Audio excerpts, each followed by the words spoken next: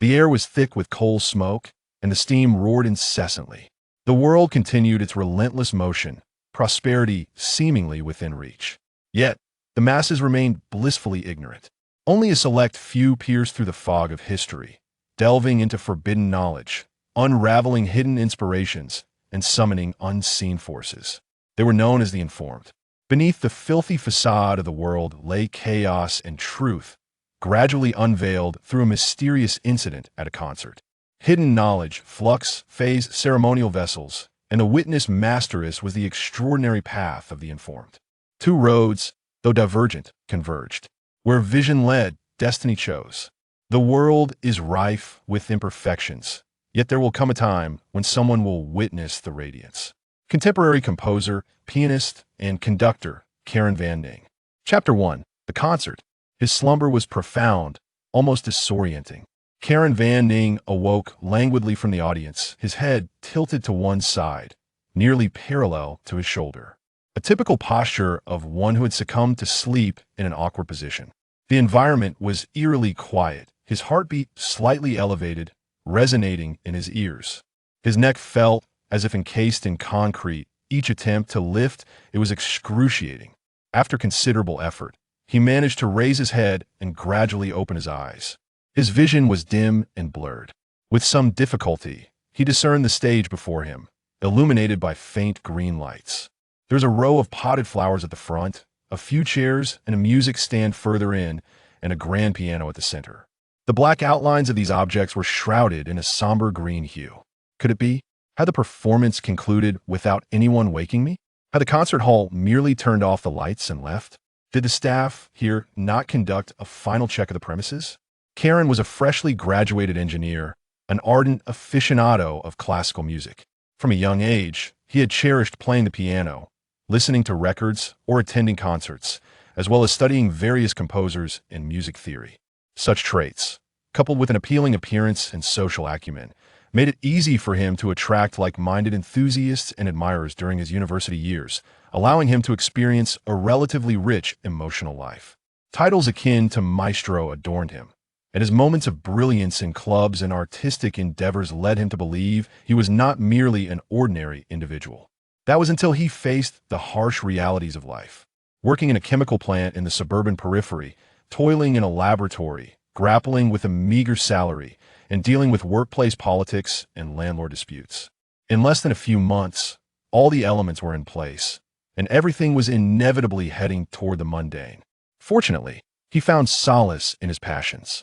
For instance, on this night, amidst the grueling 996 work schedule, a 2-hour journey to the city center for a chamber music concert featuring Bach. The last memory he retained was abruptly interrupted while he was enjoying the performance. As his vision adjusted to the dim concert hall, his fatigue began to ease. I was definitely not sleepy before. How could I doze off at a concert? That's impossible. Though puzzled, he stood up, preparing to check his phone for the time. Tomorrow the grind resumes. Fumbling through his pockets, the fabric felt unfamiliar, yet he eventually found his phone. No signal, one battery. The time read 23:30, long past the concert's scheduled conclusion at 10. A slew of work messages flooded in, revealing his boss' relentless pursuit of productivity even on the 996 weekend. However, the top message was a text.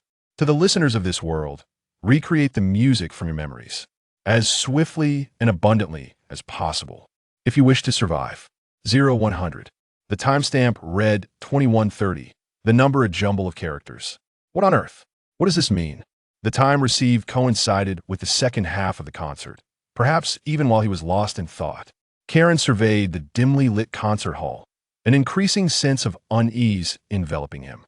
Though the distant walls were indistinct, the hall was undeniably smaller than he remembered, its seating capacity not exceeding 100. The dim green light emanated not from safety exit signs, but from indistinct lamps mounted high on the walls. Karen swiped down on his phone's control panel and activated the flashlight. Instinctively, he directed it toward the stage. Upon doing so, his heart plummeted as if struck by a heavy blow. Two white figures leapt into the beam of light. No, more accurately, they were merely the distorted silhouettes of two figures on stage, outlined by an indescribable pale, smoky residue that twisted their heads, torsos, and limbs dispersing radially. It was as though they had been dissolved, incinerated, or evaporated by some unknown force. The phone's battery dwindled, shutting off, plunging his vision back into darkness. A cold sweat enveloped Karen's back. Are those the musicians from before? He felt as though he instinctively uttered a cry, stumbling back a few steps. Yet, in reality, his voice was hoarse, and he remained rooted in place. It was only when he felt his existence fading that he summoned the courage to move. He dared not turn around, nor could he run instead. He retreated step by step, leaving the stage, backing against the wall, and plunging into the darkness of a corridor. At the end of the darkness, amidst frantic groping, he finally grasped what felt like a door barrier and pushed it open. Brilliant light flooded his eyes. It was not the sun, but the beams of flashlights wielded by several individuals outside. Police halt. Remain calm. Amid the blinding discomfort, Karen's vision flickered in and out, a jumbled haze. Karen was taken aback, not only by their attire and appearance, but also by their speech. The language was unfamiliar to him, yet it rapidly became strangely comprehensible. The phrase stirred within his mind like a colossal spoon, stirring up memories that shattered and released a torrent of chaotic fragments. This was Yu Francel in the year 912 of the New Era, the second largest industrial city of the Tielaine Empire. Karen Van Ning, a fourth-year student at St. Lania University, majoring in musicology. His father had been a moderately renowned folk artist in this city, the director of the Turner Art Museum, who had gone missing 3 years prior, with no word since his mother had passed away years earlier. In this era, while the feudal hierarchies had dissipated, social stratification remained, with resources concentrated among the nobility, academic elites, industrial magnates, and the extraordinary group known as the informed, shrouded in mystery. Coming from a middle-class background, he found it difficult to breach the threshold of this imperial elite academy. Yet his father's artistic identity seemed to bestow significant advantages in this world. Of course, with his disappearance, his standing at the university plummeted from anonymity to obscurity. Had it not been for the hefty tuition fees paid up front for 4 years, expulsion would have been a distinct possibility. The museum's operations naturally faltered. Initially, he sold some of his father's artwork to settle debts, maintain equipment, and pay staff wages. Had he crossed over? Had he traversed realms? Karen's head throbbed intensely as memories collided chaotically, morphing into a cacophony of dissonant whispers and murmurs. He shifted from standing to squatting, and from squatting to lying down, the figures of the police becoming increasingly blurred in his vision. Upon opening his eyes again, Karen found himself gazing at the ceiling. And, how is this still before me? The final line of the text, 0100. A faint golden hue made Karen question his vision. It seemed to become more pronounced at the very moment he contemplated it, yet faded to near transparency once his attention wavered. Awake now, Mr. Karen Van Ning. If your mind is clear, please rise. A nearby voice interrupted his thoughts. This is Hoffman language, the official tongue of the Tyrlin Empire, spoken by the predominant Hoffman populace. Fanning rose, perching on the edge of the hard cot.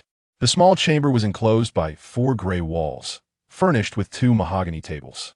The pale light of a carbon lamp illuminated the scant writing materials and a vertically striped glass tumbler resting upon the table.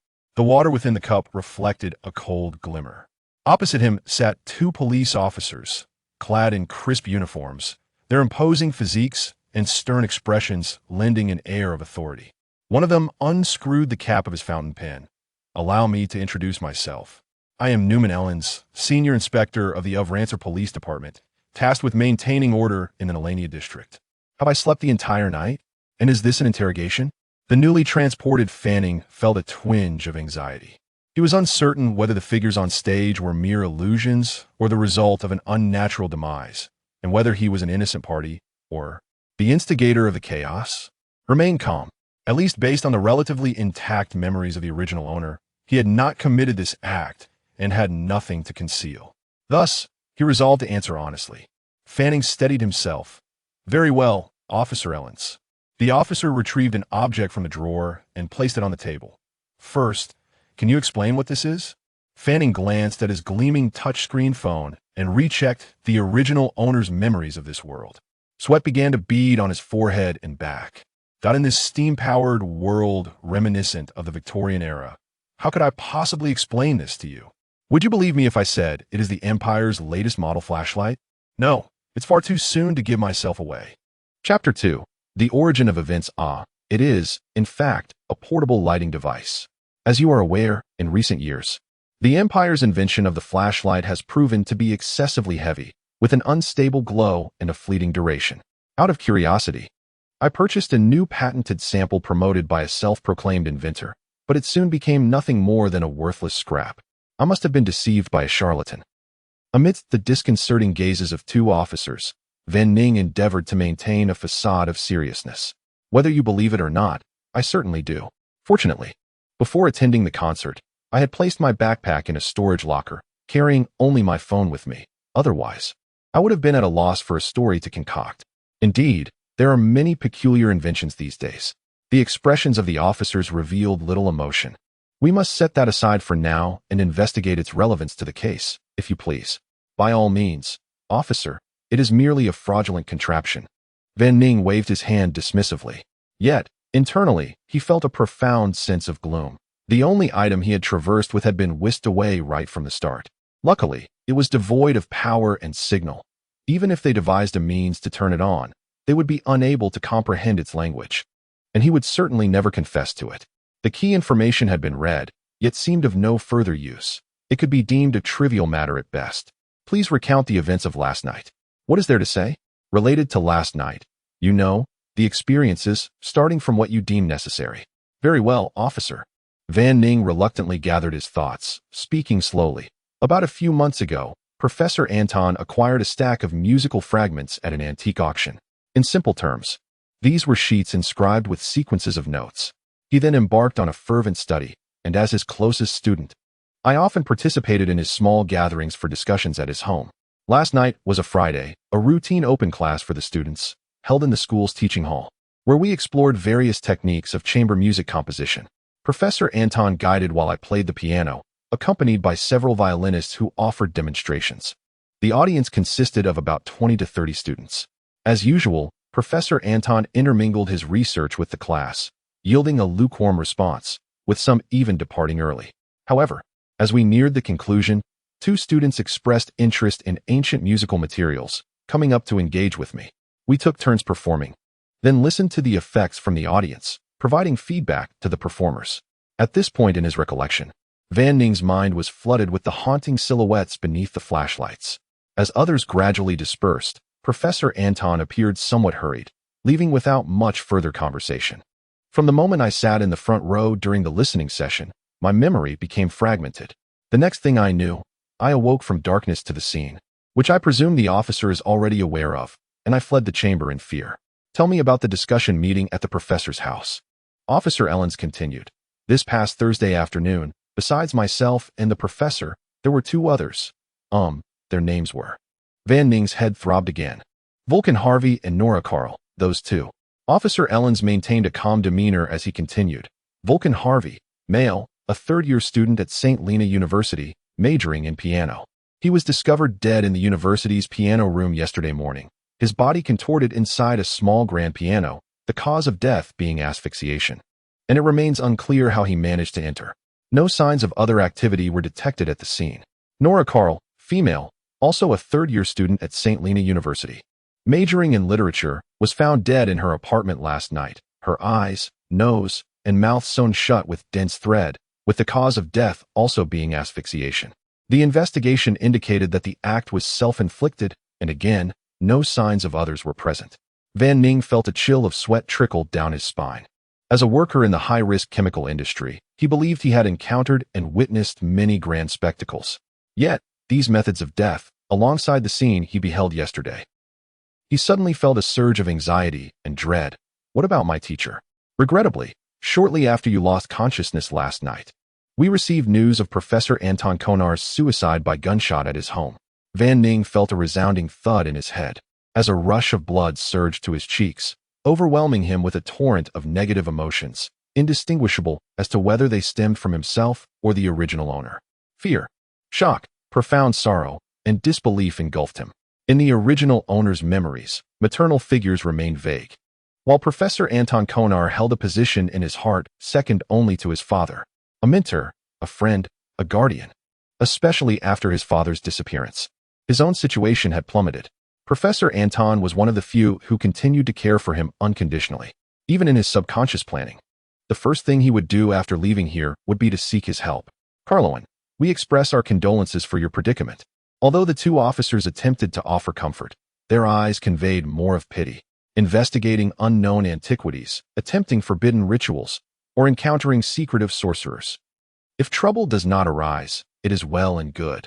But if it does, one either transforms into a monster or ultimately descends into madness, with survivors being virtually non-existent. It is merely a matter of time.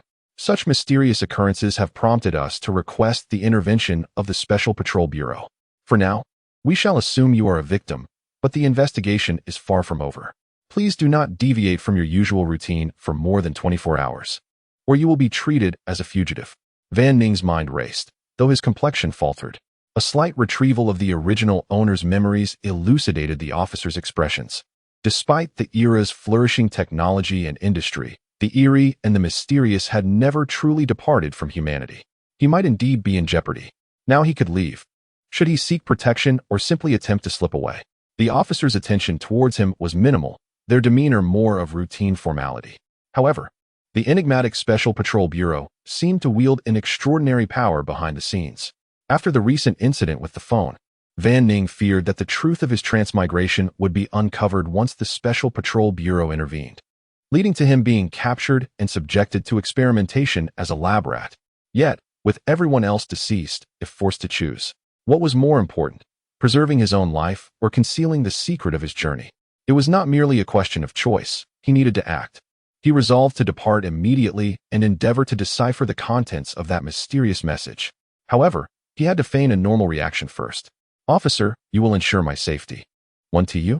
Van Ning inquired eagerly. Our duty is to maintain the peace of this city, to protect its residents from violent attacks, and to sanction various criminals. However, this does not encompass incomprehensible incidents, Carloan. It is indeed challenging for us to prevent you from inadvertently getting yourself trapped inside a piano while practicing one day.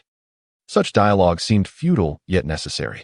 Please sign here in the record book, and you may retrieve your personal belongings from the storage rack at the entrance. Van Ning accepted the pen and swiftly inscribed Carloan Van Ning in Hoffman's script, without the slightest hesitation. He then proceeded to exit the room. The stark white light of the carbon lamp continued to illuminate, while the clock in the corridor pointed to 7:30 in the morning. Van Ning instinctively donned his hat and gloves, grasping the redwood cane embedded with garnet, traversing the corridor until he reached a mirror on one side of the police hall. He beheld a medium-statured figure, somewhat slender and youthful, attired in a black, worn suit with long trousers, a white cotton shirt with a linen collar and cuffs, and a slightly wrinkled light-colored bow tie.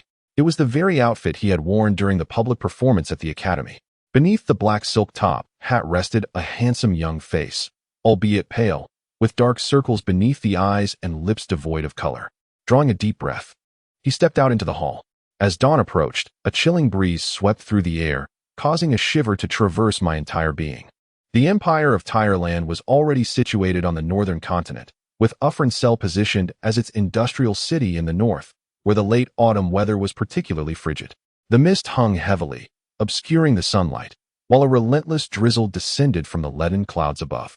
Across the street, a group of men clad in faded, yellowing vests, smoking cigarettes and donning wide-brimmed hats, huddled around a coin-operated gambling machine outside a small tavern, pounding their chests in frustration.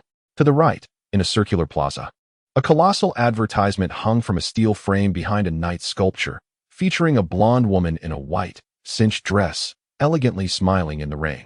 Her arms accentuated by the current trend of water blue lantern sleeves that showcased her slender figure.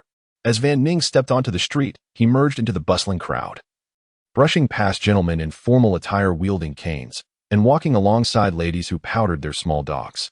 The air was infused with a medley of scents, perfume, coal smoke, and refuse, intermingled with the sporadic wafts of myrrh emanating from an unknown alley. Porters carried river delicacies from the southern docks to various scattered destinations, while petite newsboys and flower sellers darted through the workers, exchanging hopeful glances with Van Ning before vanishing into the throng. The garbage truck in the plaza honked impatiently, its sound swallowed by the distant roar of a massive airship overhead. Van Ning crouched down, cradling his head and squeezing his eyes shut. Let it end, let it end. This must be a nightmare. Alone at last, I shall awaken from this earthly torment once I succumb to madness or death. Such thoughts flickered in and out of his mind for a while, until he shook his head vigorously, forcing himself to stand, leaning heavily on his cane as he gasped for breath. As the whispers and hallucinations diminished slightly, he steeled himself against the discomfort and hastened toward the school. From the Peacekeeping Bureau at number 212 Green Peacock Street in the Inner Linnea District to St. Linnea University. It took him merely 10 minutes to catch sight of the school's red walls, partially concealed by trees. Carloan, a girl's voice called out, faint against the chill of the wind. He turned toward the sound, his pace unbroken.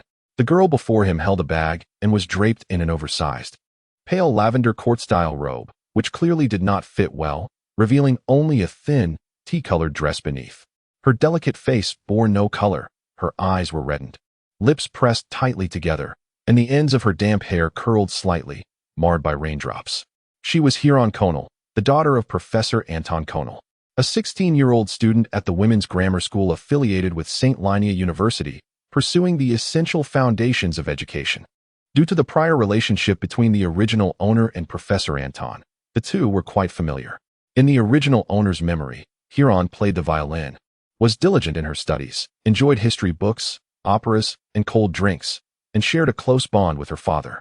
Despite being 5 years younger, she approached matters with a maturity and strong opinion that warranted respect in their interactions.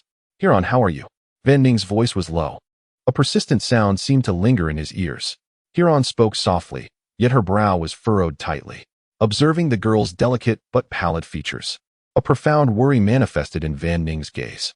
Although Huron had not attended the recent gathering discussing the remnants of musical scores, she had inevitably encountered that artifact previously. Carloan, you needn't worry about me. The girl's fair wrist delved into her bag.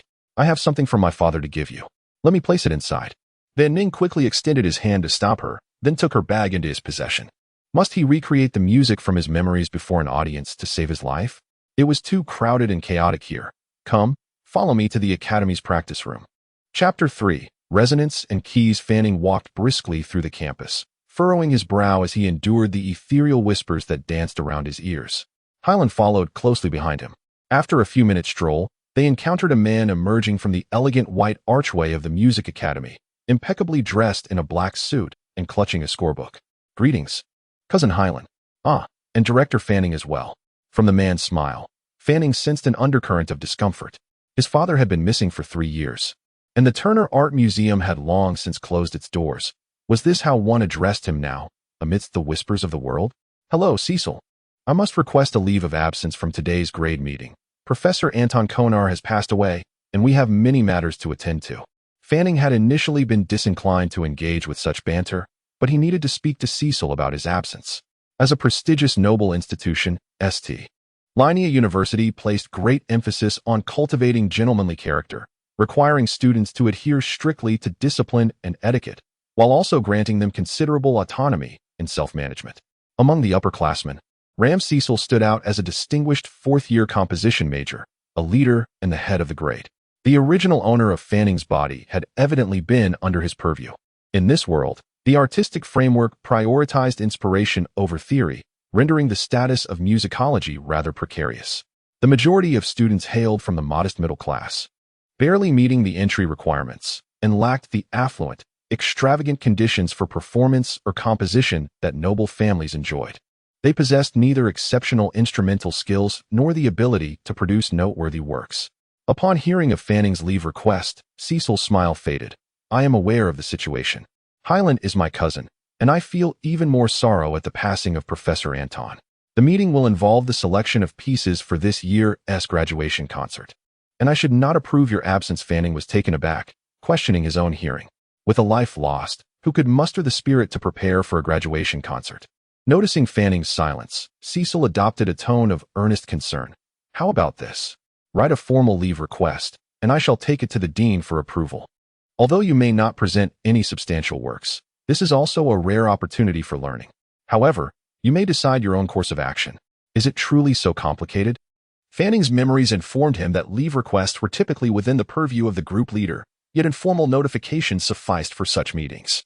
Surely, the dean would not concern himself with trivialities. Even the vice dean or ordinary professors might not take heed. Cecil then turned to Hyland. Cousin, should you encounter any difficulties, we shall provide assistance. After the funeral, you might consider moving out for a while. After all, your aunt has not seen you in quite some time. By the way, do you not enjoy playing the violin?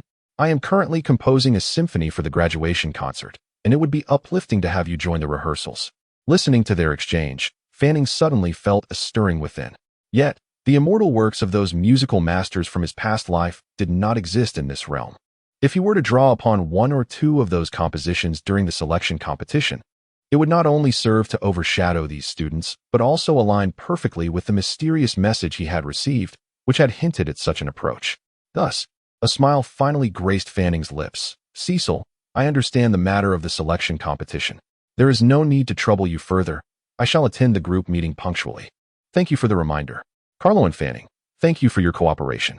Cecil's overtures to his cousin fell flat as he observed Fanning's submission, his expression relaxing slightly. Little did he expect Fanning's next words. However, Cecil, if even one or two members of your family could attend the funeral, I would be grateful on Hyland's behalf.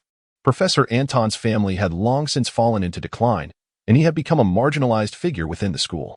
Only the original owner, who shared a passion for obscure ancient music, maintained a closer connection with him. Fanning was acutely aware of this distant relative's motives. Very well, very well.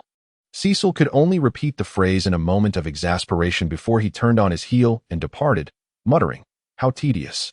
Fanning paid him no mind and continued onward. Carloan, I am not afraid of him, but you need not confront him directly, Hyland whispered as she caught up. The position of grade leader at St. Linea University carries considerable weight, serving as a dual testament to both familial background and personal merit. Typically, the primary position is filled by a fourth-year student, while the secondary is occupied by a third-year student, granting substantial authority over both the current and lower grades. It is all right, Hyland. I am simply adhering to protocol by notifying him of my leave. This is both a demonstration of my respect for student conduct and the established hierarchy of the university. Since I have decided against taking leave, I shall be present as scheduled. His current circumstances were indeed murky, and he ought not to create unnecessary adversaries. Though he did not view Cecil as a foe, through the emotions and memories of the original owner, he discovered that Cecil's family had multiple members serving as counselors in the Linea District, East Mecklenburg District, and South Dock District. The Mecklenburg Free Museum was one of their cultural ventures, albeit one that had always lingered in the shadow of their own art museum. After Fanning's father vanished, this museum had hastened the downfall of the Turner Art Museum through the exclusion of exhibiting artists, audience manipulation, malicious reviews, and interference with the auctioning of exhibits. Moreover, some individuals harbored impure intentions, scheming against young women. Such transgressions warranted confrontation. The two then entered the Music Academy. Fanning removed his top hat, offering Hyland a piece of cleaning tissue he found at the entrance, and bent down to wipe the dust and mud from his shoes. They found a small practice room of around 5 or 6 square meters, where they took their seats at the piano. Fanning placed his hat down, steadied his cane, and returned the satchel to the girl beside him. One of Hyland's hands cradled her forehead, her face reflecting discomfort, yet she still thanked him softly. Retrieving a pale envelope and a thick leather binder from her bag, a letter from Professor Anton, along with research notes, Fanning glanced at the pale envelope in Hyland's hand, which bore the inscription to Carlo and Fanning. He recognized the leather binder, often spotted on Anton's piano stand, in his office, or atop his desk at home. Used for recording musical manuscripts, research insights, and important transcriptions. Taking it from her, he set it beside the piano bench momentarily. Then he lifted the piano lid. Hyland, allow me to play a piece for you. Carloan, I am feeling unwell. The girl seated beside him bore an expression of pain, resting her forehead against the smooth surface of the piano's higher registers. Fanning offered words of comfort. Just a moment, it will soon pass. In truth, he too felt uncertain. He endured the discomfort of the phantom whispers, placing his hands on the keys. A beautiful theme, imbued with semitones, flowed from his fingertips, simple yet warm. The alternating arpeggios cascaded through the practice room like rippling water. As he played, He was astonished to discover that he seemed to establish some form of connection with Hylan on an inspirational level. It felt as though a peculiar, invisible thread had formed between them. No, not merely one thread. Numerous strands seemed to emanate from the surrounding walls, likely from others who could hear the music, albeit more faintly. The nature of these threads appeared not to be one of transmission or collection, but rather of sharing or resonance. He sensed that a certain aspect of his soul or spirit had grown stronger and more stable, rendering the ethereal whispers nearly inaudible.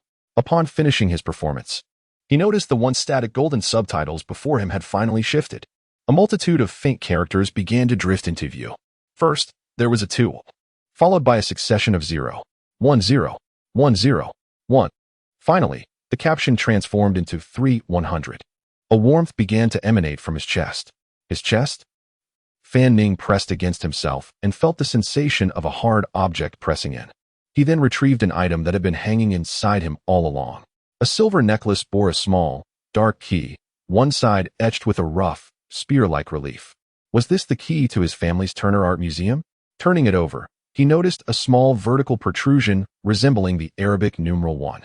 However, since their last separation, he had never been able to remove it. It had been 3 years, and due to the familiarity of its presence against his skin, he often forgot it was there. A young girl sitting beside the piano rested her chin on her hand, gazing at him, though her expression still appeared quite pained. After a moment's contemplation, Fan Ning removed his necklace, wiped it with a handkerchief, and offered it to her. She wrapped her arms around herself, bowing her head, and fastened the necklace around her neck from behind, then tucked the key into her chest. It felt a bit warm. Perhaps I truly feel a bit better. This was peculiar. Wasn't this key randomly paired by his father when the museum opened over a decade ago? Fan Ning sensed that matters were shrouded in a thick fog, yet at least he now had a direction for exploration, alleviating his anxiety. At the very least, that text message reminder was genuine. His personal performance undoubtedly constituted a form of recreation. The 2 was likely attributed to the crisp sounds emanating from the attentive Hylan beside him, and those 0 1s were probably from others listening through the walls, their focus wavering intermittently. If this preliminary hypothesis about the number of listeners and their effects holds true, the afternoon's preliminary selection for the competition would host at least hundreds of attendees. Thank you, and by the way, your newly composed piece is delightful. Hylan thought Fan Ning had been gazing at her the entire time. The young girl's cheeks flushed slightly as she proactively removed the necklace and returned it to Fan Ning. He smiled at her, then picked up the envelope left for him by Teacher Anton and unsealed the scarlet wax seal atop it. Chapter 4. Selection of Works. Fan Ning gazed down at the palm-sized folded sheet of paper within the envelope. When unfurled, it revealed itself as a modest piece, inscribed in delicate lavender aniline ink. The content of the teacher's farewell letter was likely brief. He first scrutinized the date at the bottom of the note, November 8th, 9:12 in the new calendar. Yesterday was the 22nd, today the 23rd. It had been penned 2 weeks prior. To my dear student, Carlin Fan Ning, I have been contemplating writing this letter for some time, and today I have finally resolved to do so. My condition is undeniably poor, to be frank. I could pass away at any moment, though the exact time eludes me. Thus, there are a few matters I must clarify. The symphony we are composing together has greatly benefited from your suggestions and inspiration. I am sincerely grateful, as it indeed possesses transformative potential. After my passing, you are to continue its composition. Should you complete it, it may serve as your first symphony in the selection for our works competition and subsequently debut at the graduation concert, unencumbered by the mention of my involvement. Should you achieve success in its premiere, you may glean insights that eluded me in life. Please take this to heart. Otherwise, regardless of whether you aspire to be a composer, conductor, pianist, or simply wish to be a music scholar at school, this may hinder your artistic journey. My manuscript and all related materials are in my notebook, which I shall entrust to Shilan Nall for you. May you be accompanied by music and sunlight throughout your life. Yours sincerely, Anton Nall. As Fan Ning read this, he felt a twinge of emotion in his nose. This was the first time he sensed a profound connection between himself and the original owner's memories. He reread the letter several times. Essentially, it encouraged him to complete his first symphony before graduation and hinted at the potential insights that might arise from its premiere, while also introducing a piano instructor. I shall heed your words, dear teacher. Fan Ning repeatedly murmured as he absorbed the contents of the letter. This seemed to intertwine with his participation in the school's graduation concert selection competition and the enigmatic messages he had received. It appeared that attending the group meeting that afternoon was imperative. On the first page of the light gray embossed writing paper, a few bold characters served as a simple cover: D major Symphony No, with a space left blank. The subsequent pages, more than 2/3 of the total, were filled with the manuscript score, which Fan Ning chose to skip for now. Further along was a diary, Anton's diary. The dates were sporadic, but all recent, spanning the past few months. August 11th. Today, I acquired an intriguing artifact at the Prudence auction house. The chord sequences inscribed upon these scrolls are breathtakingly beautiful, yet some remain shrouded in mystery. Remarkably, no one bid against me. I secured it for merely £5. Those foolish nobles and capitalists see only sculptures and famous paintings as art. Where did that rascal, Spin Cecil, get his tips? August 12th. Good fortune comes in pairs. The old library at school occasionally holds surprises. Today, I stumbled upon a book titled Sound Flow, Texture, and Dreams, published in 892, not too distant from now. To my astonishment, there are still individuals proficient in Noah's language in this era. I translated for an entire day, managing just over a page. Yet I found it impossible to cease. August 20th. I am utterly exhausted. I do not wish to teach them tomorrow. August 28th. Why is this wretched weather still so sweltering? I think my translation work should be conducted by the pool. August 29th. Today's rehearsal nearly froze me to death. The weather in Uffren's cell is truly insufferable. I must indulge in a long, warm bath upon my return. September 1st. Maid Minor Symphony No. 9 premiered today, which I conducted myself, yet its popularity was even lower than the preceding piece. My compositional skills may indeed be declining. Alas, I am indifferent to the critiques of music critics, but the sight of so many audience members leaving mid-performance nearly brought me to tears. I feel I have let down the musicians who rehearsed so diligently. Carlin Fan Ning, seated in the front row, how could he be reduced to tears as well? Is it out of sympathy for my waning popularity? September 12th. If only I had an airship. September 15th. Both my translation work and harmonic research have made groundbreaking progress. The book Sound Flow, Texture, and Dreams documents numerous methods for seeking musical inspiration through dreams. I am brimming with confidence regarding the symphony I am currently composing. September 18th. So, mastering the art of controlling dreams makes one a knower? September 19th. Professor Zimmerman from the Royal Janus Music Academy wrote to inform me that he learned of Maid Minor Symphony No. 9 premiere and has purchased my published score. In his letter, he offered numerous professional insights. Though he concluded with affirmations, I am utterly embarrassed. His observations were so astute and obvious. I should have discovered them myself. Had I been able to make revisions in advance, even partially, would the premiere have yielded a different outcome? I must compose a proper letter of thanks to him. September 20th. That fool Zimmerman. His musical philosophy is as decrepit as the detritus floating upon the surface of the Pushal River. I do not believe Maid Minor Symphony No. 9 requires any amendments. Though you may not comprehend it, my time shall inevitably arrive. September 25th. It is Shilon Null's birthday. We hosted a party at home with 5 or 6 students. Carlin Fan Ning played the piano quite well today, but once praised, he hit a wrong note. His fundamentals are truly concerning. September 28th. I dreamt once more of the doors, in a myriad of colors, deep crimson, pale white, black and gold. In various scenes, doors of wooden cabins, amusement parks, pet cages. Upon waking, I felt as though someone was whispering behind my bedroom door. October 12th. My success rate in achieving lucid dreams has been rising. It is a wondrous sensation to be aware that I am dreaming. My control over the dream realm is also strengthening, allowing me to conjure characters and narratives at will, an experience akin to that of a creator. October 13th. To be honest, I often find the mysterious chords within the fragmented sequences rather terrifying, as they frequently accompany dreadful occurrences in my dreams. October 14th.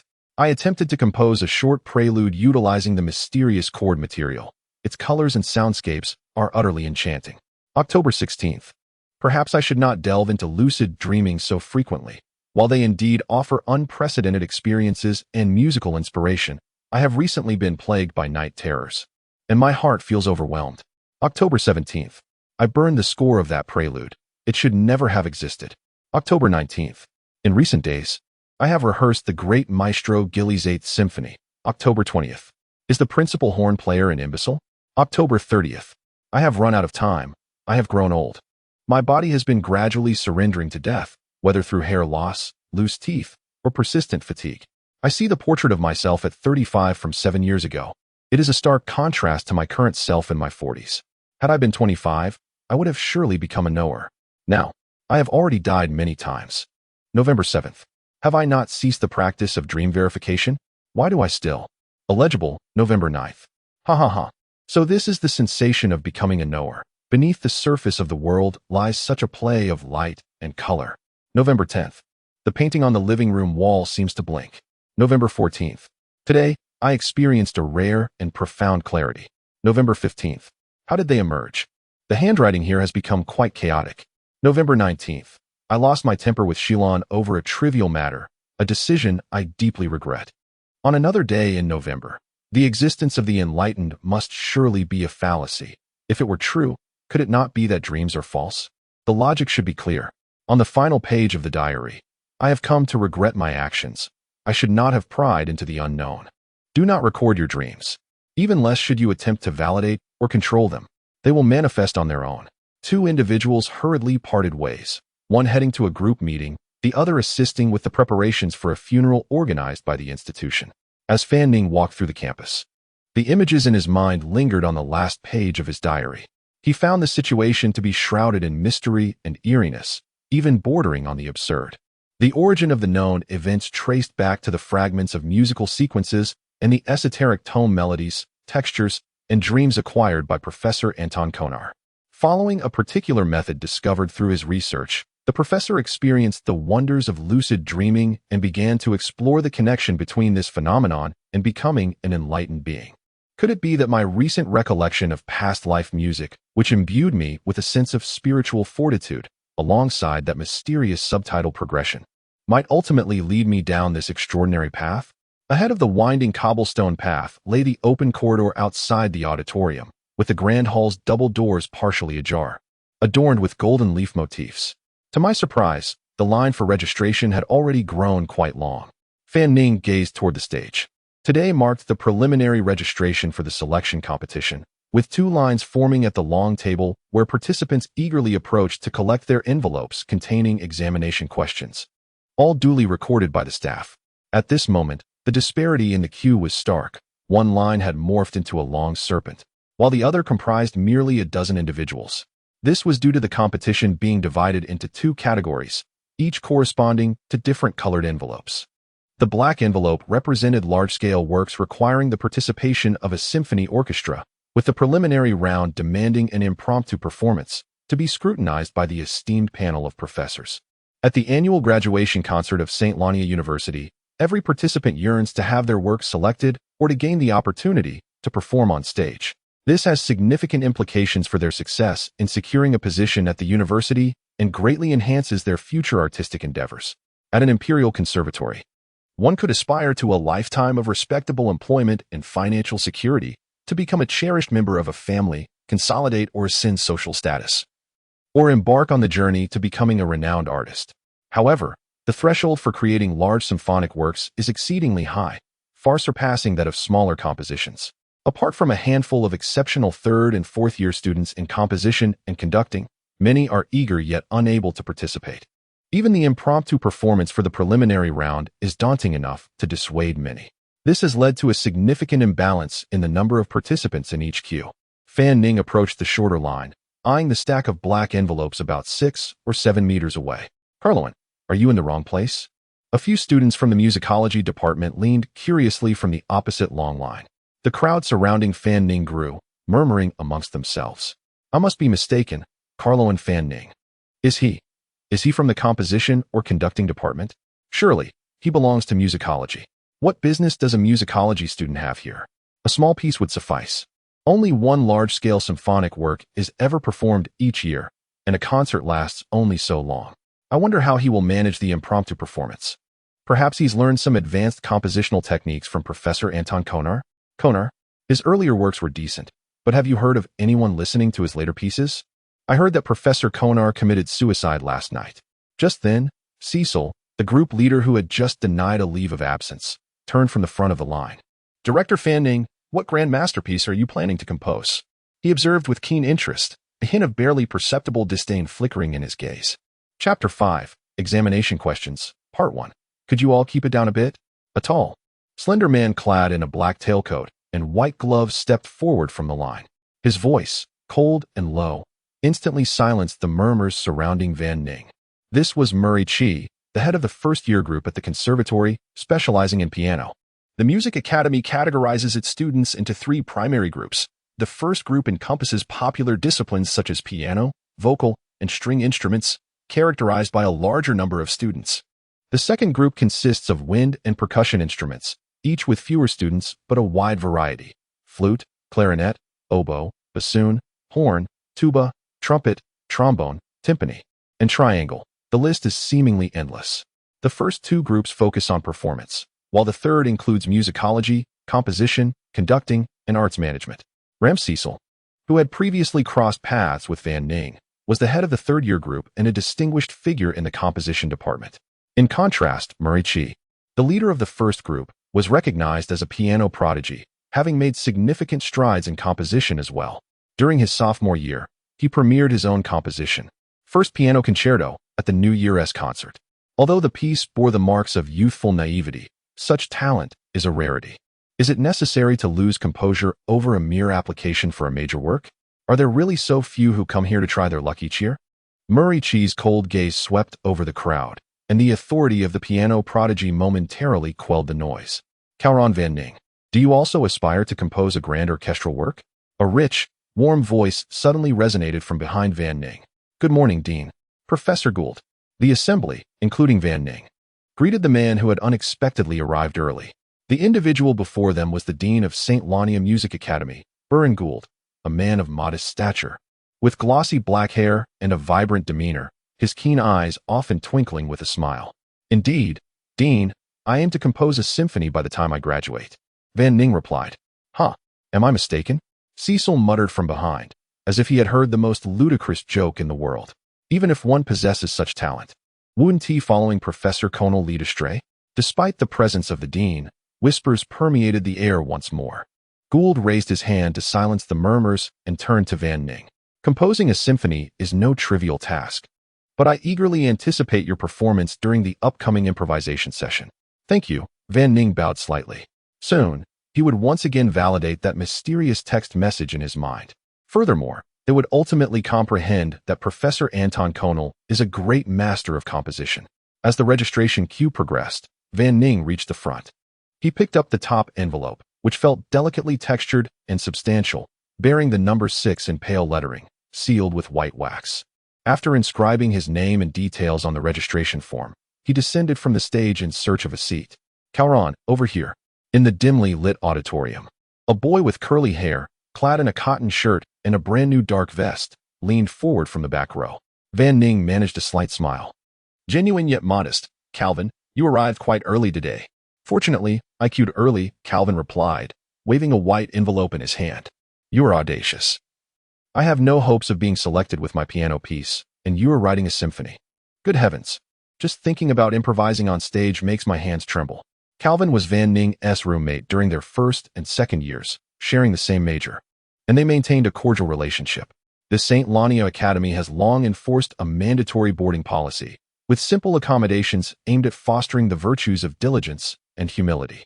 This policy was optimized a decade ago, permitting only the first 2 years of boarding, alongside reforms that facilitated female admissions. Once Van Ning settled next to him, Calvin lowered his voice once more. By the way, I heard about Professor Anton Conal. Many are aware. I suspect the obituary will be issued by tomorrow morning. Van Ning responded calmly. I express my deep condolences. Calvin, clearly aware of Van Ning's relationship with the professor, continued.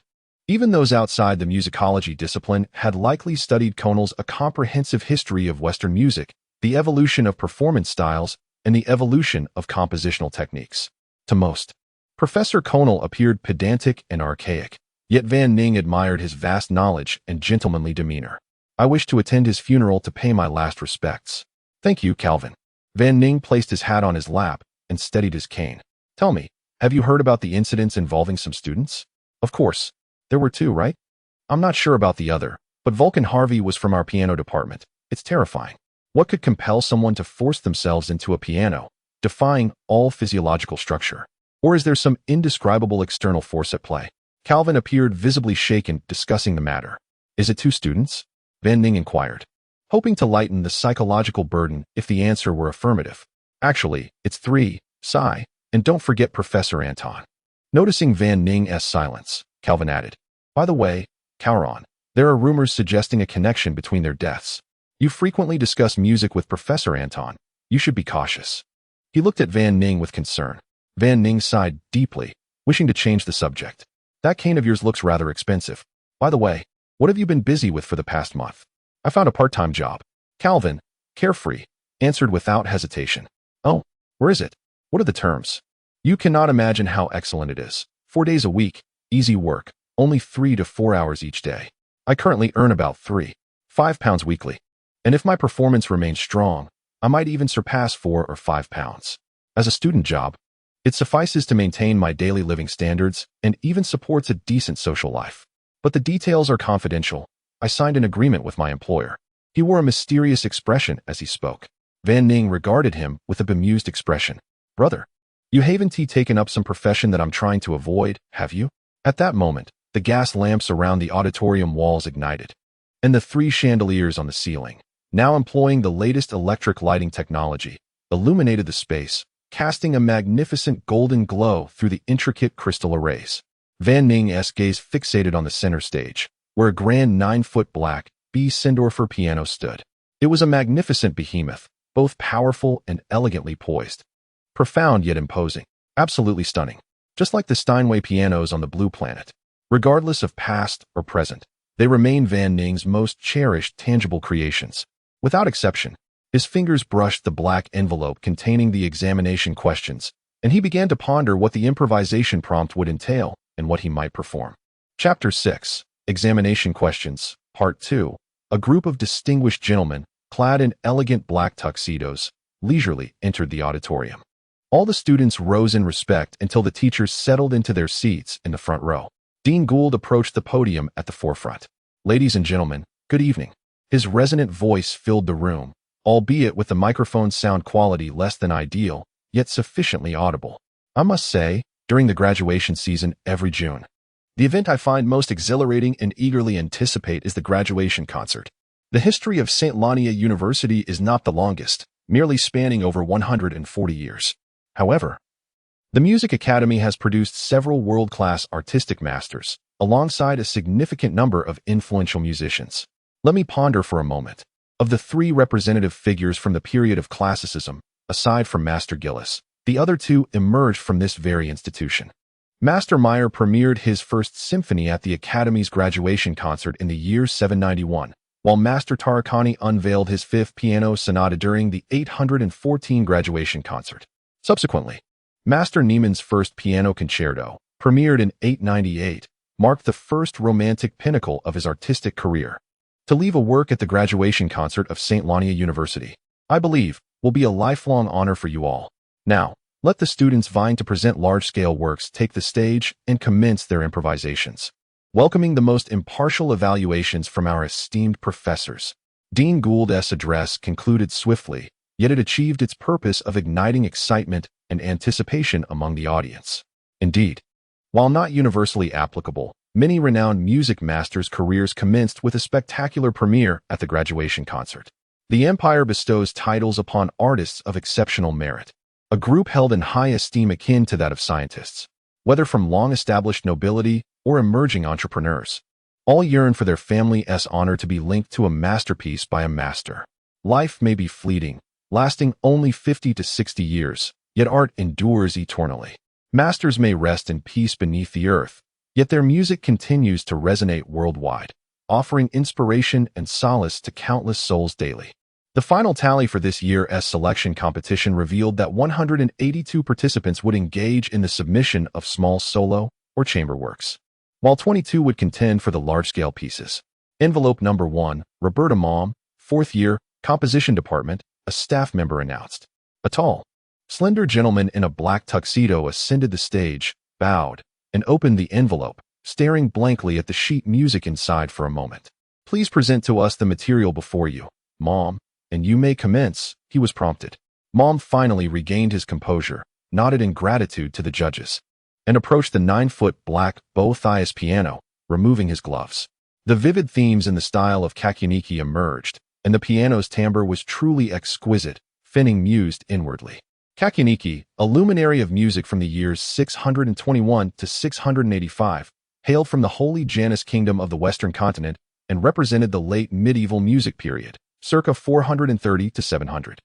This era bears resemblance to Finning's previous life during the Baroque period, where music could be as solemn and sacred as a cathedral or as opulent and elegant as a court, adorned with intricate embellishments, often characterized by polyphonic textures.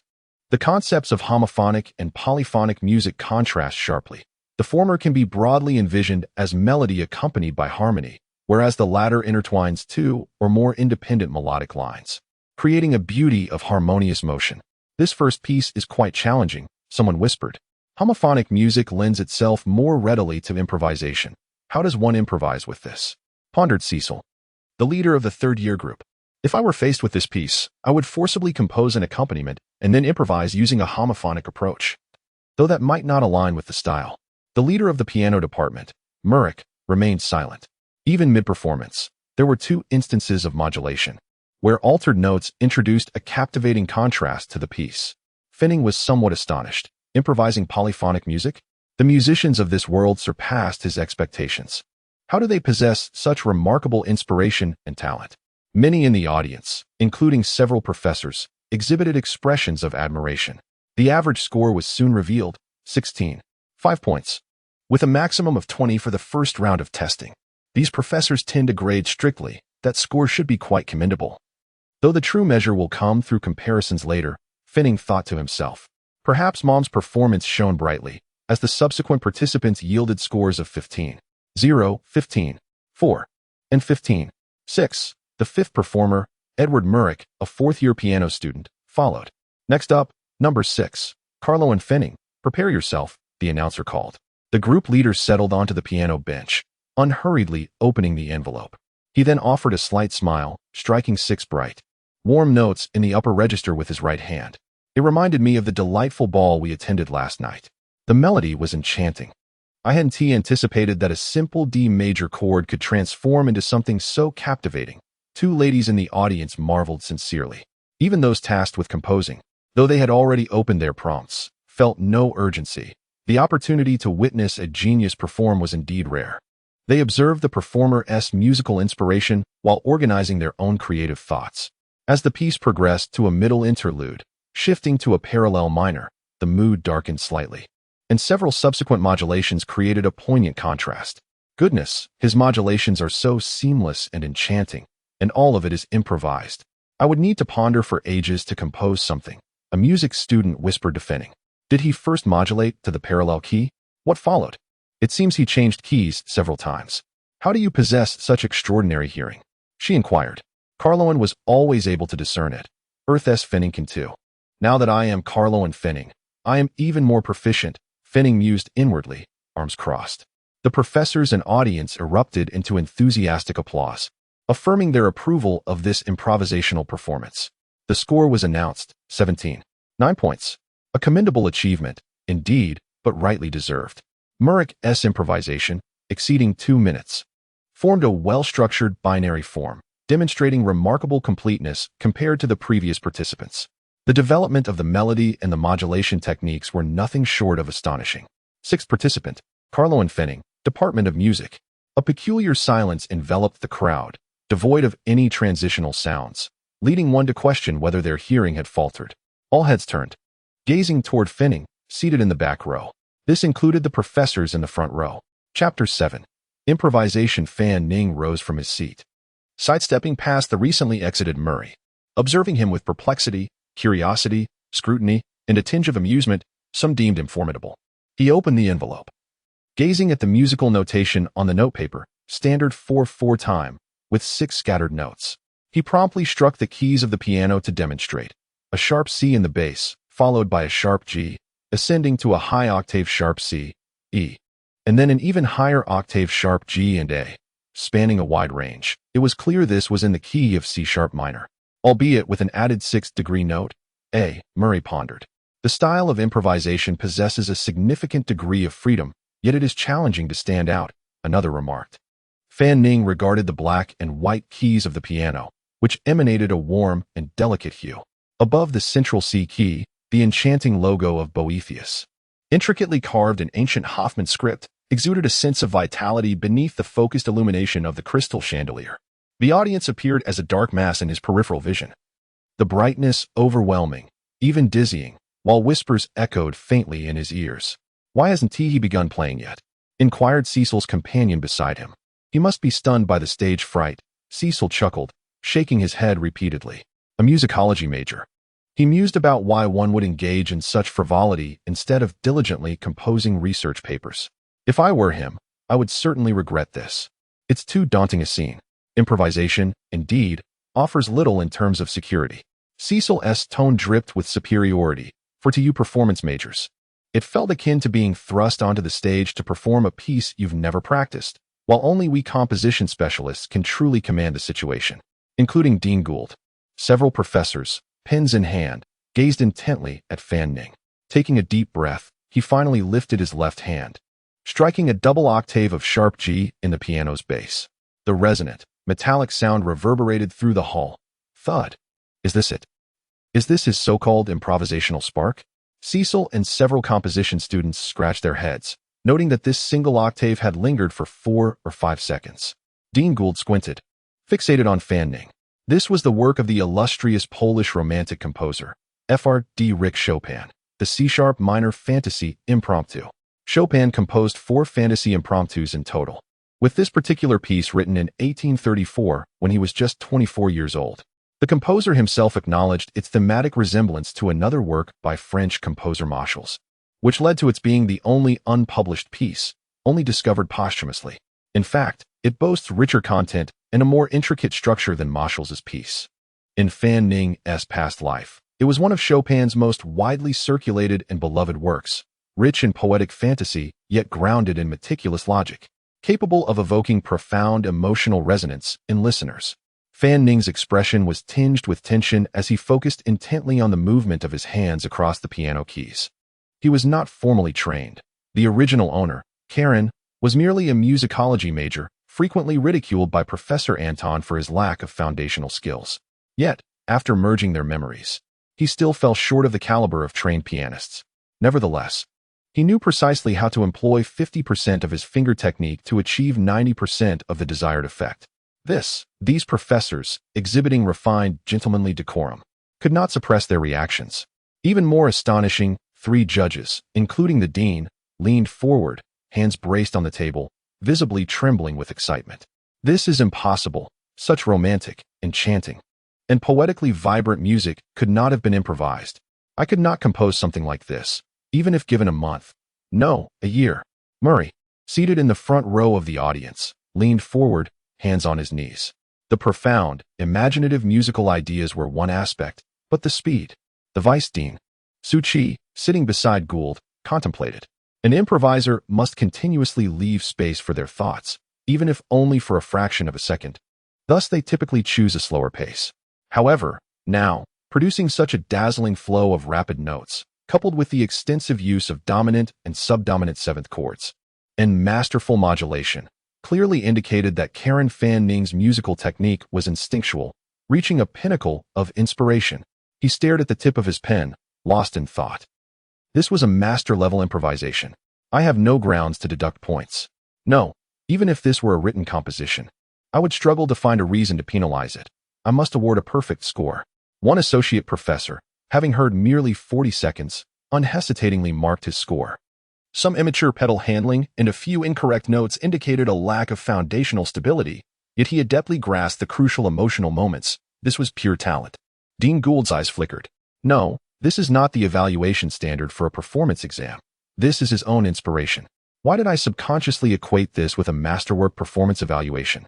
The dean shook his head, recording what he deemed an appropriate score.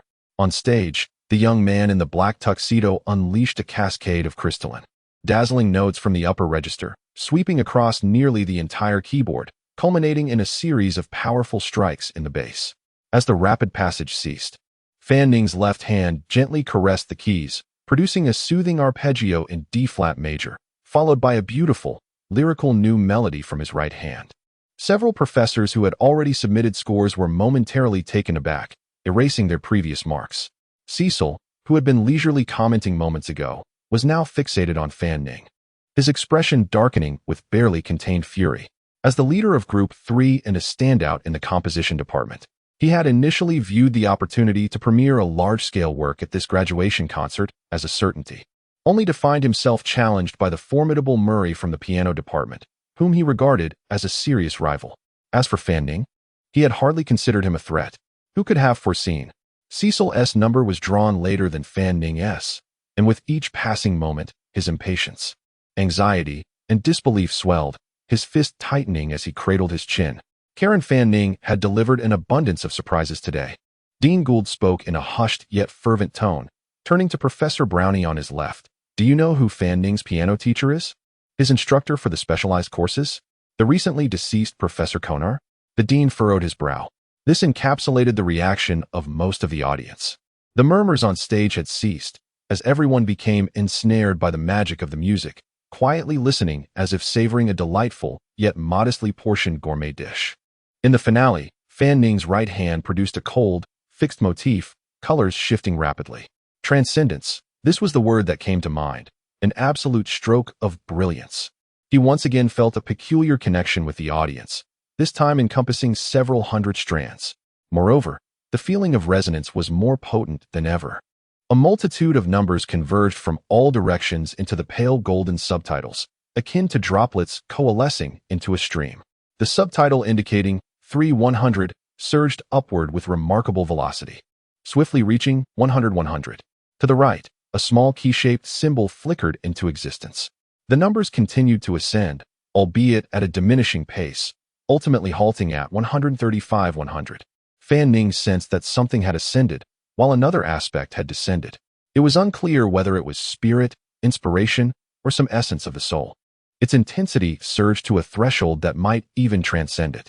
For a fleeting moment, Fan Ning felt a twinge of confusion, yet soon found himself wholly immersed in an unprecedented sense of comfort and relaxation.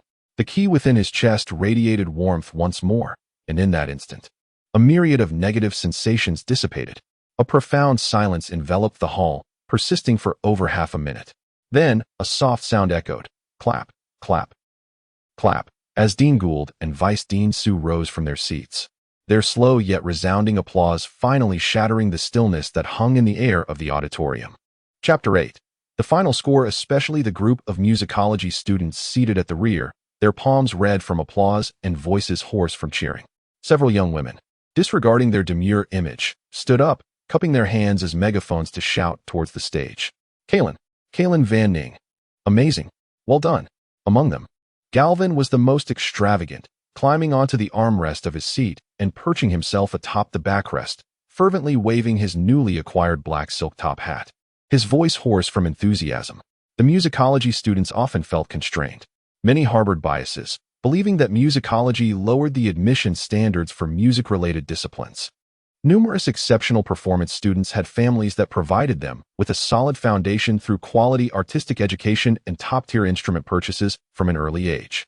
As for the geniuses of composition or conducting, their households often boasted a small ensemble or even an entire symphony orchestra, allowing them to practice their compositions at any moment and receive immediate feedback. Such endeavors required substantial financial investment. Consequently, musicology students were perceived as a group engaged in theoretical research about music itself, often estranged from the mainstream performances and competitions, only able to present their obscure theses during defense sessions. Their presence at the annual graduation concert was notably minimal. Ironically, they were grouped with the composition and conducting departments, subjected to the scrutiny of the CRME de la CRME throughout their 4 years. Yet this time, Van Ning's performance on stage allowed them to finally hold their heads high. Moreover, there was a pragmatic aspect. If Van Ning's symphony were chosen, he would wield considerable influence over the selection of musicians for the premiere of his work. They felt genuinely excited for Van Ning and for themselves.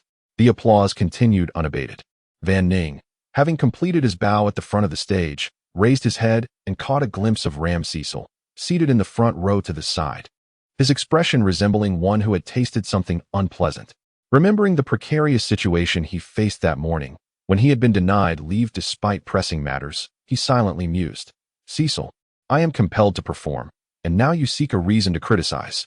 How does that feel now? Kalen Van Ning, thank you for presenting us with this auditory feast. Dean Gould began. I must inquire, was it truly your own creation just moments ago? Van Ning smiled, about to respond. I must interject. Forgive me, Dean.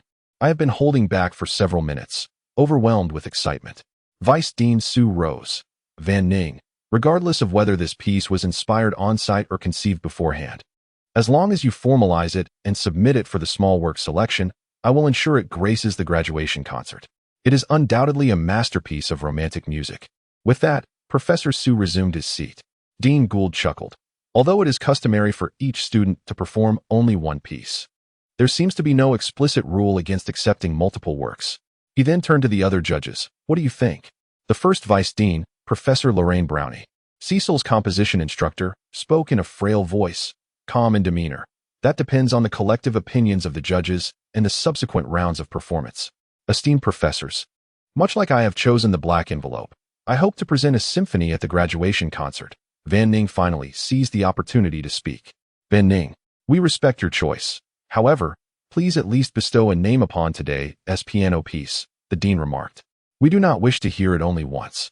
It deserves to be performed and appreciated often, does it not, everyone? Nearly all the judges nodded in agreement, with even the audience members joining in. It draws from the fantasies and inspirations of today's improvisational test. Let us call it Fantasia Impromptu, Van Ning declared.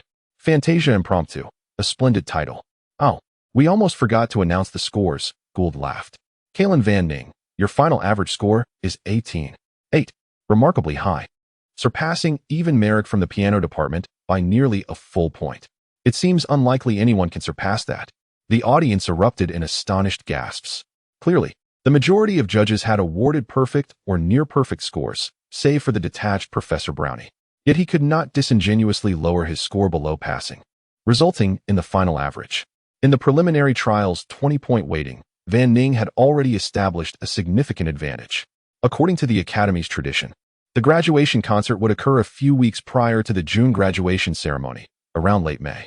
The afternoon would feature chamber music, while the evening would showcase a more monumental symphonic performance, both comprising student compositions in the first half and masterworks in the latter.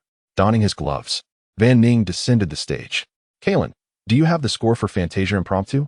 I wish to practice, approached a girl in a blue gown, her voice tinged with shyness. I want one too. I want it as well. What are we waiting for? I'll impress everyone at the family gathering next time. I plan to use it to pursue my beloved junior, chimed in others, both male and female, including some performance students who usually look down on musicology. This vividly illustrated that it is the quality of music that truly moves people. Kalen, will you incorporate Fantasia Impromptu into your official work catalog and publish it? Van Ning, to whom will you dedicate it? More and more people gathered in the corridor of the audience seating.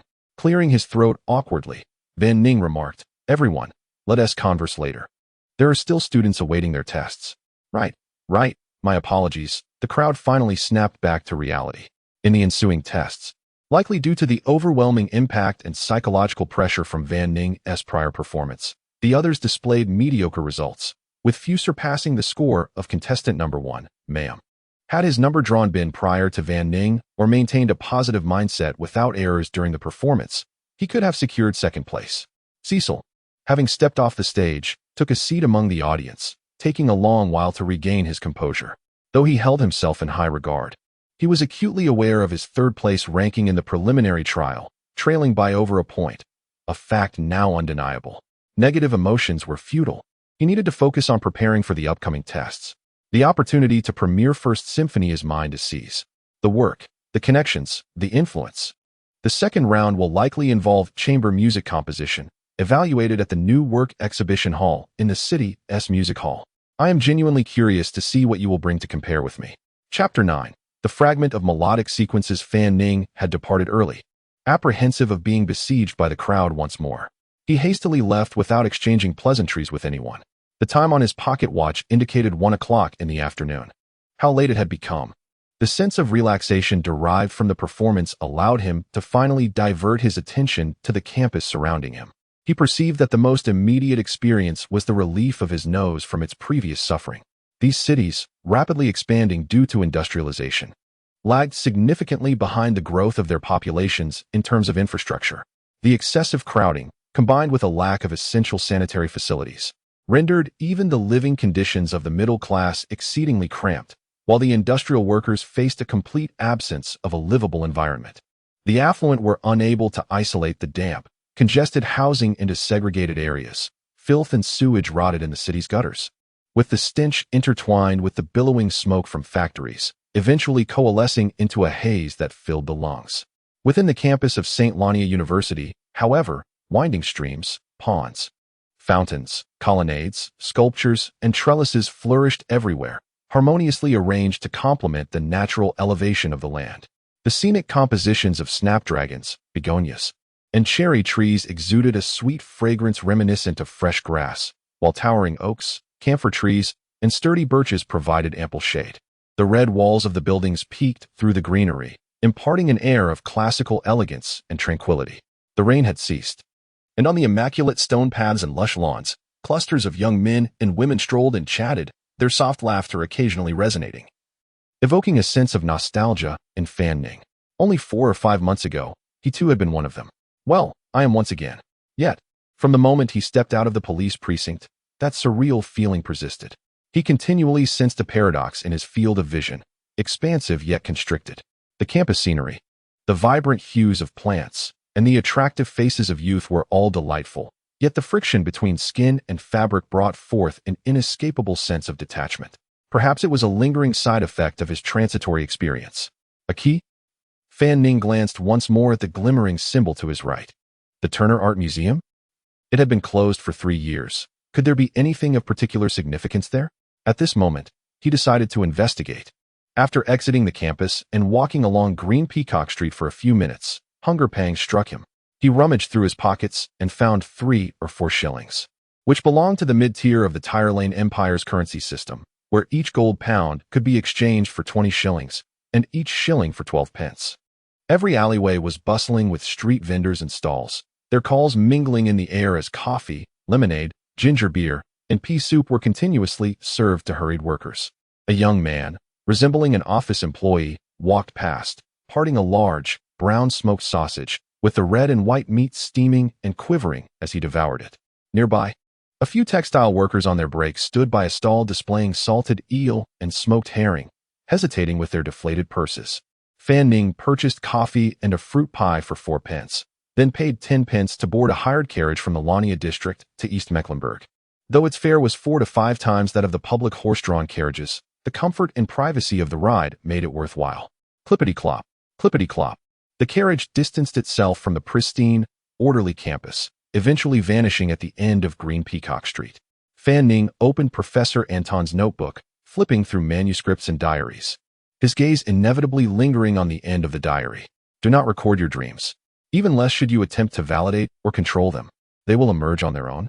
Whether the professor's intention was to find inspiration for creativity or to attain enlightenment, the outcome remained the same. He became troubled by the fragments of melodic sequences and the enigmatic chords. Perhaps the very act of recording dreams and experiencing lucid dreams was flawed, leading to a rapid decline in his mental state, or even to encounters with indescribable entities. Lost in thought, Fan Ning's expression suddenly changed as he reached into his outer coat pocket. He retrieved another palm-sized notebook. October 14th. I dreamt of walking through a corridor resembling an exhibition hall, dimly lit, with a pristine floor.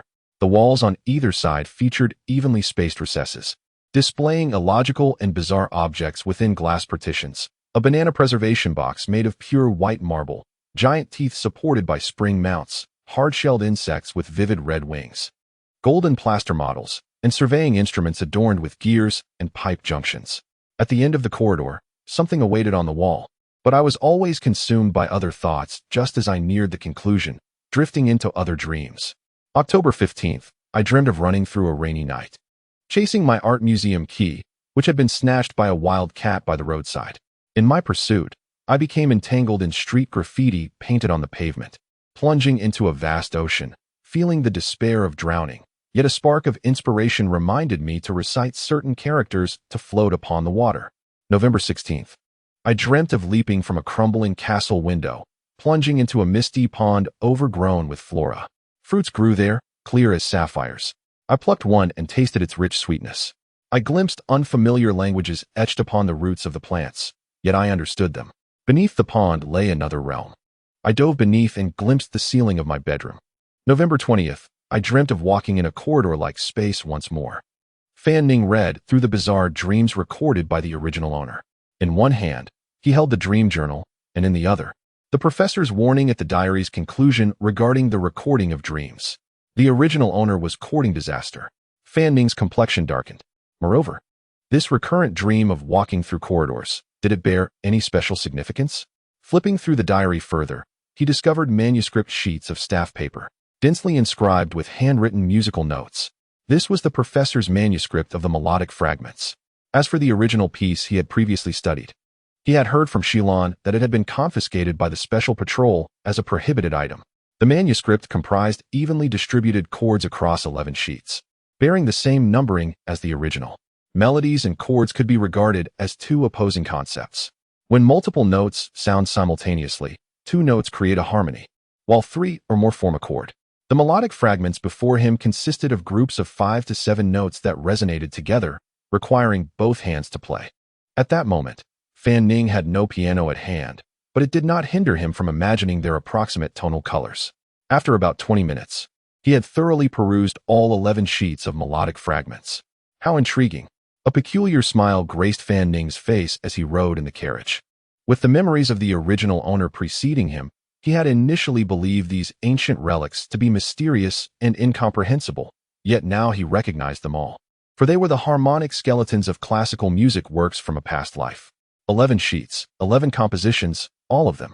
Chapter 10. A preliminary exploration of the art museum. At this moment, Fan Ning finally comprehended why the inhabitants of this world, despite their fervent efforts, have been unable to unravel any profound insights, merely perceiving it as delightful musical material. This included Professor Anton, as well as the original soul he possessed before his journey here. Much like a popular song, it is only through repeated listening that one can, without even hearing the melody, instantly recognize a piece by its introductory chords. Their previous research methods indeed regarded these elements merely as musical material, partially excerpting, deconstructing, and reassembling them to enhance their own compositions. However, as noted in the professor's diary, these sequences are intermingled with another layer of mysterious harmonies, which may lend a rather peculiar color to the overall effect. He recalled his teacher's earlier admonition: such enigmatic chords should not be played indiscriminately. If one wishes to gauge their auditory sensation, it must be done amidst a substantial amalgamation of other materials, or without employing the sustained pedal to prevent resonances from blending. For instance, Fan Ning articulated one group: C, F sharp, B, E in the octave above, A in the octave above, and D in the octave even higher. The notes in this chord predominantly stack in pure fourths and augmented fourths, diverging entirely from the conventional triadic structure of chords. He could vaguely envision its sonic effect, a cool, ethereal quality, imbued with an air of strangeness. Even Professor Anton, who had never encountered these classical works, could discern their abruptness, yet struggled to fathom the reasons behind it, leading to his arduous studies. As for Fan Ning, this only served to further distract him. He closed his eyes, resting the back of his head against the wall, lost in contemplation. Beethoven's Storm Sonata, Chopin's Black Key Etude, Tchaikovsky's Fourth Symphony. Fan Ning repeatedly pondered the titles of these 11 works and the auditory memories they evoked, yet he could not unearth any special significance. The sound of hooves clattering persisted, echoing in the background. Upon reopening his eyes, he gazed at the densely packed musical notes and finally grasped a fleeting insight. These 11 fragments of musical sequences were inscribed in the simplest key, namely C major or a minor, which consists solely of the white keys on the piano. However, the 11 works they concealed must each possess their own distinct tonality. It was as if they were transcribed as fragments, unified in their shift to the simplest key. Much like when singing karaoke, the original song is transposed up or down a key, rendering them all in the same key. Why? To deliberately erase the tonal differences between them? Tonalities. Van Ning's eyes sparkled as he retrieved a small notebook from his pocket and unscrewed the cap of his fountain pen. He meticulously transcribed the details once more. First, Beethoven's Piano Sonata No. 17 in D minor, Storm. Second, Beethoven's Piano Sonata No. 21 in C major, Waldstein. Third, Bach's Goldberg Variations in G major. Fourth, Schubert's Piano Sonata No. 21 in B-flat major. Fifth, Mozart's Clarinet Concerto in A major. Sixth, Liszt's Sonata in B minor. Seventh, Shostakovich's Symphony No. 9 in E-flat major. Eighth, Chopin's Etude in G-flat major. Ninth, Mendelssohn's Violin Concerto in E minor. 10th, Tchaikovsky's Symphony No. 4 in F minor. 11th, Chopin's Polonaise in A-flat major. I understand now. There are only 12 distinct note names in the world, corresponding to the 7 white keys and 5 black keys of the piano. The 11 works correspond to 11 tonalities, with only one missing, C-sharp. The sharp do. What does it signify, this absence of C-sharp? Mr. Van Ning, we have arrived at Lunwen Avenue. The coachman's voice interrupted his thoughts. With a rustle, Van Ning tore the paper to shreds, crumpling it in his hand before disembarking. Number 115, Lunwen Avenue. This modest, makeshift row house is his current residence, conveniently situated not far from the museum, previously serving as accommodation for 4 to 5 museum staff members. The air is damp and chilly, and the wrought iron railing of the staircase is grimy and blackened. Van Ning ascended the steps, passing by the faded posters plastered on the walls, before unlocking his door. Inside, he found a living room, a simple kitchen, and a basement storage area. Upstairs were 2 small rooms that could serve as bedrooms, each with its own washing area.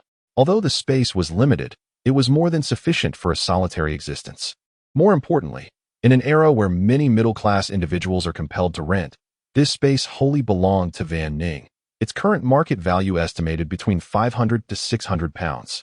Van Ning opened the piggy bank on the 2nd floor, supplementing his pockets with a few shillings, then donned a worn but more agile brown overcoat. After a moment's thought, he also tucked away a butter candle and a small box of yellow phosphorus matches. With his preparations complete, he set off on foot toward the Turner Art Museum. He traversed the row houses of the area, navigating through a dilapidated alley, arriving at Lex Street, which ran parallel to Lunwen Avenue. The deeper he ventured into the alley, the dimmer the light became. The iron gate of the courtyard, long rusted and battered, was left ajar, creaking ominously as he pushed it open. In this city, suffused with industrial fumes, acid rain, and dust, everything was eroding at an accelerated pace. The cobblestones beneath his feet were uneven, and clusters of nameless, withered weeds sprouted from the cracks, leaning listlessly. In the corner of the courtyard lay heaps of disordered debris.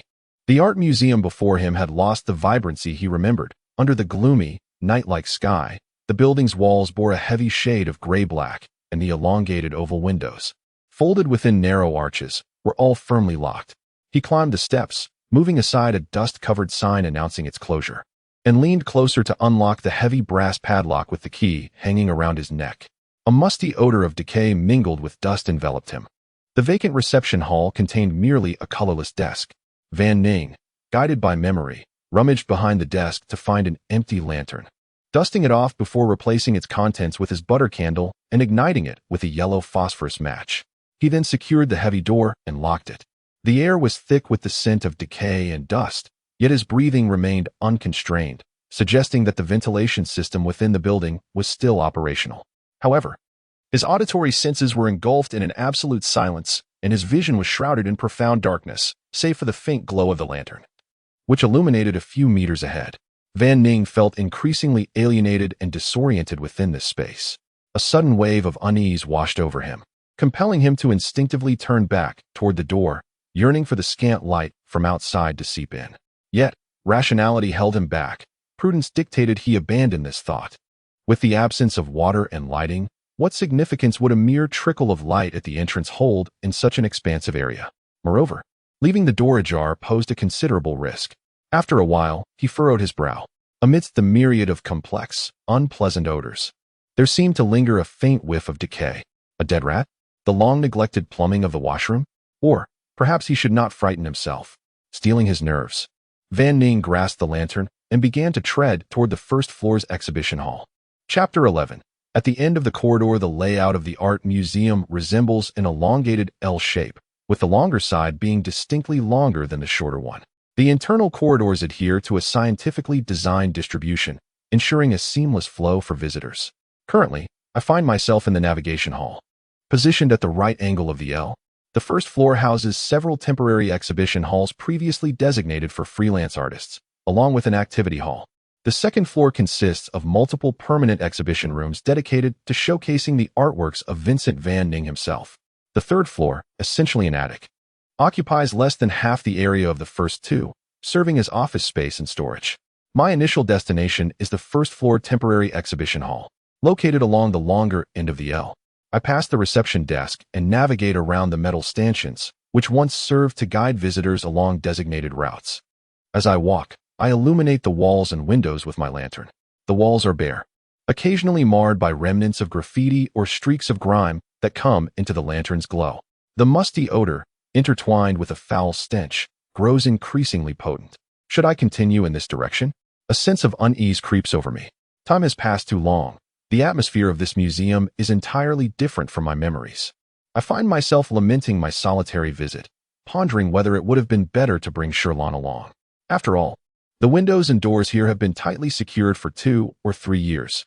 Nothing could possibly be amiss. Steeling myself, I turn the corner of the corridor, emerging into a more spacious area, only to be taken aback.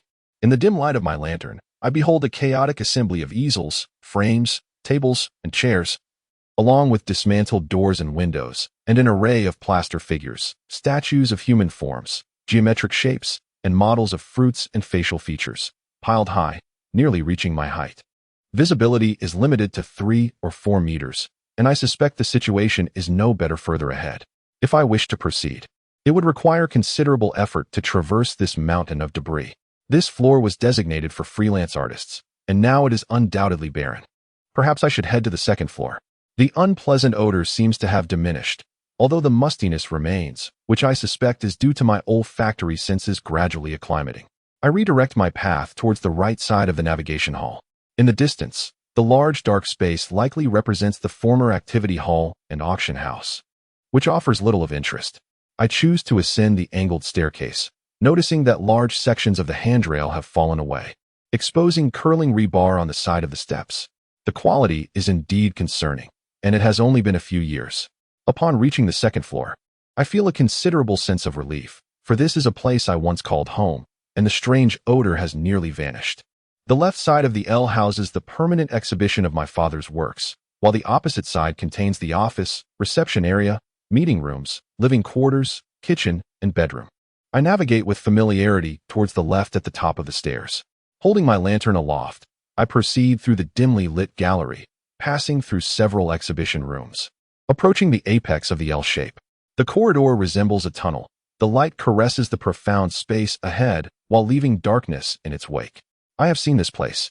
A sudden realization strikes me. It is not because I have frequented it before, but rather because of dreams. Is this not the very corridor I have been dreaming of lately? Instead of empty glass display cases and exhibits lining the sides, there are oil paintings. Although many pieces from the second floor have been sold, a considerable number still grace the walls, extending forward one after another. Each time I near the end of the corridor, my thoughts scatter, leading me into other dreams. What lies at the end? I gaze into the profound darkness ahead, my heart racing with anticipation.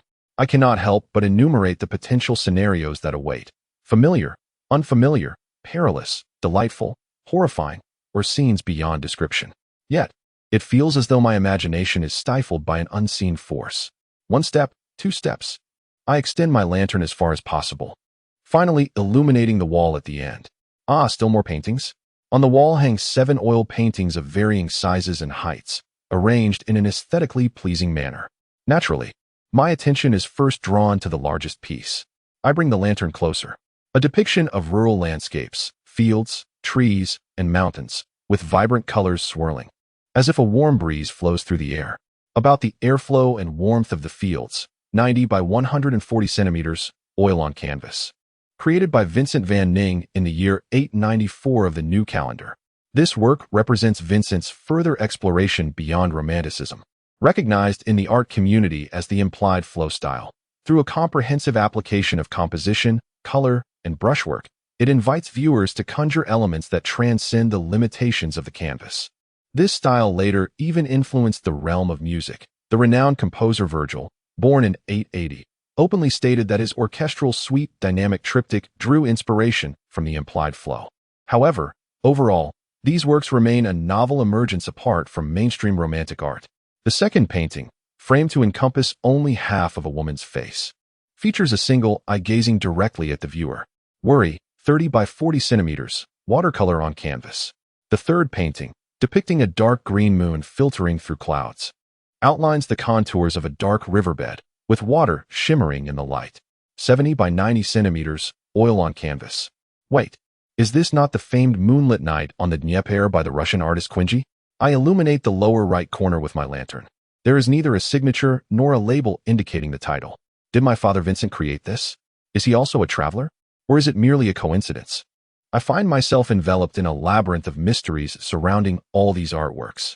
The previous owner, Carlin, has seen them, yet he would not recognize this one with such a backstory. Implied flow. I glance back at the largest piece, about the airflow and warmth of the fields. What message is my father conveying to me? Wait, moonlit night on the Dnieper. Moonlit, moonlight, the moon? Such easy associations. Moonlight Sonata? Beethoven's Moonlight Sonata in C-sharp minor? C-sharp? The only missing key from the 11 fragments of musical notation? The time-traveling message, the fragments of musical notation, past artworks. The museum's key. There is indeed a connection. My arm, weary from holding the lantern, I switch hands and shake it out. Fixated on moonlit night on the Dnieper, my brow furrows deeply. Suddenly, I place the lantern on the ground, rise onto my toes, extend my hands, and without hesitation, I remove the painting from the wall. Chapter 12. Sunset and moonrise behind the wall adorned with moonlit night on the Dnieper. Elegant fabric wallpaper featuring a blue-black floral pattern was present. Van Ning extended his hand, gently gliding over every surface. Suddenly, he encountered an uneven spot. Digging his nails into it and shaking it several times, a stone brick became loose. Without hesitation, he reached inside, exploring every side. Beneath the movable brick, a hollowed-out section formed a vast cavity. However, apart from the rough texture felt by his fingertips, Van Ning grasped nothing. Empty. Why would it be empty? The remnants of the musical score. Images of the yellowed, coarse papyrus originals he had seen at Professor Anton's gathering resurfaced in his mind. Their dimensions, and the approximate thickness when stacked into 11 sheets. Could it be that the hidden compartment behind the painting originally held the remnants of the musical score, which was then taken away by someone? Van Ning's expression grew peculiar. This was illogical. I can only remove this painting after acquiring the remnants and deducing information. How could one lock the key inside the cabinet?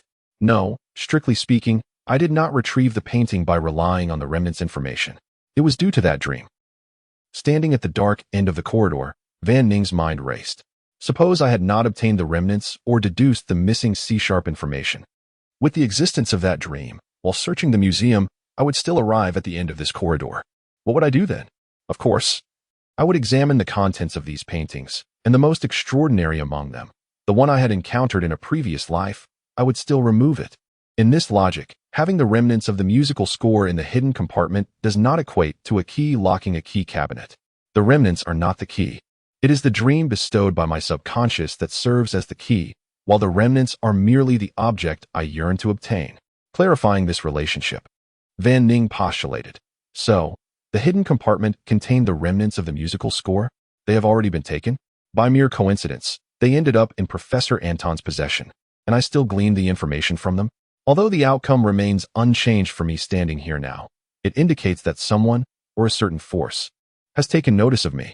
Van Ning's thoughts drifted into the void of the gallery's darkness, cascading down the stairs, gliding toward the guided hall on the first floor, floating toward the door he had secured, and into the courtyard, alleyways, and bustling streets of East Mecklenburg.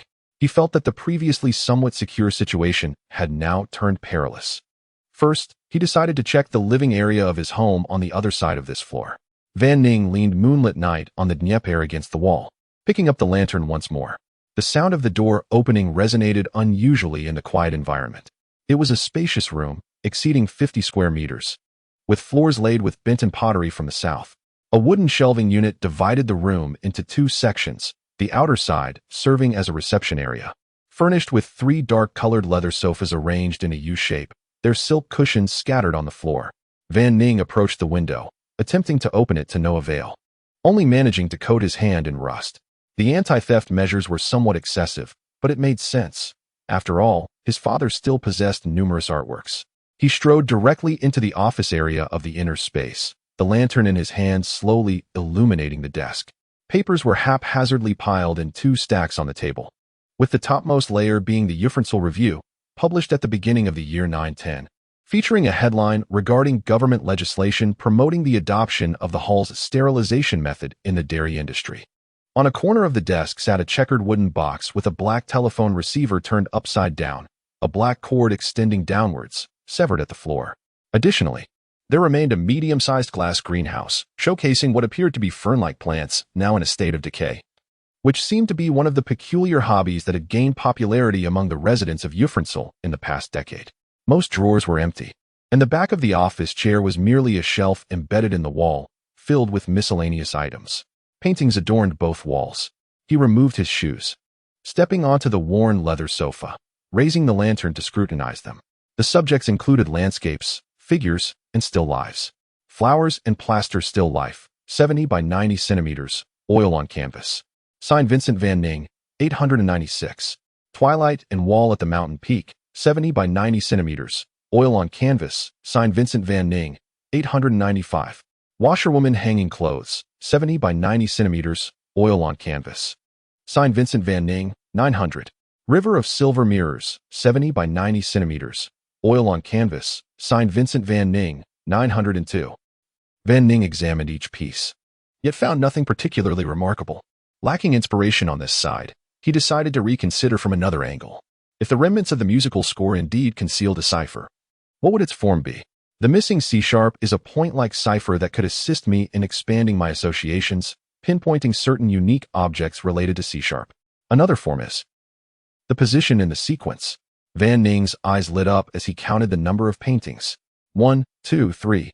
There were a total of 12 paintings. Within an octave, there are also 12 pitch names. The position of the black key for C-sharp is the second one. A typical original artwork would not be playing some trick of hiding a compartment behind the painting, would it? Van Ning felt a twinge of uncertainty. He climbed onto the back of the sofa, carefully removing Twilight and Wall at the Mountain Peak, then tiptoeing to touch it delicately.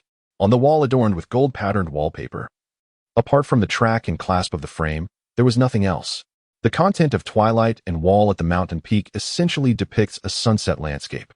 The second position is now the sunset, whereas the original second position was C-sharp, Moonlight Sonata, Moonlight, Sunset, Moonrise. A sudden realization struck Van Ning as he recalled the painting at the end of the corridor, Moonlit Night, on the Dnieper. The dimensions of the two are identical. He leapt down from the sofa, donned his shoes, lantern in hand, and hurried toward the permanent exhibition hall, entirely disregarding the potential mishaps and the dark twists and turns. If not for his concern that the tallow candle inside the lantern might topple, he might have run. Moving the painting to the office consumed considerable time, as he could not free one hand for the lantern, requiring him to advance short distances before illuminating each segment. Ultimately, panting heavily, he hung Moonlit Night on the Dnieper in the place previously occupied by Twilight and Wall at the Mountain Peak. Just as Van Ning's mutterings were about to continue, he was abruptly interrupted by a continuous, muffled rumbling. Chapter 13. The Dream Man Incident. The persistent rumbling sound appeared to emanate from the office area within the room. Under the glow of the light, Fenning observed that the storage compartment behind the office chair was rotating slowly around a fixed axis. In the dimness, he leaned closer, unable to discern the nature of this mechanism, nor could he fathom how it had been arranged.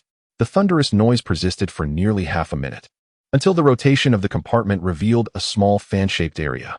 In the direction of the ark's edge, Fenning discovered a smaller storage rack concealed in the shadows. It contained only a few rows and columns, totaling around 20 compartments, most of which were empty. However, he clearly spotted a large folder in one of the compartments, along with a small brass box he found after a brief search. He placed them on the desk and first turned his attention to the folder. It was over 10 centimeters thick, made of a material resembling black plastic, and its texture was reminiscent of the commonplace folders from his previous life. The pages had aged and yellowed, and in the upper right corner, a young man, unfamiliar yet smiling, donned a cylindrical top hat and a necktie, while the remaining space was filled with text in tabular form. Was this a file? The name was unfamiliar, but he soon noticed a line indicating the year of birth, year 864 of the new calendar. The date was ancient, the name incorrect, the visage strange. Yet the birth year aligned, and considering this was his father's office, it was easy to speculate that this was indeed Vincent Finning, his father's former work file. The lower half of the page featured a large table filled with text. Work experience? He could hardly believe his eyes and reread it. October 881. Joined the Special Incident Inspection Bureau, assigned to the imperial city of Santalenberg, patrolling the Tulip Parish, trainee period. The Special Incident Inspection Bureau? His father had once been a member of the Special Inspection Bureau. In the memories of the original owner, his father had always been a folk artist. Due to the peculiar key, Finning had been pondering whether his father held any other identity. Yet, he had never guessed this answer. He continued reading. April 882, Special Incident Inspection Bureau, Imperial City of Santalenberg, officially a team member of the Tulip Parish Patrol. June 884, Imperial City of Santalenberg, Deputy Director of the Tulip Parish Patrol. December 885, Imperial City of Santalenberg, Director of the Tulip Parish Patrol. April 889, Deputy Leader of the B-105 Abnormal Zone Investigation Team. What was the abnormal zone? Finning wondered. The world map depicted a landscape composed of oceans and land masses resembling a reversed C shape. To the northeast was the Tyrolane Empire of the northern continent. To the northwest were the Holy Janus Kingdom and the Lydia Kingdom of the western continent. And below was the Phaeton United Principalities of the southern continent. This was unremarkable. However, Finning was perplexed. The world seemed small, not even a third of Earth's area. Moreover, shouldn't this world also be spherical? From his observations over the past few days, the sun rose and set, and the seasons changed without distinction. Why was the universally accepted world map not a rectangular or spherical projection, but rather enclosed by irregular curves? It now seemed related to the abnormal zone. By literal interpretation, certain regions of this world were in a state of abnormality and chaos. For people, these areas were deemed inaccessible, thus not represented on the world map. Furthermore, the numbering indicated that there were multiple abnormal zones. His father entered an abnormal zone for investigation in the new calendar year 889. This sounded mystifying and perilous. Yet the outcome was that he had not perished and indeed lived on. Otherwise, Finning would not exist. Finning pondered silently. He was born in the new calendar year 890, precisely the following year. Although he had no memories from infancy, he retained vague recollections from the age of 3 or 4. Remembering that his father had always been a folk artist in Ufrancel. Why did the image of his father appear so unfamiliar? Finning glanced again at the smiling face of the young man in the file. Logically, even if it were a photograph from his father's youth, as the person most familiar to him, he should be able to discern some features. Was it due to the passage of time, as photography techniques were just emerging back then? Or was it the dim lighting? The most plausible explanation for the discrepancies in name and appearance was that after exiting the abnormal zone, his father, due to certain concerns, altered his appearance and identity to live in a new city. Was the photo his true likeness, or was his everyday persona the genuine one? Finning felt a profound sense of unease. If this were the case, and the remnants of the sound sequence had been taken away, it suggested that the forces behind it had already traced their way here. A member of the Special Inspection Bureau, a leader of an abnormal zone investigation. In light of these matters, it was highly probable that his father was aware. Meanwhile, he possessed no means of self-defense. He set the file aside and turned his gaze to the subsequent materials. There were some work documents concerning mysterious incidents. Finning flipped through them quickly. Goodness. It was akin to a collection of urban legends and supernatural events from his previous life. Haunted hospitals, attacks by malevolent entities, inexplicable disappearances, sacrificial occurrences. Merely a real-life version. Among these incidents, one left a particularly deep impression on Finning. The Dream Man incident of the year 887 in the imperial city of Santalenberg, which had transpired 25 years ago. One day, a psychologist in the Tulip Parish of Santalenberg received a plea for help from a woman. She claimed that for over a month, she had been dreaming of the expressionless face of a strange man. Initially, she merely awoke in a state of alarm, which did not affect her daily life. However, the frequency of the dreams escalated. The face, once emotionless, began to display feelings, sometimes grinning, sometimes weeping, at times hysterical. In the recent days, it was no longer just a face. The entire figure of the man appeared in her dreams, accompanied by various horrifying scenarios. The woman was on the brink of mental collapse and reluctantly sought the psychologist's assistance. The doctor guided her to sketch the face she had seen in her dreams. Finning glanced at the poorly printed image on the document, a middle-aged man, thinning hair on top, with thick eyebrows and eye sockets, a flat nose, and long, upward curving lips. It was somewhat unsettling, primarily due to the black and white quality and dim lighting. The doctor, while also feeling a slight chill, attributed it to the woman's overwhelming life stress, offering her some comfort and relief before sending her on her way. Soon after, more individuals began to arrive seeking help, all reporting identical experiences. Moreover, upon identification, the man's face in their dreams matched precisely with the one drawn by the first woman. The psychologist was now alarmed. He immediately contacted the authorities, and upon confirming it as a mysterious incident, promptly reported it to the Special Inspection Bureau. What followed was a lengthy investigation. During this period, numerous groups across various districts received similar reports. Even other cities, such as Ufrancel, received a significant influx of residents seeking assistance regarding the Dream Man incident. Finning scanned the detailed list and recognized many familiar place names. This document appeared to be classified as moderately severe within the Special Inspection Bureau's grading system. The rationale was that although the incident involved a vast number of individuals and a wide geographical spread, it had not resulted in fatalities, mutations, or disappearances among residents. Rather, it merely left many with varying degrees of psychological disorders, cognitive confusion, and memory impairment. In other words, it had caused a significant uproar, but had not claimed any lives. Indeed, when compared to those terrifying death cases, this incident hardly seems significant.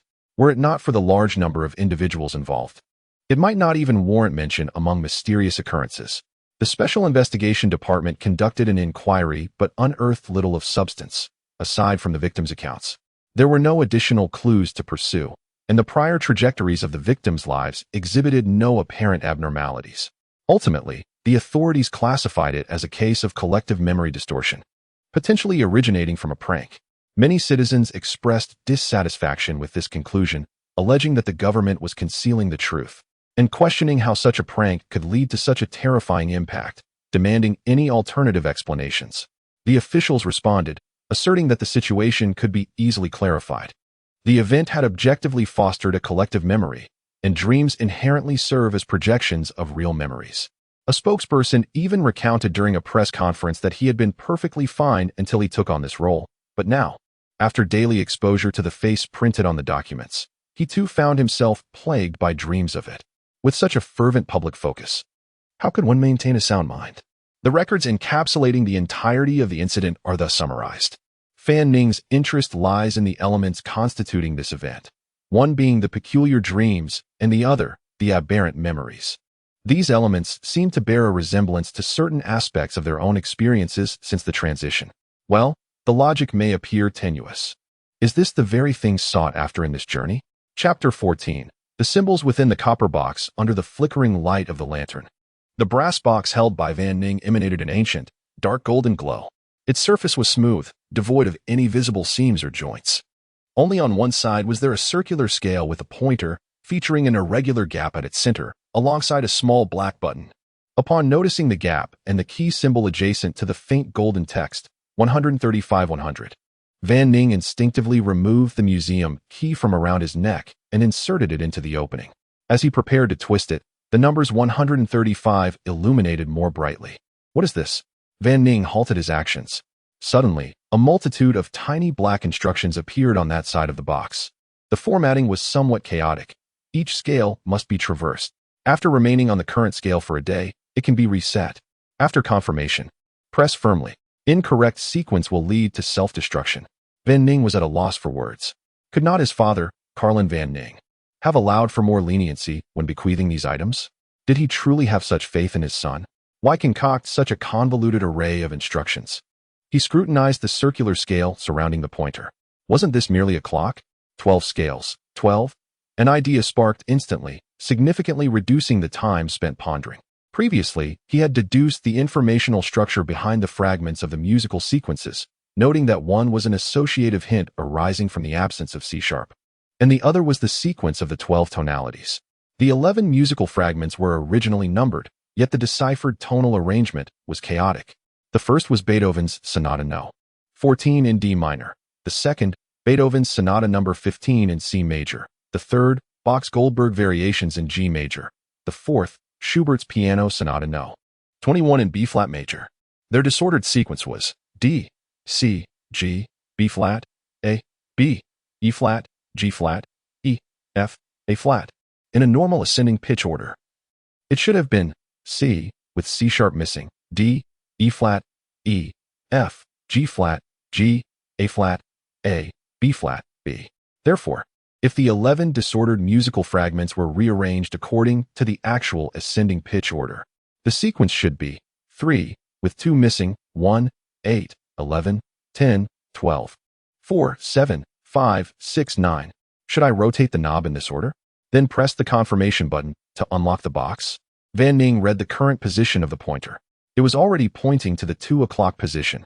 This confirmed my hypothesis. The missing sequence 2 corresponds to C-sharp, and I need not concern myself further with this position.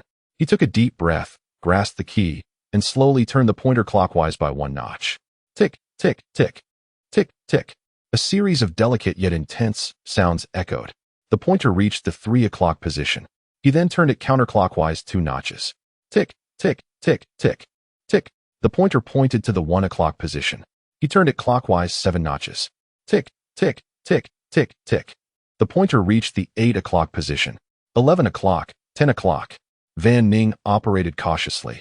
As he neared completion, his heart raced faster, and his palms grew damp with cold sweat. Finally, he placed his finger on the button, his expression shifting several times. Press it. His finger trembled slightly, hesitating for a moment. It felt a bit tight. No wonder the instructions advised pressing firmly. Couldn't they have allowed for a few more chances? Who could open this so cautiously? Van Ning hesitated again, murmuring to himself. The implication seemed to be clear. The sequence should be as I deduced. Yet, I cannot be certain it aligns with your esteemed format requirements. If I were to destroy the box, wouldn't your treasure be lost forever? Never mind. If you are not afraid of my errors, why should I be afraid? After a few moments of contemplation, Van Ning finally steeled himself, pressing the button forcefully. Crack! A dry, muffled sound echoed. Van Ning noticed the surface of the brass box suddenly adorned with black patterns. They crawled and spread, gradually consuming the smoothness with their rough and jagged texture, until large portions flaked away, collapsing into a rectangular pile of ash. He gently blew away the remnants. Before him lay a curled object resembling papyrus, deep brown in color, with some areas darkened, suggesting great antiquity.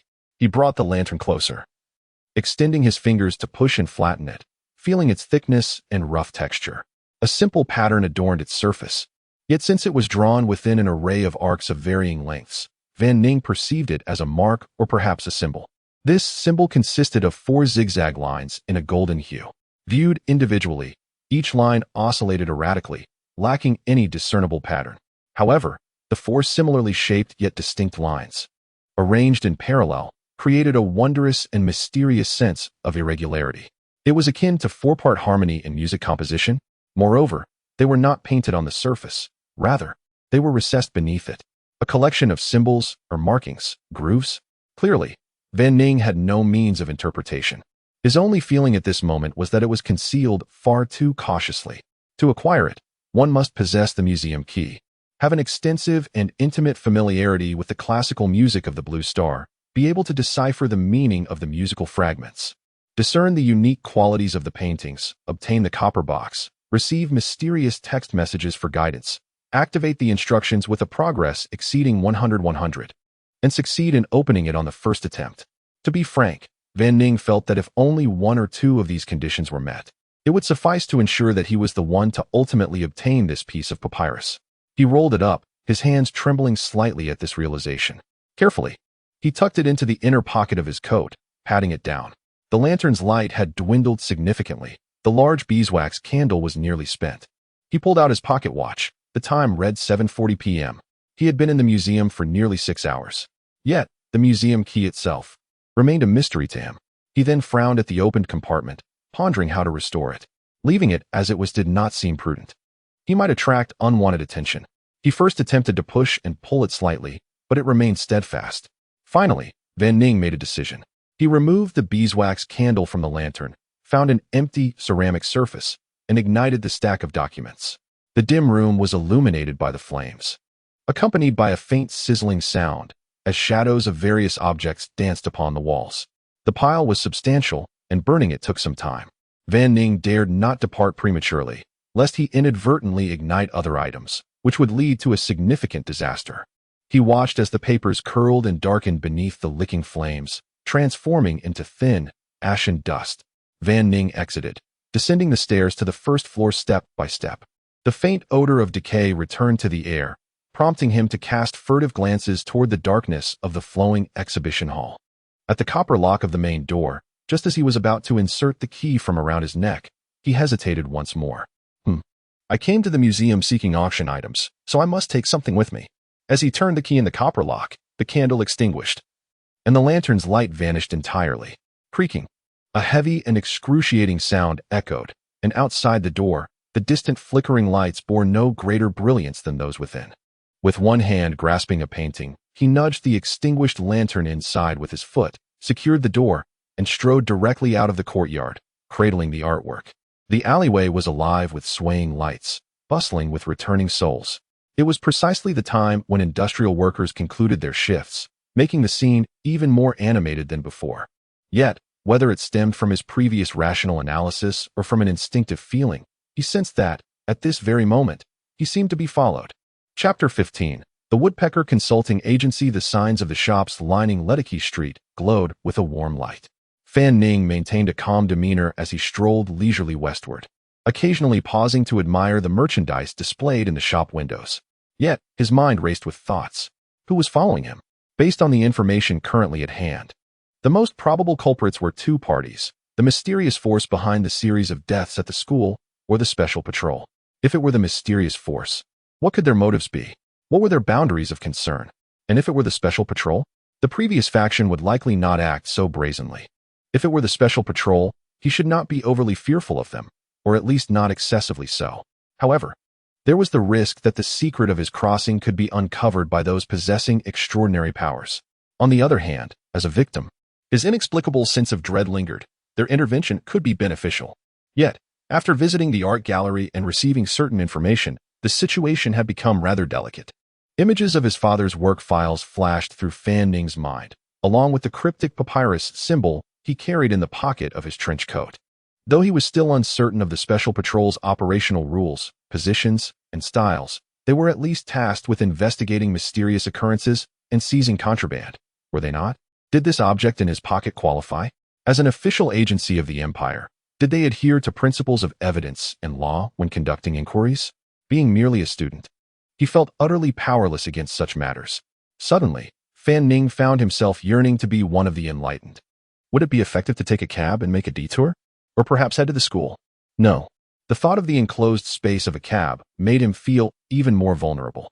As for the campus, if it were truly safe, how had the first few victims met their demise? Fan Ning's pace slowed slightly, yet he hurried to the intersection. What to do? What to do? He feigned waiting for a vehicle, yet felt utterly helpless. The sensation of being watched, akin to a prickling on his back, persisted. Sir, do you require accommodation for the night? A young man in a short jacket called out, attempting to attract customers to his tavern. No, thank you. Fan Ning replied with a smile, turning his gaze towards the ornamental road sign adorned with wrought iron floral patterns. The east-west direction led to Ledicke Street, while the north-south route was Kaidun Street. Kaidun Street.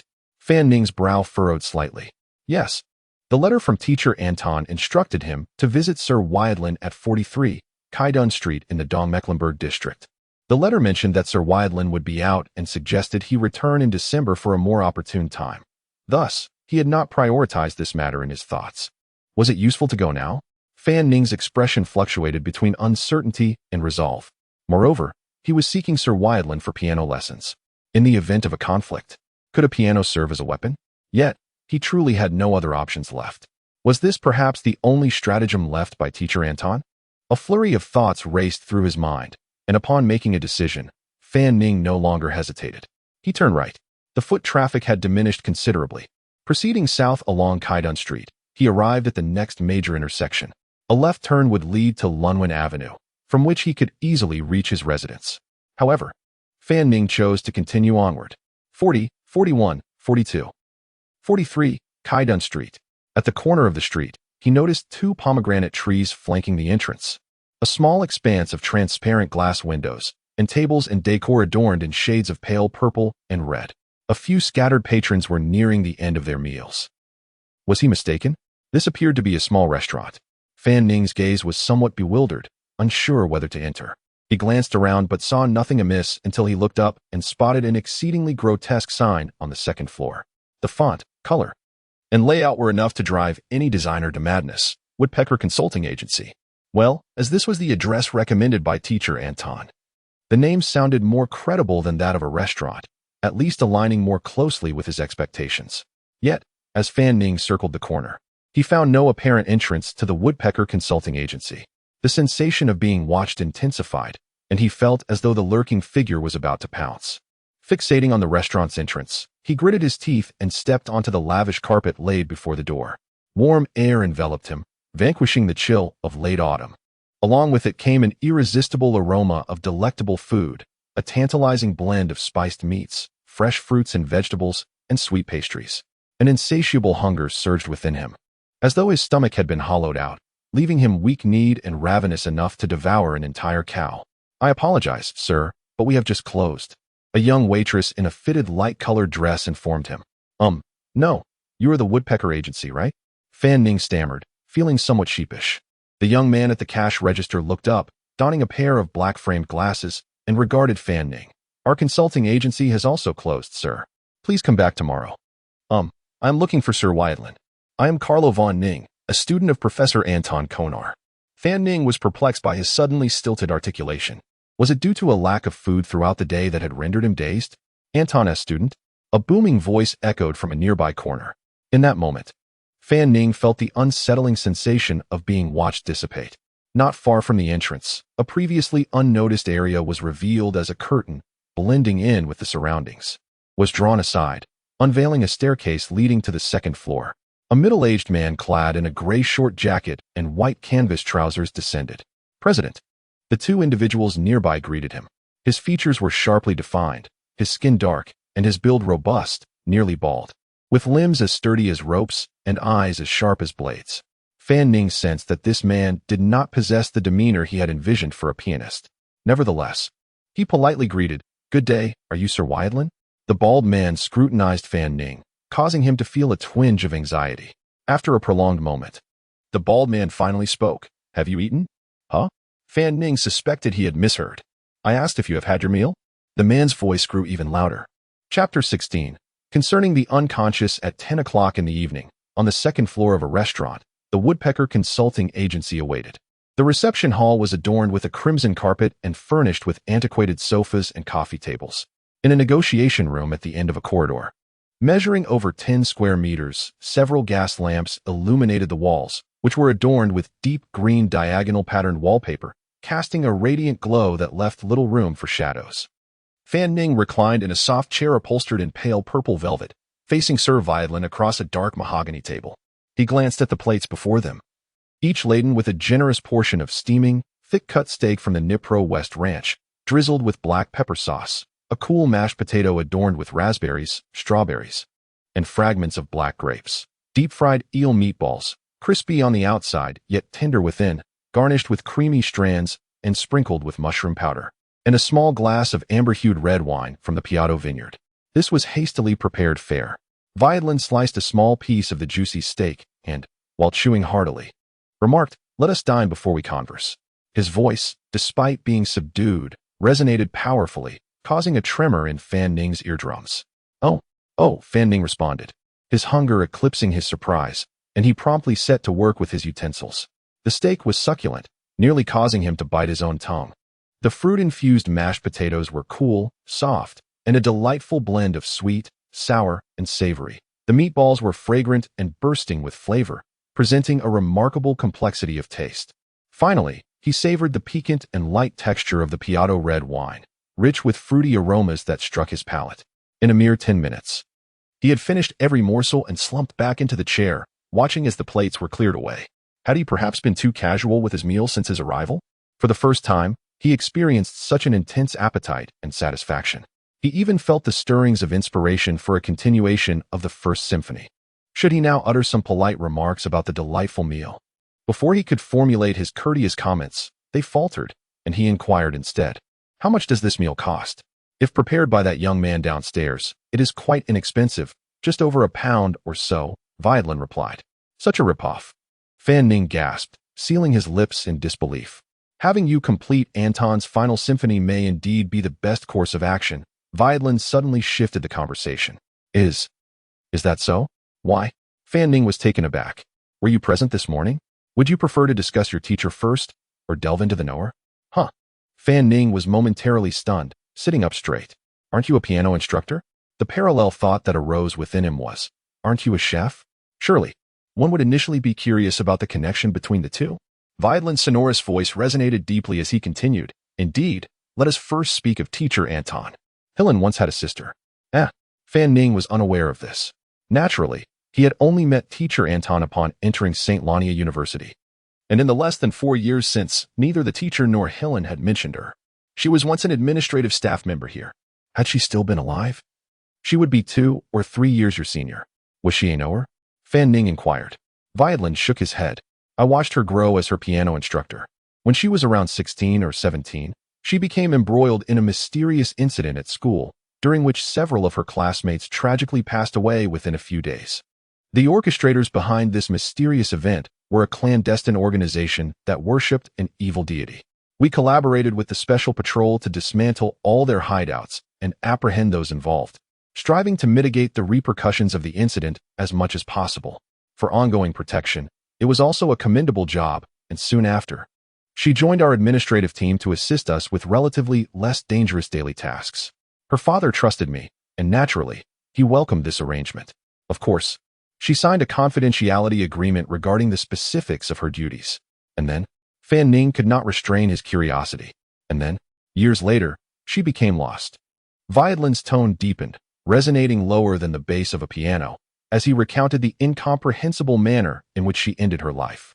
This remains her father's most painful memory. He is even reluctant to mention it in any context. Incomprehensible manner, akin to the way those 2 classmates perished, as the officer described. A chill crept over Fan Ning as he pressed on with more questions. "Are you part of a knower organization? Is the Church of the True Gods we know affiliated with the knower? What is your relationship with the Special Patrol? What does it mean to be lost?" "Let us now shift our discussion to the second topic, concerning the knower," Violin stated with gravity. Fan Ning sat rigidly, his posture straight. Violin rose and approached a deep oak cabinet against the wall, retrieving an oddly shaped candlestick with 7 tiers, each tier holding a varying number of small candles, creating a mystifying sense of irregularity. Striking a match, he lit each candle before extinguishing the gas lamps, plunging the room into an enigmatic darkness. "Our spirits yearn to be illuminated by the candle," Violin murmured, placing the candlestick upon the table. He affixed a small glass incense evaporator onto the largest candle's metal ring and dripped in a red mixed essential oil from a small brown bottle. The pool of secret atmosphere dispels the dissonance. A peculiar sweet fragrance wafted through the room, leaving Fan Ning somewhat bewildered. He sprinkled coarse salt mixed with a certain purple dye around the outer edge of the table, forming a closed curve. "The key is our sanctuary when we unravel inspiration." Finally, Violin produced a disc-shaped black and purple shellac record and placed it into the gleaming cabinet phonograph in the corner, pressing the switch. Music emanated from the horn, an artistic symbol beyond words that fortified the spirit's prayers. Is this the late master's grand church composition, the A minor Requiem? This was the only familiarity Fan Ning could grasp, even though he understood little of it all. Suddenly, he found his senses heightened, his mouth parched. Yet his consciousness felt enveloped in a thin film or structure, providing him with an odd sense of protection. "Sir Violin, I wish to inquire. Why this manner of discussion?" Fan Ning finally ventured. "Thus, all of this serves as a safeguard for our intellect." Chapter 17. The witness lured the essence of the Enlightened Ones, or the distinguishing factors that set them apart from ordinary individuals, lies in implicit knowledge and inspiration. The flickering shadows of the candelabra danced across Violin's face. Implicit knowledge, inspiration. Veining pondered these terms, feeling they were not particularly obscure. Yet their juxtaposition rendered them somewhat elusive. Implicit knowledge stands in contrast to explicit knowledge, rational knowledge, and experiential knowledge, Weidlin elucidated. It refers to secret knowledge, intuitive and non-rational knowledge, transcendent knowledge. Can you provide some examples? Veining inquired. Examples? Weidlin's tone elongated slightly. For instance, the knowledge concerning those mysterious, supreme, and perilous entities. Their origins and secrets. The gods. It appears that you ordinary people indeed prefer this designation. What do you call them? For us, the Enlightened Ones. They are generally referred to as the Witness Lords. The Witness Lords? Veining's mind grappled with confusion. Are they the beings who created the world? Are there three in total? No. Though they are immensely powerful, they are neither omniscient nor omnipotent, nor can they be understood in a personified manner. Each Witness Lord governs their own domain. While the three major divine churches extol their Witness Lords, they do not proclaim that they created the world, nor do they deny the existence of other Witness Lords. In fact, according to my current limited understanding, the number of Witness Lords may exceed 20. So many? Veining exclaimed. He had initially speculated that outside the three major divine churches, there might exist a few malevolent deities. Yet this number far surpassed his expectations. Could it be that the number of malevolent deities exceeds that of the three divine beings? It is not entirely inappropriate to distinguish between divine and malevolent beings. After all, humanity seeks to pursue benefit and avoid harm, Weidlin remarked. From a human perspective, there are indeed some Witness Lords who are relatively benign, while others are exceedingly dangerous. However, I believe the cause of this distinction is simply the word random. Just like, whether I toss sugar or cigarette butts into an ant colony depends solely on my mood. Veining attempted to comprehend. It may be more apt to replace the ant colony with microorganisms. You scarcely notice them and are neither intentionally rewarding nor punishing them, Weidlin corrected. Thus, the admonitions of the divine churches to the world warrant considerable attention. Only by petitioning the benevolent lords can one hope to receive safe revelations or solace. Conversely, invoking the names of those other mysterious entities, or witnessing and hearing things one ought not to, will likely result in madness rather than insight. Well, then one aspect remains unclear. What is the significance of the church propagating faith? Veining fell into contemplation. If the Witness Lords lack personification, do they even require people's veneration? Do they care? To be worshipped and to yearn for respect. Does this not constitute a form of personification? This question pertains to the distinction between schools and churches, Weidlin replied. From the perspective of schools, the existence of Witness Lords embodies the rules they govern. As long as one adheres to these rules in constructing rituals, they can glimpse implicit knowledge and inspiration. The only difference lies in the varying rules of different Witness Lords. Some may align with common sense, while others may contravene it. Consequently, the school's attitude towards Witness Lords is one of study, adherence, communication, and feedback. They not only study the rules of the Witness Lords from the three major divine churches, but also delve into the mysteries of other Witness Lords. Just like a lawyer who studies various legal policies to achieve their own aims, Veining remarked. This time, your understanding is more astute, Weidlin chuckled warmly. Conversely, the church's attitude towards Witness Lords, at least in official rhetoric, is one of veneration, faith, prayer, and reverence. They too garner the insights they seek, and the rituals they construct are equally validated in practice. In the school's view, this is because their particular Witness Lords happen to be more personified and more benign, thus allowing for resonance through such means.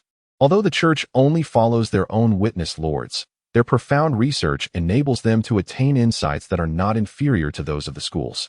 Perhaps our school's perspective diminishes the sanctity of faith, yet I do not deny its positive effects.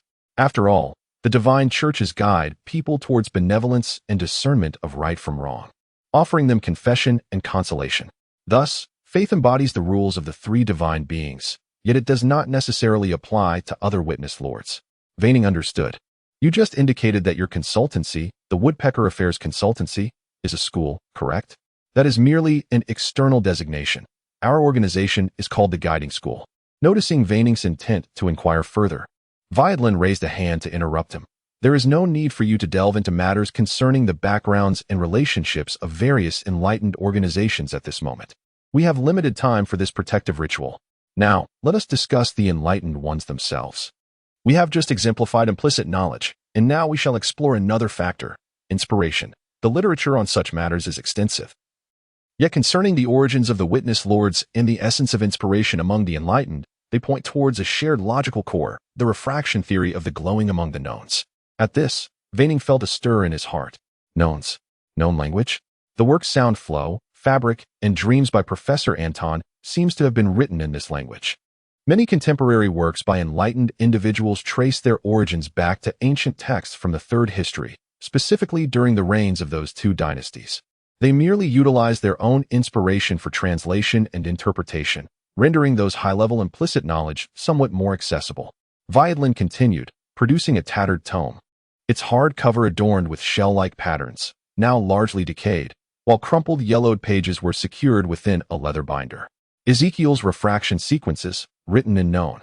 Authored by the early astrologer and court musician Ezekiel of the Terlingalia dynasty, claims the contents to be his translation of the original text in the ancient Chani language, condensed to suit the lyrics of a certain mysterious opera. Of course, such ancient tomes are deemed forbidden books by those fellows in the Special Patrol Bureau. Veining pondered inwardly. So is the Special Patrol Bureau part of the church or the school? From this tone, the guiding school and the Special Patrol Bureau seem to have a relationship that is both collaborative and somewhat misaligned. I wonder what their connection with the imperial authorities is like. Carlin, what is your perception of this world? Viadlin inquired, hands resting on the book's cover. Veining was momentarily taken aback, feeling this question was rather grand. Were you engaging me in a philosophical discussion? Your feelings or impressions, systematic or fragmented, serene or radical? Well, Veining began to formulate his thoughts. The first images that surfaced included the elegant and pristine university campus, the crowded and dilapidated housing of the common folk, the beautiful vistas of nature, the seeping sewage in urban corners, the youthful vitality of handsome men and women, and the weary bodies of the elderly, along with the complex nature of humanity and the magnificent and lofty artistic sanctuaries constructed by humans. Perhaps it is quite contradictory, or rather, filled with many shortcomings. Thus he attempted to articulate, industrial development is flourishing, prosperity seems within reach, yet joy is merely superficial, while suffering is the essence. Life is fleeting, art is eternal. The latter statement was a personal addition by Fan Ning.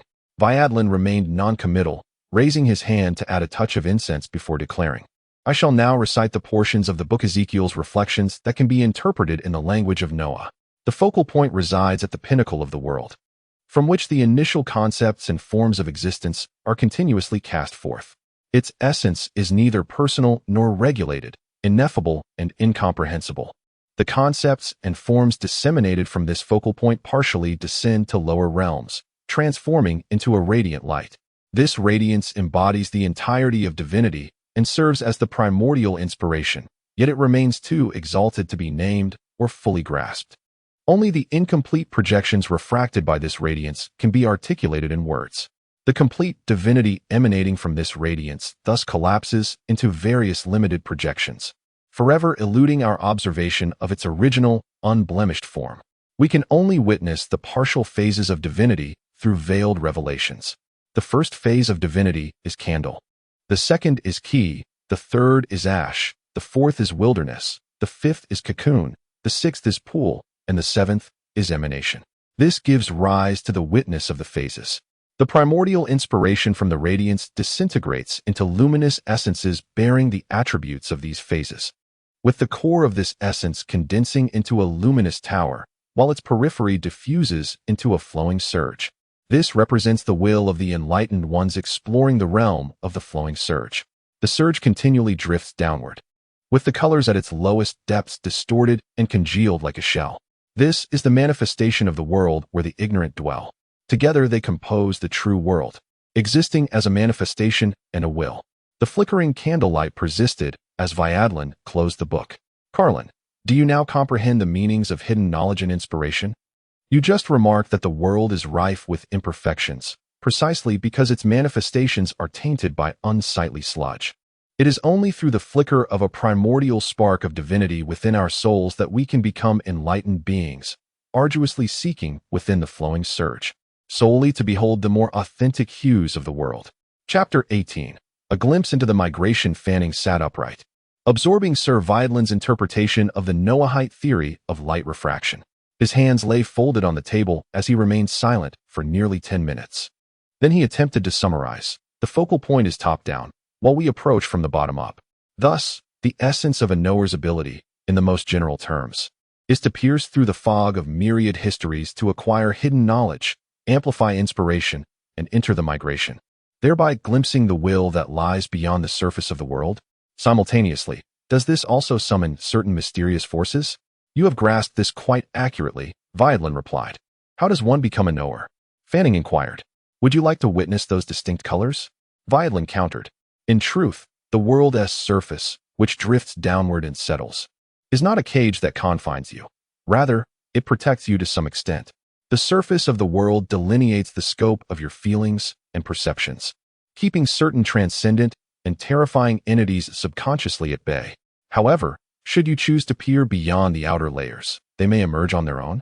Fanning unexpectedly recalled the final entries in Professor Anton Konar's diary. Exactly. The two essential elements of a knower are hidden knowledge and inspiration. The two dangers, however, are distortion and loss, Violin explained. When you first perceive the will of the world, you may feel a sense of superiority, believing you have uncovered the truth of existence. But as your exploration deepens, you will gradually realize that the essence of this world is unknowable. You will experience chaos, distortion, and an overwhelming sense of powerlessness, leading you to conclude that the ignorant are indeed the happiest. Where's the migration? Fanning persisted, reiterating his earlier question. Or rather, how might I reach the migration? Is it in the heavens? He raised his gaze to the ceiling, where countless shadows of candles flickered. I do not know, Violin replied. We do not know where the migration resides. What? Fanning was taken aback. Aren't you already knowers? How can you not know where the migration is? We can only dream of it. Or more precisely, we can only borrow our way through dreams, Violin smiled. To glimpse the will of the world, to study those phases that symbolize divinity, to capture those essences that represent inspiration. Human cognition is inherently limited. Even the images that emerge after the focal point has been downgraded and collapsed multiple times remain beyond our reach. The only aspect we can observe with our own eyes is the world's surface, the sediments that continuously drift downward and accumulate. Even among the powerful existences within the knowers, the deep seers, they too can only glimpse the migration within dreams. Thus, the path to becoming a knower is through dream control. Fanning sought confirmation. The goal is to enter the migration from the dream?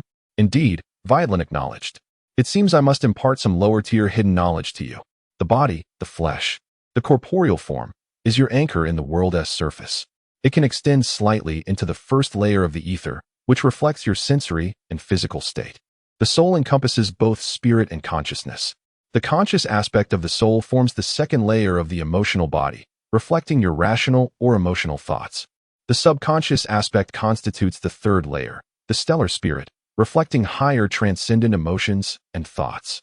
The stellar spirit corresponds to the astral layer, the mingling zone where the world's surface and will intersect. This is the realm accessible through ordinary dreams. If we wish to reach the migration layer of the world's will, we must first pass through here. A rare few exceptionally gifted individuals may reach the pinnacle of the astral realm during lucid dreams, where a mere thin membrane separates them from the migration layer. The spirit, a spark of the divine emanating from light refraction, is what the knowers refer to as inspiration, the intensity of the spirit. For ordinary people, the spirit remains obscured and intertwined with the soul, hence the term soul. Violin fixed his gaze upon Fanning. Were you not inquiring how one might become a knower?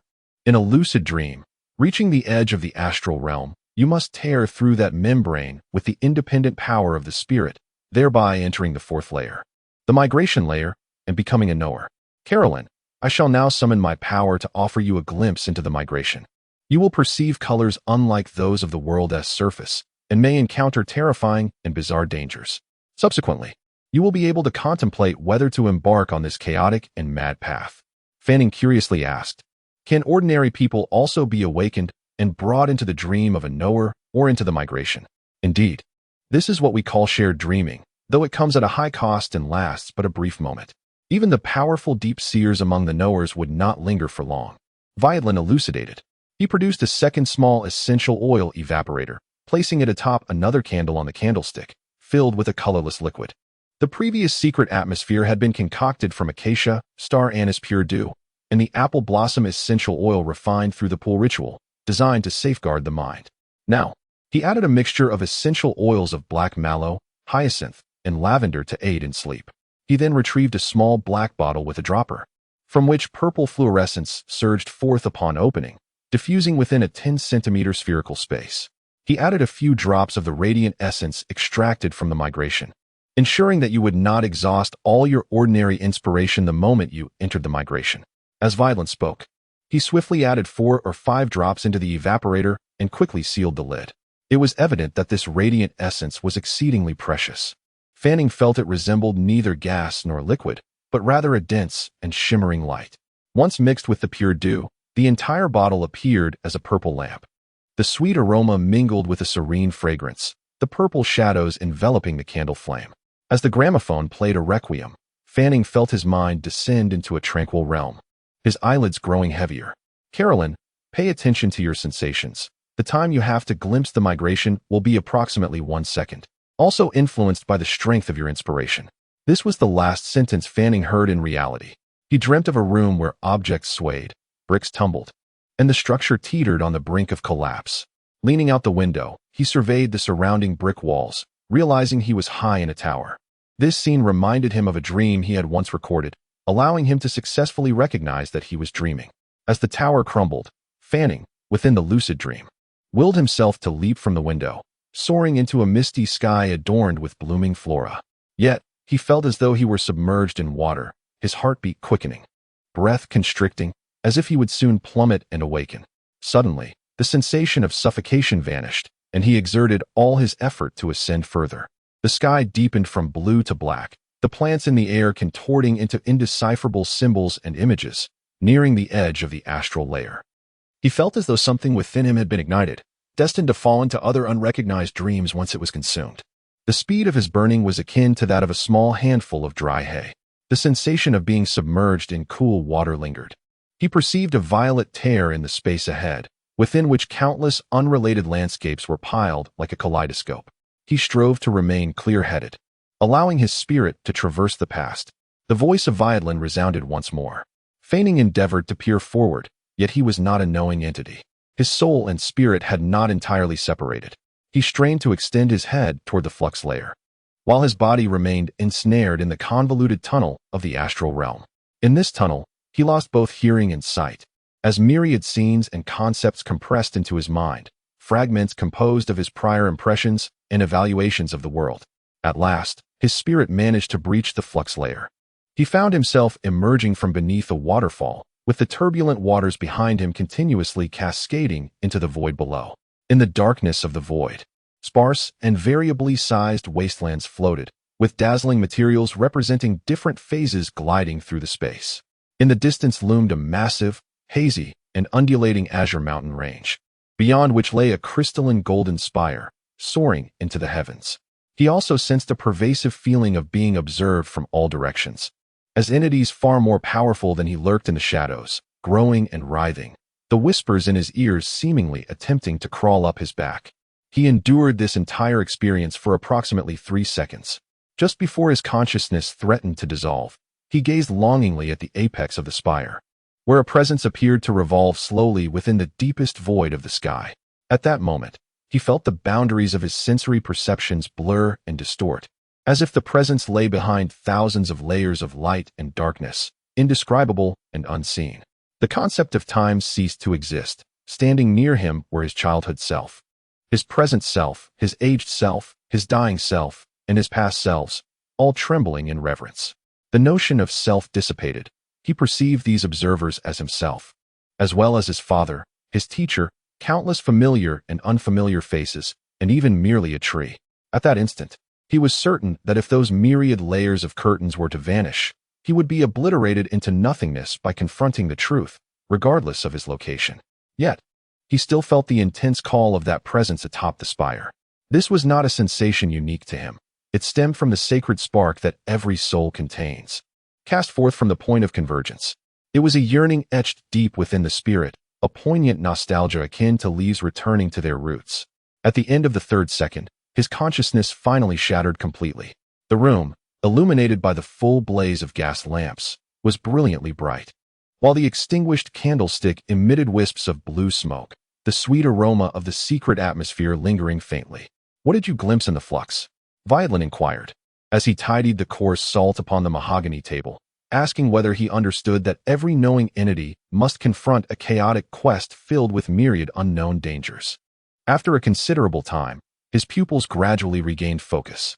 He spoke, as countless fragmented voices finally converged, deep and clear. Resembling a dialogue with another self deep within, the world is rife with imperfections, yet there shall come a time when someone witnesses the brilliance. Chapter 19. Dream Control Techniques and Waypoints. Kalen, I never anticipated that you had already stepped halfway into the realm of the knowledgeable. Viadlin toyed with a small essential oil evaporator. Fanning feigned surprise, though he was not truly astonished. The pale golden light still shimmered before him. He had surmised that the peculiar sensation of something overflowing from the bottleneck after performing impromptu fantasy was indeed the inspiration Viadlin spoke of. It was the intensity of his spirit, albeit temporarily unable to manifest as tangible power. "Have you studied dream control techniques with Anton?" Viadlin inquired. "In that dream within the high tower attic, you discerned special indicators in a remarkably brief time, successfully verifying the dream. And your control abilities during the lucid dream were exemplary. What exactly is dream control?" Fanning seized the opportunity to inquire in detail. "Indeed, both Anton and I have studied dream control techniques, though I was unaware of the term at that time. I first encountered this word while examining the relics left by my mentor, Anton. I could grasp its meaning from the literal sense. Yet the underlying implications and functions remained elusive to me. Initially, Anton suggested I document my dreams, asserting that it would enhance my chances of experiencing lucid dreams and yield musical inspiration unattainable in reality. However, he also mentioned that mastering the control of dreams to an extraordinary degree might unveil even more wondrous revelations. Dreams are inherently unconscious and easily forgotten, Viadlin continued. As previously mentioned, the realm dreams reach is the astral layer, a nebulous zone where the world's facade and will intersect. Individuals with lower inspiration often wander through the astral realm, relying solely on their subconscious. Thus, in most cases, one only realizes they have dreamt upon awakening, with memories remaining intact only for a fleeting moment before swiftly fading away. Many forget their dreams entirely after rising and washing up, retaining only the most vivid dreams and their predominant themes or emotions for an extended period. Viadlin paused, turning to take a few large gulps from a porcelain cup. The cup was nearly as large as his face, filled with a fruity cold tea. However, this situation can be altered through the practice of dream control. By summarizing their commonalities and identifying connections to reality, when you encounter similar scenarios in real life, consistently question yourself, asking whether you are dreaming. Additionally, there are common scenarios to look out for, such as distorted clocks, nonsensical written forms, fingers that can be bent back to the wrist, and objects that can be passed through by extending your arms. Frequently attempting and questioning in reality will gradually form a reflexive habit. Of course, avoid testing dangerous scenarios. Attempting to fly after jumping off a building is absolutely inadvisable. Pain stimuli are generally ineffective, as dreams can evoke various sensations. When you have cultivated this habit in reality, during a dream, you may reflexively question your state of being, leading to a moment of clarity, thus achieving the awareness of dreaming. Approximately 10% of ordinary individuals can accomplish this. According to the knowledgeable, when an individual's inspiration reaches 3 times the average, they can enter a lucid dream state. At that point, only the final step of dream control remains. You may become overly excited upon realizing you are dreaming, leading to a return to ordinary dreams or awakening, where you might only manage to sustain it for a few breaths. Your control over yourself, the environment, and dream characters is not entirely at your whim. Sometimes, you may be unable to control your direction and speed while flying, or your attempts to bestow yourself with superpowers may prove ineffective, depending on whether your subsequent inspiration continues to rise. The vast majority of ordinary individuals can only reach this stage, generally.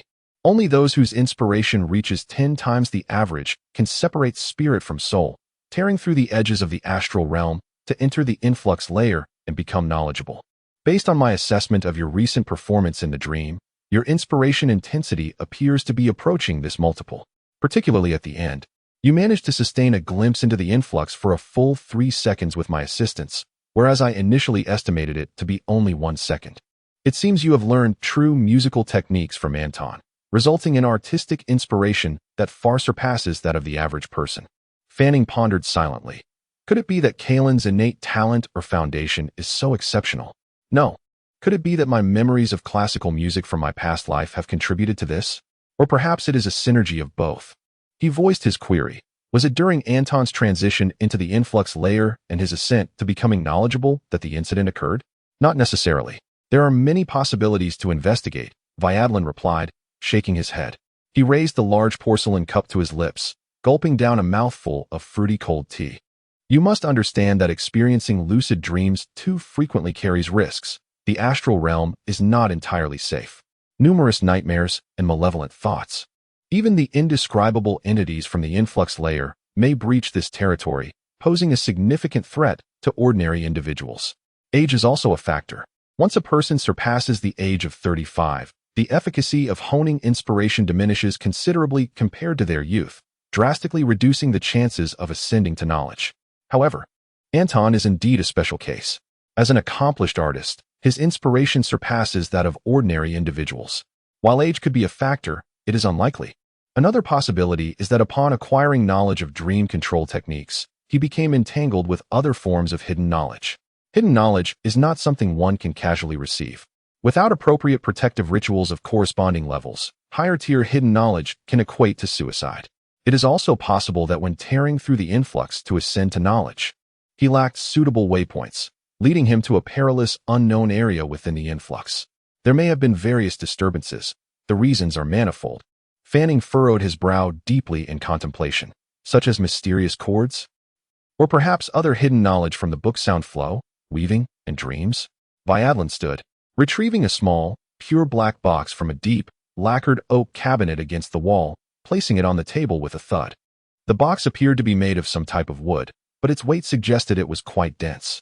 Each time a knowledgeable individual enters the influx for exploration, they must tear through the edges of lucid dreams, resulting in random landing points within the influx.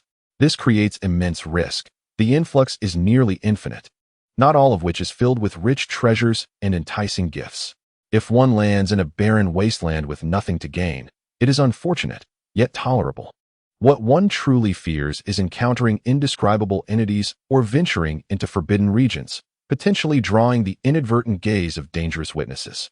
Kalen, you must realize that even if they do not intend to harm you, merely exchanging glances can easily lead to madness. As Viadlin spoke, he opened the wooden box, revealing 4 sheets inscribed with mysterious symbols, laying them out in a row. Each sheet was a dull brown hue, encircled by arcs of varying lengths, with distinct symbols etched within. These designs were not merely painted upon the surface, but carved into the material itself.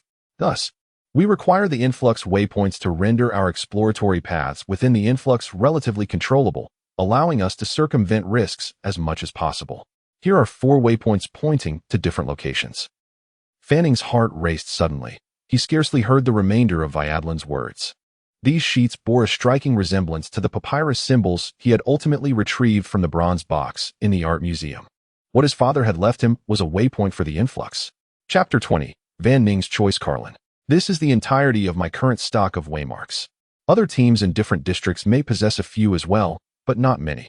Thus, you now have 4 choices. Van Ning gazed curiously at the symbols on the blueprints and inquired, what do they signify? Viadlin expounded. The circular outer rings of the symbols may seem similar at first glance, yet upon closer inspection, they are composed of varying arc lengths layered in distinctive manners. These reflect the spatial coordinates of a specific transitional location, akin to a QR code, which Van Ning found to be a more vivid interpretation. The inner motifs represent the sigils of the witnesses, which manifest in 2 distinct ways. The first is a concrete reference, where the symbol of the corresponding witness is directly inscribed. In the realm of mysticism, it is believed that above the dome of the core spire of the transition lies the abode of the witness. Therefore, exploration within the transition is more likely to attract their attention than in the realm of appearances. The witness sigils serve as a covenant, akin to the principles of constructing arcane rituals. The second method is an ambiguous reference, where no specific witness symbol is inscribed, but rather a symbol of a certain phase is etched. Van Ning pondered, what distinguishes these 2 methods? Can the symbol of a phase also forge a covenant with the witness? Certainly, Viadlin affirmed. The witnesses are inherently the masters of phases, with some presiding over multiple phases. Each method has its merits. Inscribing a specific witness allows for precise resonance with the phases they govern, while inscribing a phase symbol, though singular, can yield varying degrees of covenant effects with different witnesses involved in that phase.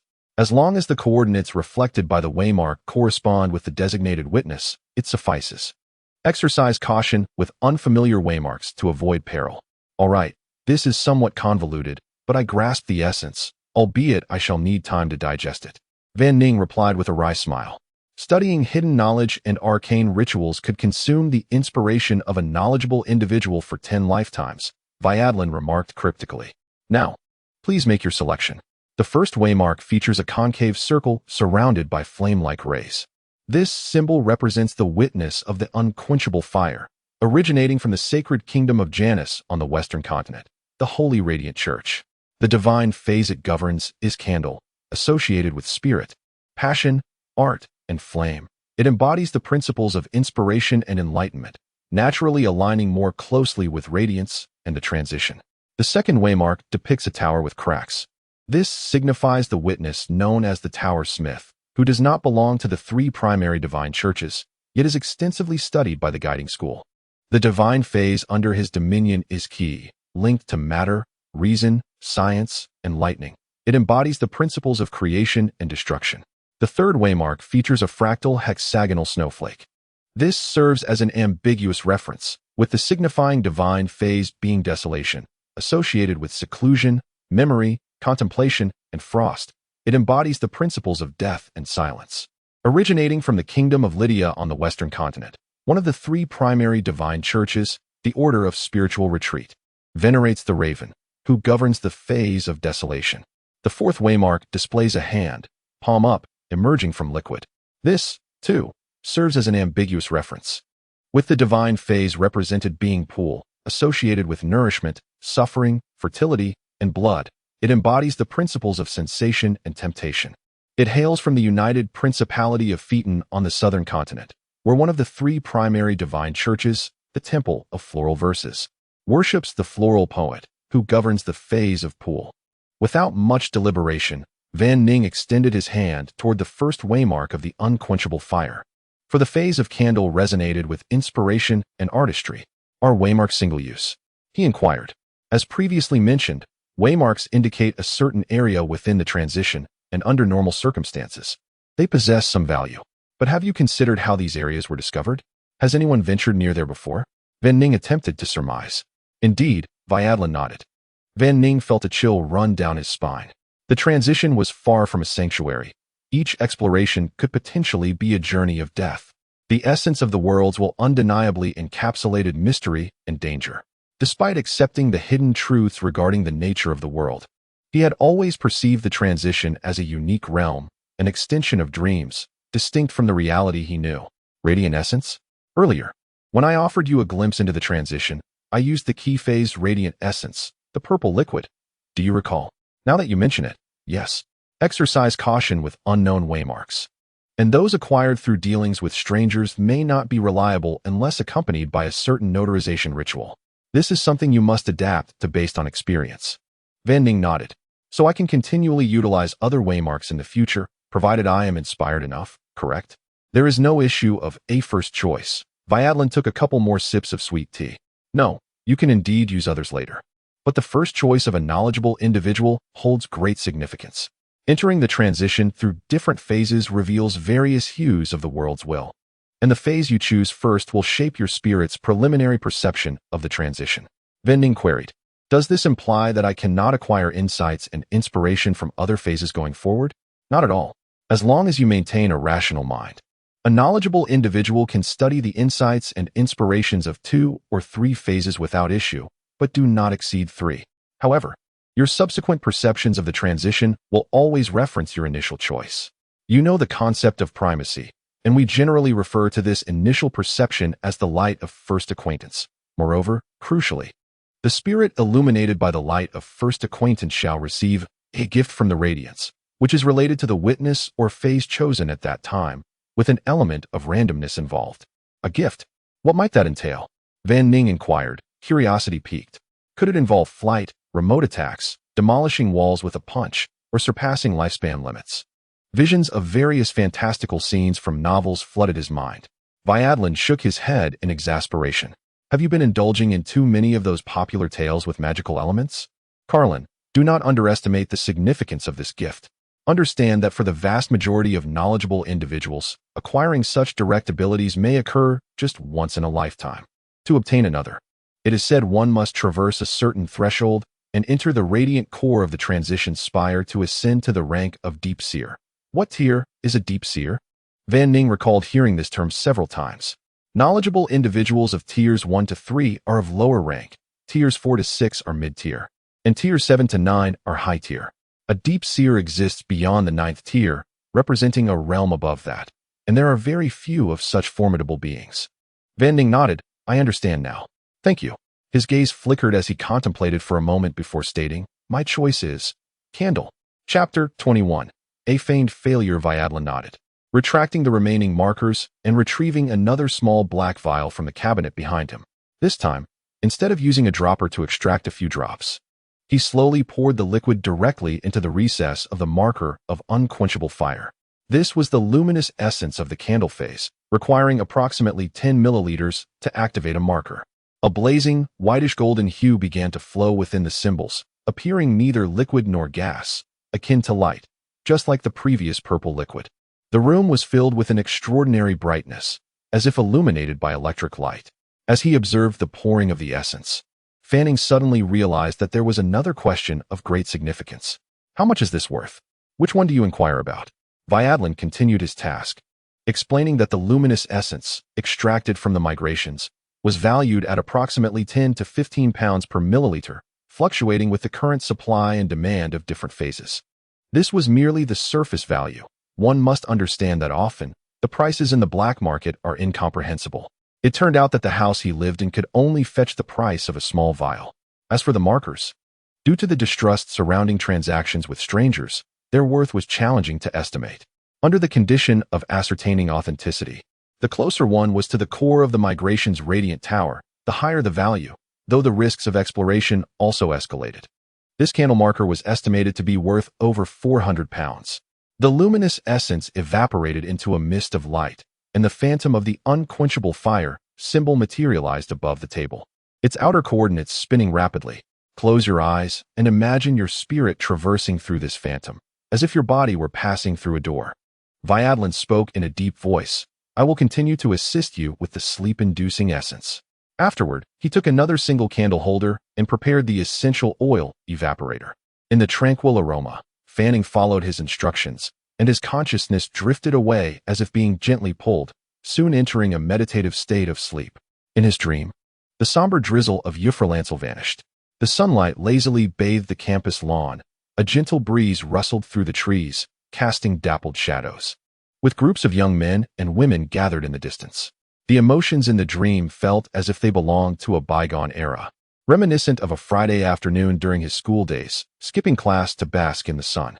There were gaming sessions at the Internet CAF that evening, followed by the weekend. And soon enough, summer vacation. The days seemed infinitely long. Where could such moments be found again? This was but a dream. Fanning had become quite adept at lucidity. He controlled his body to hover slightly above the ground. The phantom ignited by the marker transformed into a subconscious guide, allowing Fanning to leap swiftly, soaring 10 meters with each bound. His figure darted between trees and buildings, the surroundings becoming increasingly blurred streaks in the void of sunlight and breeze. Ahead loomed a grand structure resembling a library, its middle layer adorned with a large reflective glass pane emanating a blue glow. He sensed the inspiration of the candle burning brightly, yet still abundant, and his spirit felt remarkably lucid. He even perceived a will from beyond the glass world gently guiding him. This was the edge of the astral realm. If he could soar up and shatter it, he could tear through the membrane, enter the migration layer, and ascend to the status of a knower. However, he chose to let himself descend, embracing the sensation of weightlessness, while redirecting his focus to other elements of the dream. Before long, he lost his conscious awareness. Fanning opened his eyes in the room. I apologize. Sir Viadlin, I nearly breached that barrier just now. Fanning wore an expression of helplessness. I may need to attempt this several more times. No matter. I have transmitted the necessary hidden knowledge to you. Your own intensity of inspiration should suffice. In my estimation, ascension does require multiple attempts. After Anton's funeral, you may come back to continue your trials. Once you succeed in your ascension, I will formally invite you to join the guiding school, if you so desire. There is also a decent job opportunity available here. Thank you very much, Sir Viadlin. In truth, there are many organizations of knowers, and he was unclear about the strength of the guiding school within that context, nor did he grasp the relationships among these organizations. Yet, he trusted Anton's recommendation. Furthermore, he was quite eager to learn the specifics of the decent remuneration Viadlin mentioned. What graduating student wouldn't be concerned about such matters? No need for thanks. You should express your gratitude to Anton. In a sense, he is the true guide and foundation for your ascension to knower. I am merely fulfilling a request from an old friend, giving you a little push at the critical moment, Viadlin stated nonchalantly. Fanning refrained from saying more, simply bowing sincerely in gratitude. Despite Viadlin's casual demeanor, he was acutely aware of the invaluable assistance provided that evening. The materials you are using, you will repay with your own salary and pocket money over time. Do not harbor any illusions. I only treated you to that meal. Fanning felt a pang of anxiety. When would he ever earn enough for a down payment on a house? No, not just a house. The defunct art museum still had many outstanding debts. I will escort you downstairs. Viadlin waved his hand. It was already quite late, and the two exited the conference room in succession. Near the reception desk, a blond young man was snoring beside a black rotary phone. He abruptly stood up, greeted Viadlin, and then approached Fanning. Hi, I'm Vmode. Are you the new administrative staff? You look to be around my age. Good evening. You may call me Karen. I am at St. Linnea Conservatory, still a student. Fanning smiled warmly. Karen is about to become a member of our guiding school. You may converse beforehand. As you will be working together in the future, Viadlin remarked. A knower so young. Vmode's eyes widened. Karen, I am on duty today. Typically, I handle the finances and logistics here. If you need reimbursement or supplies, just find me. My office is the second room at the end of the west corridor. Not just yet. Fanning felt a bit embarrassed, having not anticipated Viadlin's assertiveness. He exchanged smiles with Vmode, and they waved goodbye to each other. As they descended the stairs, Viadlin asked, Did you realize you were being followed when you arrived? Karen, let me remind you once more. Never engage with other hidden knowledge without proper protection. Do not read, inquire, think, or recklessly enter the migration without reliable markers. I do not wish to witness Anton's tragedy unfold again. Once you ascend to a knower, I will gradually share many other matters with you. Thank you. Fanning politely bid farewell at the door. After Fanning exited, a voice devoid of emotion drifted from a shadowy corner of the room. So, what do you think of him? The voice in the corner fell silent for a moment before replying. Fanning walked along a street dusted with light snow, his shoulders huddled against the cold. He slipped his hand into the pocket of his brown trench coat, gently rubbing the marker of migration he had retrieved from the art museum. Today, under unavoidable circumstances, he had feigned the failure of his ascension. For first-time entrance into the migration, the glimmer would bestow a gift upon the spirit. Though this gift was random, it was related to the attesting master of the marker and its face. The initial encounter with the light would establish the baseline for his perception of the world's will. Such an opportunity was unique. His marker, being so cautiously concealed, must inevitably serve as his guide for ascension to knower. Even if he harbored an immense desire to obtain extraordinary power at once, he must exercise restraint at this moment. He had previously hesitated when selecting those 4 directional markers, contemplating whether to reveal the truth to Viadlin. His unwavering trust in teacher Anton, coupled with the knowledge of Viadlin being the piano mentor of Sherlon's late sister, weighed heavily on his mind. However, he ultimately dismissed this thought upon realizing a significant detail. His father had once served in the Special Patrol. Who could ascertain the origins of these directional markers? What intricate and murky connections existed among these individuals and events? He resolved to wait until he could clarify the truth of the situation before speaking candidly. The 4 golden, zigzagging lines, what could they signify? Based on prior intuition, gold typically falls within the tonal spectrum of candlelight. Is it a directional reference? Yet, it cannot possibly refer to the eternal flame deity. A vague illusion? That seems unlikely. As logically, a candle's symbolic representation should be a literal candle. To whom do these markers ultimately point? Fanning pondered this question until he opened the door to his home. Chapter 22. The Art Consultant Commission on November 25th, 912 of the new calendar. The day of Professor Anton Konar's funeral, the sky was adorned with delicate, feather-like snowflakes, while horse-drawn carriages sped along the deserted streets. Fan Ning, clad in somber formal attire, huddled in the carriage, feeling the cold seep into his bones, yet sleep eluded him. Throughout the night, he had been restless, his mind awash with a multitude of images, visions from a past life, scenes of his transmutation, the figure of Professor Anton, and the myriad insights gleaned from Viadlin. It was now the third day since his crossing into this new realm. Initially, he had perceived the memories of Carlin flooding into the consciousness of Earth's Fan Ning. Although he had the ability to access the original host's memories at will, the distinction between the two was stark. Now, however, despite having caught a preliminary glimpse of the true will that lay beneath the surface of the world, the path of the enlightened was laid clearly before him. Yet he struggled to discern his own memories. Was it the consciousness of the otherworldly Carlin that had infiltrated his mind, or was he, in fact, Carlin himself, merely dreaming of this so-called Earth, a perception that had lasted over 2 decades? Fan Ning's gaze was clouded with confusion, and after a moment, he closed his eyes and shook his head vigorously. The people of Earth called him Fan Ning, while those here referred to him as Carlin Fan Ning.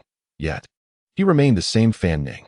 The Fan Ning of Earth was an ordinary individual with a passion for music, just as the Carlin Fan Ning of this world shared the same fervor. His father back on Earth, after losing his job, became a folk artist, earning a living by taking on various commissions, while here, his father was a folk artist who once owned an art gallery. Regardless of whether these occurrences were mere coincidences or something more, he was still himself. Nothing had changed. He would ensure that the first symphony resonated under his baton. He would uncover the truth surrounding his mentor's demise. Upon reopening his eyes in the carriage, clarity and determination returned to his gaze. The foremost concern now was to procure the essence of radiance, and to ascend to enlightenment using the guide obtained from the Turner Gallery. This was essential for him to confront the impending unknown dangers. Around 5:30 in the morning, Fan Ning arrived at the Radiant Sun Church of St. Linnea University.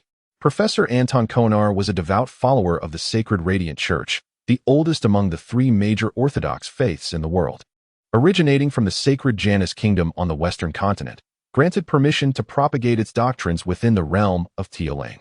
Fan Ning gazed up at the towering structure, its spires piercing the darkness, the central dome rising majestically as snowflakes drifted through his line of sight, landing softly on his cheeks. Ahead, the doors stood ajar, and the stained glass windows emblazoned with the emblem of the eternal flame illuminated the interior with a warm glow.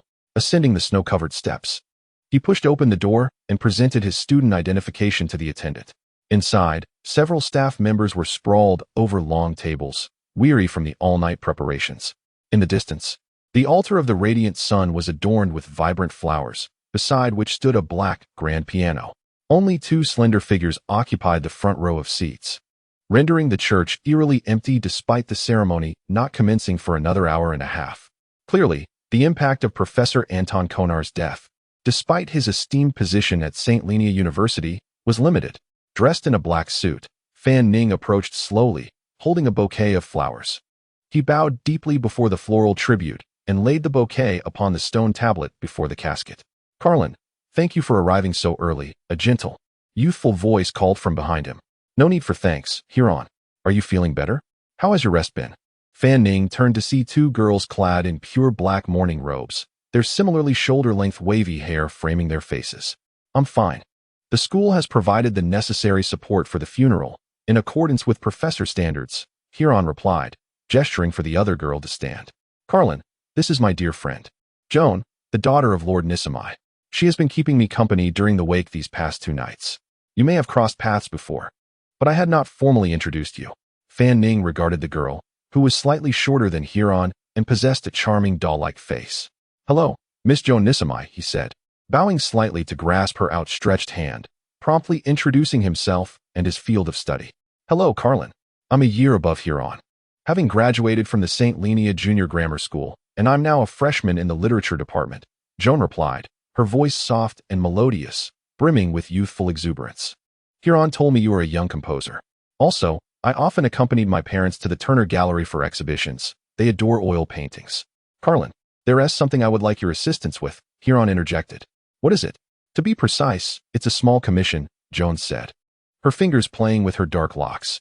My father is passionate about investing in art collections, and this Thursday evening, Pruden's auction house is holding an auction event.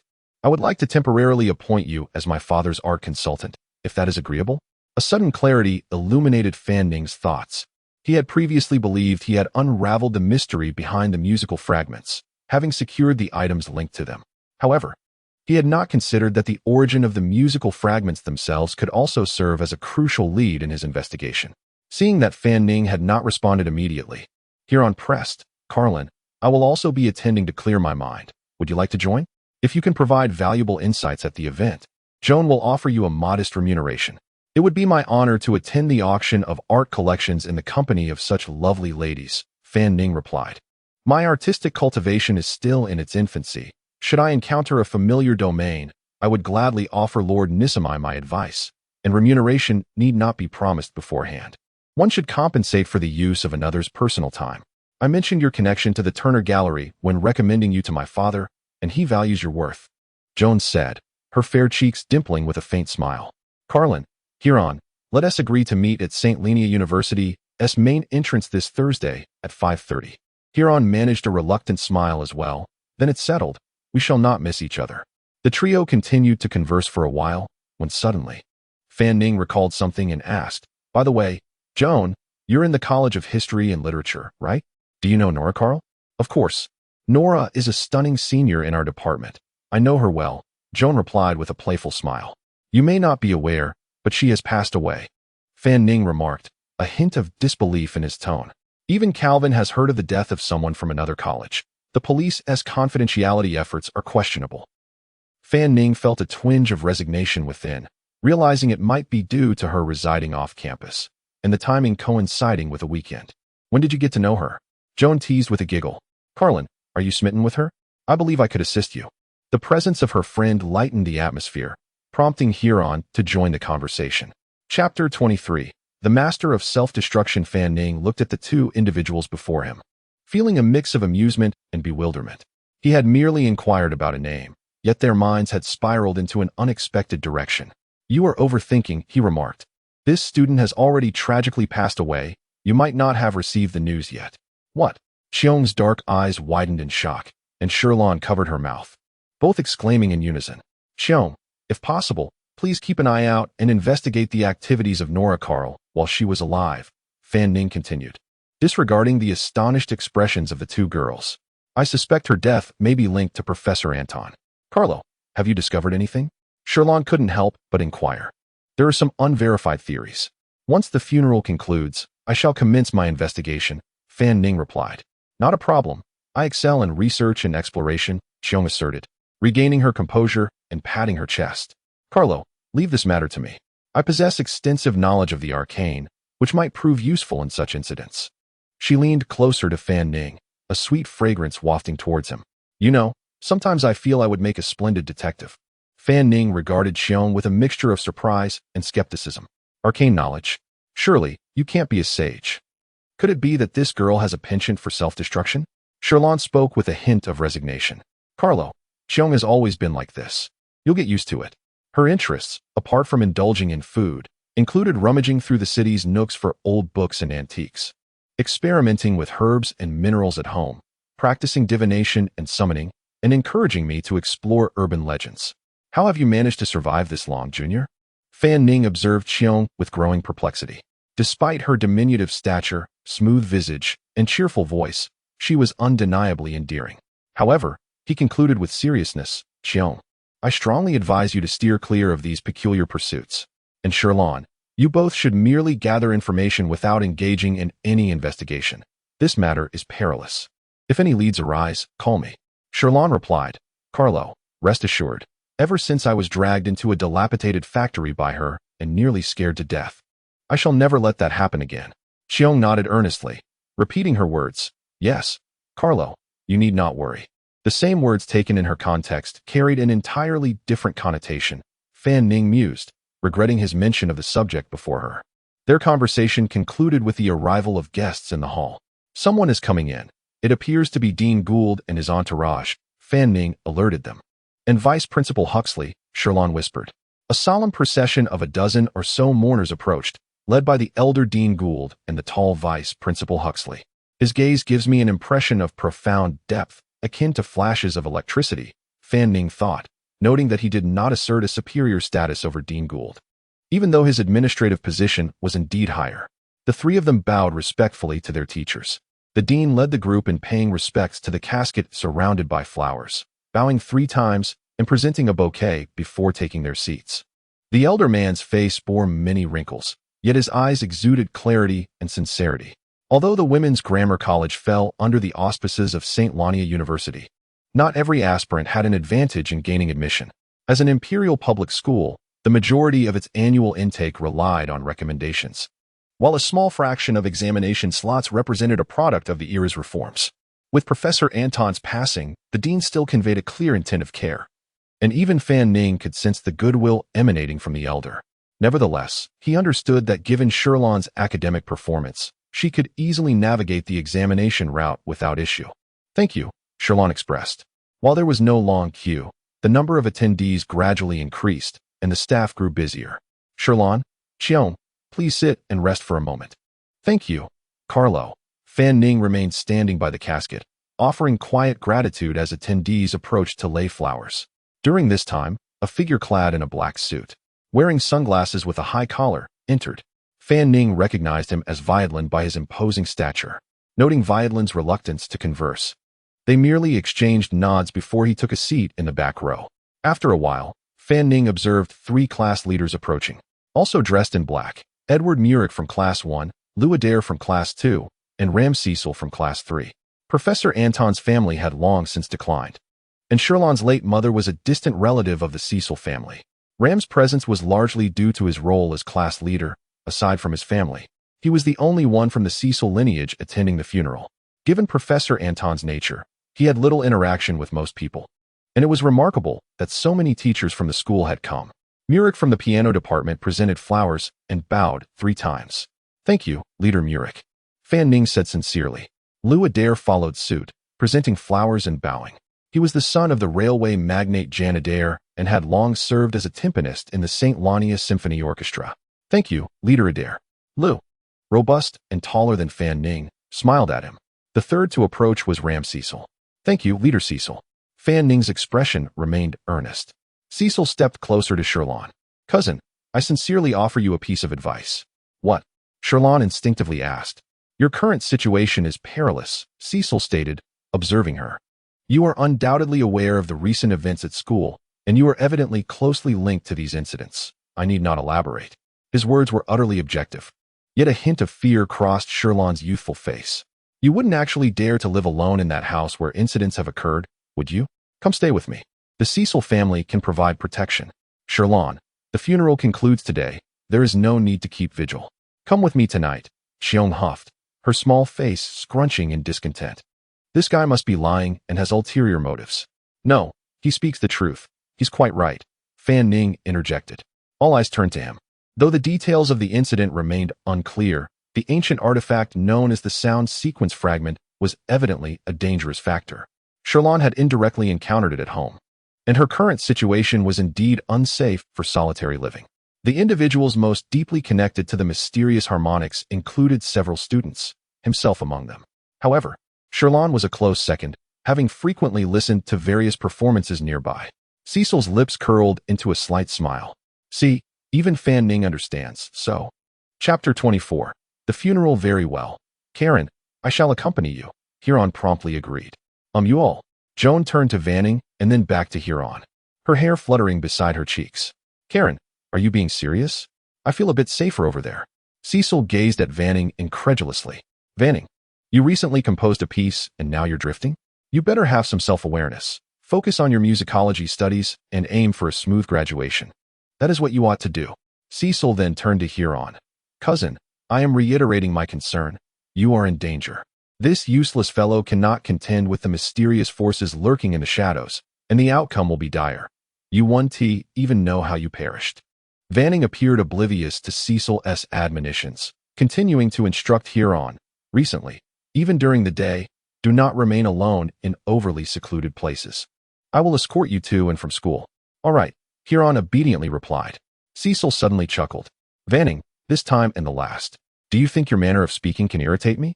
Frankly, you have indeed influenced me somewhat, but it's not a matter of great consequence. There is no point in prolonging this. I will not inquire further. May the professor rest in peace. He bowed, presenting flowers with impeccable grace. A fleeting look of astonishment crossed Vanning's eyes. Today, this fellow was not only perplexing but also unconventional. To be candid, Vanning had previously perceived Cecil's demeanor as that of a time traveler grandstanding over a minor antagonist. However, now, Vanning's wariness had escalated significantly, yet his tone remained calm, and his gaze sincere. Leader Cecil, I sincerely thank you for coming today. Cecil offered a faint smile, then composed himself, bowing to the casket before taking a seat in a more distant position.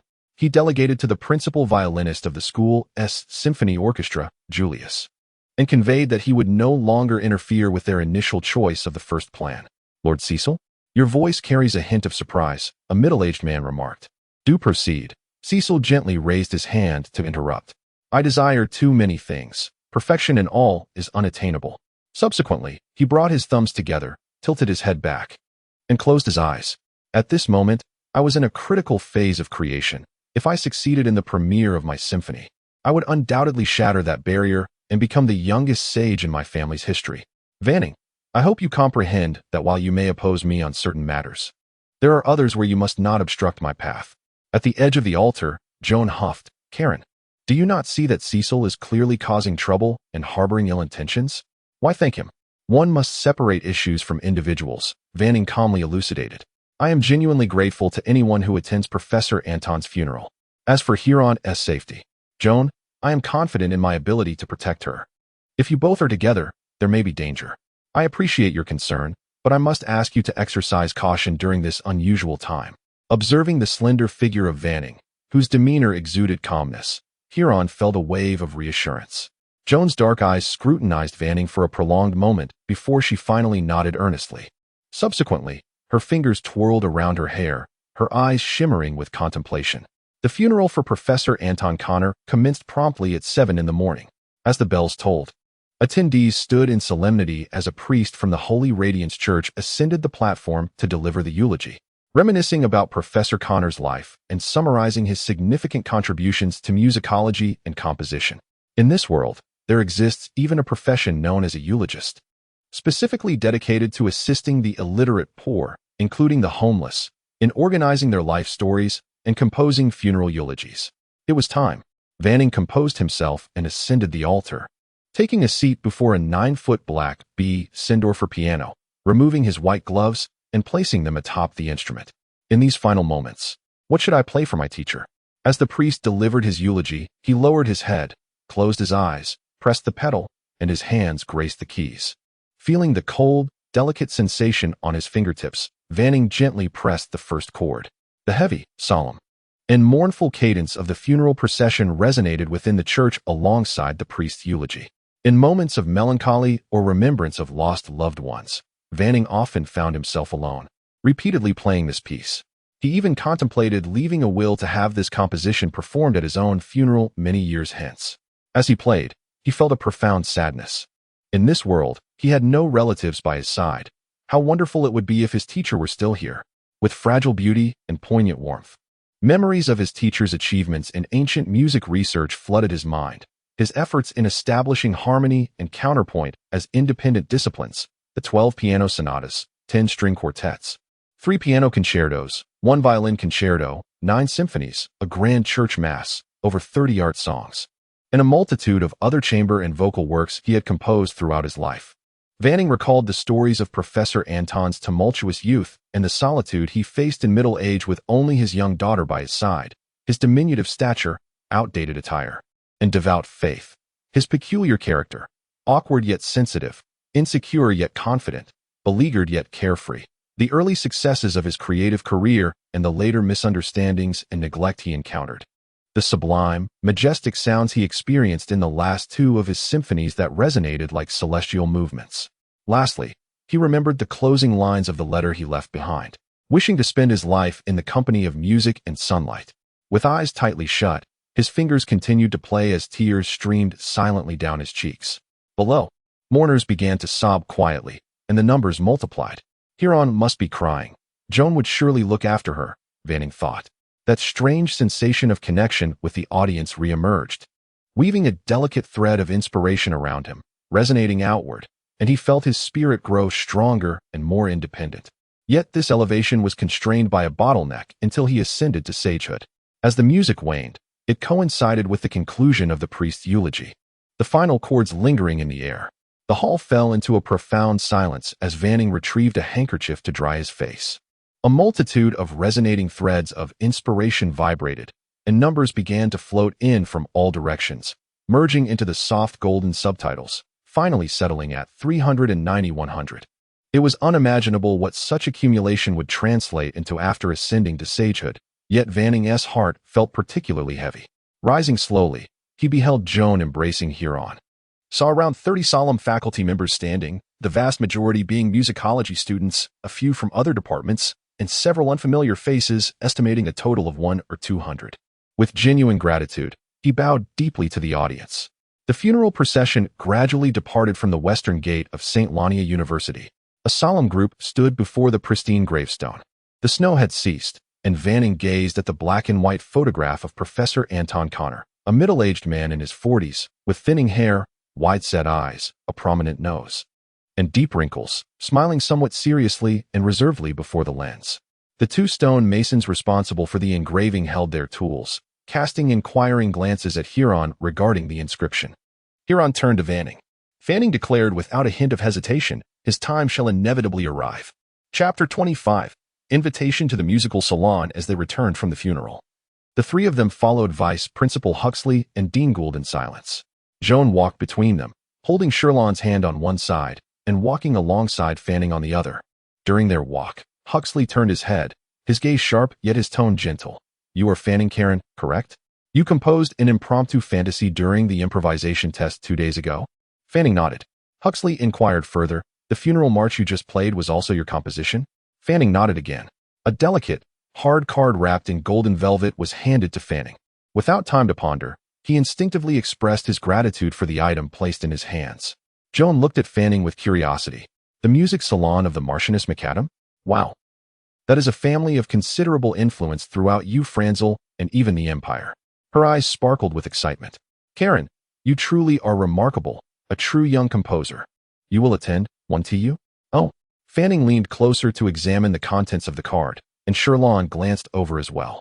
He had some understanding of the salon culture in the Empire of Theolane, which bore resemblance to modern Europe in his previous life. Typically, it was organized by a wealthy matron of the family in a private residence, revolving around discussions on literature, art, theology, philosophy, and social issues, inviting attendees to speak freely. The emergence of salon culture broke the barriers of dialogue among the empire's various social classes, whether nobles, merchants, scholars, or commoners. Anyone who could contribute valuable insights on salon topics would earn the respect of others. Organizing such high-end social gatherings required not only strong connections, but also substantial financial resources to sustain an almost extravagant banquet. Conversations naturally unfolded amidst fine wines and exquisite delicacies, with attendees enjoying delicate and costly snacks while engaging in discussions. For the organizer, the salon represented the family's comprehensive strength and refined taste. For participants, being frequently invited to a salon of a certain caliber directly reflected their social status and expertise in a particular field.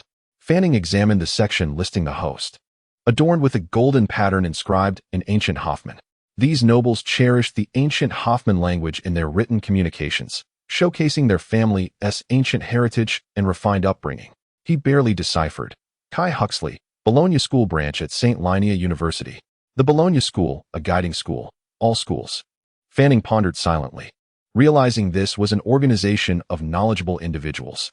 Since it was a branch at St. Linia University, it implied the existence of other branches at different institutions. Thus, these noble academies in the empire were backed by a unified scholarly force. What faction does the guiding school represent? As Fanning contemplated, he fidgeted with the invitation card, flipping it back and forth. Noticing Fanning's silence, Joan nudged his shoulder. If it's convenient, could you take us with you? Sherlon wants to unwind a bit, right? Only then did Fanning turn to the two of them. As long as I confirm my attendance, I will take you both along. All right. Vice Principal Huxley must undoubtedly be a knowledgeable individual. Today is only Monday, and there is ample time over the next 2 weeks to gather more information and decide whether to attend. However, the most crucial matter is that he must quickly advance to the level of a knowledgeable person to confidently navigate various situations. Finally, she tilted her head and made a victory sign towards Fanning. Are you a champion or just a novice? Fanning found himself increasingly perplexed by her. Fanning, Sherlon, and Joan shared lunch together in the cafeteria. Karen, take good care of Sherlon.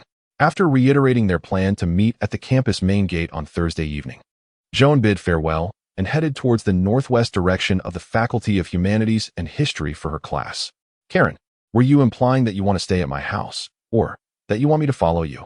In truth, Fanning had been a frequent guest at Professor Anton's home, but the circumstances were different now. He smiled. Just like before, I'll be crashing at your place. The conditions of his current apartment were rather mundane. If my Turner Art Museum reopens someday, I will certainly let you experience those luxurious guest rooms. Oh, Sherlon quickened her pace to keep up with Fanning.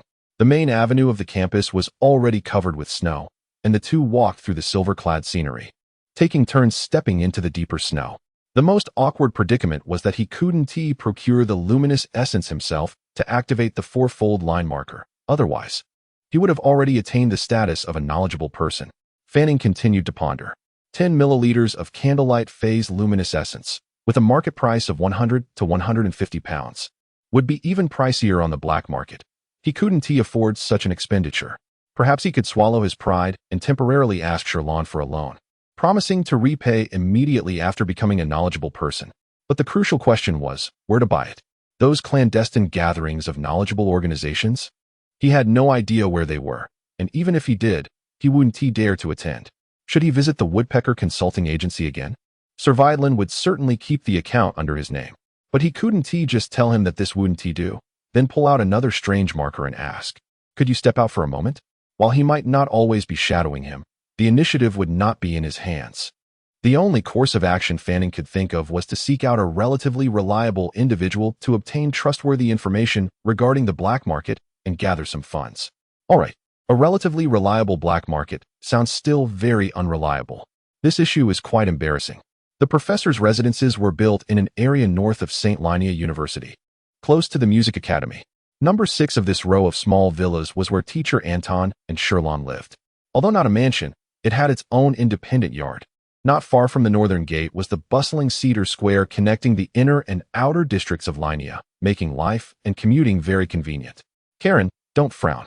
Sherlon suddenly tugged at Fanning's arm. Just today, along with the previous weekend, I will have finished everything in 3 days. I will be taking the entrance exam next year, and the academic pressure is immense. Sherlon unlocked the yard gate. Your grades will be fine, Sherlon. Fanning reassured her, adding, besides, the dean made it quite clear today that getting in through recommendations is not a problem. It will be easier, so don't put so much pressure on yourself. The yard was a patch of grass, where ice and snow covered the swing and small rockery beneath the trees. A tall chestnut tree stood at the entrance, pressing against one side of the second-floor window. Sherlon's delicate and fair fingers pointed to the other side of the yard. Karen, this is the sapling you personally planted a few years ago when you were a freshman, remember? I was carrying water while you and my father each had a shovel digging the hole, constantly complaining that your digging was leading him astray. Fanning gazed at the row of small, fragrant leaf trees blanketed in snow, a total of 10, which were not arranged neatly. When aligned for viewing, they were clearly crooked. Sherlon, I understand how you feel right now because I feel the same. Fanning then lifted his gaze towards the exquisite little house.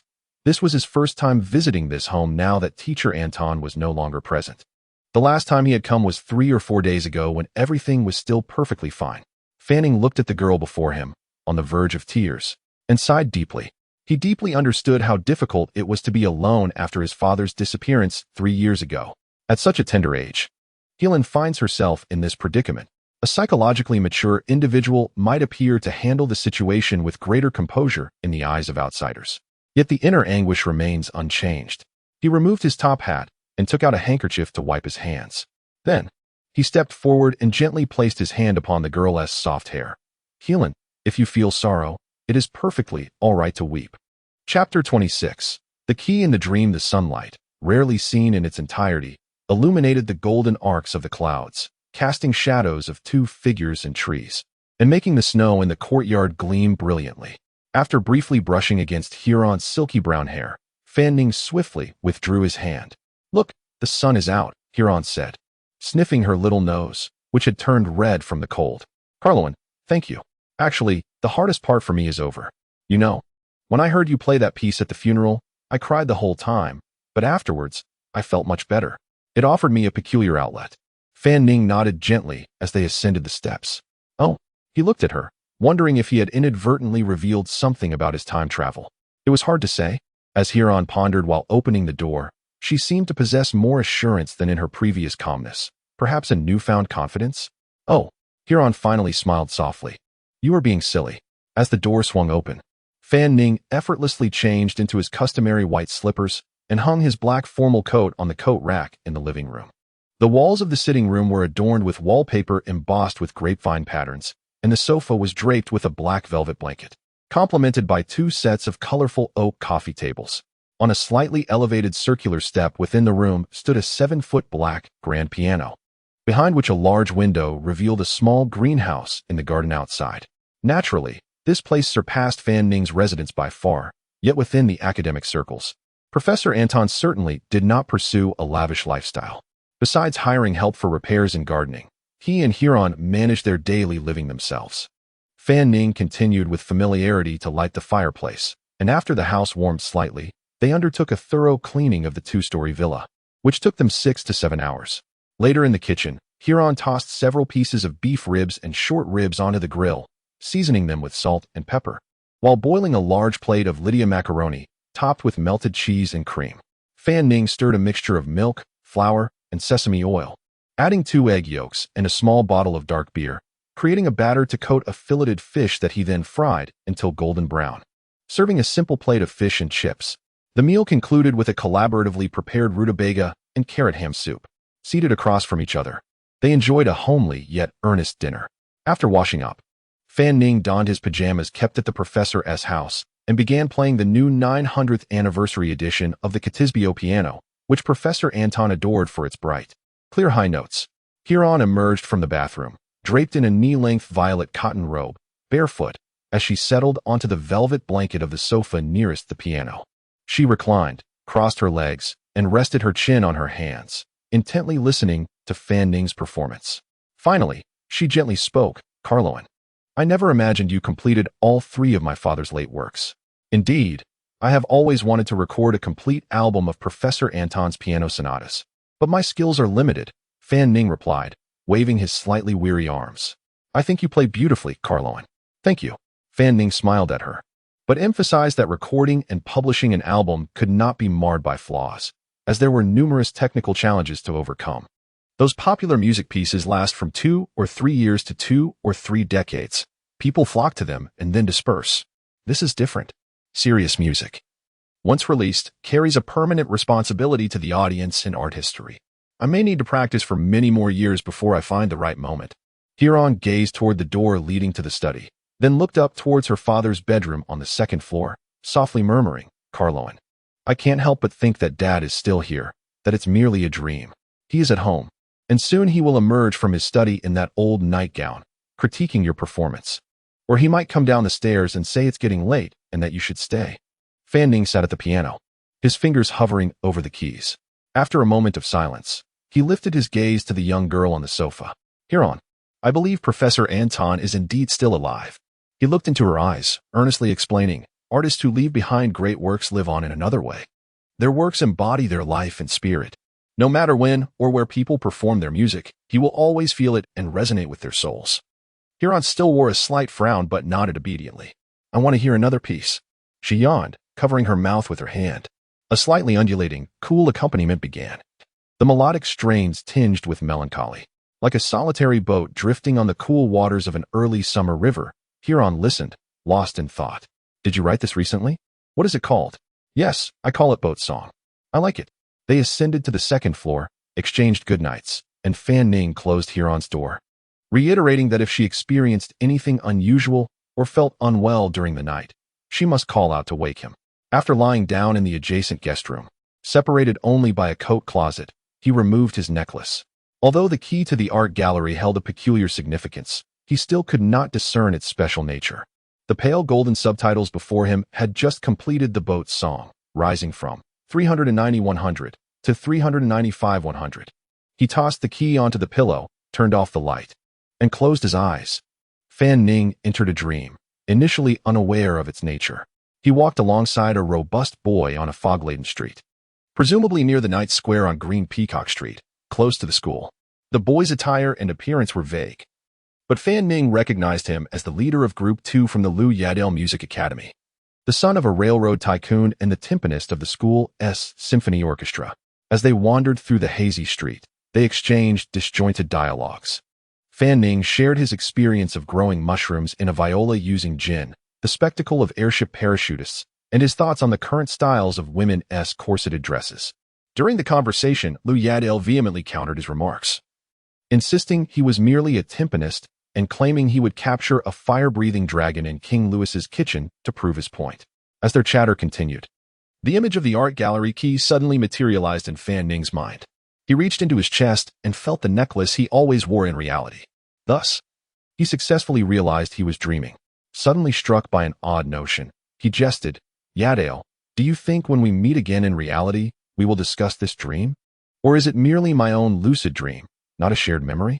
In the dream, the upper half of Lu's face became clear, his expression awakening. He gazed at Fan Ning with surprise, then looked around at the swirling street, suddenly stumbling as half his body sank into the ground. Fan Ning extended his right hand, as an almost invisible golden thread reached out, helping Lu regain his footing. "This is bad."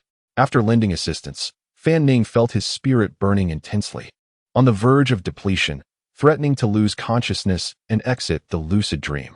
At that moment, the key hanging from his chest began to heat up, with brilliant sparks converging from all directions towards him. Amidst the tumultuous currents, an even more vigorous surge emanated from a nearby manhole cover.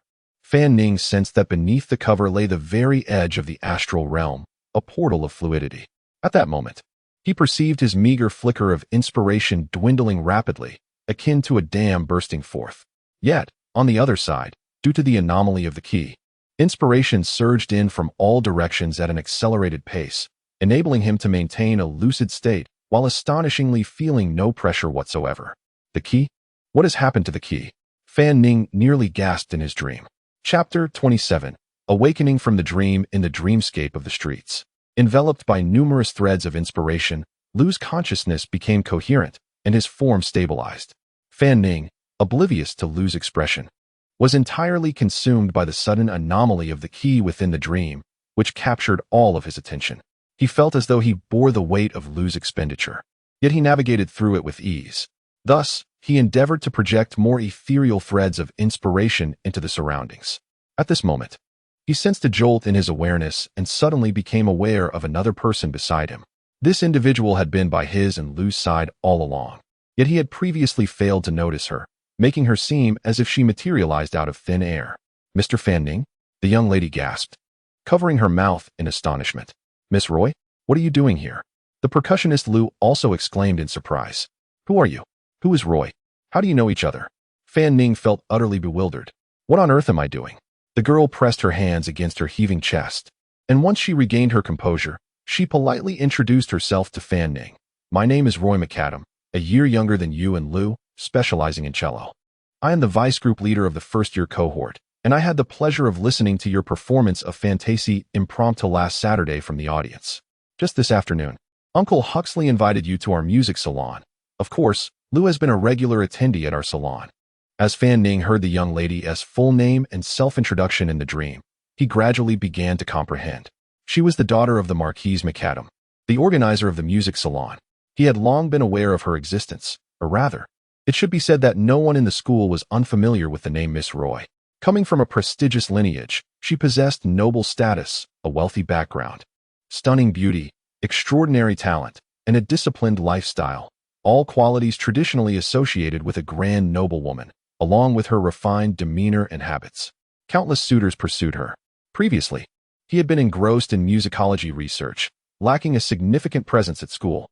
Theoretically, as they were all in the same academy, he should have encountered Roy at some point. Yet in reality, he could barely recall what she looked like. He intended to inquire about other matters, but Roy continued, her voice tinged with awe and respect. Mr. Fan Ning, I did not expect you to be a knowledgeable individual. Roy sends her regards. The girl in the red dress covered her throat with one hand, gracefully bowing to Fan Ning. No, Miss Roy, Lou interjected solemnly, the fact that we can maintain this shared dream for such an extended period, especially with two novices, indicates that Mr. Fan Ning's abilities are far beyond mere competence. Lou's voice trembled slightly. Mr. Fan Ning is at least a high-level knowledgeable individual, and he may have even transcended to the realm of Enlightened Ones. After saying this, he bowed deeply to Fan Ning. Roy gasped, Enlightened One. In the entire of Lancier, high-level knowledgeable individuals are exceedingly rare, and Enlightened Ones, perhaps only a few reside in the imperial capital. Thus, the background and talent of this Mr. Fan Ning? No, he requires no background. Being an Enlightened One is a background in itself. Even if he is merely a high-level knowledgeable individual, at such a young age, he is already a once-in-a-century genius. At this moment, the two were entirely unable to fathom the true origins and background of Fan Ning. Is Mr. Fan Ning a prominent figure in a scholarly sect of knowledgeable individuals? A core member of the church's training program? An heir of an ancient secret organization? A mysterious high-ranking official from the Imperial Special Patrol? Or perhaps, someone transcending these factions, even beyond what the family head dares to speak of? The Special Patrol strictly investigates those who come into contact with forbidden knowledge, but their focus is on the vast majority of low to mid-level knowledgeable individuals. If Mr. Fan Ning is indeed a powerful Enlightened One, even if he hails from an unofficial organization, he would be a presence that the Special Patrol must regard with equal respect. Rules are often designed for those who lack strength, becoming ineffective in the presence of higher authorities. The two, well-versed in various matters, rummaged through their memories for any relevant knowledge. Meanwhile, Fan Ning's confusion deepened. No, what on earth is happening here? Why are you both elevating me to a higher status? However, he quickly masked this emotion, maintaining a composed and confident facade. With a deliberately intrigued tone, he chuckled. It appears that both of you possess significant knowledge about knowledgeable individuals. Observing the enigmatic Fan Ning, the young lady Roy promptly responded. Mr. Fan Ning, please do not jest. Although I have only recently begun to delve into dream control, and my intensity of inspiration does not meet the requirements for advancing to a knowledgeable individual, the McAdam family holds a certain status within the Empire, and we have a few knowledgeable individuals in our ranks. Lou's family situation should be similar to mine. Indeed, Roy continued, and like you, I attended Professor Anton Conrad's funeral, where I had the privilege of hearing your profoundly moving performance. Fan Ning discreetly analyzed the information revealed in their conversation. It was easy to deduce that the number of knowledgeable individuals was exceedingly scarce. In long-established noble families like Roy's or emerging tycoon powers like Lou's, knowledgeable individuals could be counted on one hand. Additionally, he recalled that Violin had previously informed him that knowledgeable individuals could indeed pull others into lucid dreams or even induce dream migration. The occurrence of mutual dreams certainly possesses an element of randomness. However, it can be influenced by strong hints in real life, increasing the likelihood. If the other party possesses a basic understanding of dream control and the foundational inspiration for dream verification, the situation becomes even simpler. For instance, in this instance, both had strong impressions from their respective performances. As for himself, having encountered Lou while presenting flowers at the funeral, it was relatively easy for him to appear in his dream. He had previously been unaware of Roy, knowing only her name, but he might have briefly scanned her face from the stage, leaving a subconscious trace, making her appearance within the dream slightly more challenging. Lastly, the duration of shared dreams is brief, and the cost is high. Even Enlightened Ones would not engage in such endeavors lightly. He bore the burden of two individuals, which should have led to a rapid depletion of inspiration, causing everyone to inevitably drift into their own unaware dreams. Yet, his key to the art gallery led them to misjudge his strength. Misjudged, indeed, completely misled. Mr. Fan Ning, Roy spoke again politely. Are you using this method to inform me that you will confirm your attendance at our music salon next Saturday? That question, I have yet to decide. Fan Ning thought quickly. If he indicated that he had not confirmed, he would need a different reason to explain why he had drawn them into his lucid dream, or else the conversation would become rather difficult. He was uncertain of how it had turned out this way. Did he find it amusing, and simply pulled them in at random? No, That would mean the persona he had just established would collapse. He smiled and nodded. Yes, I would appreciate it if, in future occasions when you mention me, it is always in the capacity of a fellow student. Of course, Roy replied, revealing an impeccably sweet smile. It is an honor for both me and the McAdam family. I will arrange for a car to pick you up an hour early at the school gate. I understand your intention, Lou quickly added. Both Roy and Lou were astute. Since Fan Ning had chosen to assume the public identity of a student at the current music academy, regardless of whether it was for travel or some other purpose, it remained beyond their scrutiny. At the very least, Mr. Fan Ning was a respected composer, and the process of becoming acquainted with him was enjoyable, yielding only benefits. Lou then stepped forward once more. Mr. Fan Ning, I do not wish to waste the valuable time of the shared dream that you have created, but I still have a request to make. Captain Adair, is there something you need? Fanning did not perceive any signs of a creative drought as he languidly inquired. No, please just call me Lou, the young man insisted, shaking his head repeatedly. I wish to commission you to compose a piece. Oh, Fanning responded, somewhat astonished. Why? What sort of piece? Anything, as long as you leave my father's name in the dedication upon publication. You see, this has no bearing on subsequent copyright issues. It is merely an honor for our family, akin to possessing a renowned painting. Should you choose to accept the commission, we are prepared to offer $400 for a chamber music piece and $1,200 for a larger orchestral work. Aren't you currently contemplating a symphony for your graduation concert? Lou hastily added, this is not a transaction, nor am I hiring you. It is simply a gesture of respect for an artist. A chamber music piece for a flat? A symphony could purchase a small villa? The world of artists is indeed prosperous. Rather, it should be said that capitalists are devoid of humanity. Fanning fell into contemplation. He pinched the tip of his nose. Well, speaking of which, I have been conceiving a string quartet recently. Your delightful inspiration knows no bounds, Lou expressed with a hint of joy. Mr. Fanning, we are willing to offer $500 for the dedication of the string quartet.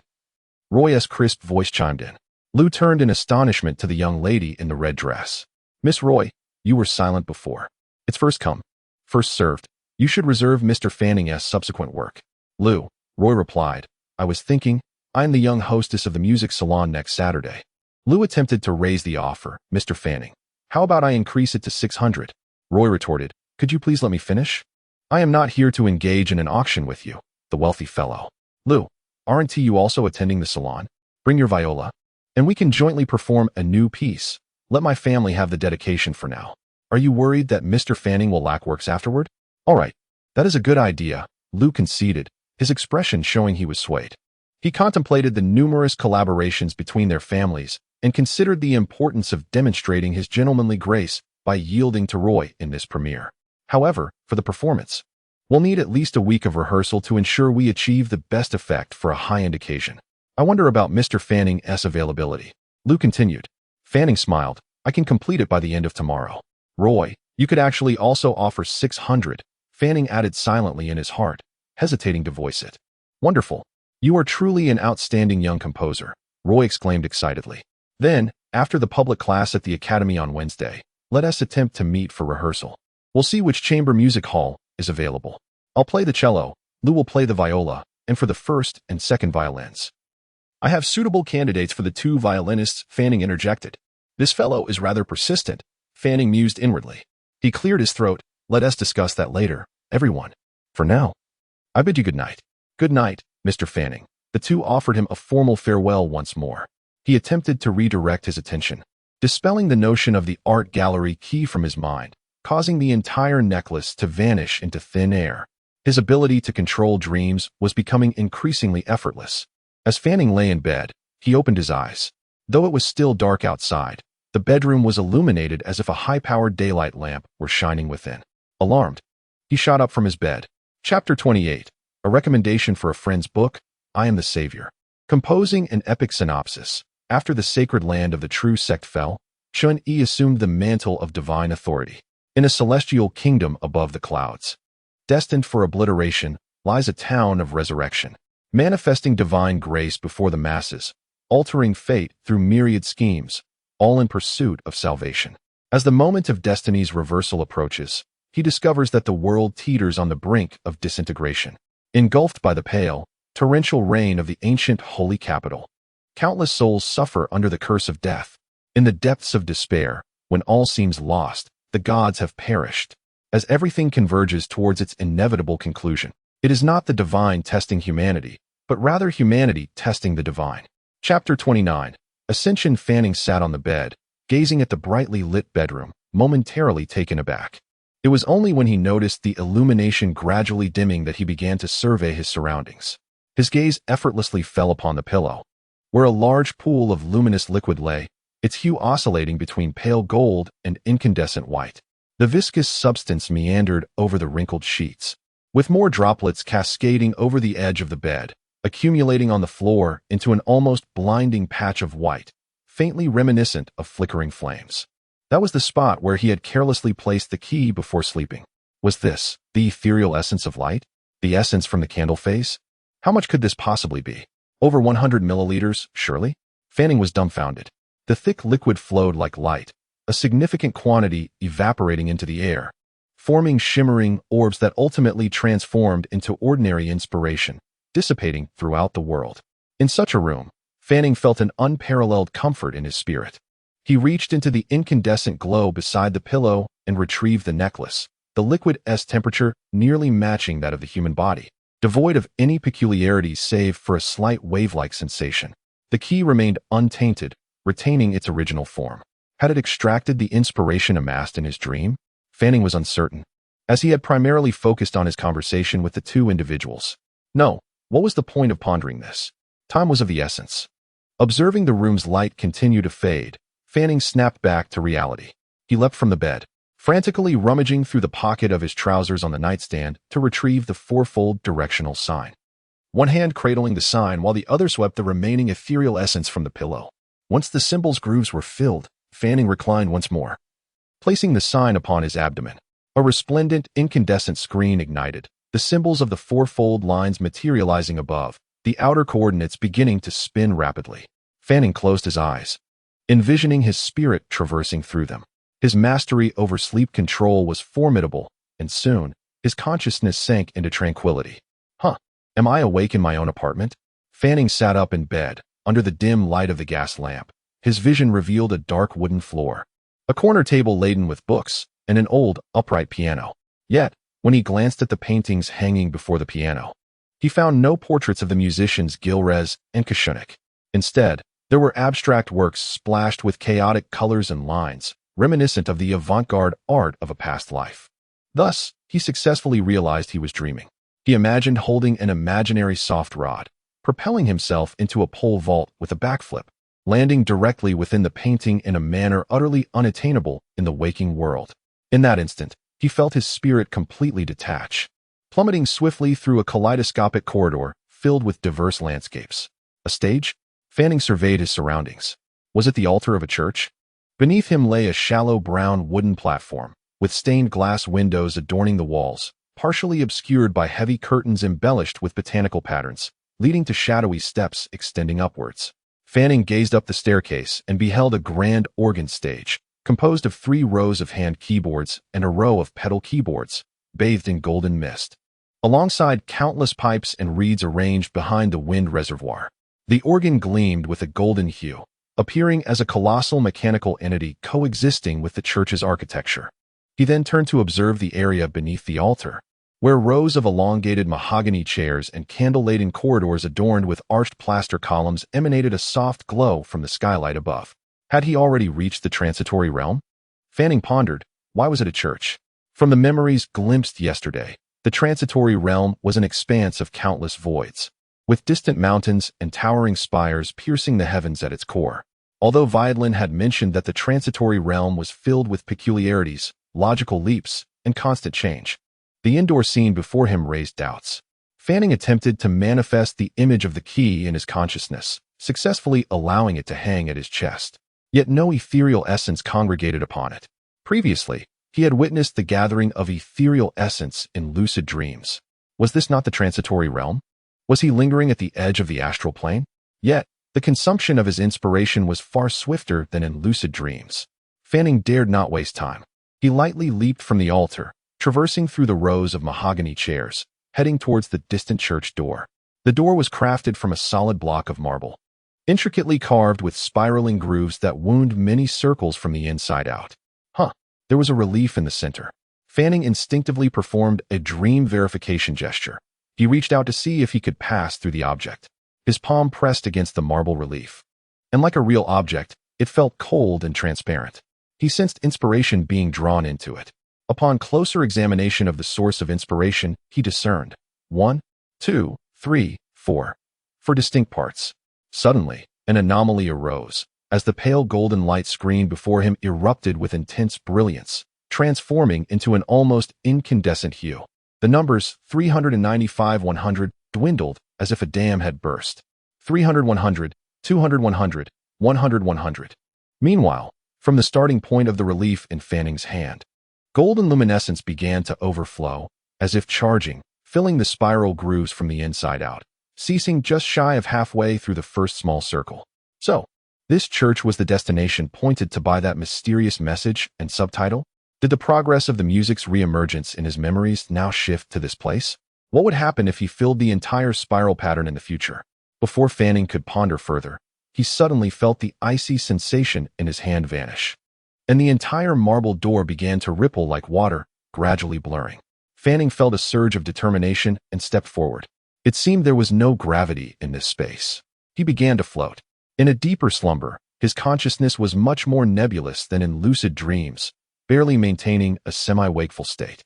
What is this? This is... In the nocturnal embrace, the steep surrounding mountains were cloaked in strange flora, colossal waterfalls cascading like lightning from the peaks, cleaving the mountains in two, and then fracturing into countless tributaries, meandering like streams at the gentler foothills. Further away stood the crystalline spire, its lower edge obscured by the encircling mountains, while its apex soared into the heavens. Fanning found himself amidst the river at the foot of the mountains. Though floating, his lower body remained immersed in the icy waters. Yet, he paid it no mind. For at this moment, he was fixated on the entity above the spire's dome, behind the myriad curtains of light and darkness. A certain incomplete silhouette refracted through the brilliance, reflecting upon his spirit. Fanning felt a suffocating sensation. This feeling of asphyxiation intertwined with sublimity, akin to the overwhelming steep cliffs. The sky erupting with tempestuous black clouds, the destructive force of a volcano, the gale-force winds sweeping all away, the tumultuous seas, and the cascading waterfalls from mighty rivers. This initial light of recognition was neither sound nor silence, neither sight nor mere vision, and not even information conveyed through language. It transcended the realm of sensory perception. If one were to describe this initial light of recognition, it would be akin to the harmonious resonance of a church organ. A diminutive being colliding and being crushed amidst the movements of colossal celestial bodies, a dazzling display of light, an extreme ecstasy, a disorienting rapture. The tears of enlightenment and transcendence. The candle embodies hope, enlightenment, and the truest shadow of brilliance. It represents the most sacred flame of the world. The eternal fugue guides one to the pinnacle of art, residing in the sanctity of the garden, above which lies the very place of your spirit's birth. It rends itself asunder, its open wound shimmering like the stars, dispersing fuel, with blood that flows forth in a blaze as radiant as fire. Thus, the throne of inspiration and insight is exalted, exalted, exalted. It separates your name from that of its servant. For the spirit of one among you is a flickering candle flame, a gathering of candlelight, coal stirred by the wind, burning coal, coal that emanates light. All embraced by the fearful, the beloved, the favored, the contemplative, the chosen of the Most High, who recounts in ecstasy, singing, lifting their gaze, and exuberantly serenading, paying homage to the heavens beneath the abode of the Most High, ever attentive to their pleas. Each day, inspiration surges forth, a heart brimming with joy, unceasing day and night, just as it is proclaimed, Holy, holy, holy, the Lord of Witness. A crescendo within the mind. Countless whispers of knowledge or secret transmissions flood into Van Ning's consciousness. Is the witness referred to by this fourfold line, known as the eternal fugue?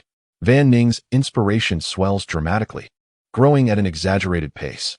Simultaneously, his spirit is endowed with a certain gift by this radiant shadow. He gazes long into the existence behind the myriad curtains. After several breaths, every hue of things in motion before his eyes transforms into incandescent white. He falls back, his spirit piercing through the grand doors of the church behind him, descending to the earth's surface. The bedroom remains shrouded in darkness, silence enveloping both inside and out. As Van Ning opens his eyes, he reaches out to ignite the gas lamp at his bedside and scrambles out of bed. The signposts have vanished into thin air after use. The clock on the wall points to 1:40 a.m. He approaches the window and gently pushes it open. The winter night is desolate and silent. He observes the snow accumulated on the towering chestnut branches outside the glass, along with the scenery of the courtyard peeking through the gaps. Everything remains as it was, yet everything feels astonishingly different. Note 1. Adapted from Kant's critique of judgment regarding the concept of the sublime. Chapter 30. The gift of the candle. Fan Ning stood for a long time before the window of his bedroom. At last, I comprehend the inexplicable sense of confinement I felt upon traversing this world. For it is merely the façade of reality, a mere accumulation of detritus settled at the lowest depths after an infinite descent. In this moment, he felt an unprecedented surge of inspiration. His thoughts were clearer than ever, and his perceptions of the surrounding world were sharper than at any previous time.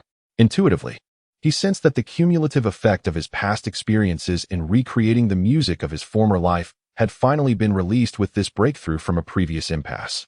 The mechanism of the art gallery key was indeed an extraordinary boon to his spirit. Moreover, the young girl in the adjacent room lay on her side, her breathing steady yet occasionally disrupted, indicating her sleep was not entirely tranquil.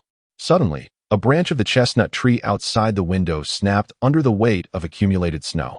My vision had not enhanced, my hearing had not sharpened, nor had the tactile sensitivity of my fingers increased. The scents wafting through the air remained unchanged. According to the esoteric knowledge imparted by Viadolin, the senses belong to the domain of the pool's face. Yet, this transformation within myself was a heightened awareness of the etheric body, emotional body, astral body of living beings, and the fluctuations of the environment, as well as a keener intuition regarding certain transcendental, concealed, and mystical realms. He felt again the etheric layer closest to his physical form, enveloped in a warm, resilient, rippling light.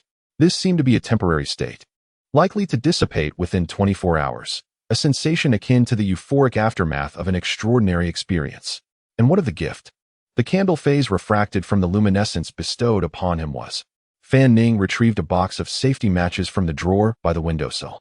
With a snap, a pungent sulphurous smoke wafted forth. The ignited match emitted a bright glow.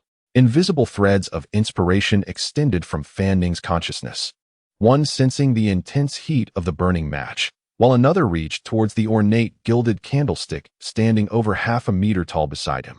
The unlit half of the tallow candle, specifically the minuscule space near the wick measuring less than a cubic centimeter, was delineated and confirmed by this thread of inspiration. Then, Fan Ning focused his spirit, simulating a connection between these two regions. After sustaining this awareness for roughly half a second, he envisioned gently pulling them together. The match extinguished, releasing a wisp of smoke, while the candle suddenly ignited. The sensation of control and transmission of the flame? Fan Ning marveled at this wondrous manipulation. No, it was not that simple. His gaze was fixed upon the large mass of snow on the branch of the chestnut tree outside the glass window, his inspiration probing the coldness of the ice and snow. He then refocused on the glass itself, which, under the warmth of the fireplace, must possess a higher temperature than the exterior. Sensing the temperature, delineating the areas, and establishing a connection, gently tugging at one another, crackle, crackle, crackle. A dense layer of thin ice swiftly formed on the glass window before him. To be precise, it was a transfer of temperature. Fan Ning proceeded to repeat various attempts and exercises to discern the characteristics of this newfound ability. What was certain was that he lacked the capacity to spontaneously ignite or freeze objects. Instead, he could exchange the temperatures of two locations in an extraordinarily brief span. This alteration was far more intense than simply applying fire. Due to the brief duration, the rapid increase in temperature was almost explosive. Moreover, the manipulable range currently centered around himself, extending roughly 10 meters, could navigate around obstacles. It was uncertain whether this ability could directly affect the surface or interior of living beings. It seemed that the greater the temperature differential between two areas, the smaller the region available for exchange, yet this did not pertain to the materials involved. If I were to exchange the temperature of a cup of water and a piece of heated iron of equivalent mass, would not the overall thermal energy increase? Given that water has a higher specific heat capacity, this does not conform to the principle of conservation. Fan Ning attempted to analyze this with the mindset of a scientific thinker. Indeed, the realm of the mysterious was different. Here, inspiration could truly serve as a source of power. He sensed that this ability could manifest in numerous peculiar applications across various scenarios. However, one aspect remained unclear. Was the subject of temperature exchange the spatial region or the object itself? For instance, he had tried to determine if he could solely focus on half the spatial area of the match's flame and exchange it with the extinguished wick of the candle. Yet, it seemed he could not achieve such precision. The eventual outcome was still the extinguishing of the match and the ignition of the candle. All these limitations, he wondered, might gradually improve with the enhancement of his inspiration. Would future advancements bring about further changes? If he could unleash his imagination without constraints to exchange temperatures, the potential consequences would be terrifyingly limitless. The enhancement of inspiration. Previously, Viadalin had mentioned that his intensity of inspiration was approximately tenfold that of an ordinary person. Now, illuminated by the luminescent shadow, he pondered how much it had increased. He felt it had at least doubled. He recalled the time he faced the marble door of the church, reaching out to touch the relief depicting the eternal essence of the witness, only for the spiral grooves to be infused with flowing light, ceasing momentarily, indicating he would need to continuously recreate the music from his memories. Fan Ning furrowed his brow. Despite the presence of confusion and forgetfulness, he was still capable of recalling certain memories. Yet, he seemed unable to remember any information or essence regarding the shifting coordinates. With this thought, he picked up the art gallery key once more, preparing to study it closely when suddenly, he halted, his gaze catching a fleeting glimmer of faint golden light. Since becoming aware, his intuition regarding the transcendental aspects of the mystical realm had sharpened significantly. After standing before the bed for 2 or 3 seconds, he swiftly exited the guest room and headed straight to Shilon's chamber door. Shilon had not locked the door, and Fan Ning gently pushed it open. A faint, delicate fragrance enveloped him as he stepped inside. In the darkness, the girl's voice held a note of alarm. Shilon, it is I, Fan Ning whispered. Moments later, Shilon ignited the gas lamp. This room, unlike any Fan Ning had seen before, was adorned with a golden fern-patterned carpet, walls decorated with numerous dolls and wooden engravings, and small furniture draped in vibrant fabrics.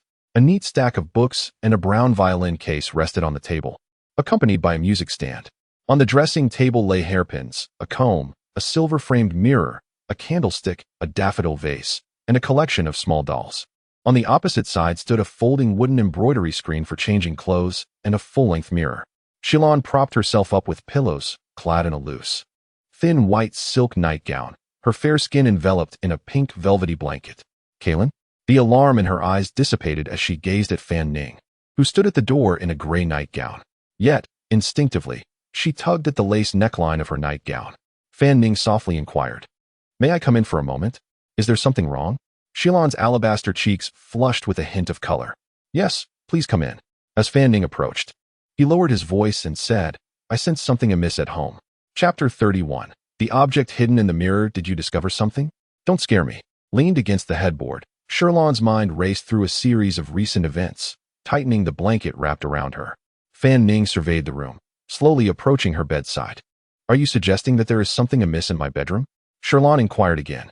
Instinctively, she made a motion to shift away slightly, but instead, she clutched the blanket tighter. Edging closer to where Fan Ning stood, the sense of unease permeated the entire house, though the specifics remained elusive.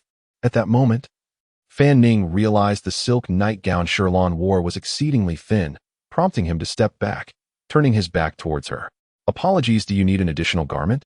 "Thank you," Shilon murmured timidly, rising from her bed to shed the blanket. She bent to retrieve the violet cotton robe she had worn in the living room, draping it over her silk nightgown. Fan Ning meticulously scrutinized every corner of Shilon's boudoir, and upon confirming that nothing seemed out of the ordinary, he exhaled in relief. Since his ascension to a being of knowledge, he had developed a peculiar perception of the surrounding etheric bodies, emotional essences, and the spatial environment inhabited by living beings. He attempted to close his eyes for a moment, longer than a mere blink, striving to imprint the surrounding scene upon the darkness within. He felt as though a faint golden beam of light penetrated his star spirit from above, traversing through him without a discernible beginning or end. Then came a second golden beam, similarly formless, entering from his left armpit, and exiting through the right. A third beam pierced through his chest and shoulder blades, emerging from his back, again without a clear origin or conclusion. These beams converged at his chest, where he envisioned a luminous orb. Inspired by a flicker of insight, this orb radiated with a pearlescent hue, shimmering with a cool flame, expanding slowly as if enveloping the surrounding elements in a field of inspiration. Now, Fan Ning's vision was shrouded in a dark golden hue, akin to wearing 3D glasses from a past life, revealing various forms and shadows he had never encountered before. He discerned that each entity possessed an array of phase attributes, yet the intensity of ordinary objects, particularly inanimate ones, was remarkably low. When he turned his gaze toward Sherlan, who stood barefoot on the bed, he perceived her etheric body primarily adorned with a soft green halo, its texture quite uniform. He sensed that this vitality might represent a cocoon phase, with the heart and main arteries transitioning from a deep green to a peachy pink. Her outer emotional body radiated a milky white, interspersed with flickers of deep blue and bright red light, while her outermost star spirit exhibited a lighter hue, with only her head adorned in a hint of golden candle-like essence, transitioning from pale yellow to silvery white. Yet, he still did not comprehend the interpretation of these colors. "Carloan, what is wrong?" Sherlan asked, feeling somewhat self-conscious under Fan Ning's unwavering gaze, her small hands fidgeting with the hem of her garment. "Do we truly need to venture outside?" Sherlan pouted slightly. "I think it would be safer for us to lock ourselves in here if something is amiss." With a swift motion, Fan Ning struck a match and approached Sherlan's vanity. "Carloan, the gas lamp is already lit," Sherlan remarked. Yet, Fan Ning continued to ignite the candle on the candlestick. Subsequently, he blew out the matchstick. "If there truly is something mysterious, being behind the door won't suffice. Let us go out and investigate. I will protect you." "All right." Sherlan looked into Fan Ning's eyes, sensing the seriousness and determination within, which eased her anxiety somewhat. The two first descended to the basement storage room, then explored the first floor's parlor, study, dining room, and kitchen, where Fan Ning illuminated each room with the gas lamps. Increasingly perplexed, Fan Ning recalled that his initial intuition had indeed detected an anomaly within the house, particularly in the bedroom, where he sensed an unusual silvery light and a strange blue phase. As he conducted a thorough search, his intuition fluctuated erratically. Fan Ning meticulously examined every nook and cranny, including the fireplace, piano, behind the curtains, kitchen cabinets, and wardrobe. The description of the anomaly as intermittent felt inadequate. The sensation brought by his intuition seemed more accurately described as discontinuous. No, that description was still lacking. He paused before the full-length mirror on the first floor, acutely aware of something very erratic. Yes, the sensation of the phase anomaly was exceedingly erratic. As he ascended the stairs, Fan Ning finally found the precise term. Initially, as he prepared to sleep in the guest room, he felt the anomaly nearby, but when he delved deeper, the sensation vanished. Thus, he cautiously sought Sherlan's company. Later, he sensed the anomaly might be downstairs, yet he could discern nothing now. They arrived at the master bedroom of teacher Anton on the second floor. Turning on the gas lamp, the room was impeccably tidy, with new bedding, while some of the deceased's clothing was locked away in the basement storage, resembling a larger guest room. Within Fan Ning's vision, tinged with a dark golden hue, a halo flickered momentarily, as his lingering memories seemed to transition from blue to gray-green, slate gray to silvery white at the edges. Fan Ning navigated the space, observing two armchairs, a walnut small table, playing cards, a small copper mirror, and a model airship. Could it be that I misinterpreted the symbols perceived through inspiration? Or perhaps my recent ascension has rendered certain states unstable? Fan Ning began to doubt himself. Oh, in the dead of night. She must have scarcely slept during the vigil these past nights, and now this commotion. Fan Ning plopped down onto the fabric armchair in the bedroom, propping his legs upon a small stool, reclining slightly. "Sherlan, turn off the light and get some rest." Sherlan displayed a relieved expression, yawning deeply as she slipped beneath the blanket, clad in her robe.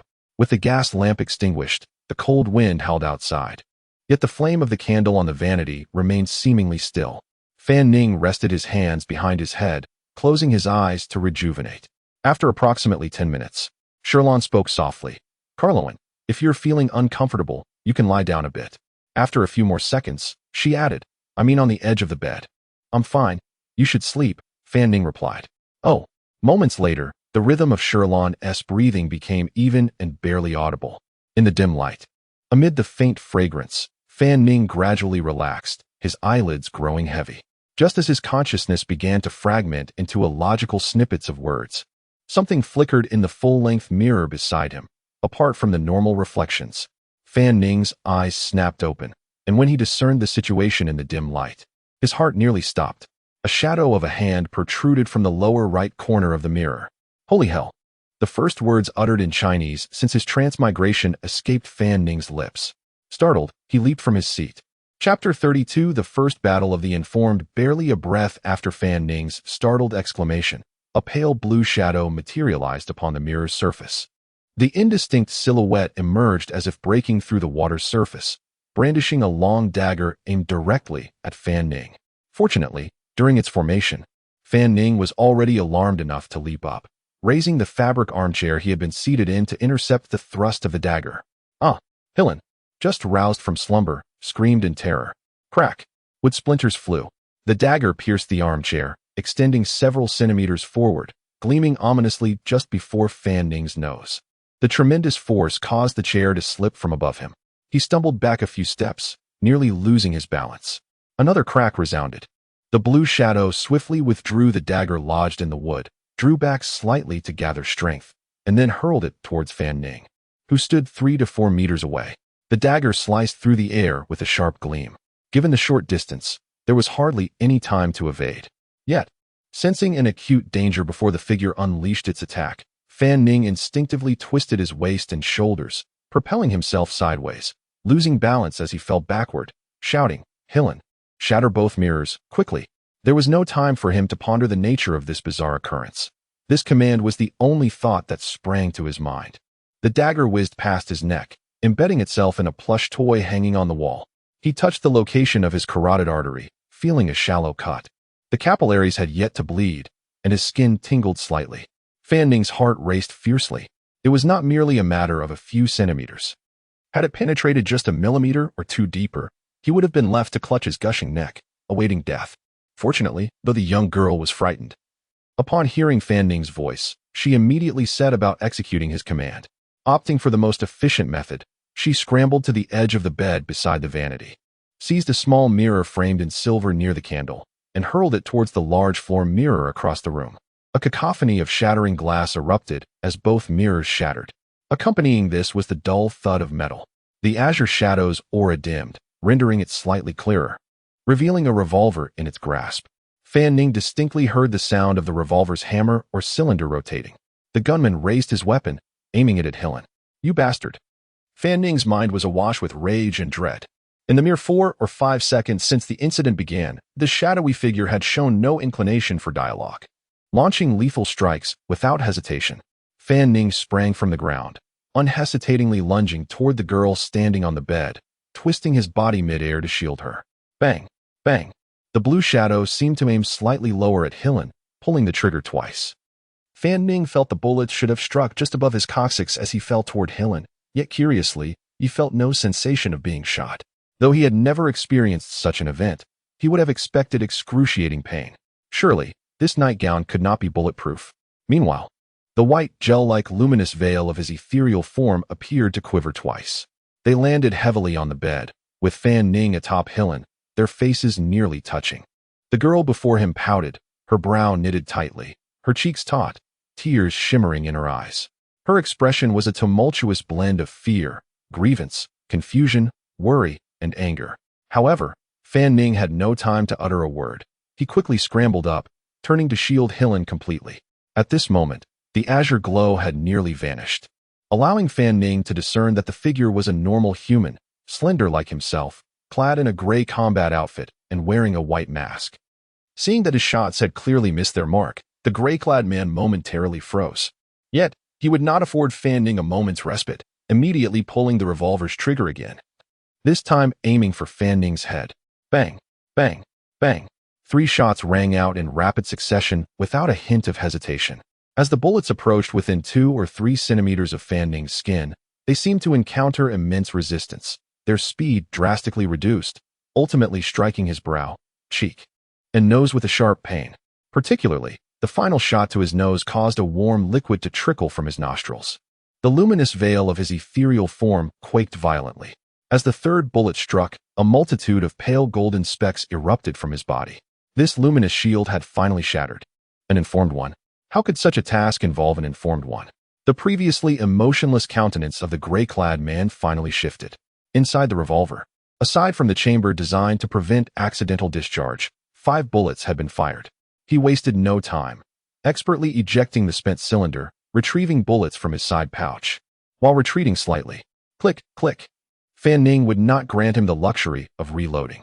He seized a nearby stool and charged forward, intending to bring it crashing down upon him. The gray-clad man, skilled in reloading, quickly pressed the magazine into the brass frame, just as he aimed again at Fan Ning. An instinctive thread of perception connected him to a burning candle, while another delineated the entire exterior and grip of the revolver. Imagining their connection, he gently pulled them together, extinguishing the candle's flame. Suddenly, the gray-clad man felt the revolver in his hand become searing hot, the wooden grip turning charred black. With no mental preparation, the handgun slipped from his grasp, clattering to the floor. Even if he wished to hold it, he could not, let alone aim it. Yet, instinctively, he lunged to retrieve the fallen weapon. What awaited him was the stool in Fan Ning's hand. With a resounding thud, the stool struck the man's head, causing Fan Ning's palm to almost split from the impact. Though not particularly physically strong, Fan Ning, a young man in his early 20s, harnessed the adrenaline coursing through him, delivering a blow that sent the gray-clad man reeling, stars dancing before his eyes, his temples throbbing. Fan Ning discarded the stool and bent to grasp the firearm. Just as he neared the ground, the gray-clad man, enduring the excruciating pain, kicked the handgun away. With no time to retrieve it, Fan Ning instinctively grabbed another object. However, the gray-clad man was unwilling to engage in such a struggle and swiftly retreated a few paces.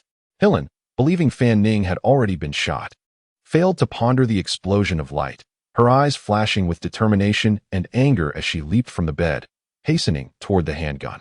Hillen, be careful, Fan Ning shouted in alarm. His perception reached toward the searing revolver on the ground and the dagger in the gray-clad man's hand. He delineated, connected, and pulled. The dagger suddenly became searing hot. However, perhaps due to the diminished temperature of the exchanged revolver or the gray-clad man's intensified resolve, he bore the searing pain in his palm, his arm trembling as he raised the dagger. Suddenly, a crackling sound filled the air. The moisture from the man's breath froze, forming a dense layer of ice on his mask. Simultaneously, a small hole melted through the ceiling above, revealing the grayish bricks beyond. Once more, Fan Ning unleashed his temperature exchange. The gray-clad man's vision obstructed, the trajectory of the thrown dagger deviated significantly, narrowly missing Hillen. Once again, a muffled thud echoed through the air as Fan Ning summoned all his strength. The stool struck the man's head with such force that splinters flew in every direction. The man in gray finally slumped down, staggering before collapsing against the wall. Carlo, where were you shot? The girl's voice trembled, on the verge of tears. Fan Ning's arm ached with exhaustion, gasping for breath. I wasn't hit. Please, stop crying. He felt a disorienting emptiness in his mind, his temples pounding, with inspiration dwindling. It was uncertain whether the toll was due to the immense energy required by this ability, the drastic temperature exchange he had undergone, or perhaps the distance involved. At his gesture, Shilan obediently handed over the revolver she had retrieved. Immediately, Fan Ning aimed the gun at the man in gray against the wall, suppressing the murderous intent within him, his voice icy. What is your origin? What is your purpose? Chapter 33. The coincidence of dates. What is your origin? What is your purpose? Upon hearing these words, the gray-clad man, leaning against the wall, attempted to prop himself up slightly. Don't move. Raise your hands, Fan Ning commanded coldly. Gazing at the ominous muzzle pointing at him, the gray-clad man slowly lifted his hands. Shilan, throw that dagger out of the window first. Fan Ning's tone softened. Oh. The girl's voice trembled slightly. Be careful, circle around from behind. Yes, turn around. Do not position yourself in a direct line between the dagger and this man. Fan Ning maintained his gunpoint on the gray-clad figure, subtly reminding her with his peripheral vision. At present, this informed individual seemed capable of concealing and traversing through mirrors, remotely controlling sharp blades, and possessed proficient firearm skills. These abilities were both enigmatic and difficult to guard against. He must meticulously eliminate all risks. Smash that mirror into smaller shards, he instructed. Shalon complied without hesitation. The ice layer on the gray-clad man's mask began to melt. Droplets falling as vapor escaped from his breath. Fan Ning exchanged temperatures with the frozen rooftop above, thickening the ice to further restrict his line of sight. Even as his intuition approached depletion, waves of pain throbbed at the back of his head. The expression beneath the man's mask was one of despair. This youthful informant seemed to possess even sharper insight, meticulously dismantling the conditions for Fan Ning's abilities, leaving no opportunity behind. How can you control both fire and frost instantaneously? Is your level higher than mine? The man couldn't help but voice his curiosity, his tone slightly hoarse. However, you evidently fail to comprehend that my mysterious abilities are fundamentally rooted in the exchange of temperature, Fan Ning reiterated, holding his revolver firmly. I am the one asking the questions. Your origin? Your purpose? What origin can we so-called touch forbidden possess? The man's tone dripped with disdain and self-mockery. Those of us who dwell in shadows, relying on commissions at various underground gatherings, exchanging resources and hidden knowledge, survive amidst the risks of distortion and loss. Compared to the blissful ignorance of others, we are merely insects that have glimpsed the cruel essence of the world's will. Touch forbidden. Fan Ning heard a new term. He instinctively associated it with the Special Patrol Bureau. Were they suppressing and controlling the informed individuals of unofficial organizations due to their supernatural abilities, potentially inciting social unrest? Or perhaps, the clandestine organizations had grown too rampant, posing a threat to the empire? Or were some of the conditions or effects of certain rituals exceedingly sinister? What about the informed individuals within the church or academia? Did the Special Patrol Bureau regulate them? Fan Ning suppressed his rising questions and continued. So, you accepted some commission. What is your objective? To eliminate us? The gray-clad man retorted. Aren't you also acting on a commission? Our objectives are merely opposite. Fan Ning scrutinized the man. I ask you, why did you aim for a non-lethal shot when you fired at her, yet aimed for my head when you shot at me? Was the commission to take her away? His tone suddenly turned icy. The gray-clad man scoffed. Your observations are quite keen. Who is your client? How did you accept this commission? If I tell you, will you release me? The gray-clad man hesitated before cautiously inquiring. That depends on the value of your information. Fan Ning wiped the blood trickling from his nose with his other hand. I am not bargaining with you. Fan Ning abruptly raised his gun, his voice sharp enough to cut. He made no effort to conceal his fury and murderous intent. Very well, the gray-clad man broke into a cold sweat. The initiator of the gathering is a woman named Sylvia, though this is surely a false identity. He quickly added, I don't mean to deceive you. I merely suggest that this woman's self-proclaimed name is likely a fabrication, and we are unaware of her true background. How does one participate in this gathering? Fan Ning pressed further. She likely has several intermediaries who spread the time and location of the gathering through uncertain channels prior to the event. Those who learn of it and wish to attend can do so if they are informed individuals. There are no other thresholds. Participants are highly mobile, and the gatherings last typically no longer than an hour, sometimes as little as half an hour. The time and location are unpredictable, requiring layers of referrals to obtain information. Those intermediaries also conduct preliminary assessments of potential participants. I could share the channel through which I obtained my previous information, but it may prove inconsequential. The gray-clad man then revealed the address of a small tavern located in a town on the outskirts of Yufrancer. So secretive, Fan Ning mused. The gathering was both open and clandestine. He had initially thought he would glean some directly relevant information from this, but now the clues seemed to stretch further. His brows furrowed deeply as he continued. Who is the intermediary that provided you with the gathering information? That is meaningless. Even the name of the initiator, Sylvia, holds little significance. The only potentially valuable detail is her gender. If I were to discover that even the distinction between male and female in this mysterious world is unreliable, I would not be surprised. The time and location of the next gathering? That question at least held direct value. If you complete your task, how will the delivery be made? Fan Ning attempted to extract further information. I would be taken to some remote location to await further instructions. A remote location, it was likely chosen randomly by them. Was there any point in pursuing the address for future investigation? He could not venture alone or bring Shalon into danger. Would he report this to the Guiding Academy? He certainly would.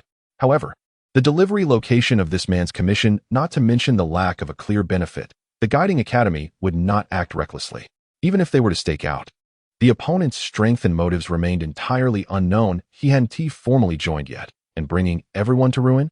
The delivery location held no significance for his side. Very well, Fan Ning nodded, then pulled the trigger of the revolver. Bang! The sound of the gunshot was mixed with Shilon's startled cry. The bullet penetrated the man's skull, blood splattering against the wall behind him. His head tilted to the side as his body slumped down, falling silent. Carloan, you really shot him? You actually killed him? Shilon's voice trembled severely. She was still too young to fully comprehend the gravity of the situation. I never intended to let him live, Fan Ning replied calmly, though he closed his eyes and crouched down as waves of nausea gripped him. His value had ended. To let him live another second would only prolong the nightmarish ordeal. Protecting your safety was the purpose of my presence here tonight. Fan Ning buried his face in his knees. Having crossed over merely 72 hours prior, he had already taken the life of an informed individual with his own hands. Fan Ning had no intention of considering the gray-clad man's emotions before death or the sensation of the bullet striking his head. Was the expression behind the frozen mask one of terror, regret, relief, or perhaps hatred towards Fan Ning for shooting even while he cooperated? Or did he know he was doomed from the start, saying those words merely to grasp at a sliver of hope? Regardless, he had seen none of it. Carloan, are you all right? Are you hurt? Shilon rushed over to help him up. Fan Ning slowly shook his head. He stood with closed eyes for about half a minute before opening them, coldly regarding the gray-clad man lying in a pool of blood. Had he not decided to come here today? Had he not advanced to an informed individual that night?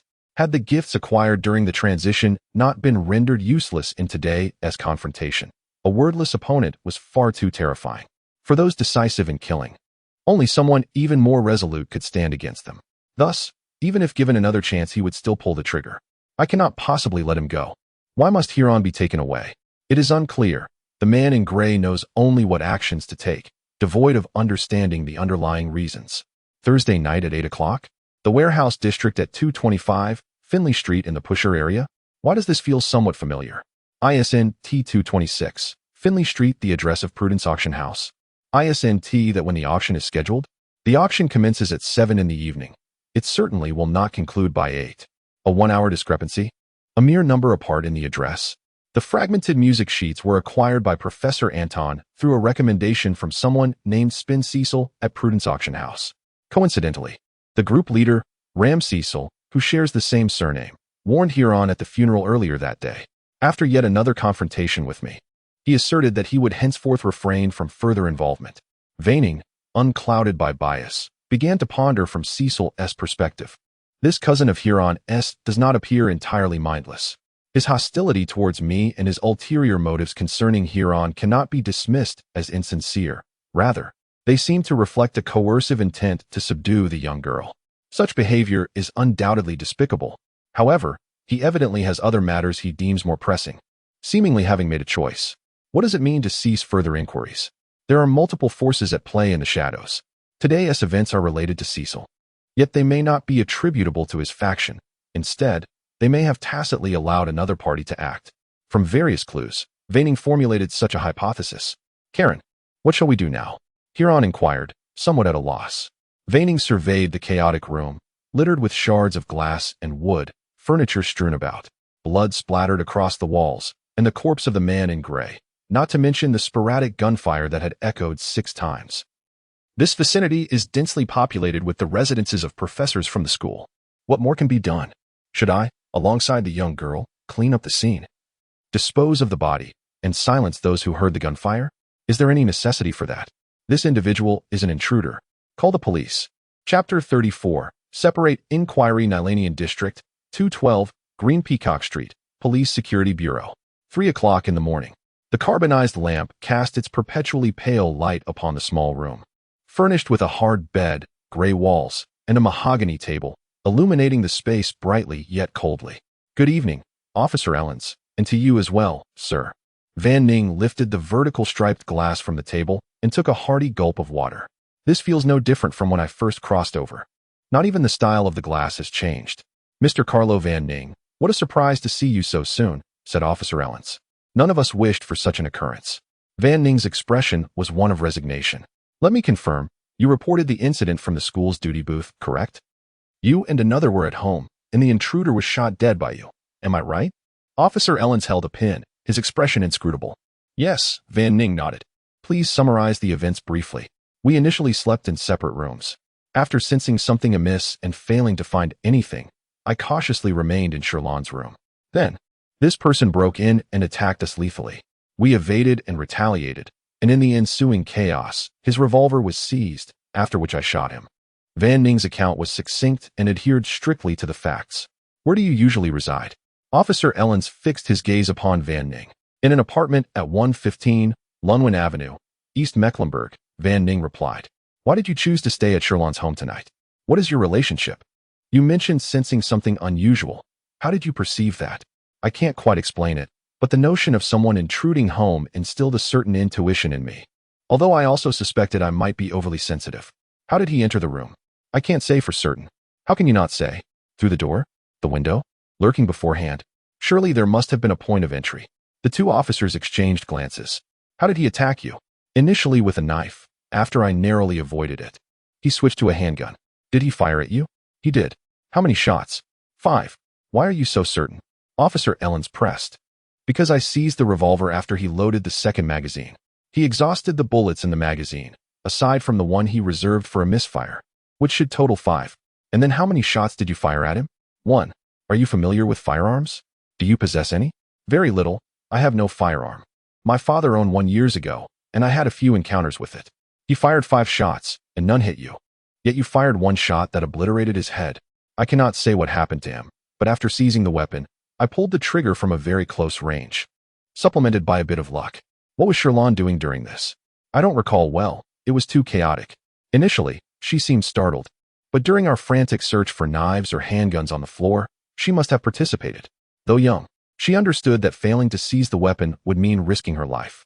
In a nearby interrogation room, Sherlon donned a hastily put on brown women's trench coat. Her shoulder-length hair somewhat disheveled, her complexion remarkably pale. She clasped her hands over her abdomen, her thumbs incessantly pressing against each other. 2 officers sat across from her. Calm down, I must remain calm. According to Carlo's account, I am entirely the victim, having committed no contentious actions. Van Ning's final words echoed in her mind. Beneath the table, the girl's smooth calves tightly pressed together under the trench coat, the tips of her burgundy ankle boots tapping nervously. She took deep breaths, her heart rate gradually slowing. Sherlon Konar, is that correct? One of the officers inquired. What is your relationship with Carlo Van Ning? He is my father's student. Why did you invite him to stay with you today? My father's funeral just concluded, and I was frightened at home.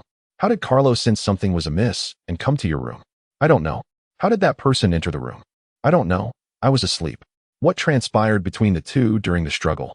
I don't know the specifics. That person fired at me, and then Carlo tackled me. And afterward, they began to wrestle. And what were you doing afterward? I attempted to help Carlo seize the weapons amidst the chaos because I knew that failing to do so would result in death. When Carlo shot that person, what was his state? I don't know. It was too chaotic. I only heard the gunfire, and then it was over. Amid Sherlon's various uncertainties, the officer opposite her hastily scribbled notes with a pen.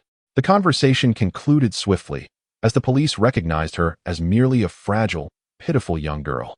She was then placed on a soft sofa in the duty room, where the officers kindly provided her with a thin blanket.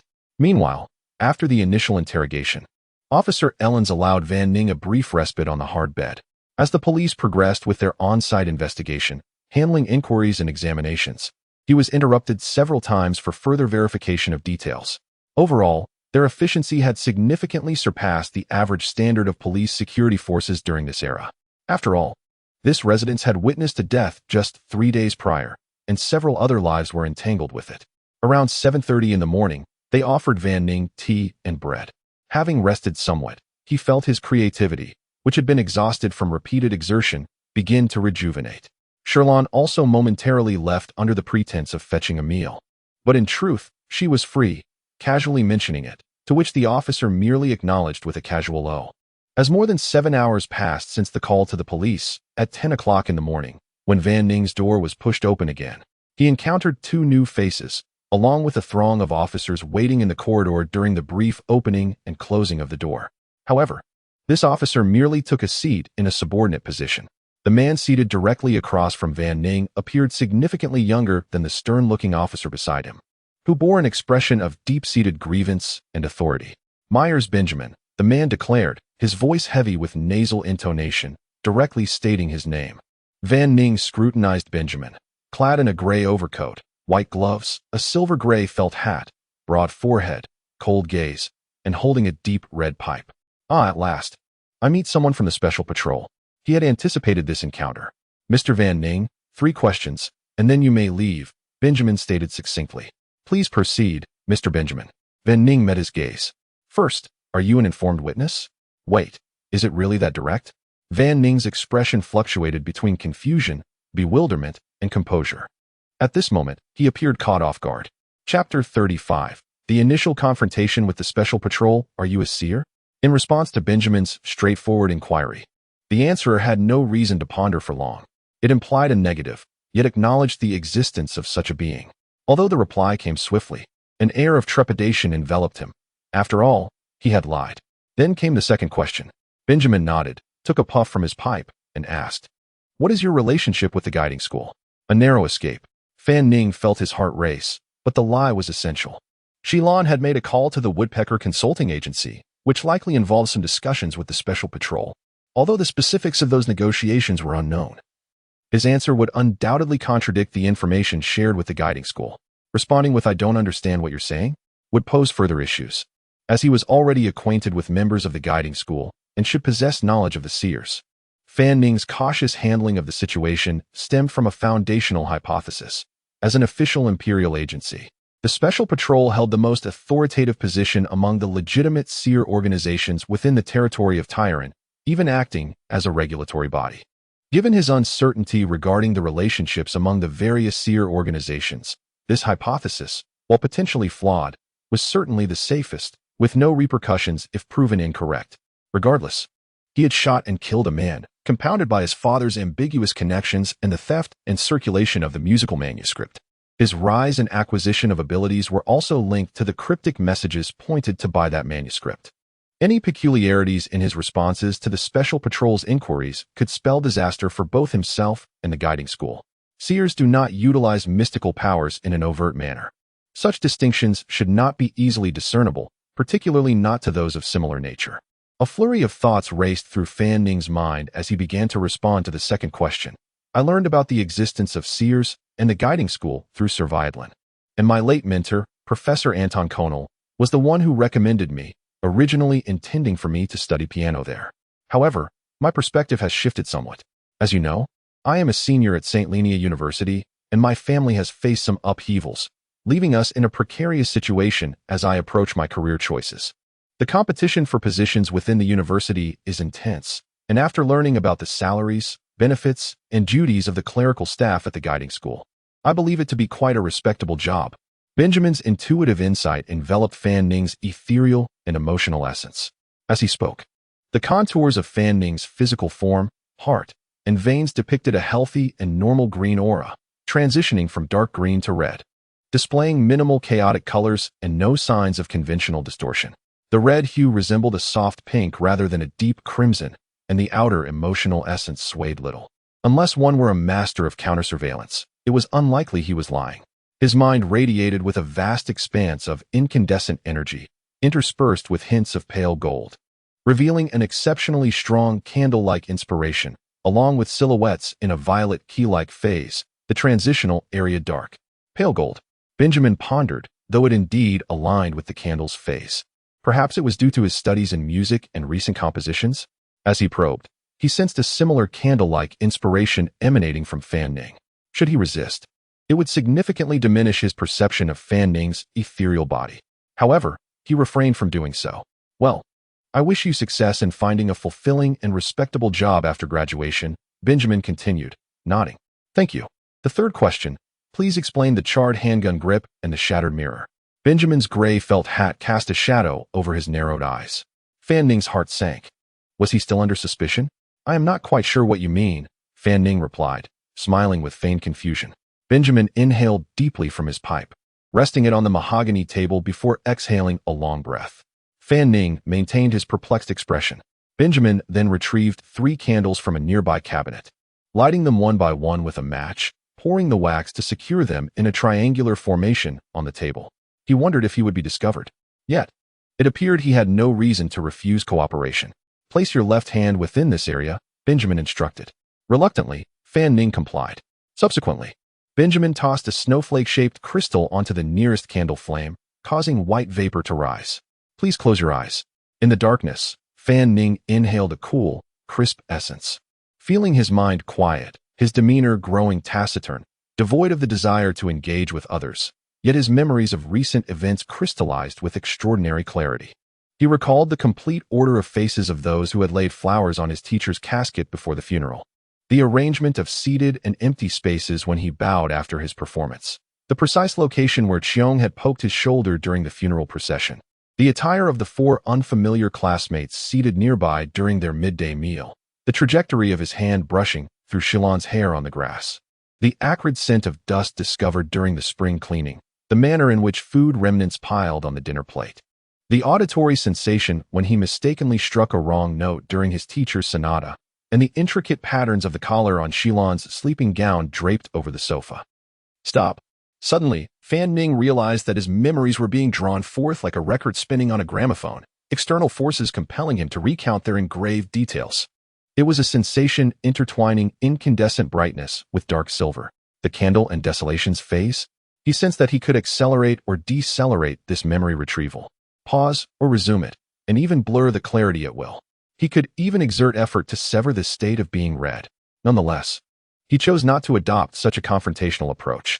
Instead, he opted to obscure the subsequent memories. The record of memories continued to spin. He dreamt of Lu and Roy, engaging in a disjointed conversation. He awoke abruptly in the middle of the night, searched around, and headed to Shilan's room. He dozed off on a small chair, startled awake by a knife thrust from a man. He lunged to shield Shilan from gunfire, seizing a stool to strike the man. Chaotic memories of a struggle, glass shattering. He wrested the handgun from the man and shot him dead. Everything unfolded as Fan Ning had meticulously orchestrated until he reopened his eyes. Chapter 36. A successful breakthrough. Fan Ning reopened his eyes to survey the room.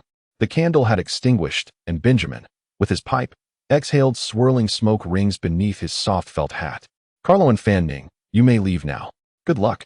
Is this it? Has the ordeal truly been surmounted? Did the Special Investigation Bureau detect no anomalies? And they overlooked any signs of manipulation? Reflecting on that day, when they had tracked him, it seemed they had at least grasped or suspected something unusual about him in certain aspects, while he remained largely oblivious to it. This disparity in information left Fan Ning feeling quite unsettled, a vague anxiety persisting in his heart. Is everything truly fine? Should I act a bit bewildered? Then, he swallowed hard. I feel particularly anxious and uneasy. Is there a chance I might be in danger soon? Could you assist me? Your mental and physical state appears to be stable for now, Benjamin replied nonchalantly. Should you remain concerned about potential risks, you may seek assistance from Sir Vidlin. Thank you. Your conclusion alleviates some of my pressure, Fan Ning expressed gratefully with a bow. Once Fan Ning had closed the door behind him, Benjamin turned to the older officer beside him. Mr. Hermann, have we confirmed that Vincent Fan Ning is indeed the fractalist who investigated the B-105 anomaly zone years ago? There is a 70 to 80% likelihood, sir, the head of the Uvrance Police Department responded respectfully. Intriguing, Benjamin mused, a half-smile playing on his lips beneath his soft felt hat. Our team has investigated the Turner Art Museum 3 times, aside from the initial discovery of the sound fragment. We found nothing else of significance. Our assessment of the museum has remained that it is merely a common public art space that succumbed to mismanagement. Was there truly no abnormality in the study of that sound fragment? Hermann inquired. We assigned a team to study various esoteric insights, conducting 3 rounds of cross-verification. All concluded that the fragment contained no special materials, did not involve the esoteric, nor was it a ceremonial object. Consultations with music experts revealed no extraordinary information. Ultimately, we concluded it to be an ordinary and safe antiquity. However, considering that Vincent is a prime suspect, we are unwilling to disregard any promising sources of information regarding the secret he might have extracted from the B-105 anomaly zone. Since internal research yielded no results, we downgraded its control level to the minimum, entrusting it to Prudence Auction House, monitoring its whereabouts for 6 months to see if any discerning scholars purchase it and uncover anything further. Naturally, we do not harbor high hopes. We received your report of this conclusion. Hermann nodded. and this has contributed to the prolonged uncertainty regarding our investigation of Vincent. But subsequently, an incident occurred at St. Lania University, one after another, prompting us to reclassify it as contraband. Benjamin's voice grew somber. Especially, a professor lost his life. Although he had become somewhat marginalized in recent years, he was still a composer of considerable social influence. St. Lania University is the stronghold of the Bologna School. And while those old-timers may not openly protest, they have discreetly expressed their dissatisfaction several times. This incident drew severe criticism from our superiors, who have seriously questioned the investigative, research, and decision-making capabilities of the Special Investigation Bureau members. So, did you observe any issues with Carlo and Fan Ning just now? Hermann asked. Benjamin shook his head slightly. He poses no problems, or rather, his standing is at least on par with mine, if not higher. That cannot be. He took a deep draw from his pipe. I have solidified my knowledge at the 3rd tier for 6 years, and still lack the confidence to ascend to the mid-tier of the 4th tier. Carloan is merely a student. Even if he has recently advanced through illicit explorations of the esoteric, his abilities could not possibly have reached a level comparable to mine. Even those charlatans or scholars who integrate him without the Bureau's approval could not facilitate such rapid advancement. If he were to blindly ascend, he would have already distorted or lost himself. I see. Hermann nodded. Yet, could the two anomalies at the scene truly be mere coincidences? Benjamin's fingers tapped on the red table. That fellow favored a revolver with a burned grip? The chaotic struggle just happened to shatter the glass so completely? I would prefer to hypothesize that some unseen forces have taken notice. Hermann ventured a suggestion. While the likelihood of Carloan encountering the forbidden is low, it would not hurt to temporarily detain him. That would not aid our ultimate goal. Benjamin waved his hand dismissively. What we care about is the fractal Astor Vincent, and the secret he extracted from the anomaly zone back then. Yet, the Special Investigation Bureau has made no progress in studying the sound fragment or the museum. Carloan will possess his teacher's manuscript of the sound fragment. Even if he remains unaware now, he will gradually begin to explore everything around him. He may be the key to our future. Benjamin's gaze lingered on the empty seat recently occupied by Fan Ning. Thus, what you must do is maintain vigilant surveillance over him. His brow furrowed deeply beneath his soft felt hat, not anticipating that his teacher had connections with the guiding school, and now the situation was becoming increasingly tangled. Mr. Hermann, the time has come to test your professional skills. We will maintain appropriate discretion, Mr. Benjamin. I will promptly communicate your directives to all precincts. The chief officer of the police department affirmed immediately. The weather in Uvrance was unusually pleasant these days. People came and went as Fan Ning walked side by side with Huron along the green Peacock Street.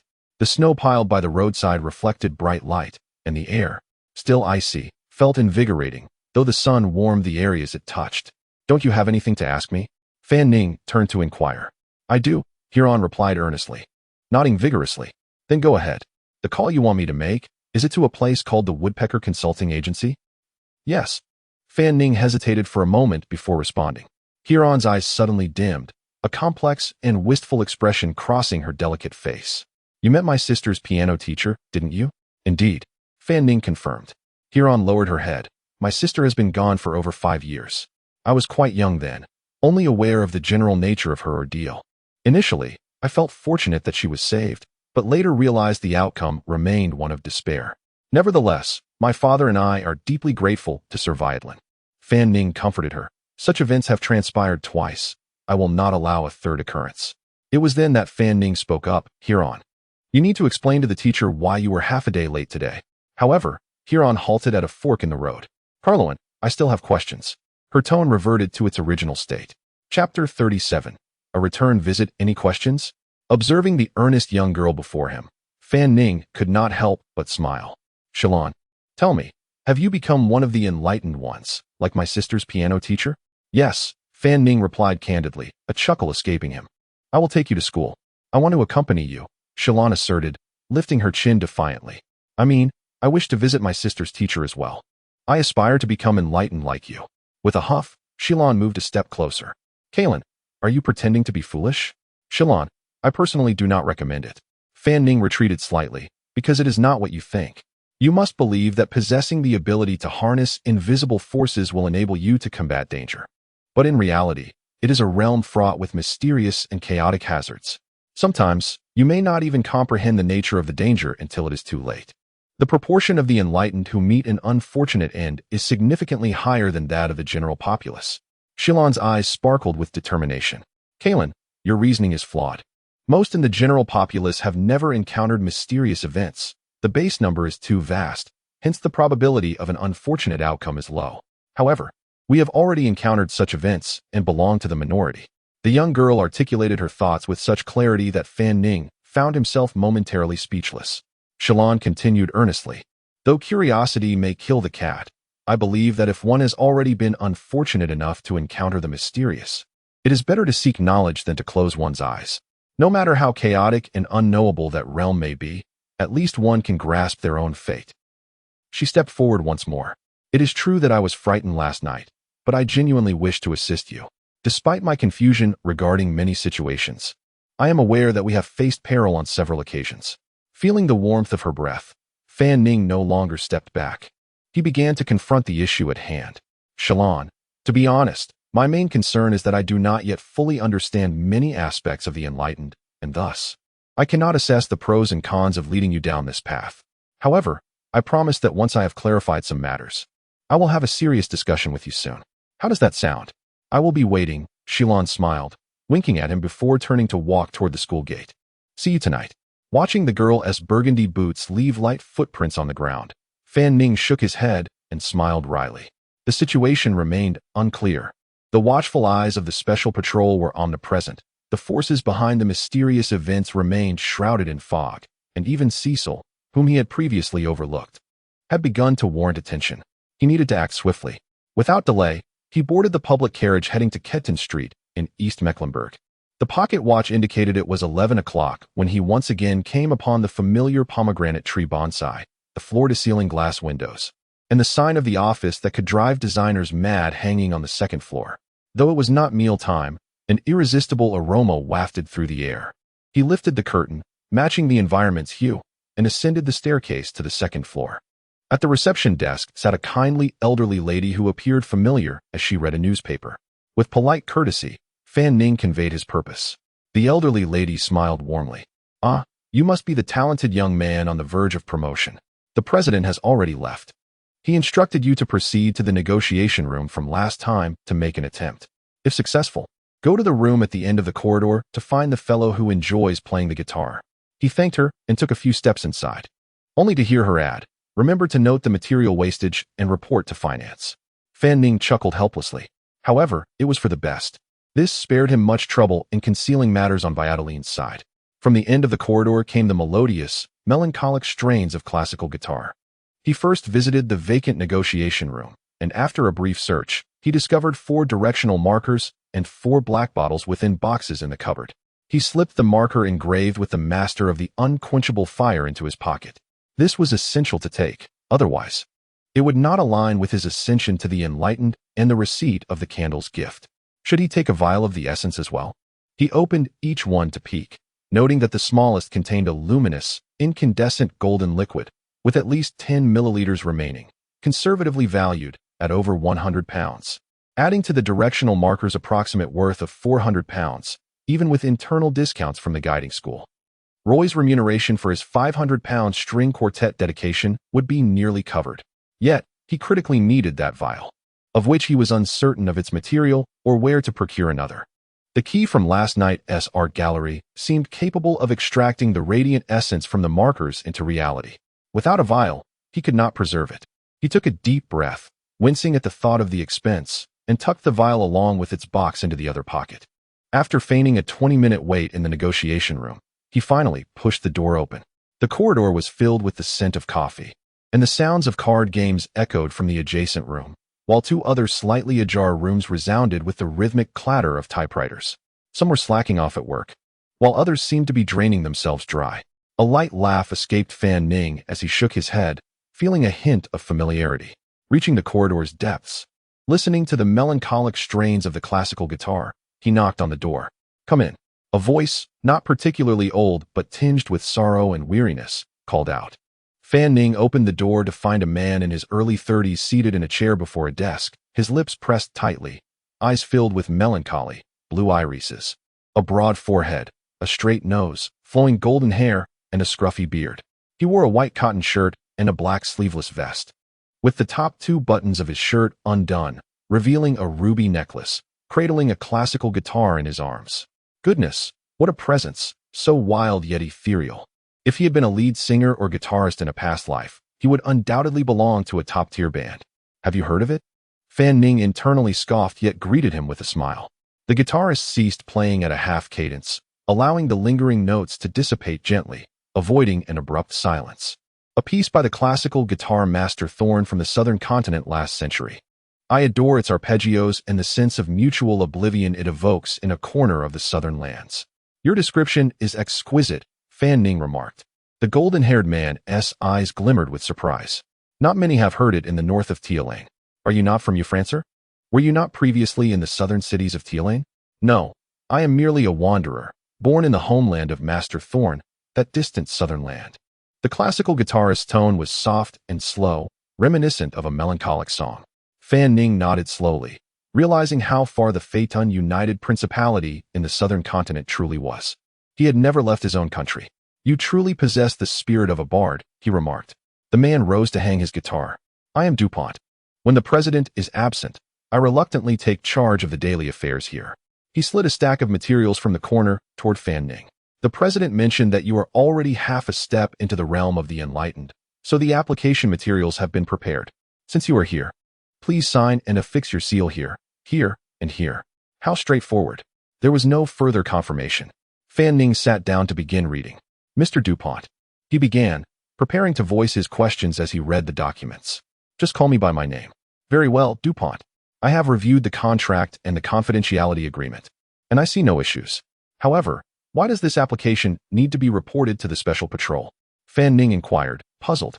DuPont's gaze drifted afar. In most nations, the informed elite are predominantly led by the church, yet in the industrious and powerful realm of Tielane, an exception prevails, where authority lies firmly with the imperial government. Throughout nearly a century of industrialization, the Special Inspection Bureau has emerged as the spokesperson for the burgeoning industrial aristocracy, representing the most formidable organization of the informed elite. The church here does not enjoy the same privileges as those in other countries. Even the Bologna school, emblematic of traditional noble power, finds itself compelled to compromise with the Special Inspection Bureau, let alone our guiding faction. The Bureau rigorously scrutinizes the dissemination of hidden knowledge carriers, deeming underground operatives as prohibited individuals, enforcing a system of graded control. For our esteemed organizations, they meticulously allocate annual entry and exit quotas, necessitating formal application to the Bureau for inclusion, a process that may require 3 to 5 days. Thus, it dawned on Fan Ning, who began to grasp the intricate relationships at play. Having just been scrutinized and approved by Benjamin, he pondered if submitting an application so soon might evoke a certain impression. However, he reassured himself that all procedures were legitimate and compliant, thus he should not face undue repercussions. Yet, he was acutely aware that this would draw heightened scrutiny from the Bureau. He hoped that they had not uncovered the matter concerning his father's identity. I shall exercise caution. Newly ascended to the ranks of the informed, Fan Ning felt a tinge of melancholy. However, his spirits lifted upon perusing other documents. Indeed, the contents of the contract were remarkably enticing. Chapter 38, Joining the Guild. The guiding school. Fan Ning pressed the report for admission to the Special Patrol Bureau at the bottom of the stack, then cheerfully leafed through the contract terms. The starting weekly salary for formal members of the guiding school, like that of administrative staff, is £8. It seems rather close to that of a teaching assistant at St. Lania University. However, formal members, also known as the knowledgeable, are required to be on duty for a minimum of just 7 days a month. According to DuPont, since he nearly considers it his home, he shares the burden of the rotation schedule, while the other members have yet to fully adhere to this standard. The hourly wage is at a winning level.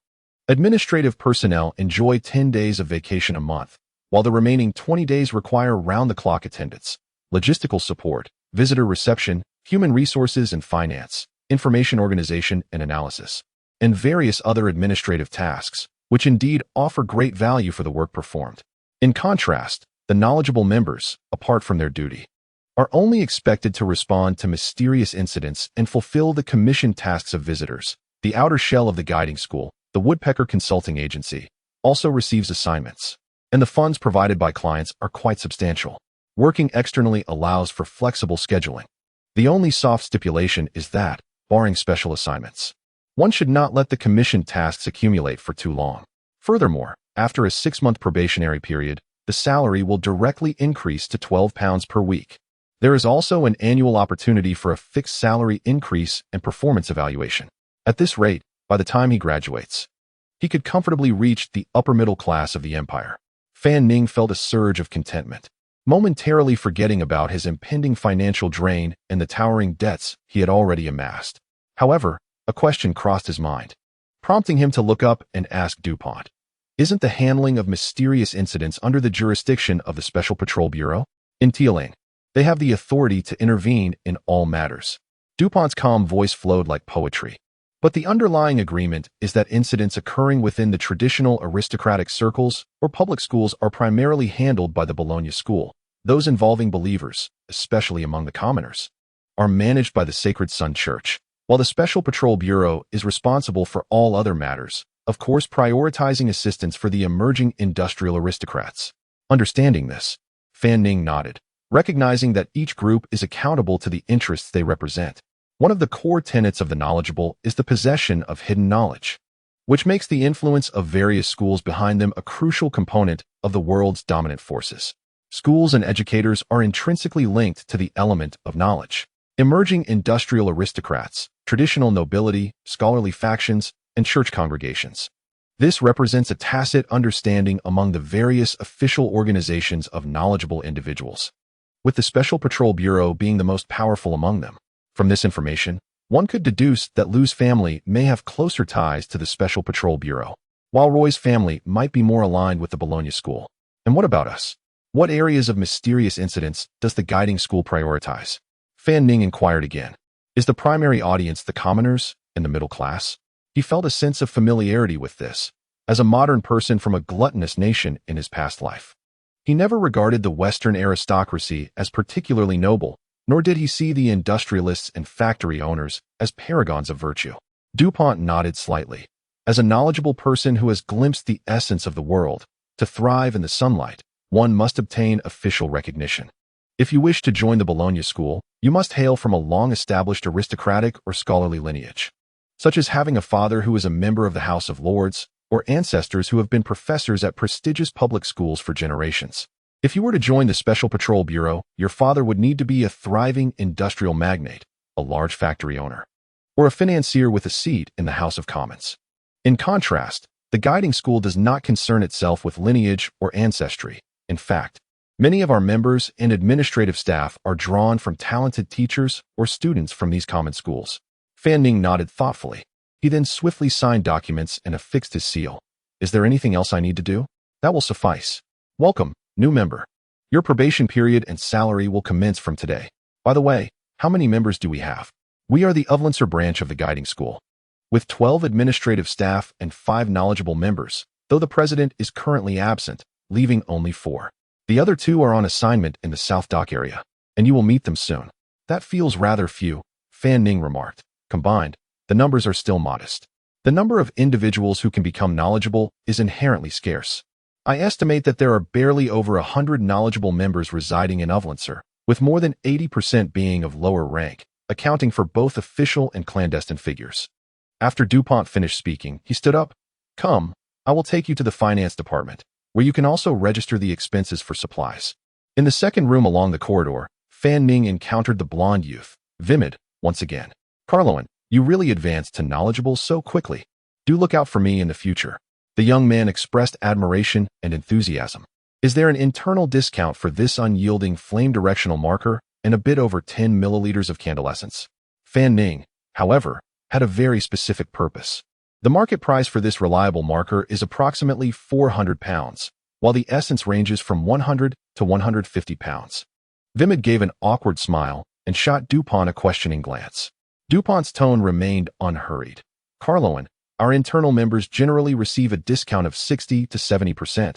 This time, let's note it down for £300.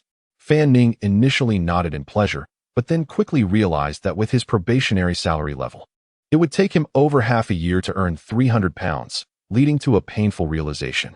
In the grand cities of the Tialing Empire, A man planning to marry and start a family could attempt to pursue a middle-class lifestyle with an annual income of £300, while £400 would offer more comfort and £500 would signify a very affluent middle-class existence. Unfortunately, in the world of the knowledgeable, such sums are but trifles, evaporating in an instant. DuPont seemed to perceive Fan Ning's thoughts. Carloan, as you gradually find your footing and begin to accept commissions or engage in transactions within the circle, you will discover that the financial situation of knowledgeable individuals fluctuates like a roller coaster. He accepted the form Vimit had filled out and waved his hand. Come. I will take you to acquire some good items. Fan Ning's interest peaked. What? Guns and ammunition. How much do they cost? DuPont looked at Fan Ning with a hint of helplessness. No cost involved. This is a public expense. Entering through a certain door, Fan Ning discovered a wooden staircase leading upward, illuminated by dim gas lamps. We have a total of 4 floors. The 3rd floor is a physical training area and a combat arena, while the 4th floor houses the armory and shooting range. Of course, the restaurant on the 1st floor. The Woodpecker is also a side business of the president. During certain slow seasons for general commissions, its revenue even serves as a stabilizing force. DuPont explained as he led the way. In addition to in-house dining, the restaurant also offers high-end pastry customization and delivery services, favored by numerous aristocrats and business owners. Fan Ning gestured appreciatively. The organization of the knowledgeable also has such down-to-earth aspects. The president's approach is quite unconventional, even inventing a delivery service. Let us go directly to the 4th floor, DuPont instructed. As they climbed the stairs and passed the 3rd floor, Fan Ning glanced inside to see long mechanical treadmill machines, various strength training equipment, and an array of black sandbags suspended above a sandpit. Although the office's sign may be unremarkable, the interior is surprisingly spacious. The absence of people makes the area appear vast and expansive. Upon reaching the 4th floor, DuPont opened the explosion-proof door, crafted from cast iron and heat-resistant concrete. In the darkness, Fan Ning detected a laying of metallic scents, paint, and lubricating oil permeating the air. Chapter 39, Master of Human Outlines. As the gas lamp flickered to life, Fan Ning beheld the array of knives, firearms, and ammunition boxes displayed on the iron racks within the modest armory. Do you know how to use a gun? DuPont inquired. Then allow me to select one for you. DuPont brought several revolvers near the gas lamp, meticulously inspecting each one. Fan Ning accepted a particular piece from him, feeling its lightweight, yet substantial grip. Cold and firm to the touch. To his untrained eye, the weapon appeared somewhat rudimentary. The handle gleamed with a polished ivory sheen, while the exposed steel hammer, trigger mechanism, and brass cylinder exuded a brutal mechanical beauty. DuPont elucidated, though these revolvers are mass-produced from steam milling machines, each possesses subtle distinctions. The one I've selected for you has the most precisely aligned barrel rifling and cylinder, with minimal gaps in its mechanical structure, thereby maximizing the prevention of gas leaks during firing. We, as enthusiasts of music, certainly do not wish for our fingers to be compromised by the high-pressure gas or metallic fragments that might escape. He continued, factors such as tactile feel are rather esoteric. The longevity of the weapon is of little importance, as accuracy largely depends on the user's skill. Thank you, Fan Ning replied with genuine warmth, appreciating DuPont's words which undeniably bridged the gap between them.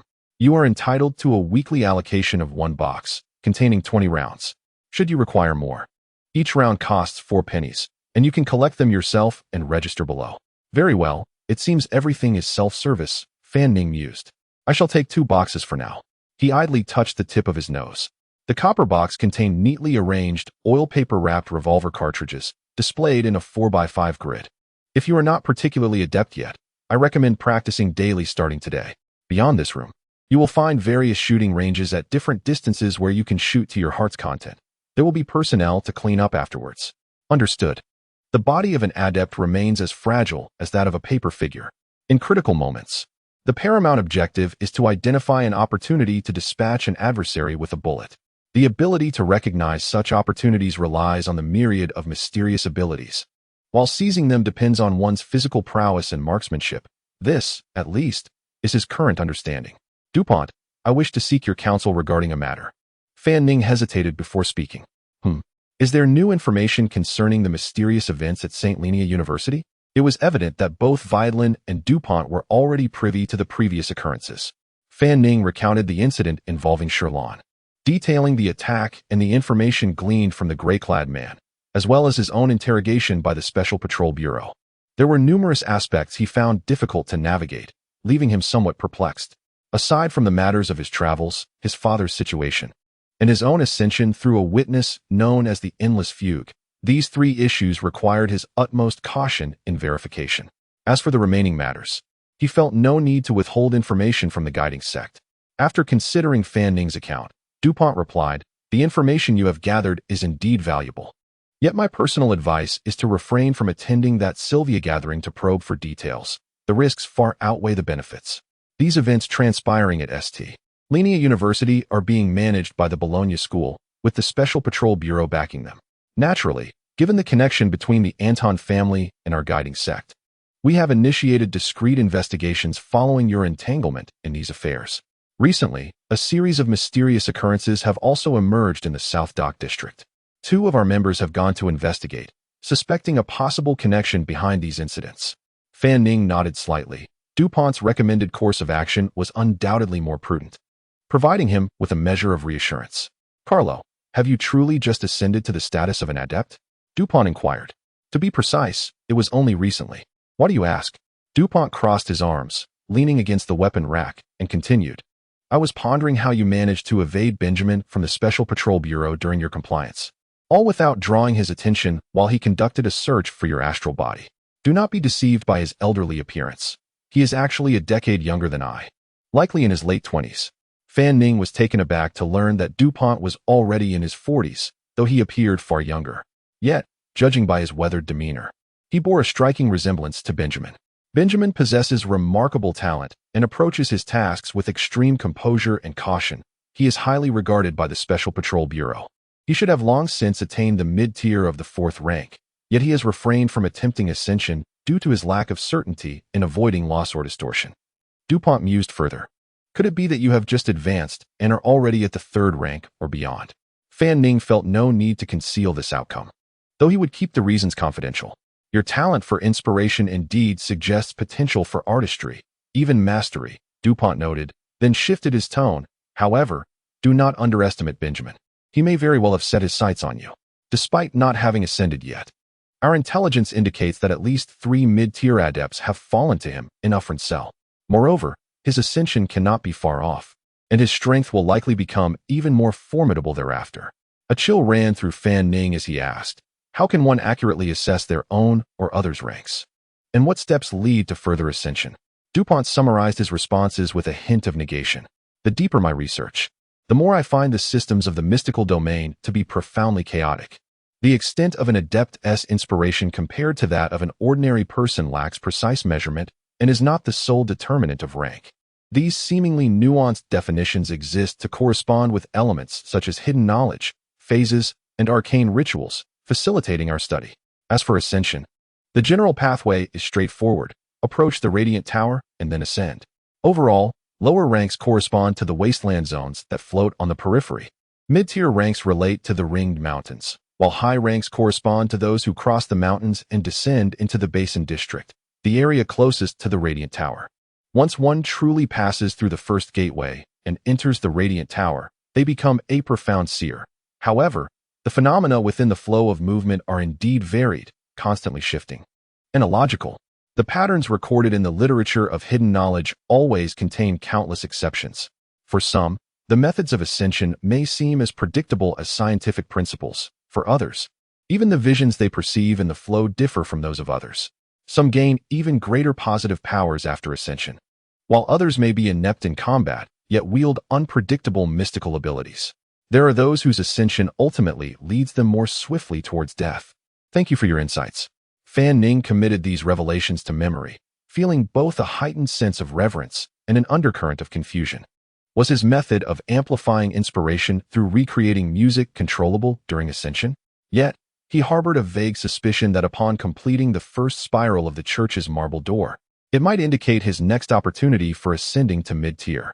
"Do you still have many courses left as a 4th-year student at the conservatory?" DuPont inquired.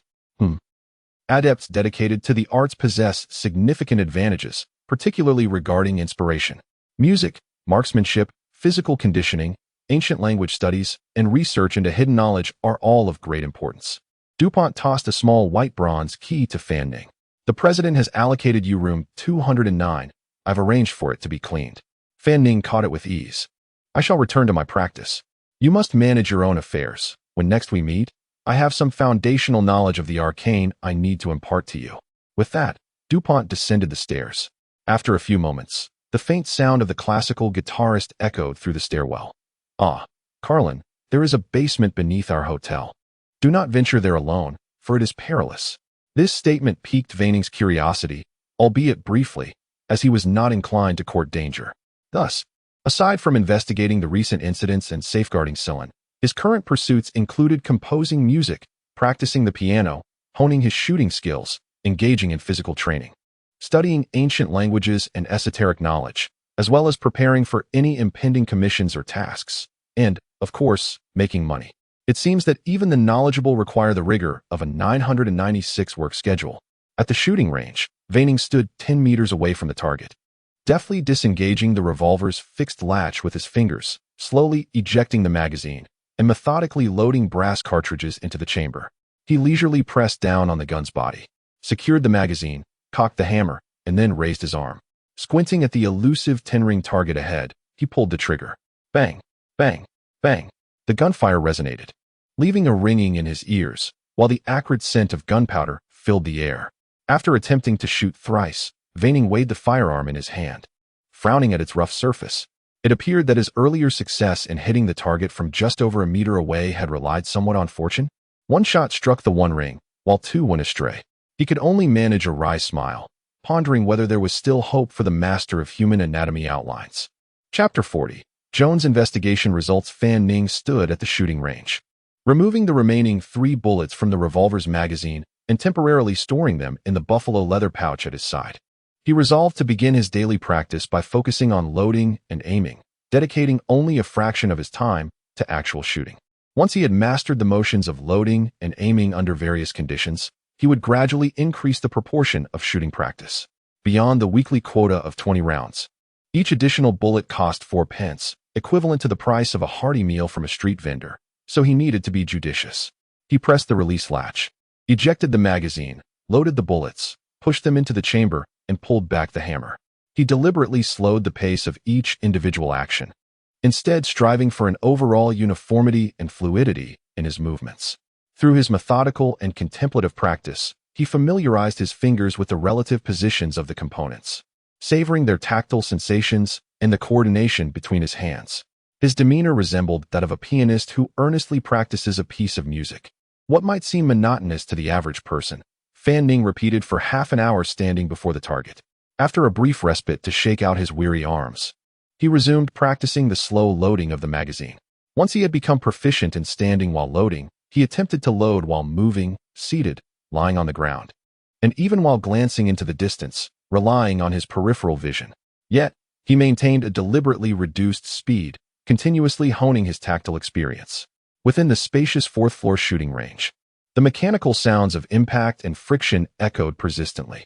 An hour later, he had become considerably more familiar with the feel of the revolver. Finally, he attempted shooting practice a dozen times, gradually adjusting his stance with the profound intuition of a knowledgeable individual, achieving a score in the range of 3 to 6 rings on a 10-meter target. Truly, this was the workplace of the enlightened. He felt that the conditions here surpassed even DuPont's quarters. Encompassing an area of approximately 20 square meters, the office featured exposed gas heating and lighting pipes on the walls, a private washroom, a complete set of desk, chair, and cabinet, a fabric sofa spacious enough to lie down on, and a coffee table with dark green embossed leather. What pleased him most was the presence of a brown upright piano by the brand K.C.B.O., the same brand as that in Huron's home, albeit hers was a more expensive 7-foot grand piano. However, this model was still considered high-end among upright pianos, with a market price of approximately 40 to 50 pounds, far superior to the ancient and worn piece in his own bedroom. Fan Ning tried playing a few short melodies and found the instrument's touch delightful. Under the lid of the piano bench, he discovered a stack of pristine printed sheet music and seated himself at the desk. The tabletop was crafted from a single piece of walnut burl, adorned with intricate tin filigree, and beneath it lay several exquisitely designed small drawers. During this time, an elderly lady at the front desk knocked on the door to inquire about his dining preferences. Between the meal options downstairs and the boxed lunch shop next door, Fan Ning chose the latter, which was the preference of most of his colleagues most of the time. Shortly thereafter, a young man named Vimit, responsible for finance and logistics, knocked once more to deliver a brand-new double-layer leather briefcase to him, its bovine leather gleaming. He also presented 16 pounds in crisp banknotes, explaining that it was due to Fan Ning's recent induction into the guidance school in the latter half of November, entitling him to 2 weeks' salary. In the printing room, the clumsy steam-powered rotary printing press clattered noisily, slowly producing sheets inscribed with Fantasia Impromptu. He changed into a neat suit for the day, as he had ample supplies in the guest room reserved for him by Teacher Anton. Concealing the revolver pouch at his waist, he donned a silk black top hat, grasped the leather briefcase, and carried a rosewood cane as he stepped outside. He felt a bit like one of those gentlemen who frequently frequented parliamentary sessions. Standing before a full-length mirror outside a clothing store, Fan Ning chuckled to himself. He arrived at the entrance of St. Lania University just before 5 in the afternoon. The College of Humanities and History consisted of a row of 4 interlocking buildings designed in a neoclassical style, dominated by silver and gray hues, with intricately carved cornerstones and eaves lending an air of sophistication. Entering through the main entrance adorned with climbing vines, he recalled the conversation from yesterday's lunch with the 2 others, following the directional signs to locate the classroom number for Joan's professional course today. The ratio of female students here seemed even greater than that at the music academy. As classes ended, students streamed out in groups, and the hallways and staircases of these buildings felt considerably narrower than those at his previous university, prompting Fan Ning to navigate against the flow, nearly dislodging his top hat several times, just as he was leisurely making his way around a corner on one of the floors. Lamenting the difficulty of finding someone in this world devoid of mobile phones, a sudden collision occurred. An agile figure dashed into his chest, sending a whirlwind of sweet and chaotic fragrance swirling around him. "Ah!" a soft voice exclaimed. Nearby students slowed their pace, glancing over with curiosity. The black gentleman's silk top hat and the white lady's small soft cap both tumbled to the ground. Flustered, Fan Ning hurriedly bent down to retrieve them, handing back the warm little cap to its owner. The girl opposite him wore an informal light green cashmere coat, underneath which was a boat-necked blouse and a light pleated skirt. "Joan, why are you running so fast?" Fan Ning asked, bemused as he recognized her delicate features. Joan rubbed her smooth forehead, her voice cheerful and vibrant. "I was actually coming to find you. I got out of class 5 minutes late and was worried you might have already left the academy." Fan Ning, perplexed, responded, "But I don't have class today. We clearly said it was tomorrow." Joan stuck out her tongue. "Oh, I must have gotten it wrong." Fan Ning sighed inwardly. "So, what are we having for dinner?" "Let's head to your music academy first. The investigation you asked me to conduct has yielded some results, and I need to confirm something with you." "So soon? What do you need to confirm?" Noticing the bulging bag she carried, Fan Ning suddenly felt that he was struggling to read her intentions. "The Nora Carl from our department, who passed away. Through my investigation, I found that she knew your department's deceased, Vulcan Harvey." "That's strange. They were acquaintances?" Fan Ning remarked, a chill running down his spine as he recalled the circumstances of their deaths, one sewn shut at the eyes and mouth, the other concealed within a piano. "They knew each other because they were in a romantic relationship," Joan explained. "What? A clandestine affair? How did you manage to uncover that?" "Please, I find it rather unsettling." Fan Ning coughed awkwardly. "So what happened next?" "Well, since you shared your experience from that night, I focused on their recent activities to see if there were any similarities to your situation, and indeed there were." "What do you mean?" "Our college recently participated in a choral competition with several other institutions. The night before the incident, the choir borrowed the chamber music hall No. 4 from your department for a rehearsal. Are you familiar with this venue?" "Of course, it's located just below hall number 1, where I had class last Friday." St. Lania Music Academy has quite an abundance of performance spaces. There are 6 small chamber music halls that accommodate around 100 spectators each. Halls number 1, 2, and 3 are teaching venues for the music academy and are not open to the public. Halls number 4, 5, and 6 serve as activity venues, accessible to all faculty and students, although any long-term rehearsals or performances require prior reservation. Nora was a linguistics and vocal music enthusiast, serving as the soprano lead in the choir from the College of Humanities and History. Her boyfriend, Vulcan from the Music Academy, was invited to act as the artistic director and piano accompanist during that evening's rehearsal, Joan continued. Fanning recalled the timeline etched in his memory. Last Thursday afternoon, the final discussion on the fragment of the musical series took place at Professor Anton's residence. That same Thursday evening, the choir of the College of Literature and History rehearsed in Hall 4. The following day, Friday, both individuals met their untimely demise. On Friday night, in Hall 1, the college held an open class where the original host had a final encounter with Professor Anton. After the class, they lingered to discuss ancient musical materials. Fanning, having traversed through time from a past chamber music concert, beheld two shadowy figures on stage. Shortly thereafter, Professor Anton tragically took his own life at home. This was crucial information. Fanning nodded slightly. The police had certainly investigated the deceased's activities, but in light of his testimony, their focus likely gravitated towards the gathering that transpired last Thursday afternoon. Consequently, they concluded that the fragment of the musical series was the direct catalyst for the sequence of events, leading to the seizure of the item by the Special Patrol Unit. What about the two similar chamber music hall scenes? Thus, the events that unfolded during Thursday night's rehearsal in Hall 4 were equally significant. Fanning stated. Indeed, splendid. Cheong joyfully commended Fanning. Would you kindly take me there now? Chapter 41. The reversion ritual. Indeed, the chamber for chamber music was dimly lit, with the occasional footsteps of students passing by outside as classes ended. Fanning ascended the stage, which bore a resemblance to Hall No. 1, featuring around 100 seats, a 4.5-foot Poisius grand piano, and a scattering of music stands and chairs piled to one side. Gas lamps flickered softly high above. Their light filtered through panes of green glass. Beyond this, Fanning was uncertain of the location of the control panel. Do you know where the cleaning supply storage room is? Joan inquired. Why do you ask that? Fanning replied, his tone tinged with curiosity. Nevertheless, he extended his hand, indicating that it was generally located in the backstage room leading from that corridor. I'll take you to have a look. A few minutes later, under Joan's direction, Fanning placed a basin of water in the center of the front row of the audience. A cloth was draped over his shoulder. Thank you for your hard work. Joan gestured for Fanning to pass her the cloth. She bent down, scooped a small amount of water, and sprinkled it on the edge of the stage, which had a height difference of over half a meter. Then, she stepped onto the stage and began to meticulously wipe the surface with the cloth. Are you here to clean? A ritual? Do you truly know any rites? Fanning asked, intrigued, as he gazed at Joan. Is it bronze or a monarch? I hope it's not a reckless endeavor in the past. His cautious nature would have prompted him to advise against such actions. But now, as someone possessing knowledge, he believed he could sense and assist in any minor dangers that might arise. Make sure to lock the door first, Joan said. What if someone tries to come in? I fear someone might disturb the ritual. All right, I will lock it for now. Afterward, Joan began to retrieve various items from her small handbag. She placed a larger candelabrum at her far end, signifying the object of her supplication, and a smaller candlestick before herself, representing her own being. The object of your supplication? It wouldn't be some strange deity, would it? Fanning felt a twinge of concern.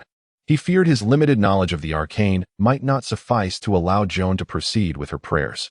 Yet, she had lived this long. Surely, she would be fine? What is the name of the deity you are invoking?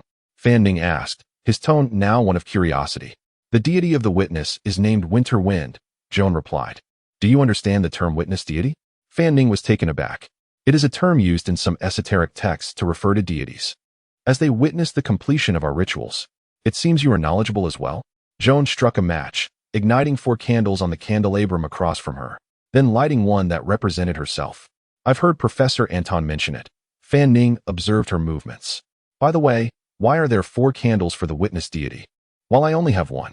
This is not fixed. We are using 4 this time because in esoteric numerology, 4 signifies planning, surveying, measuring, classifying, and recording, corresponding to the witness deity Winter Wind's dominion over memory and the passage of time. However, 1 candle typically symbolizes oneself. The number 1 in esoteric numerology denotes beginning and originality, singularity and isolation, representing the aspect of one's consciousness or will. 1 candle thus symbolizes the true self, or I am. All right, I must focus on preparing the ritual now. I may not have time to converse. You can ask me later if you have any questions, and I shall reward you with a delightful meal for half an hour of instruction. Joan smiled playfully. Fanning stood slightly aside from Joan's gaze, taking a moment to blink long, attempting to imprint the surrounding scene into his memory. He then envisioned 3 eternal beams of light converging at his chest, transforming into a pearl-like celestial sphere. A faint golden shimmer flickered in his eyes, and under the inspiration of the candlelight, the sphere slowly expanded, creating a field of inspiration encasing the surrounding objects. His vision soon veiled in a dark golden hue, revealing various entities emitting distinct colors and shadows. In this state, he began to observe Joan's actions. She placed a dish of coarse salt, a bowl of clear water, 2 sheets of sheepskin, one large, one small, along with a quill, and a coin wrapped in dark material upon the altar. Dipping the quill into ink, she drew 3 overall smooth yet irregular arcs, representing the sigil of the witness deity, Winter Wind, laying it at the base of the altar. While writing her name on the smaller sheepskin, blue sapphire, green glass meteorite, and coarse salt, Joan continued, extracting crystalline particles of blue and green from a small vial, arranging them at 3 points, and finally sprinkling coarse salt to form a closed triangle. At the moment the curves converged, Fan Ning's perceptive awareness detected exceedingly faint hues within the altar. The dish of coarse salt exhibited a pale purple hue. The bowl of clear water shimmered with a dark silver sheen, and the coin, wrapped in dark material, displayed a unique gray-white striped luminescence, the nature of which he could not discern. The basin of water had been placed outside the altar, and Joan then retrieved a mirror, submerging it at the bottom. A mixture of powdered aspen, laurel leaves, and deer tongue grass, she continued. Joan produced a burning spoon made of copper, iron wire, and a fire-resistant handle, transferring incense powder above the candle flame until it turned to ash. The air filled with the aroma of herbs and the mingling scents reminiscent of traditional Chinese medicine from Fan Ning's past life. This is frankincense essential oil. Joan released a drop of liquid from the dropper into the first candle of the far candelabrum. A hiss echoed as vapor rose, carrying a resinous fragrance that soothed the spirit into a state of languor. We beseech Winter Wind, the god of lost midnight, the god of sorrowful decay. What language is this? Fan Ning was utterly bewildered, but astonished. It was neither ancient Hoffman language nor the Long of the Lydian kingdom, nor the Janus language of the sacred Janus realm. He considered the languages of the Nelalu or Tungus peoples from distant borders or remote mountains he had once heard, but none matched. Is this the Terlingalia language from the Third History? Professor Anton was captivated by ancient music and had researched many ancient tongues. Fan Ning had occasionally heard the general characteristics of this language. By scholarly definitions of dead languages, the last known speaker of Terlingalia perished over 3 centuries ago, meaning this language had been extinct for 600 years. Though contemporary historians and linguists have made considerable progress in interpreting its written forms, many pronunciations have been lost, known only to a handful of scholars who delve into ancient texts. This young girl is no ordinary individual. The Lord of Frost, the Lord of prudent thought, the Lord of mist. He speaks not, and all that mankind remembers of the past shall fade to pure white, rendered insipid, with only the silence of revelation suspended within the heart. The second drop of essential oil evaporated. Those who gaze upon him shall be like a sunken ship capsizing beneath the waves. Those who remember him must bury the decree in the depths of winter. Those who beseech him today shall not serve tomorrow. Those who worship tomorrow shall never worship him. Joan recited the prayer written in Terlingalia at a rapid pace, dripping frankincense essential oil into each of the 4 candles. The altar was shrouded in vapor. She then picked up a silver key and rubbed it several times over the ashes in the burning spoon before withdrawing it. Holding the key, she extended it outward, tracing a medium-sized circle around the front half of the stage and the first row of the audience seats. Fan Ning's perceptive awareness sensed that the path traced by the key in Joan's hand seemed to attract the attention of some presence. The secret history is a tangled web, unknown to man.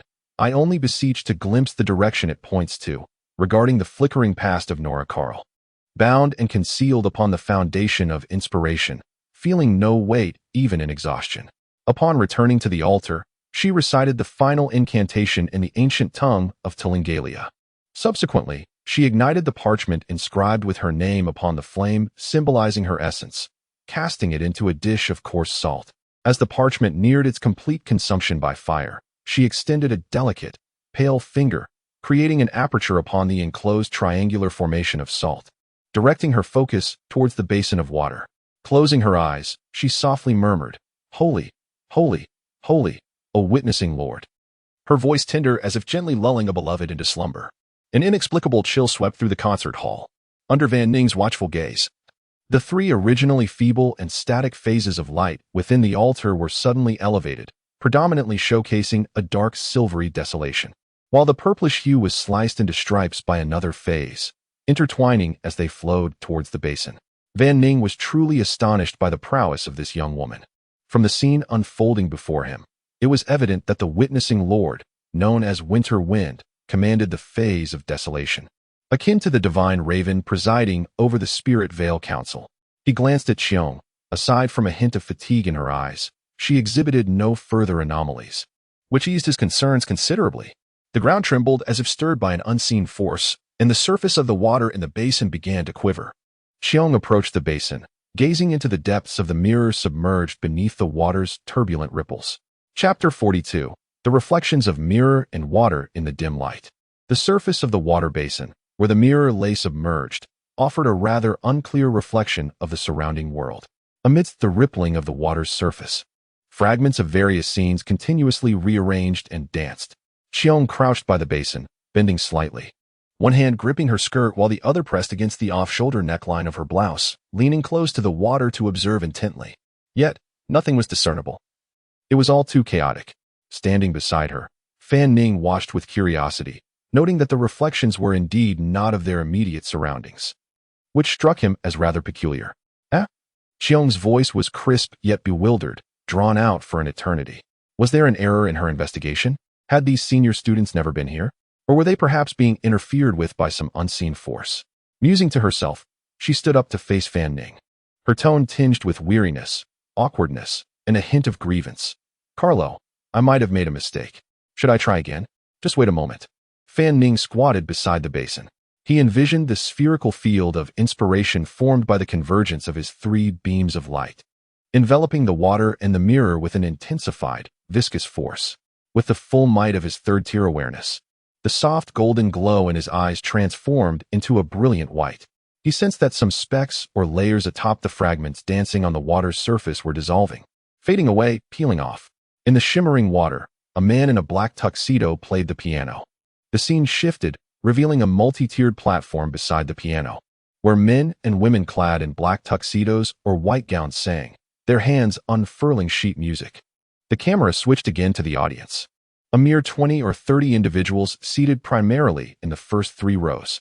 Another shift. As the rehearsal concluded, the performers scattered, some descending from the stage while others from the audience ascended to converse. The black tuxedoed man and the white-gowned woman were seen in the front row, engaged in light-hearted banter, even yawning and stretching at times.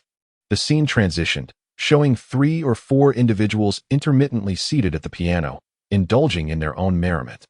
Their similar attire making it difficult to ascertain if they included the performers from earlier. A few others gathered around the piano, chatting, while some departed from the stage. The scene quickly darkened, as if the concert hall lights had been extinguished. Then, a face appeared.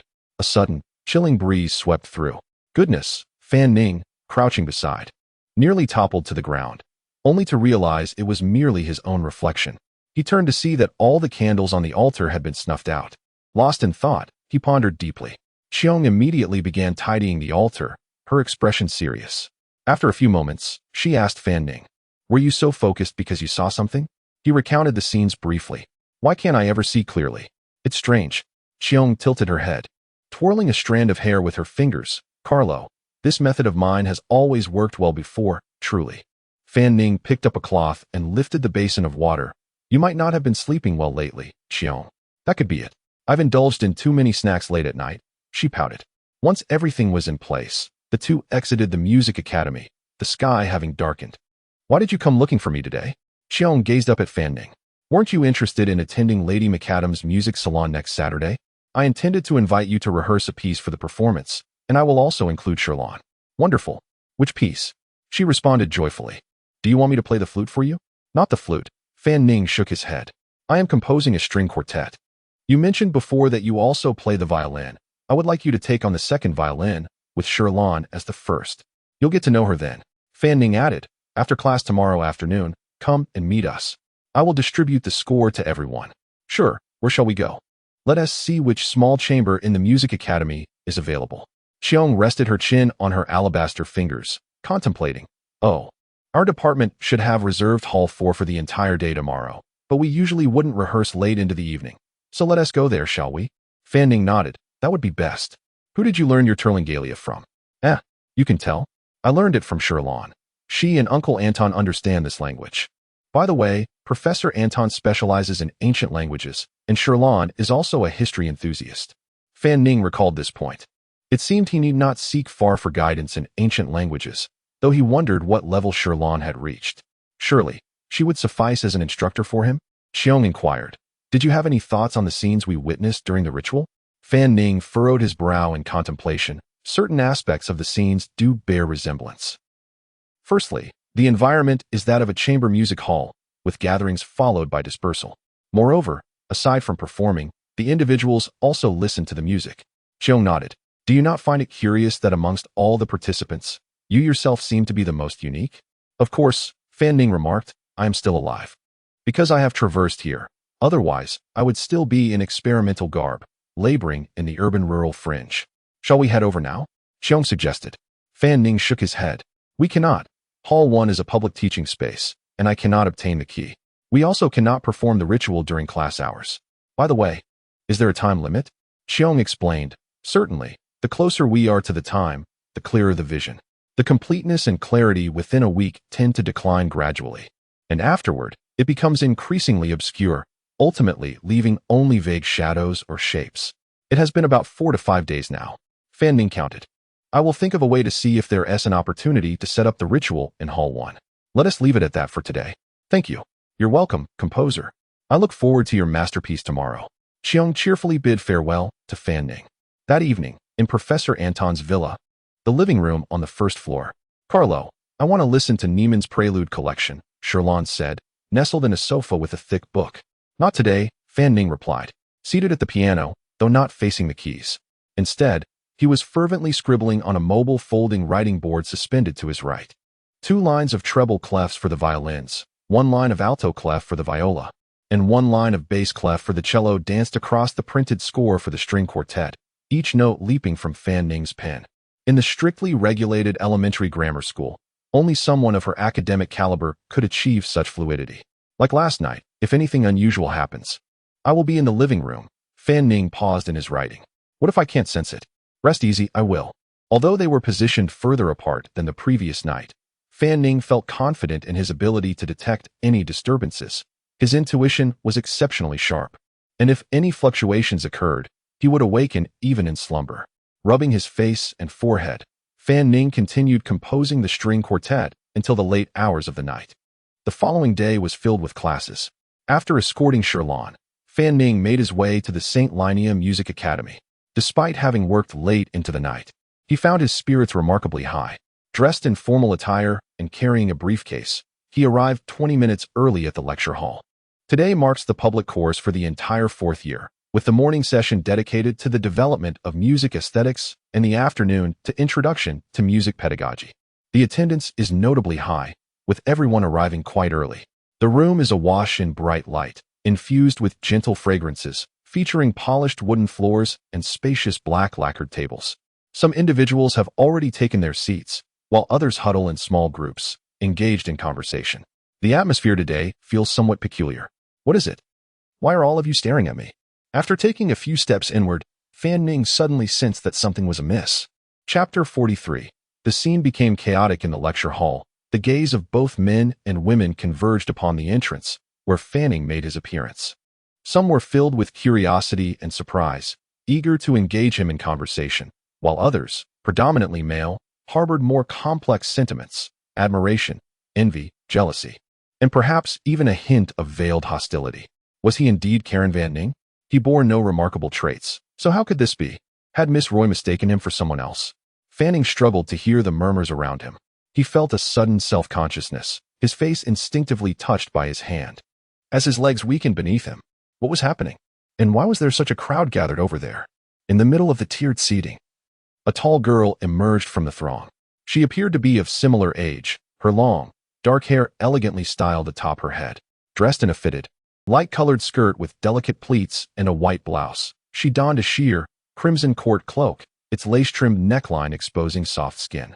The diamonds on her high heels sparkled against her fair skin, and silver tassels swayed gently around her ankles as she gracefully descended the steps.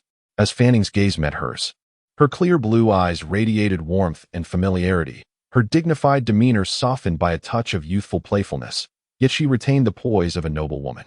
"Mr. Fanning, Miss Roy sends her regards." She approached him, curtsying gracefully. The whispers among the onlookers grew louder. The twinkle in Roy's eyes and her elegant bow seemed to drown her admirers in a sea of admiration, leaving them breathless. Was it truly him she sought? Was it because he composed that piece, Impromptu Fantasy, last Saturday? Some found it hard to believe, raising their hands in disbelief. Impossible. Given Miss Roy's talent and status, renowned artists vie for her attention, came a vehement rebuttal. Where do you think this is headed? Surely she just wants to discuss something mundane, offered a rational voice. I too wish to converse with Miss Roy about something ordinary, another chimed in, lost in daydreams.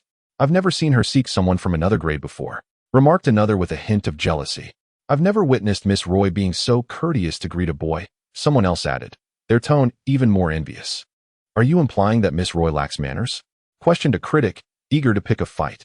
No, my point was proactive, the first speaker hurriedly clarified. This marked Fanning's first genuine observation of Roy in reality.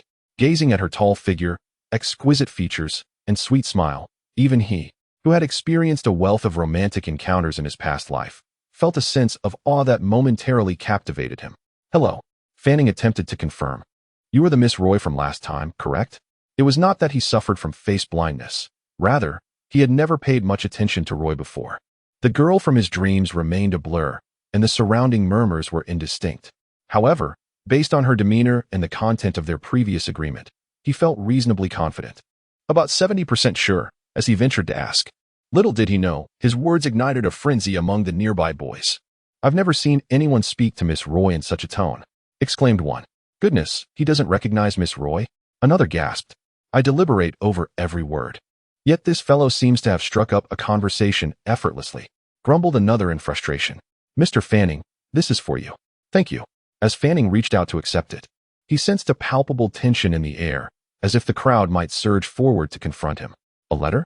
Miss Roy delivered a letter to a boy. Surely, I must be mistaken.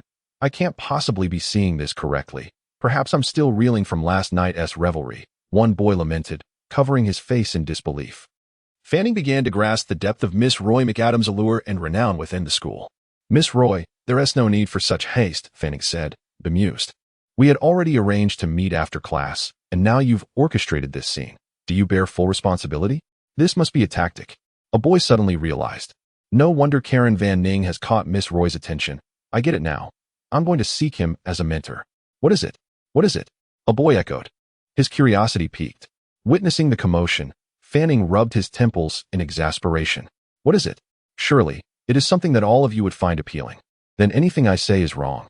Roy pouted slightly, casting a glance around. The crowd fell noticeably quieter. It seemed only magic could counter magic, Fanning mused inwardly. Mr. Fanning. Roy's voice remained elegant and sweet. As our previous agreement was not transactional in nature, I must express my sincerity by offering you an advance on your remuneration. Inside the envelope lay an invitation extended in her name, though Uncle Huxley had also invited him. She winked playfully. A young talent, a composer, and a knowledgeable individual should rightly receive numerous invitations to salons. As she mentioned the term knowledgeable, her voice lowered, and she winked again. I must return to my own classes now, she concluded, bidding farewell. Today has been rather eventful, and I may be 20 minutes late this evening. That is why I wish to inform you in advance.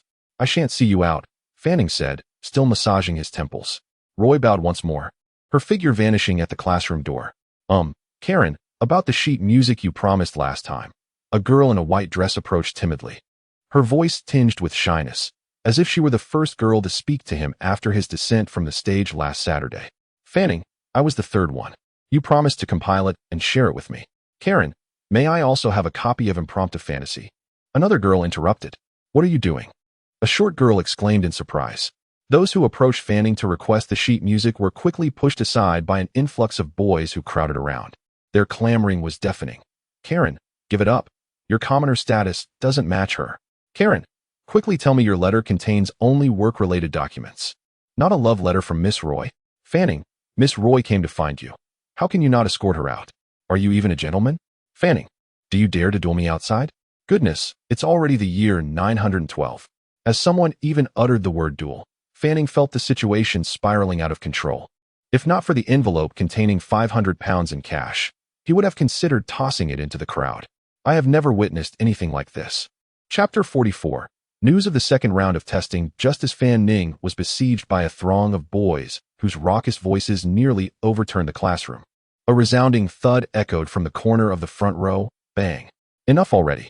Have you no sense of decorum? A cool, male voice pierced through the cacophony. The speaker, dressed in a sharply tailored black suit, tall and slender with a stern countenance, was none other than the group leader of the first-year cohort, Murray from the piano department.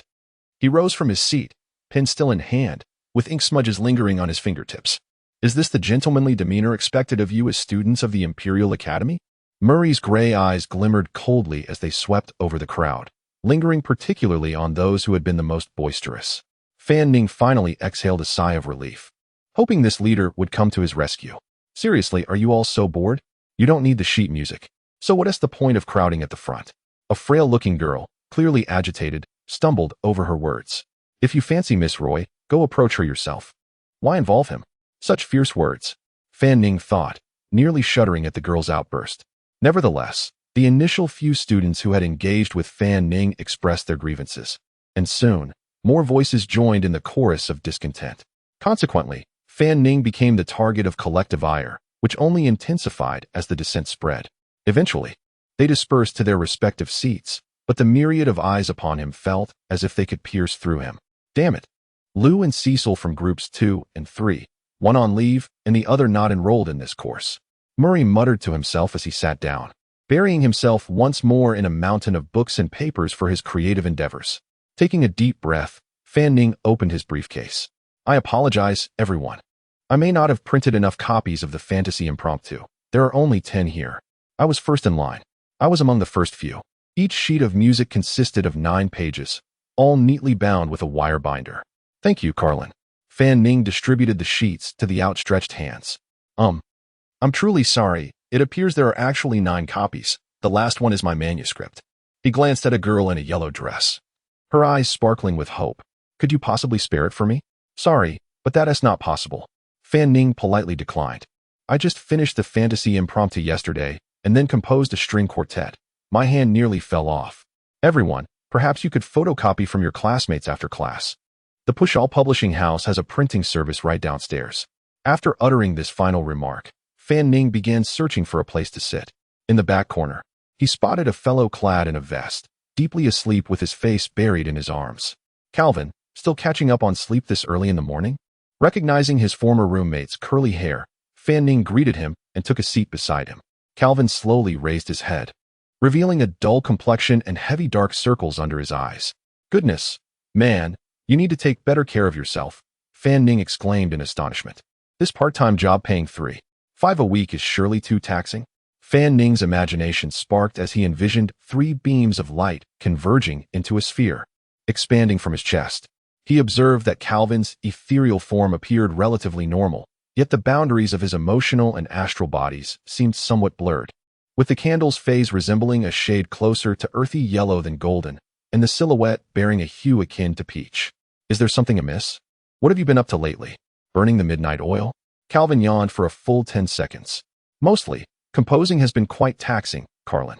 How do you all manage to create such beautiful works while maintaining your spirits? It's truly remarkable. Could it be due to the lack of inspiration after relentless composing? Fan Ning pondered, uncertain himself. By the way, aren't you supposed to submit your composition test the next day? Why are you still composing? Because I performed exceptionally well in the first round. Out of 182 participants, I ranked 10th. Mentioning this brought a flicker of energy back to Calvin. It seems the opportunity to stay on campus has indeed spurred you on, Fan Ning chuckled. Yet, a part of him remained perplexed. Calvin had never been particularly adept at composition. If he were vying for a chance to play the horn at the graduation concert, it would align more closely with Fan Ning's expectations. Fan Ning was now confused. It appears everyone has their moments of inspiration. Calvin yawned again. Let us not dwell on that. I've heard rumors that the second round of the large-scale work selection will focus on chamber music writing, and the official announcement should be made at the next group meeting. Is it the same as last year? My string quartet was already prepared for the upcoming round. However, I've heard that this year there will be some changes to the testing format. Oh, you should remember that in previous years, the entries for the second round were performed at the upcoming New Year concert at the school. But this year, I've heard that your second round works will be performed at the Ovlenser City Music Hall for a special concert. Then, they will be subject to a vote from the entire art world at the new works exhibition. That indeed presents a considerable challenge. Fanning contemplated. He was only now receiving this news, later than group leader Cecil. At the City Music Hall, scrutiny would not merely stem from the Ovlenser music community, but would encompass the entire nation and even international observers. Compared to the previous confines of the school, the scale of exposure was exponentially greater. Those contemporary, seasoned artists and mainstream cultural critics would likely offer encouragement to some student works, but many would undoubtedly be merciless in their critiques. Moreover, within the school, each student held a single vote, limiting any operational influence. However, the new works exhibition at the City Music Hall operated under its own voting mechanism, where factors such as the audience's social status, consumption history, and influence within the art world all contributed to the weight of their votes. From the perspective of the Empire's music enthusiasts, brilliant compositions are unlikely to be overlooked. Yet this system possesses a complex operational logic. Fan Ning keenly felt the need to leverage influential performers and audiences to elevate his competition piece. Carlin, you must persevere. Calvin yawned once more. Your last piece, the fantasy impromptu, has garnered you immense popularity within our music department, and even a few from other departments have shown interest in you. We will certainly support your voting efforts. With that, he buried his face in his arms and fell back into a deep slumber. Fan Ning's hand delved into his bag to unveil an exquisite envelope. Inside was an invitation to a salon issued under Miss Roy's name, containing not only basic information but also her home address, personal phone number, various contacts for her affairs, and details regarding the transportation arrangements for picking up Fan Ning. This invitation had the potential to incite certain collective events at St. Linnea University. However, Fan Ning's primary focus was not on it. Next, he uncovered a pristine stack of 1050 notes, sufficient to purchase his current apartment. Ovlenser did not issue paper currency. Rather, the mainstream banks each circulated their own notes, adorned with the likeness of King Louis, along with meticulously designed bank logos and varying denominations. Logically, should a bank collapse, the currency it has issued would become nothing more than worthless paper. However, in this era of burgeoning industry and imminent prosperity, individuals harbor an unwavering confidence in the imperial economy. The denominations currently issued by the Imperial Bank reach their utmost limits. Veining savored the distinctive aroma of the ink, relishing the exquisite and substantial texture, finding them exceedingly comforting. As for the protagonist's initial encounter with the light ability, this is not a mere fabrication. It is intricately linked to music and the protagonist's heritage, with only the tip of the iceberg revealed at this juncture. The protagonist will gradually approach its essence in due course. Additionally, feel free to engage your imagination and speculate on its connection to music, particularly in the realms of composition and conducting. Alas, I have digressed by an additional 100 words. Chapter 45, Rehearsal Group Meeting. Once the instructor entered, the large lecture hall fell into complete silence. Fan Ning observed the substitute professor at the podium, fervently scribbling notes. After approximately 20 minutes, he let out a long sigh. This course, the historical development of music aesthetics, was originally taught by Professor Anton. Although their teaching abilities were comparable, the comfort he had felt after receiving a substantial sum of money was gradually dissipating. He forced a bitter smile, then retrieved several weekly publications released today from his briefcase to read. His subscriptions were to mainstream art newspapers, but today's headlines were dominated by significant news from the capital. The inaugural subway line in Santalenberg had officially commenced operations. Authorities believed it would fundamentally alleviate the unbearable traffic congestion in the capital, yet many experts expressed grave concerns regarding potential risks such as collapses, fires, and asphyxiation. The media revisited the catastrophic railway incident involving the Cherubini 3 years prior, asserting that authorities should prioritize reducing the alarmingly high accident rate in the imperial railway transport sector rather than pursuing alternative routes such as subway construction. In addition to the subway headlines, 3 major cultural media outlets in the empire reported, in varying degrees of detail, on the funeral of Professor Anton Konar, evaluating his entire artistic career from the perspective of his identity as a composer. The Tyre and Cultural Weekly referred to him as a socially influential composer, providing a modest report on the funeral proceedings. The Ufrancel Art Review labeled him a contemporary composer, but sharply criticized his later works, claiming his obsession with ancient music was a misguided choice that squandered the honors he had achieved earlier in his career. Hoffmann's Phonograph called him a renowned contemporary composer, arguing that the materials used in his later works were antiquated while their essence was innovative. This publication particularly noted that Konar's 8th and 9th symphonies transcended the limitations of harmony, orchestration, and formal structure of the era, serving as a spear thrust into the future, though their true artistic value remains to be determined by posterity. Hoffmann's Phonograph made arguably the most responsible assessment. Fan Ning calmly folded the newspaper, reflecting that the critics from these media outlets still required further intellectual refinement. Even if Anton's 8th and 9th symphonies were placed in a previous era, they would undoubtedly stand as pinnacles of romantic music, immortal masterpieces in the annals of art history. The morning swiftly passed, and at noon, he had Calvin bring him lunch, which led him to write until 5 in the afternoon. He made 5 copies at the print service point of Pusher Publishing downstairs. Although the print shop offered a discounted rate of 1.5 pennies per page for students, Fan Ning still spent over 12 shillings. This would become a norm. He mused that it might be better to utilize the printing press of the guidance school more frequently.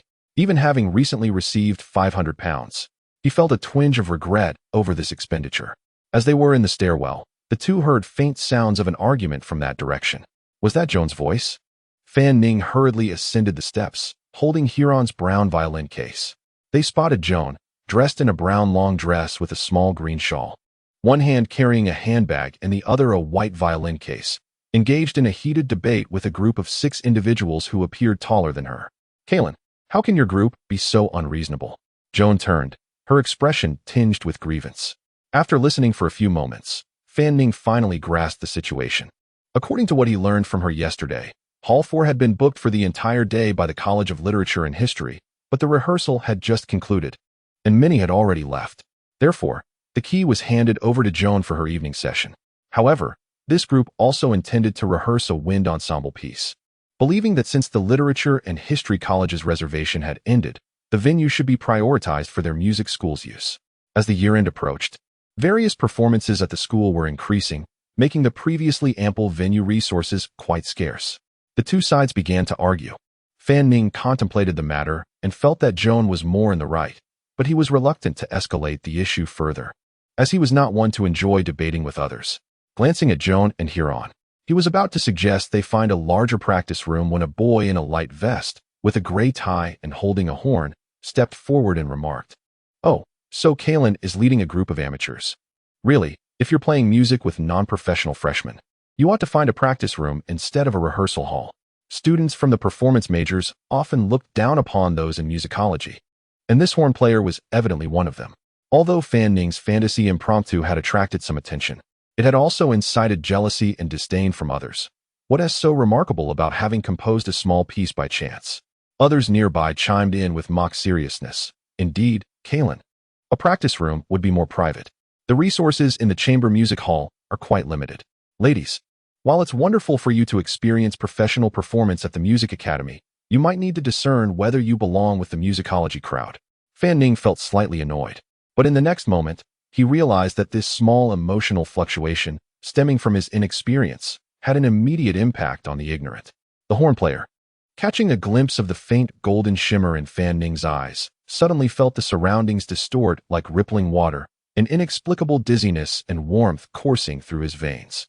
The impact of the astral being momentarily staggered him, and those around him, though not directly locked in Fan Ning's gaze, experienced a milder version of the same sensation, displaying expressions of fear and confusion. "What are you doing here?" A deep, resonant voice emanated from behind. The shimmering light in Fan Ning's eyes vanished instantaneously, and the unusual feelings dissipated as if they had been mere illusions. "Group leader, this bunch is attempting to take over our rehearsal space." "Yes, our group is diligently rehearsing a piece for the New Year concert." Upon recognizing Liu Yadiel, the group seemed to see a savior. "Are you heading to rehearse as well? Aren't you not the timpanist this time?" A girl in a yellow dress, holding an oboe, noticed Lu in his black formal attire, carrying a violin case, and greeted him with a tone of subtle flattery. "Fools, can't you see we are together?" Lu's frustration could no longer be contained. Chapter 46. String Quartet Death and the Maiden. At the entrance of the chamber music hall, 5 individuals stood frozen, chastised by Lu's exclamation of "fools." Lu, robust and towering in stature, had previously shown courtesy to Fanning in a dream, yet this did not imply that he was a simpleton or possessed a placid temperament.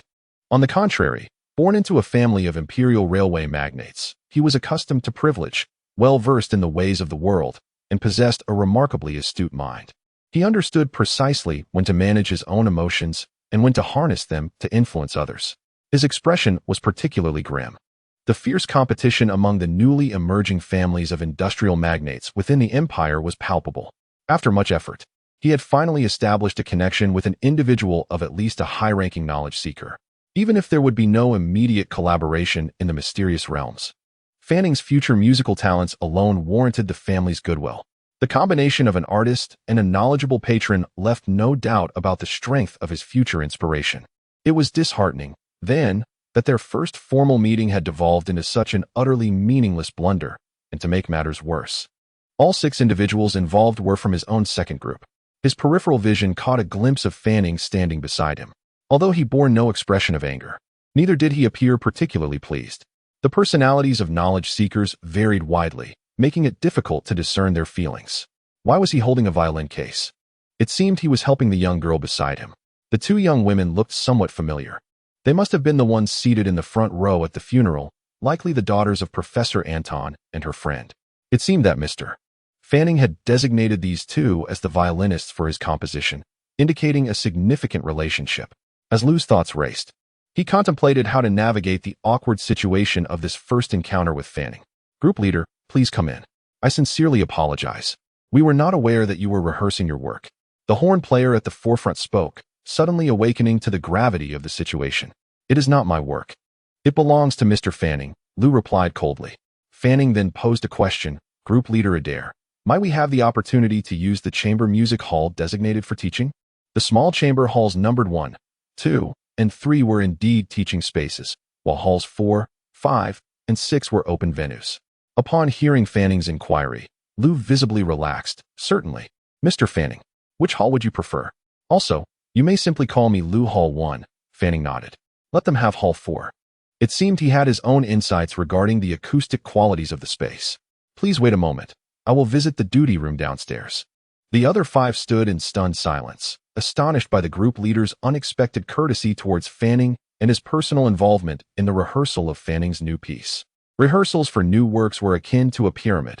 At the apex stood renowned composers while performers clamored for opportunities to practice, especially for premieres.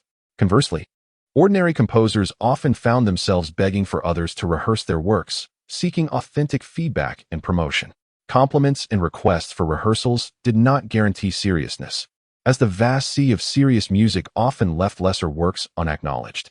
Fanning's reputation among the members of the second group suddenly transformed into something enigmatic and grand. After asking Fanning to wait, Lu made his way to the adjacent staircase, casting a sharp glance at the 5 as he passed. They promptly understood the unspoken message, hurriedly thanking Fanning and Joan before entering Hall 4, leaving the door ajar. "Carlo, is this Lu your group leader? Why is he being so courteous to you?" Joan remarked, clearly taken aback by the scene. "He is the leader of the second group. I am in the third," Fanning casually explained. "We maintain a good rapport. I believe I have seen him before. Isn't he the timpanist for the St. Linnea Symphony Orchestra?" said Sherlon. "Indeed, he also plays the viola," Fanning noted. "I will introduce everyone shortly." In Hall 1, the door was slightly ajar, and the room was brightly lit. The stage's grand piano had been slightly repositioned by the staff, leaving 4 chairs and music stands at the center. Sherlon, Joan, and Lu took out their violins, applying rosin to their bows, while Fanning adjusted the relative positions of the musicians' chairs. "Apologies, everyone, for the slight delay." A sweet and elegant voice filled with regret echoed from the entrance. "We managed to secure Hall 1. I quite like it here." Roy stepped in, dressed in a form-fitting crimson woolen dress, the meticulously tailored train accentuating her tall figure, cinched at the waist with a silk belt. 2 elegantly attired women followed her. carrying a cello case to the stage's center. They opened it, carefully placing the cello, bowed to the audience, and exited, closing the hall's door behind them. Lou greeted the young lady in purple. "Miss Roy, your attire consistently sets the fashion trends of the Thyolian Empire." Fanning smiled at Roy. "Have you changed outfits since the last class?" He then guided the four to introduce themselves and distributed the scores. "Currently, I have only completed the full score. So please locate your respective lines among the four. There may be a higher frequency of page turns. I hope you will understand." String Quartet in D minor, dedicated to the Marquis Paul McAdam. Roy read aloud, her voice softly enunciating the subtitle, Death and the Maiden. It was a title rich in feeling, mysterious, alluring, yet tinged with a sense of danger. Lou praised, "A very string-friendly tonality. I quite like it." Joan chuckled softly. Sherlon alternated her gaze between the score and Fanning. This piece, composed by the romantic Master Schubert, was his 14th string quartet, catalogued as D. 810. Fanning had considered slightly renaming it, but realized that different cultures shared similar folklore about death, retaining the original essence instead. Composing a work that was not a piano solo from memory posed a significant challenge for Fanning. While he was intimately familiar with the auditory aspects, he did not play other instruments. Perhaps his musical training and inspiration were still lacking, a matter that might require further elevation in extraordinary realms. "Mr. Fanning, would you care to offer us some preliminary insights?" Lou inquired. Let me think." Lou's words prompted Fanning to reflect. He succinctly and comprehensively articulated his expectations to the four. Then he approached the piano, pressing the A note to the left of the central C key. The sound of the four violins tuning resonated throughout the hall as they began adjusting their pitches. Fanning ascended to the conductor's podium. Grasping the well-worn public baton from its slot, he addressed the group with clarity. "Ladies and gentlemen, how is your preparation?" "I am ready," said the first violinist Sherlon. Bow in hand, her gaze fixed on the boy's gestures, her voice soft yet confident. I'm a bit nervous," stammered Joan, the second violinist, her voice trembling slightly. "No problem, Lou," the violist, observed Fanning's hand signals intently. "We can begin." Roy, the cellist, smiled sweetly, her voice brimming with confidence. Fanning offered a slight smile, encouraging them with his gaze. He then raised his arm, signaling for readiness, and with a decisive motion, he brought the baton down. Chapter 47. A whisper of longing. As Fanning's baton descended, the four musicians on stage simultaneously drew their bows across the strings. For the first time in this world, the string quartet Death and the Maiden resonated. Fanning deliberately lowered the tempo with his baton. The quartet's sight reading progressed, albeit with some stumbles. Yet the essence of the music was already discernible. This was chiefly due to the exceptional skill of the first violinist, Sherlon, in the upper voice, and Roy, the cellist, in the lower voice. Their performances formed a robust framework for melody and harmony. In contrast, the middle voices, Cheong and Lou, who were adept in both violin and viola, lagged slightly in their sight reading. However, their considerable experience enabled them to catch up seamlessly each time. From Fanning's perspective, the fact that these two could produce such an effect upon their first encounter with the score was remarkable, even as dual instrument performers. Their proficiency surpassed that of many music students he had known in his previous life. Sherlon's violin and Roy's cello were impeccable, far exceeding his current piano skills. Cheong's intonation faltered slightly when playing double stops. Perhaps he should listen to her main instrument, the flute, sometime. Fanning once again experienced that ethereal resonance. This reaffirmed another of his hypotheses regarding the definition of music. It encompasses not only one's own performance, but also the interpretation by others once it is composed. He gestured for everyone to pause. "How does it feel, everyone?" Roy tentatively spoke up. "Mr. Fanning, I would like to confirm something with you." Fanning replied, somewhat surprised. "What have you discerned, Miss Roy?" She held a deep affection for the piece they had just performed, its emotional impact tinged with melancholy, inevitably leading her to curiosity about the composer. In her captivating blue eyes, Fanning detected a complex emotional tapestry. Was there even a hint of admiration? Their gazes intertwined for several seconds. "Miss Roy is truly enchanting. It would be hard for anyone to remain unmoved by such a gaze directed at them. Does she harbor feelings for me?" A flurry of thoughts swept through Fanning's mind. Standing on the podium, he quickly averted his eyes from Roy. He gradually shifted his emotional focus, finally resting it on his feelings of being a transient in this otherworldly realm, coupled with a sense of bewilderment towards the mysterious. Art can indeed stir one's emotions. I am not usually like this. Haven't I encountered many beautiful girls before? Perhaps I should contemplate the essence of the music itself. After recreating this philosophically rich work in another world, I have experienced peculiar reflections. Human life ultimately withers away. Yet the life of art can be reborn from death. It seems to transcend mere understanding, touching upon the spiritual. The chamber music hall fell into a moment of tranquil silence. Miss Roy's perceptiveness toward music was indeed extraordinary. At last, Fan Ning chuckled softly and acknowledged the interpretations of the girl in the purple dress. He turned to the other two who had yet to speak. Shalon, Cheong, what are your thoughts? You need not discuss the composition. Feel free to address the performance itself. He smiled warmly at the youth on the podium. Fan Ning nodded slightly, took out his pocket watch, glanced at it, then snapped it shut and walked toward the concert hall exit. Thank you all for your hard work. Let us take a short break. I have ordered some delightful treats. Wow. Upon hearing about food, Cheong's dark eyes sparkled with excitement. After a while, Fan Ning returned with a bag. Here are some snacks. Let us enjoy them in the audience area. He took a seat in the front row and retrieved 5 small meal boxes from within. Each box bore a whimsical cartoon image of an adorable woodpecker. Here they come, here they come. Cheong hurriedly steadied her violin and trotted down. Mr. Fan Ning, I find you to be far more interesting and approachable than I initially imagined. Your youthful spirit is quite refreshing, remarked Roy, covering her mouth with a light laugh as she gracefully descended the stage. Fan Ning gazed at this dignified and elegant young lady, his tone tinged with mild exasperation. Miss Roy, I believe we are of similar age. Did you previously think there was a generational gap between us? Not quite. I merely meant that you. Oh my, this is truly delightful and exquisite. As Roy explained while unboxing her meal, she suddenly exclaimed in genuine admiration. Haha, I suppose I'm feeling a bit hungry too? Lou's hearty laughter resonated. Red velvet cake slices, strawberry millefeuille crepes, lemon almond cake slices, white chocolate frozen cheesecake tarts, candied fruit sorbet mini cups, cocoa rock cookies, coconut pear pudding, and cherry wine cream puffs. Each meal box contained 8 different mini pastries, each more tempting than the last. Meanwhile, the two unboxing their treats had also noticed the design on the boxes. A woodpecker? Did someone from the guiding school send these pastries to Mr. Fan Ning? It seems that even if he is not part of the guiding school, he shares a close connection with them. What a significant piece of information. Delicious. Roy had already resumed her normal train of thought. She elegantly chewed on her food, occasionally licking the cream off her lips, a tantalizing gesture gracefully concealed by her delicate fingers. Fan Ning chuckled inwardly at the sight. These two privileged young ladies and gentlemen must have indulged in countless exquisite delights. I suspect these pastries were crafted with some secret art. Had it not been for receiving Roy's generous payment that morning, he would never have dared to place such an extravagant order. 5 boxes of pastries had cost him a whopping £7, and that was with a discount. It exceeded the monthly salary of an ordinary factory worker. Absurd. This was the cheapest package he could find. He subtly summoned inspiration, gathering an intangible orb of light as he gazed at the meal box in his hand. A rich rosy hue danced across the surface of the food.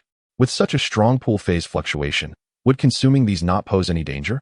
Fan Ning's expression turned peculiar as he cautiously attempted to bite into the cherry wine cream puff. When the intense flavors of fruit, wine, and cream burst in his mouth, he felt there was no need for further contemplation.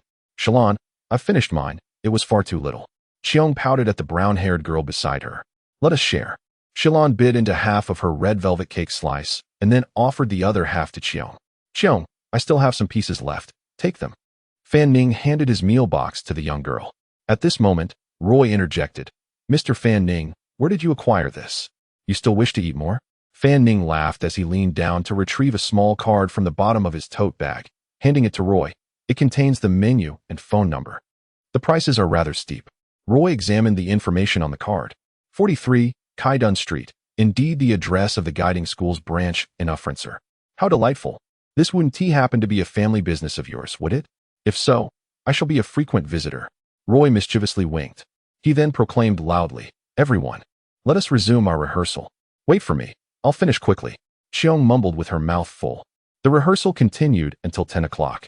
Fan Ning sincerely expressed his gratitude and praised everyone. It is primarily due to your composition that I have become enamored with this piece. Roy smiled radiantly. Lou added, My family has a factory manager with exquisite handwriting. I will ask him to transcribe and print the parts for each voice and send them to your addresses for ease of practice. Thank you, Fanning remarked. Roy, I wish to spend some time with the two violinists to refine their parts with the aid of the piano, ensuring a flawless outcome for publication. You are a dedicated composer loyal to the art. Roy, I bid you good night. Good night, Mr. Fanning. Once the two departed, Fanning turned his gaze towards Sherlon and Joan. Carlo, how shall we make the adjustments? Joan responded with a lively smile towards Fanning. That is not what I meant. Chapter 48. Reenactment. The scene of the crossing what? What ritual? Not a problem, Carlin, Joan replied gently and cheerfully. We should first tidy up the tool storage room and clean this place. As Joan arranged the altar, Fanning briefly explained to Sherlon. This is where I last saw Teacher Anton. Joan has a ritual that might help us glimpse some past events. It is also the site of my crossing. He added silently in his heart. Sherlon quietly asked Fanning, is this related to your becoming a seer? Fanning nodded. Indeed, it pertains to the studies of mystics. Don't forget. You promised to have a serious discussion with me. I remember. The altar was soon prepared, and Joan began to recite the prayer that Sherlon had taught her. Composed in the Tulingalia language, beseeching the Lord of Witnesses, the winter wind. Finally, Joan's finger erased a segment of the triangle formed by coarse salt, directing it towards the submerged mirror. I still can't see clearly. Joan crouched beside it, her small face filled with confusion. Why hasn't it worked this time? Fanning approached. Let me give it a try. He summoned his inspiration, envisioning a sphere of spiritual energy converging at his chest, slowly expanding to cover the surface of the water. Beneath the shimmering, dancing light, some disruptive colors and patterns peeled away. Scattered, fragmented revelations appeared on the mirror of the water. He saw fellow students in the audience, seated sparsely, not exceeding 30. The scene shifted. He saw himself in a black tuxedo sitting at the piano, with a classmate in a white dress playing the violin behind him, while Teacher Anton, dressed in an outdated suit with a slightly askew belt buckle, stood beside him, explaining incessantly. Teacher Anton. For the first time since his crossing, Fanning saw the teacher's visage. His emotions stirred slightly, yet he maintained control over his observation. The scene shifted again, class was over, and students rose from their seats in small groups, while Teacher Anton hurriedly left with his briefcase. The version of himself at the piano waved goodbye to the teacher. The scene shifted once more. A man and a woman in high-collared tuxedos stepped onto the stage to converse with him. The lighting shifted abruptly to darkness, as if the concert hall lights had gone out. Is it dark? Has the ritual's power faded? Fanning's heart raced, his brow furrowed. Yet, the current scene was precisely at the moment of his crossing. Fanning felt a sense of reluctance. He continued to gaze at the ripples on the water's surface. However, this time felt different. Why was the surface and the mirror shrouded in darkness? It did not reflect the normal surroundings nearby. Was the ritual still ongoing? I awoke from darkness. Fanning's inspiration continued to blaze as he fixated on the mirror beneath the water. He wondered how long he could maintain this intense focus. Gradually, he began to feel dizzy, and Joan seemed to want to speak, but was silenced by his raised hand. After nearly a minute, a faint glimmer flickered in the darkness, followed by two brighter flashes of light that burst momentarily. The darkness persisted, and a few seconds later, his face's reflection appeared in the mirror. An inexplicable cold breeze extinguished the altar's candle flames. It was over. Fanning took a deep breath and unsteadily rose. Thank you, Joan. After cleaning the altar, Joan approached Fanning, her smooth face tilted upwards to meet his gaze. You're welcome, Carlin. I'm curious. Why is it always you who sees these visions? What did you see this time? Fanning paused to reflect before responding. The two individuals who took the stage are troubling. What do you mean? Joan's eyes widened. Are you saying the two people who attended our rehearsal in Hall 4 on Thursday and the ones you encountered in Hall 1 on Friday were the same? Precisely. They wore higher-collared formal attire. They could be the instigators, Joan inquired. Carlin, should we investigate the students who were present at the scene based on this characteristic? Perhaps we can provide the police with more valuable leads to expose them. Fanning considered this briefly. He decided from that moment on to place his complete trust in Joan regarding this incident, just as he did with Sherlon. Thus, he recounted the vision he had seen, detailing the silhouettes he had encountered that night while omitting the crossing aspect. As Joan listened, she traced circles around her hair with her fingers. So, these individuals didn't escape, but rather died on the scene? And you suspect a connection to you? Yes, Fanning affirmed with a nod. Initially, he felt a twinge of frustration because, amid the darkness, he still couldn't discern what transpired before and after his crossing. But later, upon witnessing the white light in the darkness and the sudden flash, he suddenly realized that the silhouettes on stage were not necessarily fellow students from the school. Thus, the motives of these two individuals for taking the stage might not have been to share music. They also were not necessarily victims. He understood why the rumors at school only mentioned that 2 students had died because of the disappearance of these 2. It neither occurred in the proximity of their classmates, nor was it an alarming suicide, making it easier for the police to control the narrative. The following day, when they attempted the same trick on him, the white light in the darkness, the flash, and after awakening, unharmed, the stage revealing 2 silhouettes. All signs indicated that these 2 had not achieved their objective. As for teacher Anton's subsequent suicide by gunshot, it bore no relation to these 2, at least not directly connected to that night. From the teacher's diary, it was clear that his mental state had been deteriorating for quite some time. For reasons unknown, both visions culminated in darkness, as if the lights had been extinguished. Yet, the aforementioned speculation seemed to be the most plausible possibility. Veining concluded his analysis to Sherlon and Joan. However, he pondered in his heart. Had he inadvertently struck back against these 2? Was it due to the crossing? Or perhaps the key to the art gallery? Or both? Joan's delicate face bore a hint of fatigue as she clapped her hands to her cheeks. So, our investigation has progressed a step further and is now clearer. Indeed. Veining nodded slightly. The next questions were twofold. Who were these 2? And what was their original intent? Joan yawned and said, from my experience, when dealing with such questions, often clarifying one will easily lead to the other. You're welcome, Carlin. I've eaten too many of your pastries and feel drowsy. Joan stretched out her hands, adorably propping up her eyes. Sherlon concluded, Joan, see you at the auction tomorrow evening, after class at the school gate. A row of dim gas lamps illuminated the area beneath the music academy. Joan's family carriage had long been waiting. Veining lifted the curtain and gently assisted Joan onto the carriage, symbolically resting his hand on her pale, delicate arm. With his cane in hand, he watched the carriage depart, observing Sherlon and Joan wave goodbye to one another, contemplating whether today's clues were linked to Sherlon's encounter that night.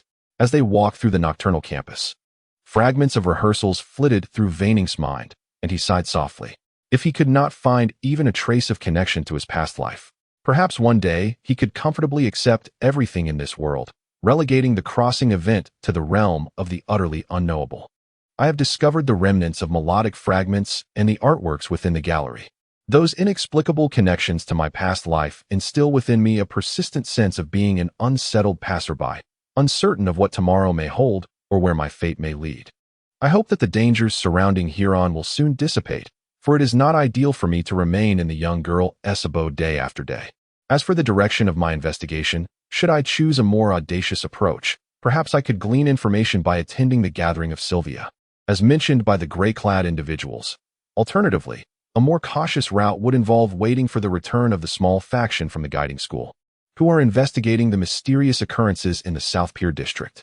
I shall observe the situation further. Carlin, are you feeling unwell? No, I am merely a bit fatigued. Today should allow me to resume my exploration of the migration. I intend to examine the key to the gallery and the church indicated by the signpost of the unending fugue of the witness. Chapter 49. A brush. He retrieved the small black bottle acquired from the guiding school and tossed the art museum key inside. However, due to the necklace remaining outside, the cap could not be secured tightly, and some of the radiant essence within would inevitably evaporate into inspiration, dispersing into the world's surface. Yet, in order to validate his hypothesis, there was little choice. Within the realm of sleep and dreams, Van Ning engaged in dream verification and recited the esoteric prayer concerning the endless fugue. He observed the symbol of the witness of the fourfold line emerge at the edge of the astral plane, and without hesitation, he tore it open. The combustion of inspiration intensified, and his consciousness transitioned from a lucid dream state to a semi-conscious, hazy condition. His spirit settled upon an empty, light brown wooden stage. Heavy draperies adorned with botanical patterns framed the columns embellished with curved plaster moldings, while walls featuring stained glass windows allowed a soft glow to permeate from the domed skylight above. At the far end of the space, upon a staircase shrouded in golden mist, stood an organ, while rows of long mahogany benches and candle-laden corridors filled the area below the stage. It was once more this church. Van Ning opened his palm, conjuring the image of the art museum key within his consciousness. In the dream, The inconspicuous black key successfully manifested in his hand. Yet still, there was no sign of radiant essence gathering. In Van Ning's perception, inspiration within this church was relatively abundant. Yet he could not discern any suspended points of radiant light. Was the previous effect merely a one-time occurrence? Or was it possible that this place was not the source, but rather the outside world? He lightly descended from the stage, traversing the rows of mahogany benches, and once again gazed at the grand marble door, its spiral grooves, and the fourfold line relief at its center. Placing his hand upon the cold relief, Van Ning keenly experienced the sensation of his past work's inspiration being absorbed within. The golden flow had already filled nearly half of the first ring of the spiral groove, and now it began to recharge once more. This time, upon pausing, he still had not reached the innermost circle of the spiral, yet he was very close. Van Ning recalled that last time, he hadn't even filled half. There had been a small-scale reenactment of death and the maiden. He eagerly anticipated what would transpire if he were to fill it entirely with golden flow. He decided to step outside for a moment. As he moved, a resounding thud echoed as Van Ning's spiritual forehead collided with the stone door. There was no pain, yet it left him momentarily disoriented. Why could he not exit? In the dream, Van Ning habitually rubbed his forehead.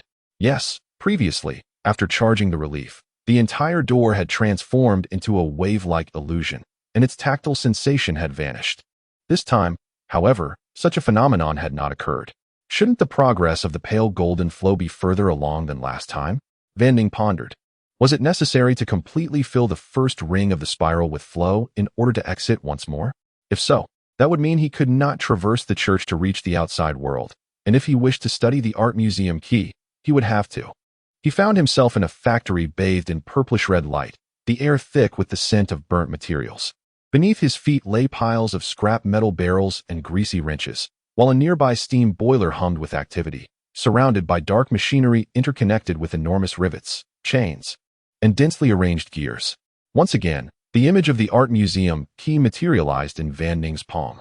Points of light converged from all directions into his hand, with a particularly intense stream of purple flow emanating from within the steam boiler. That was the edge of the astral plane. If he could slip into the boiler, he might descend to some unknown place within the outside world. Following previous patterns, the art museum key in reality should have been exuding radiant essence by now. And judging by last time's quantity, his small bottle might not suffice. However, as Van Ning gazed at the resplendent points of light, he harbored some doubts. Dreams were filled with randomness.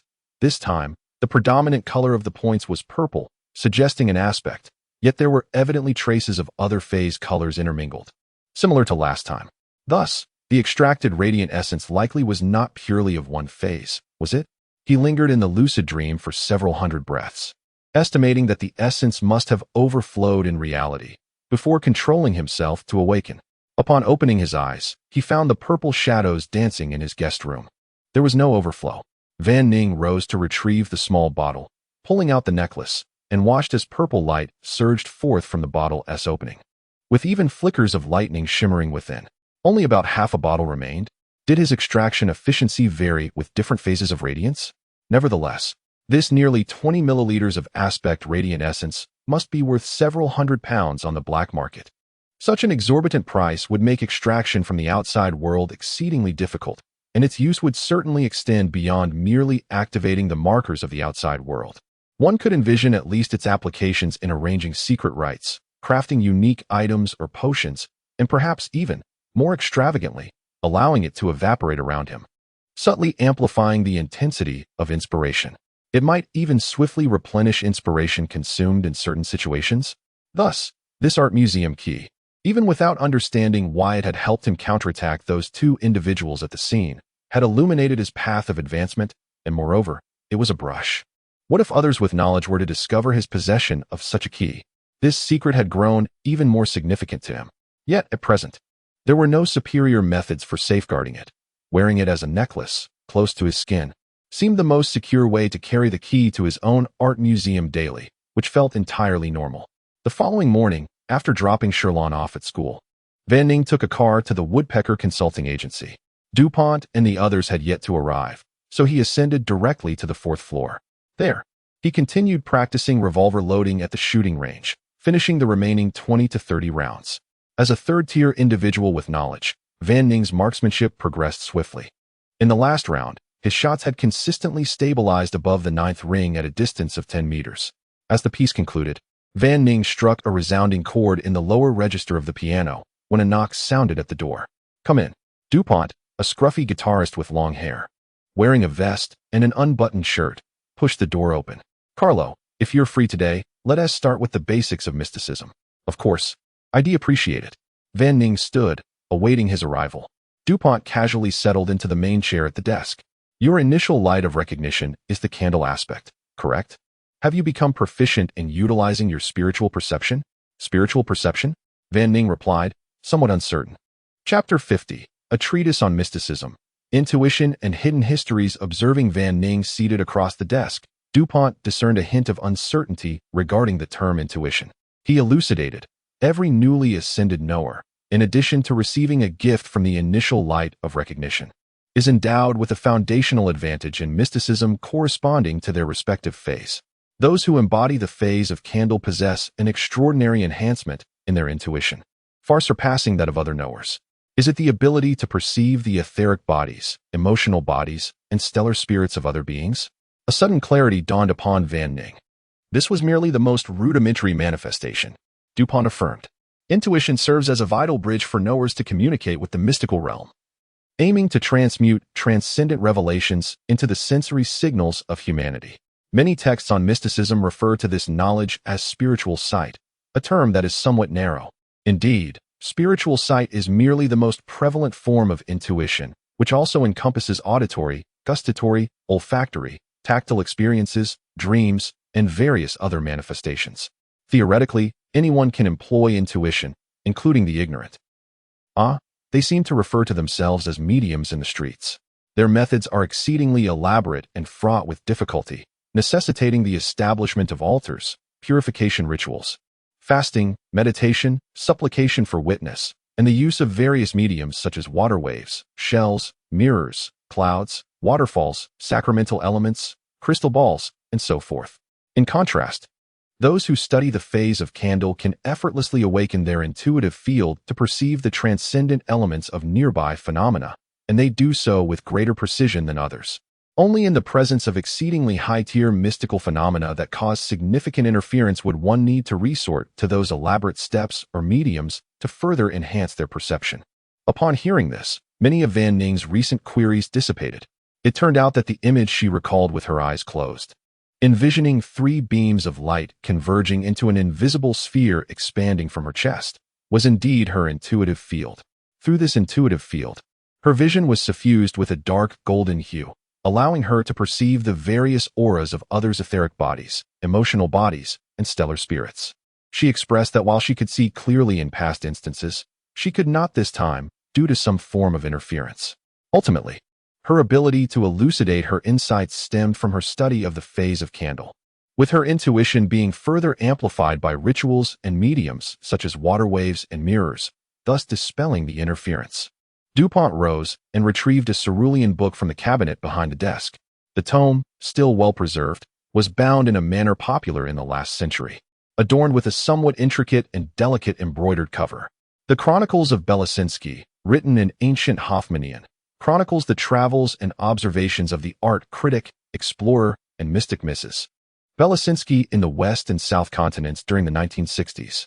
The author remains anonymous, with some speculating it to be a self-penned travelogue written in the third person. The book is divided into 2 volumes. The first contains theories on awakening intuition, while the second interprets the various colors representing different forms of intuition. This was precisely what she needed to study, as she was utterly in the dark regarding the meanings of the various colors of intuition. Furthermore, Van Ning recalled the scene of her confrontation with the gray man when she was struck. Voicing her inquiry, "I once felt that something gelatinous temporarily adhered to my etheric body." She expressed her gratitude for DuPont's patient explanations. Nodding, she acknowledged that after the auction tonight, there would be nearly 10 days until next Saturday's musical salon, during which she must organize rehearsals and devote more time to studying these texts. However, as I delve into mysticism, I will inevitably encounter numerous hidden knowledge. So how can I mitigate the risks? Is it necessary to construct some sort of ritual every time? Van Ning articulated her concerns. This is precisely the subject of today's lecture on mysticism, DuPont replied gravely. The two principal factors for knowers are hidden knowledge and intuition. The chairman should have provided a preliminary explanation and cautioned you against rashly engaging with hidden knowledge, correct? Indeed, Van Ning nodded slightly, stating that the only hidden knowledge she had encountered was that imparted during her ascension through the initial light of recognition. Hidden knowledge carries risks, yet it is also an essential component for knowers. Our fate is to delve into it, seeking day and night. Thus, it is crucial for you to comprehend the scope of hidden knowledge, understand why it poses dangers, and learn how to navigate those risks during your encounters. Van Ning prepared her paper, grasping the fountain pen, her demeanor earnest as that of a high school student. How did the chairman explain hidden knowledge to you? DuPont inquired.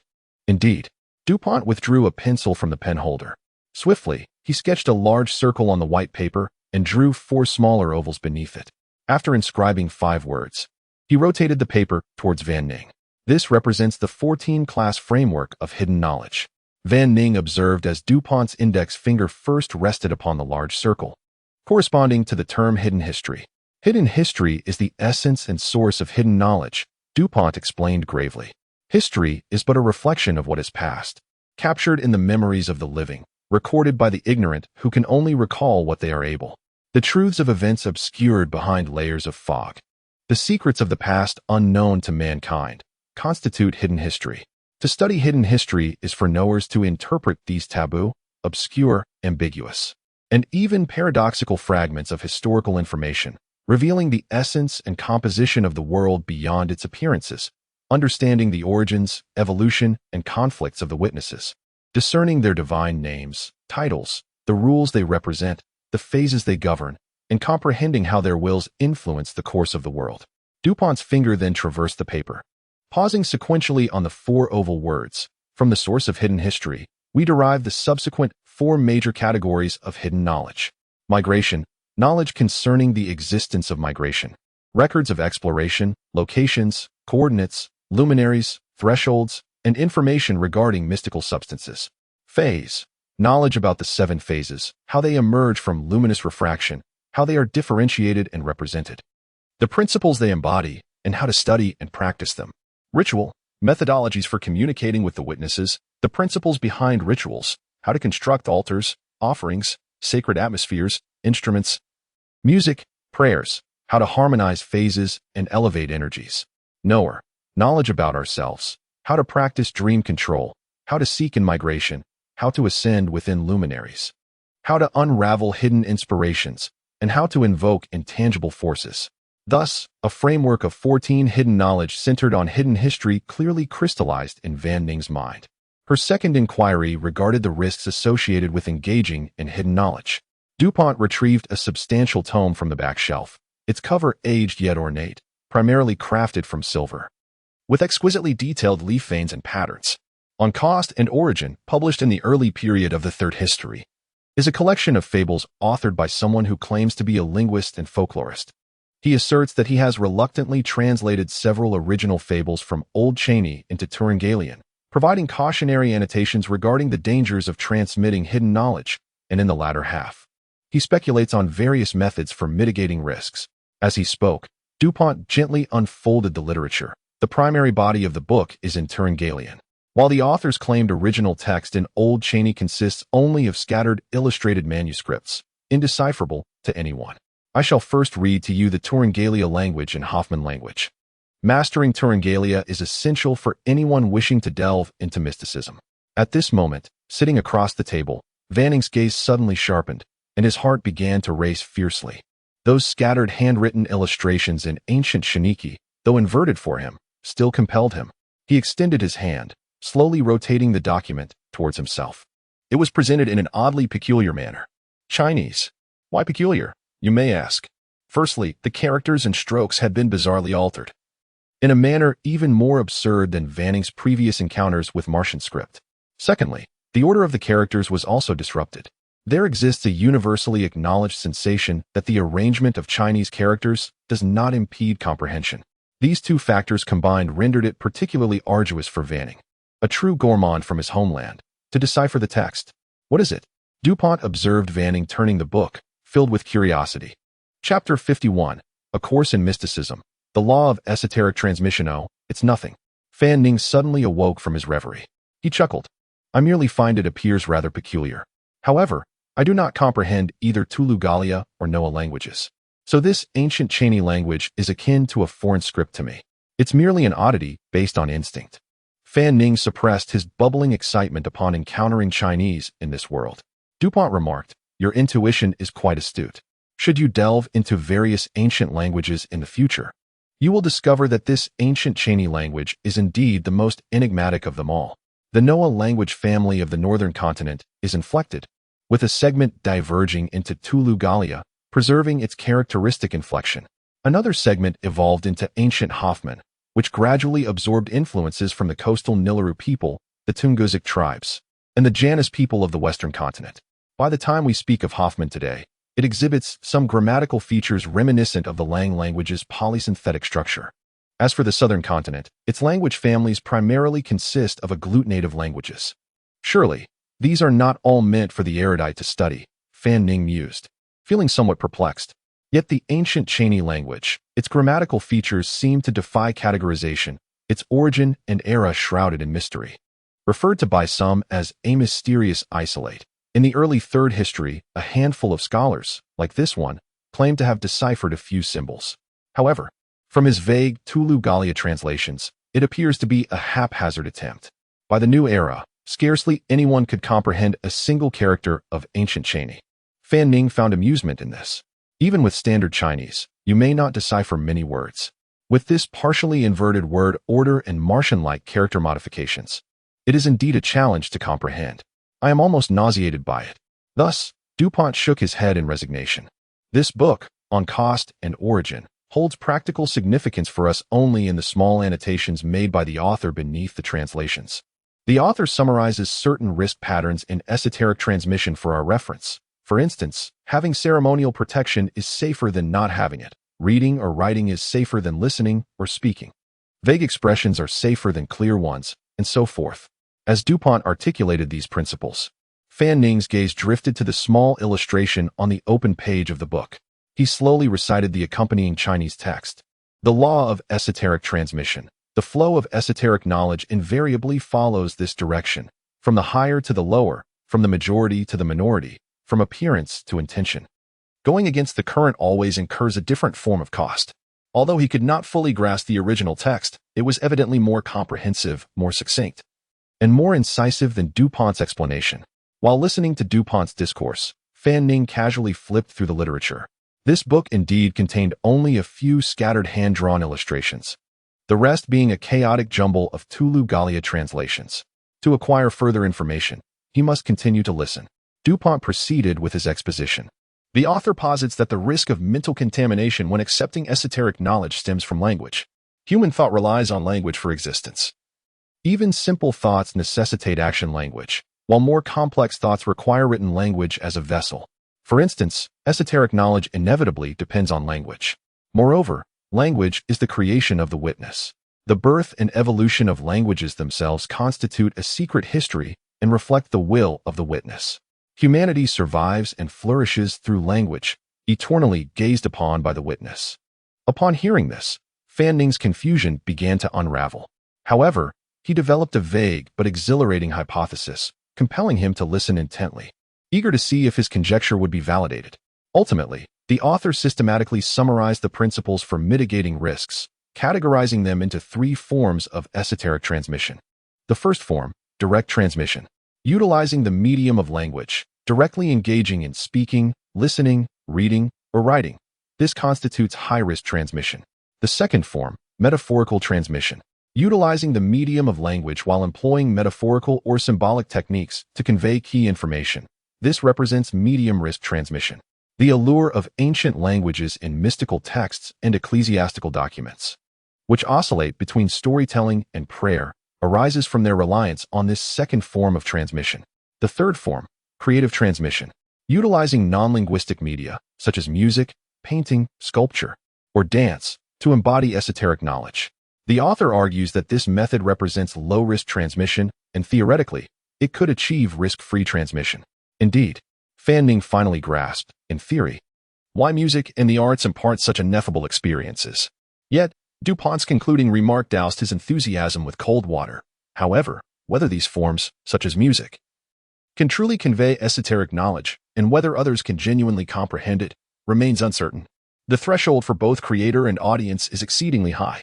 For a considerable time, the role of arts like music and painting in mysticism may persist as a mystical ambience, a component of rites. Yet the author believes that using non-linguistic artistic creation to glimpse truth may be the sole path for future seekers of knowledge to escape chaos and shadows, ascending to the pinnacle of the luminous spire, thereby achieving complete spiritual freedom. Throughout the lecture, Fan Ning's expression shifted numerous times. Seekers of knowledge are exceedingly rare, and 99 of them spend their lives exploring the currents, unable to access the gates of the spire and become enlightened ones. Perhaps only by entering the spire and ascending to its zenith can one truly discern the essence behind the world's façade. Today's lesson concludes here. I must practice the piano. Dupont's rise interrupted Fan Ning's contemplation. Thank you, Carlin. You must understand that seekers of knowledge can never entirely evade the risks associated with esoteric knowledge, even if they deliberately choose to turn a blind eye. The chaotic will of the world will infiltrate and contaminate you, for you have already glimpsed it. Maintain a spirit of inquiry. Do not allow fear to stifle your pursuit. Written literature, shared discourse, metaphors in literature and art, and the protective rites at critical moments will always surpass verbal expressions of mysticism. Thus, you must swiftly master ancient languages. The authors of these texts have, to some extent, employed metaphorical treatment in their writings. The books in your office primarily involve low-level esoteric knowledge, making them relatively low risk for your inspired reading. Consequently, Fan Ning inquired, so what exactly are the risks associated with engaging with esoteric knowledge? Various forms. Dupont's voice took on a sinister tone. They may become an inseparable symbiotic entity, subtly influencing your character and values, distorting your memories and perceptions, awakening your desires and shadowy aspects, causing your personality to deviate from its original form. They may lead you to see what you should not see, hear what you should not hear, smell what you should not smell, and generate thoughts that should not arise, ultimately resulting in your distortion or loss. Upon hearing my words, your initial reaction is trepidation and aversion, is it not? Yet, in reality, when certain changes occur, you may subconsciously accept them, unaware, believing it is how you ought to be, even considering it the transformative trajectory of your inner journey. Is this the cost of pursuing the intangible power? Fan Ning's tone grew solemn. The founding leader of the guiding school, Guido Delisio, once famously stated, "It is not power that bears a cost, but knowledge." Chapter 52, The Appointment After Dupont's Departure. Fan Ning opened a drawer and retrieved the hefty ancient Hoffman language interpretation manual, placing it at his side. His experience with the ancient Hoffman language resembled that of an ordinary high school student struggling to comprehend classical Chinese literature, albeit with an even greater degree of difficulty stemming from extraneous texts. With the aid of a translation reference, he stumbled through an investigation into the deeds of Belosinsky, focusing primarily on the latter volume to learn how to characterize and interpret those ethereal hues. The realm of mysticism was indeed vast and profound. Systematic study would demand an immense investment of effort. Fan Ning lamented this fact. As for the more intricate literature, that would necessitate learning the Turingalia language, for which Fan Ning intended to seek assistance from here on. Time slipped away, and it was soon 5:30 in the afternoon. Fan Ning prepared to convene and set off for the Prudence auction house. As dusk began to settle, two private carriages moved in tandem along the street. The second carriage, spacious and comfortable, featured opulent red sofas that could recline, separated by a wooden table, where Fan Ning engaged in conversation with Lord Nissamy, Joan's father. He appeared to be in his early 40s, donned in a sumptuous crimson velvet coat, and wore a soft fur hat. His beard was impeccably groomed, and though he had a slightly portly figure, his expression was perpetually jovial. During their casual chat, Fan Ning learned that Joan's family had distinguished themselves in the conquest of the Nilru kingdom in the latter half of the 7th century of the new calendar, earning them an hereditary viscountcy. At their zenith, they governed an entire county. According to Lord Nissamy, it could be inferred that their family's power had waned considerably, yet they still held a seat in the local senate of Ufrancel and possessed their own modest enterprises and lands. Given Joan's upbringing in such a prosperous and harmonious household, it was little wonder that she developed a cheerful disposition. She and Huron nestled together in the corner of the carriage, intermittently listening to Van Ning converse with her father and whispering sweet nothings to each other. Subsequently, Lord Nissamy broached topics within the realm of art, including music, public cultural management, and investment in artworks. Van Ning adeptly engaged in the discussion, articulating his viewpoints with reasoned clarity while maintaining an air of humility. The two traversed from the vices of the serious music critique industry to the systemic flaws in the empire's public art development, and from the recent trends of aristocrats gravitating towards melancholic and escapist styles to the motivations behind contemporary emerging collectors' investment needs. They arrived at 226 Finley Street in the Puxier district. The Prudence Auction House, while substantial in area, was merely 2 stories tall and did not possess the ostentatious grandeur Van Ning had anticipated. Constructed from blue stone and entwined with vines, it resembled a nobleman's private estate at first glance. The doorman clearly recognized Lord Nissamy, and upon entering, they were promptly guided inside. Was this not the venue where Master Anton had acquired the remnants of the musical scores? However, today's auction featured oil paintings rather than antiques. Van Ning surveyed the surroundings. The brown lacquered wooden walls, bright gas lamps, a clean and simple decor punctuated with sparse, yet well-placed artworks and posters. He found the atmosphere reminiscent of a concert hall. Do you think that the resurgence of classical paintings favored by traditional aristocrats stems from a psychological desire to escape the pollution and decay of industrial cities? This is indeed a prevailing perspective in contemporary art critique, Lord Nissamy queried, still engaged with Van Ning. My father spoke more to Carlin today than he did to me last week, Joan remarked, pouting as she held Huron's hand behind them. Please, today I am assuming the role of art advisor. Van Ning internally defended himself upon overhearing their banter, thinking, I am prepared to engage with your father for compensation. If I had attended the Royal Academy of Fine Arts, I too would strive to distinguish my aesthetic from that of the industrial gentry. Van Ning did not shy away from acknowledging Joan's father's traditional gentlemanly background. However, the industrial gentry represented the rising elite in contemporary governance. Lord Nissamy raised a counterpoint, suggesting that the number of their descendants studying art in academic circles was no less than that of traditional gentlemen. It is not a distinction of persons, but of concepts. Van Ning emphasized, the crux lies in the authority to define high art and profound appreciation. Have you not noticed that regardless of the aesthetic divides between them, they all claim to possess royal aesthetic taste?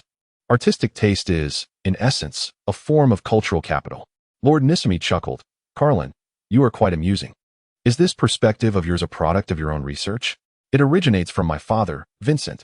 Do you have any directional suggestions? Do you lean towards advising me to collect classical styles or the recently popular romantic pastoral themes? Van Ning pondered briefly. I am not optimistic about contemporary artists producing classical works. The romantic pieces require specific analysis, and I will alert you then.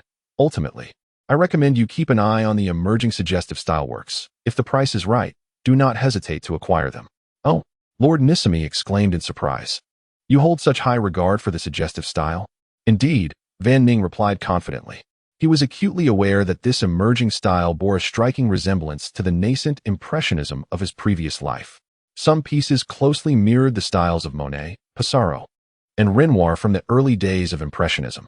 In his past life, such works initially garnered little attention and were ostracized by the traditional academic circles, only to see their market value soar to levels beyond comprehension. Presently, the suggestive style found itself in a similar predicament, marginalized by several prestigious royal art academies, with opportunities for display limited to small galleries, auction houses, or private collections. If Van Ning could clear his debts and had some funds at his disposal, he would certainly invest in a few pieces. Lord Nissamy jested. In the past decade, the market value of suggestive style works has indeed seen a slight increase. Yet gentlemen generally consider investing in them less prudent than managing finances in a bank. However, observing Van Ning's confidence and the engaging conversation they had previously shared, he chuckled. Nonetheless, I trust your judgment. I shall select a few pieces shortly. Van Ning smiled lightly. The distinction between an investor and a collector lies in the former's pursuit of mere monetary gain, while the latter seeks the artistic genius of their era and witnesses the unfolding of art history. He winked and added, of course, the latter often ends up reaping greater financial rewards. Joan accepted the warm towel handed to her by her father's steward. wiping her hands before eagerly devouring the pastries and delicacies on the table, insisting that Carlin and Huron should help themselves without hesitation. Lord Nissamy swirled the amber liquid in his wine glass, occasionally closing his eyes to savor a sip. He was astonished to discover that not only did Van Ning possess sharp insights and accurate analyses, but his bidding suggestions were also remarkably astute and decisive. Carlin, how do you manage this? Content and technical analysis is one aspect, but many variables in the art market must also be considered, such as the reputations of relevant art critics, the average prices of similar works, the market reach of the artists, and the liquidity of the pieces themselves. We must estimate the proportion of artists willing to sell their works compared to the available supply of similar creations. This requires a measure of industry experience. Van Ning chewed a fishball, producing a soft crunch. This young man ought to reopen his family's Turner Museum and pursue a career as an art critic or collector. It is a pity he has chosen to dedicate himself to music. Lord Nissamy thought in admiration, tinged with regret. Dad, I'm going to step outside for a little while, Joan said, rising and sweetly addressing her father. Joan, where are you going? Huron inquired. Go on, my dear. The auction house is brimming with delightful novelties. Do be careful not to damage anything. Lord Nissamy, with a blend of indulgence and nonchalance, waved his hand, clearly accustomed to his daughter's antics. All right then, Joan fidgeted restlessly, leaving one to wonder how she managed to practice her flute and violin. Fan Ning observed Joan's retreating figure, a smirk creeping across his face. He remained leisurely reclined on the sofa, savoring one fried fishball after another. As he chewed, a sudden realization struck him, causing him to halt mid-bite. Wait a moment. This can't be. He retrieved his pocket watch, flipping it open to reveal the time, 7:45 in the evening. Impossible. Fan Ning snapped the watch shut. Disbelief etched across his features. Joan, you. The clandestine gathering of the underground society, as mentioned by the man in gray whom he had slain, was scheduled for 8 o'clock in the adjacent warehouse. Chapter 53. The underground gathering. The timing of Joan's departure was alarmingly close to the commencement of the clandestine gathering, leaving Finning incredulous at the notion of mere coincidence. Suppressing the heavy doubts swirling within him, he feigned nonchalance and lingered on the sofa for an additional 5 minutes. He then leaned closer to Shilon and whispered, I shall step out for a brief moment. Remain here and do not move from Lord Nikemi. He finally turned to Joan's father, saying, I will be away for a short while. Should you come across any suggestive flow pieces at a suitable price, feel free to proceed with your acquisition. Very well, I was contemplating that myself, the nobleman replied, engrossed in his art critiques while listening to the presentation.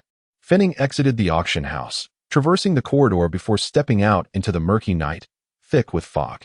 Next door, the warehouse district numbered 226 sprawled across a vast expanse, dwarfing the auction house with its low, dilapidated structures. The street-facing entrance appeared relatively tidy, with staff on guard, yet it was evident that not all areas enjoyed such attention. For instance, as Finning navigated to the abandoned southwestern sector, he found a cluster of low buildings, their shattered windows emitting a feeble glow, while the air was thick with the stench of refuse. Inside were even more ramshackle shelters, leaning against the partially intact walls, propped up by tattered cloth and wooden frames. A few ragged individuals huddled around a metal barrel fire, some tugging at flax, others weaving fishing nets, their vacant stares directed at Finning, dulled and unresponsive. Venturing deeper, he squeezed through the gaping holes in the wire fencing of the warehouse area, making his way towards the metallic steps that led below. The impoverished district gradually faded into the oppressive night, morphing into a dark, indistinct mass. After the attack that night, Finning had initially sought to ascertain the underlying circumstances immediately. However, DuPont's subsequent advice had caused him to waver between participating aggressively in the gathering and adopting a more cautious approach. Yet, Joan's peculiar exit this evening easily disrupted that precarious balance. The stench of the sewer on the lower level lingered, and with each step he took from the grimy floor, the soles of his shoes felt ensnared by the sticky residue. In the dim passage, his heightened senses were attuned to the environment, although visibility remained poor. He navigated without needing to grope blindly, ensuring a composed stride. Welcome, a chilling voice suddenly echoed, seemingly from above. Finning halted, refraining from looking up or scanning the surroundings, instead reaching for his waist. Was it a radio? He suddenly recognized the faint noise accompanying the word. An item has been prepared for you ahead. If you wish to maintain your privacy, Please help yourself. The background noise of the radio dissipated 2 seconds after the statement concluded. Though his nerves remained taut, Finning felt a measure of calm wash over him, for the ominous atmosphere had not been entirely hostile. He extended his hand into the darkness ahead, feeling a surface akin to a metal panel. After a brief exploration, he discovered a series of compartments reminiscent of locker systems in a supermarket. In the grimy surroundings, the cool, refreshing texture of the lockers was a rare comfort. Finning found no buttons or handles to open these lockers. Was this a test for identifying the knowledgeable? He delicately probed one of the panels with his intuitive awareness, sensing something adhesive, a capsule-like sphere, merely 3 to 4 millimeters in diameter. The fluctuations of the phase. The knowledge he acquired during the day now proved invaluable. As he infused his essence into the capsule, its surface began to dissolve, releasing a droplet of liquid that vaporized, emanating an unusual, mottled gray luminescence. A mechanical mechanism activated with a crisp sound, and the locker door sprang open. Inside lay a neatly folded black cloak and a metal mask that revealed only the eyes and nose. The gathering location is at the end of the corridor to your right, the radio voice continued. Clad in the black mask, Finning proceeded in that direction, the oversized cloak trailing a meter behind him. The foul odor of the sewer gradually diminished as he pushed aside a heavy curtain at the end, revealing a long-awaited light. Ah, who would have thought we would welcome a friend at this hour? The woman's voice was languid and magnetic, as if whispering sweet nothings into his ear. Finning blinked several times through the mask's openings to adjust to the brightness. The small room was aglow, with aged walls adorned with peeling paint and vibrant graffiti, creating a stark contrast to the previous darkness akin to a sewer, evoking a sensation of stepping through a portal. 6 individuals were seated around an oval table, turning to regard him. Let me introduce myself. I am Sylvia. And who might you be, my friend? The woman, occupying the seat directly opposite the curtain, spoke with a sultry tone. She was the only one not cloaked, dressed in a sunflower yellow tea-length dress that, while loose, could not conceal her voluptuous curves, and wore a golden mask devoid of expression. Meanwhile, Finning's gaze fell upon one of the masked figures, clad in silver. Despite the black cloak, the individual's stature was unmistakable, Mendeleev. Finning crafted a name reminiscent of Hoffman's pronunciation, presenting it to Sylvia without attempting to disguise his voice entirely, for that would seem unnatural. Instead, he adopted a tone akin to English, pronouncing parts of the Hoffman words as if he were a foreigner speaking in a peculiar dialect. His identity remained relatively secure, as striving for absolute anonymity was impractical. Well, as a chemist, borrowing the name of the pioneer behind the periodic table isn't too presumptuous, is it? He then deliberately chose an empty seat opposite Joan and sat down with nonchalance. Joan, adorned in a silver mask, tilted her head slightly, seemingly puzzled by her own voice. Amidst the atmosphere that should have been tense, Finning couldn't help but chuckle inwardly. After leaving the auction house, his average height and the black cloak rendered him nearly unrecognizable to her. Joan, why is your petite stature so distinctive? But what are you doing here? Various speculations danced through Finning's mind. Mendeleev? Hey, Tester, your commission has gone awry. It seems that gray hawk has absconded with your advance payment. It's rare to see you extend trust prematurely. Perhaps you misjudged? A younger woman, sitting to Sylvia's left, interjected with a mocking tone. On the bright side, perhaps that fellow is deceased. I just heard that the authorities executed a batch of offenders who had breached the restrictions. It seems some matters are best addressed in person. But thankfully, we now have Mendeleev as our new friend, she continued. Allow me to introduce myself as the perfumer. Sylvia smiled. Let us share a secret with our new friend. Perfumer is the actual head of Prudence Auction House and a knowledgeable trading notary. I am always grateful for her assistance in organizing our gatherings. There's no need for gratitude, Sylvia, the perfumer replied in a flat tone, indicating that this information was neither secretive nor taboo. Finning's thoughts raced. Prudence Auction House, the actual head. Indeed, there must be some hidden intrigue at play. It is evident that both the name Sylvia and the title of perfumer serve merely as facades within this clandestine realm. The remaining 4 individuals subsequently introduced themselves in turn. The agent, the experience officer, 2 voices of ordinary adult men, the translator, an aged male voice, and lastly, the purple bean cake, a girl's voice, tender and sweet. Xiong, why is it that your chosen name is so peculiarly imaginative? Fan Ning mused inwardly. Very well. Today we have 4 gentlemen and 3 ladies. Let the gathering commence, Sylvia remarked languidly, though her pace was anything but slow. Our assembly is always more pragmatic, concise, and efficient than that of the imperial gentleman. So now, everyone may express their needs, make their requests, and state what they can offer. However, as is customary, to demonstrate our cordiality towards new acquaintances, let us first inquire what Mendeleev might require. This is her usual tactic, designed to coax newcomers into revealing their secrets. Yet her approach is deft. By asking what the newcomer needs rather than interrogating what they are prepared to offer, she avoids an aggressive stance, effortlessly disarming any defenses. With this, Sylvia turned her golden mask towards Fan Ning. Chapter 54. Mutual testing. The gathering room was brightly lit and enveloped in an eerie silence.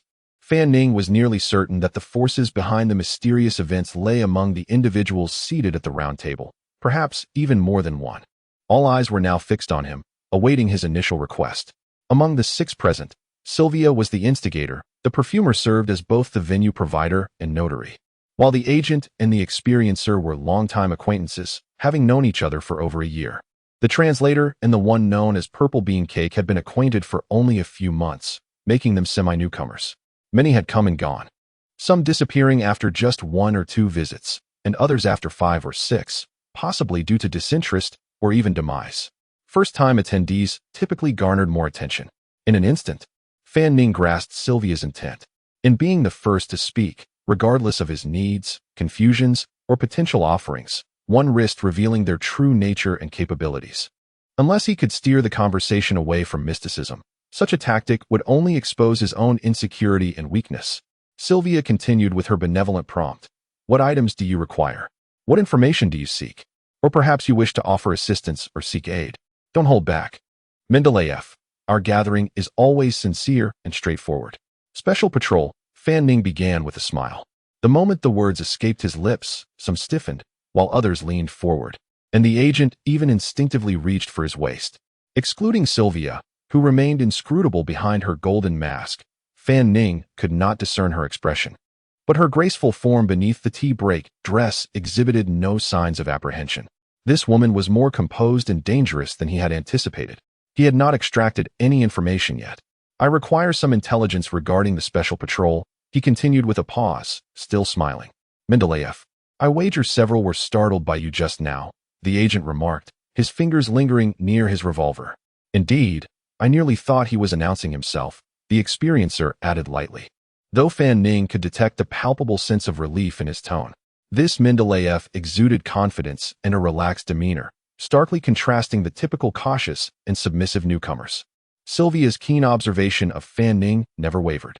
She had initially expected Mendeleev to ask for materials or formulas related to secret rites, seals, or elixirs, or perhaps inquire about information regarding the flow of migration, knowledge of phases, or advanced methods known by the enlightened.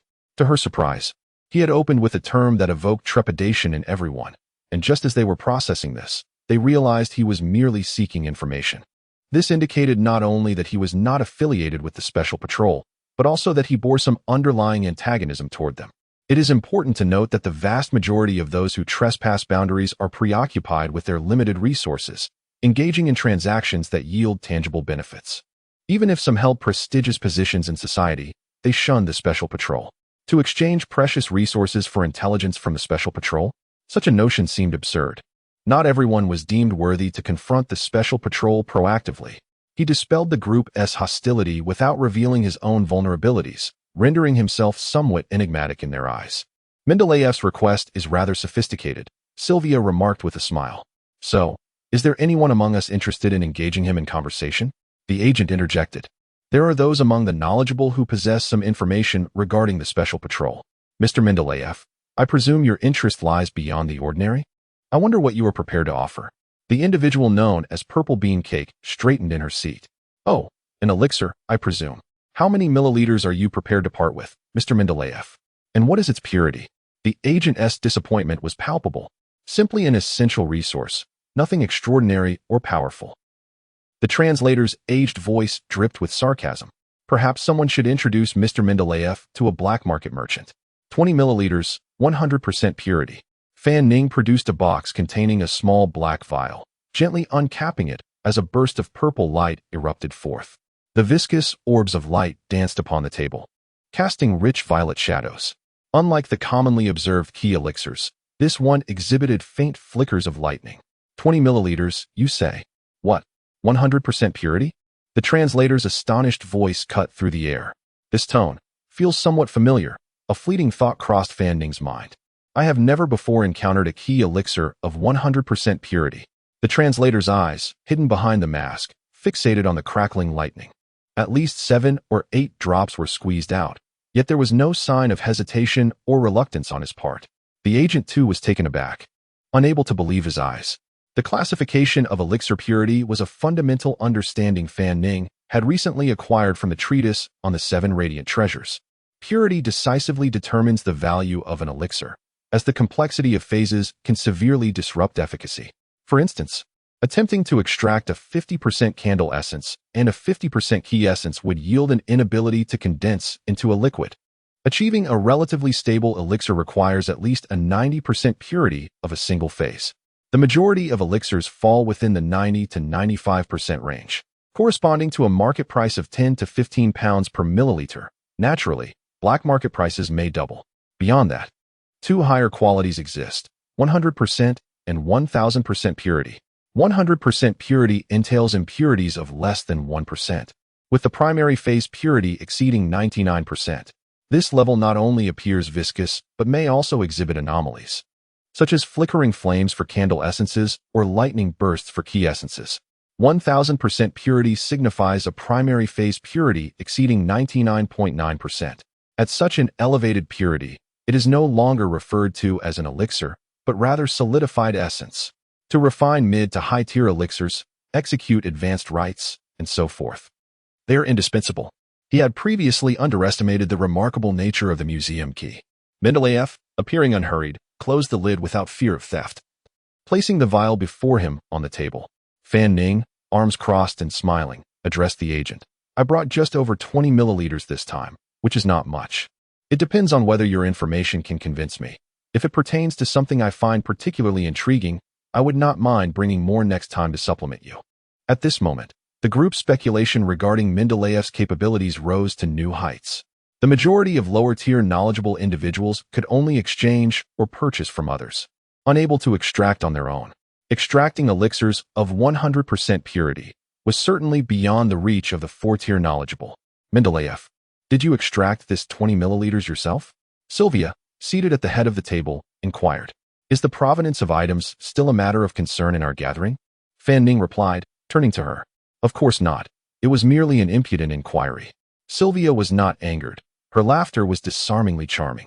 I admire such a formidable, knowledgeable individual as yourself, and I hope you will actively participate in our commissions later. I had intentionally drawn attention to myself, even somewhat challenging her authority, yet she neither suppressed me nor appeared intimidated. Fan Ning's eyes flickered beneath his mask. The agent's voice grew eager. Mr. Mendeleev, I possess information on several key members and leaders of the Special Patrol in Ovlanser. Might I draft a structured outline to present to the perfumer for notarization of its value? This 20 milliliters of elixir, if of ordinary purity, would be valued at over 300 pounds. However, in theory, the purest essence is worth 5 times its value, yet in practice, it is often exchanged for other enigmatic items. If an individual finds themselves in urgent need without anything to barter, they may have no choice but to spend a greater sum of money to procure it. No, not these, and it need not be so troublesome. Fan Ning chuckled lightly and shook his head. There is only one aspect that piques my interest: the intelligence related to the Special Patrol and the anomaly zone. He gently pushed the small black vial further away on the table. Whoever can provide me with even the slightest information, I shall reward them with this vial. Chapter 55. Observing in the shadows. What is the anomaly zone? How does it relate to the Special Patrol? After narrowing the scope of his inquiry, Fan Ning noticed several individuals expressing confusion, particularly the agents, whose posture visibly shifted from upright to dejected. Sylvia's gaze towards me had changed. Fan Ning's intuition sensed a disturbance emanating from the foremost seat of the round table. What secrets lie within the anomaly zone? None of these underground informants had heard of such a term. Only this enigmatic woman seemed to possess the knowledge. If Sylvia were to offer me information on the condition of accepting her commission in exchange, would I agree or refuse? Unraveling the mysteries of the anomaly zone is an essential objective for me moving forward, Yet it was not the reason for my presence here today. I raised this line of inquiry primarily to gauge their positions and to conceal the true extent of my capabilities. I already possess some knowledge, and I happen to require the luminous essence. The purple bean cake waved me over. Xiong, are you serious? Fan Ning's contemplation was abruptly interrupted. He decisively pushed a small box towards the purple bean cake. But I can only provide a few brief points, and it will take some time. How about? The purple bean cake, while speaking, reached into the round table, retrieving several sheets of notepaper, preparing to write. No matter. Fan Ning responded with a dismissive laugh. It is already yours. I await your notes, and should you manage to gather more detailed intelligence, I would not mind procuring another vial. Huh? The purple bean cake's lively and cheerful voice trembled with excitement. Thank you, Mr. Mendeleev. You are a kind person. I will get it to you right away. Xiong, you are the first in this world to give me a good person card. Fan Ning's expression beneath the mask was one of bemusement. Sylvia's sultry laughter was tinged with surprise. It is rare for transactions to be concluded swiftly at gatherings, yet Mr. Mendeleev is indeed forthright and generous.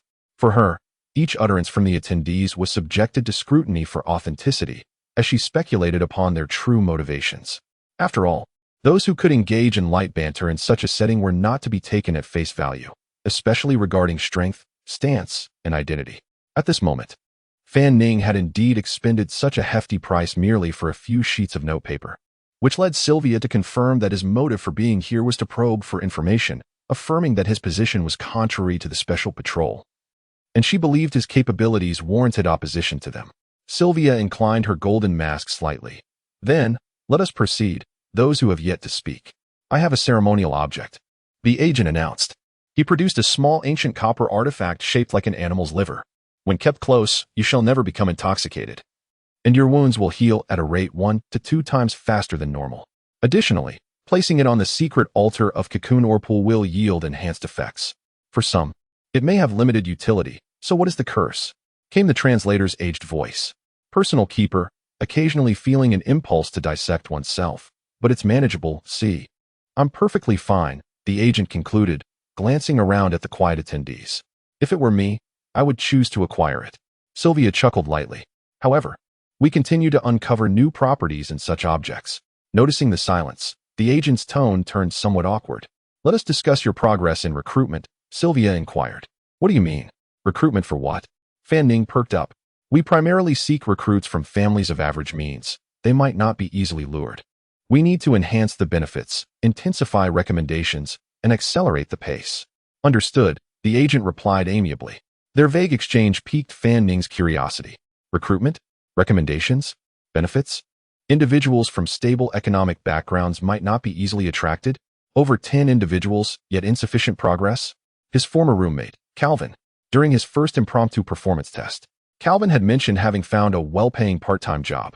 The mysterious manner he exhibited had led Fan Ning to suspect he was engaged in some profession that required little effort. During their second chat in a public class, Calvin had appeared exhausted with heavy dark circles, yet his composition scores were excellent, claiming that several individuals had unexpected outcomes this year. Fan Ning had not given these matters much thought until today, when certain keywords from their conversation sparked a sense of unease. Next, Sylvia resumed her charming tone. The experienced officer cleared his throat. I would like to ask if anyone is interested in collaborating to explore a directional marker. Come now, the agent interjected. You sell shifting markers, and no one dares to pursue them, especially not at unknown coordinates.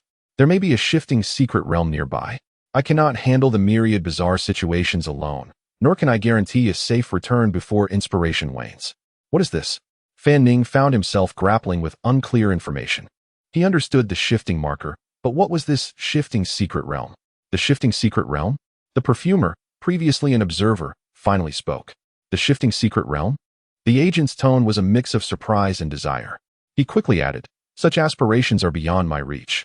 I wish to live a few more years. The translator's aged voice chimed in with jest. Experience officer, should my time truly run out, do remember to take me to witness something before I depart. Silence ensued. It seems you two have encountered an awkward pause, remarked Sylvia, adjusting her posture. Now, let us discuss your progress.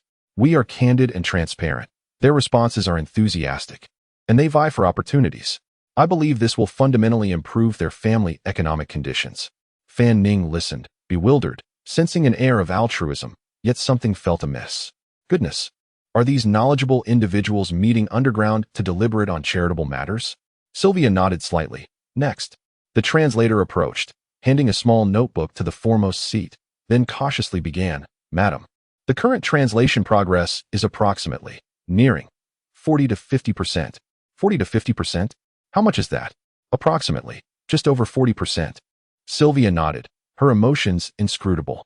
She produced 3 small plastic containers resembling jelly and tossed them into the translator's hands. The translator's aged voice suddenly sounded anxious. "Could I possibly receive 6 boxes this time?" 5 would suffice as well. I will make up for the missed progress at the next meeting." Fan Ning observed quietly. "What are these? Jelly? Dark brown jelly? Why does it resemble a herbal dessert? Had he been commissioned to translate some document in exchange for this?" As he awaited a response, the translator's demeanor grew increasingly fidgety. "When you are compensated for tasks on behalf of others, do you value the outcome or the process?" Sylvia interrupted, her tone laced with a playful yet ominous edge that sent a chill through Fan Ning. Something was amiss with this translator. Moreover, why did his voice strike a chord of familiarity? It belonged to someone he knew well. Who could it be? Fanning furrowed his brow deeply. The final speaker, Sylvia, returned to her normal tone, disregarding the interpreter. Upon finishing her remarks, she, adorned with a golden mask, directed her gaze towards Joan, who sat opposite Fanning. Chapter 56 Encounter I. My request remains the same as before, that is, the radiant essence. A soft voice emerged from beneath the ample cloak. Codenamed Purple Bean Cake. Her fair little hand cradled the box given by Fan Ning, caressing it with great care. The silver mask glanced once more at Fan Ning. Of course, it need not be of the absolute purity as Mr. Mendeleev's. I haven't brought that much money." The agent inquired. "Still the same as before. Any phase will suffice, correct?"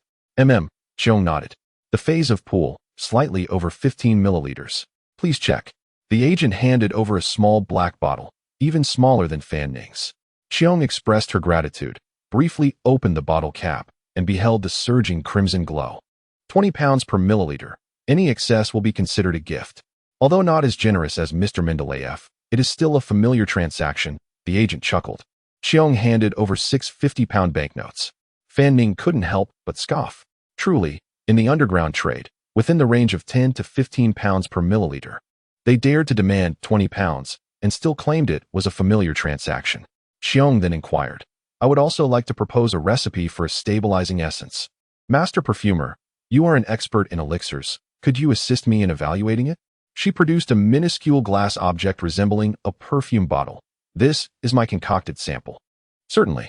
The perfumer accepted Cheong's perfume bottle, examined it, took a brief whiff, and closed his eyes momentarily.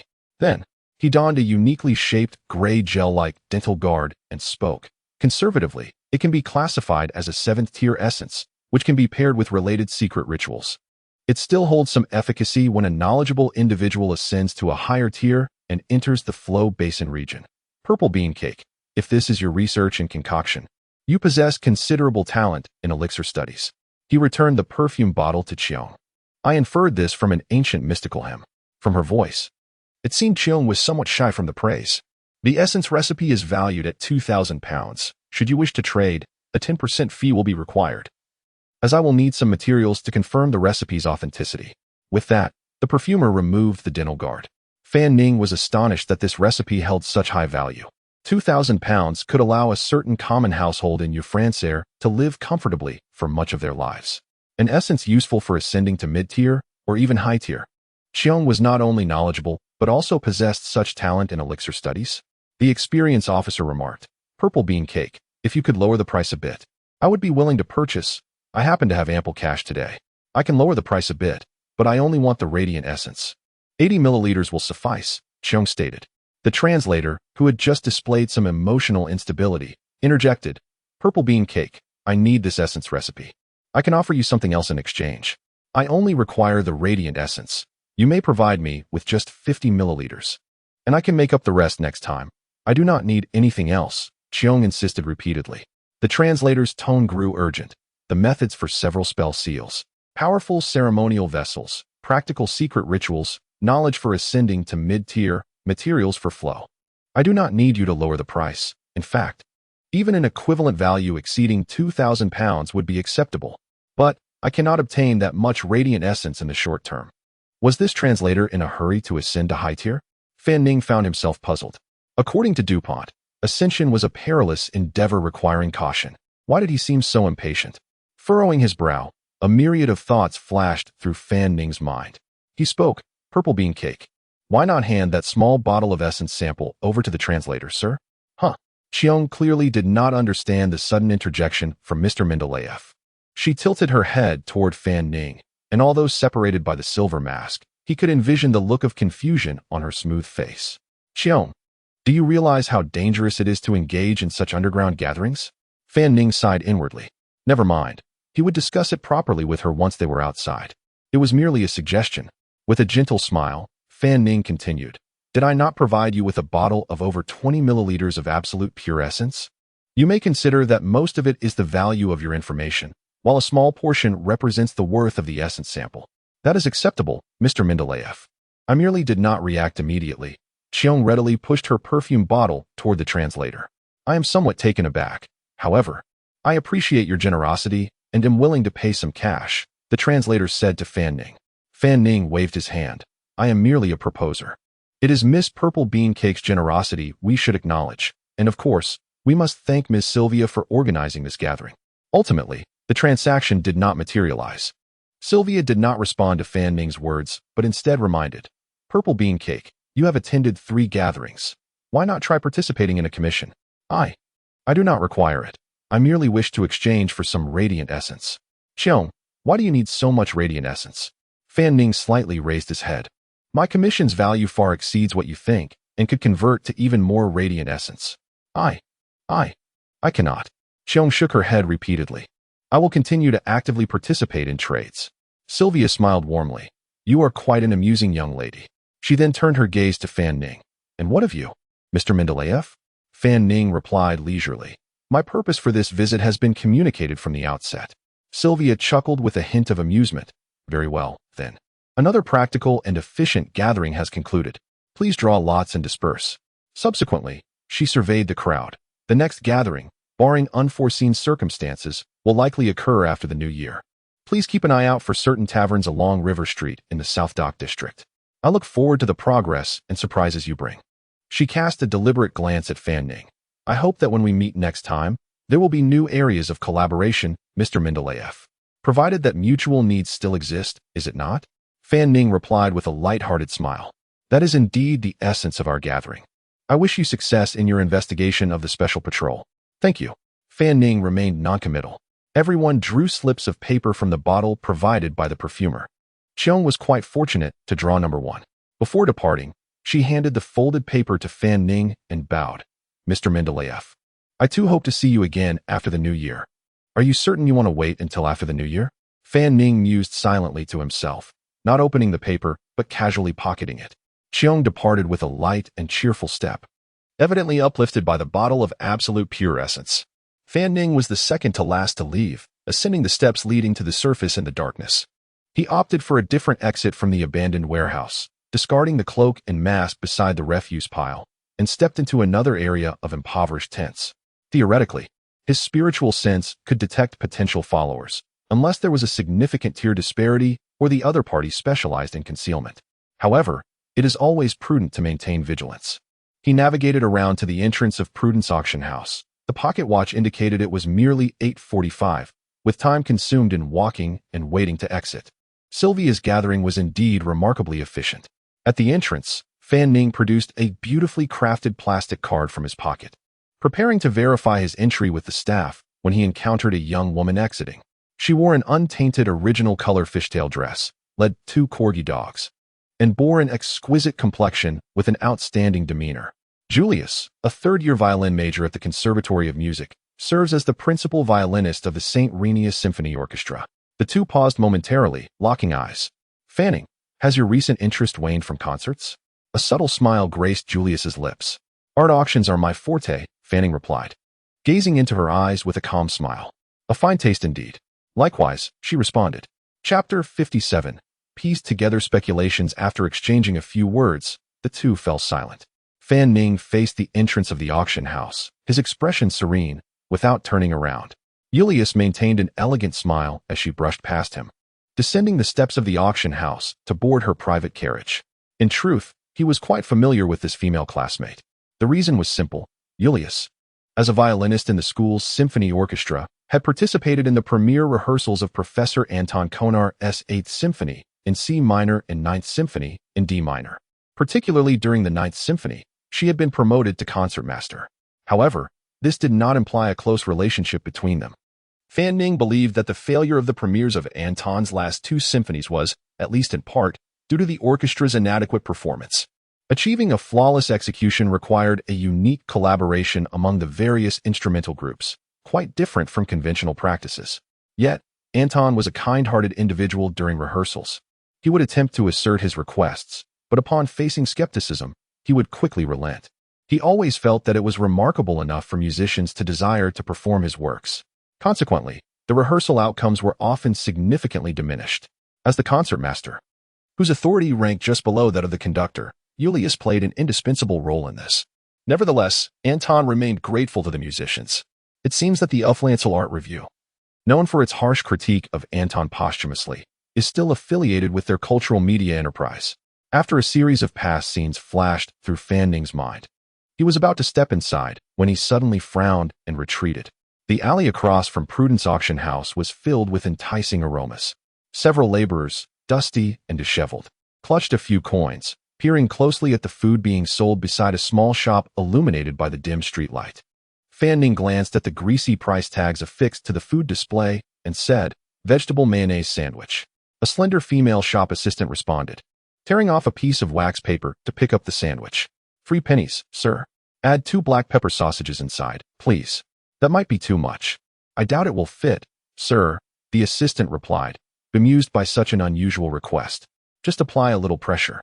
"All right, that will be 11 pennies in total." "No need for change," Fan Ning said, placing a shilling lightly on the glass as he received the bulging sandwich, with sauce oozing from the bread and vegetables spilling onto the ground.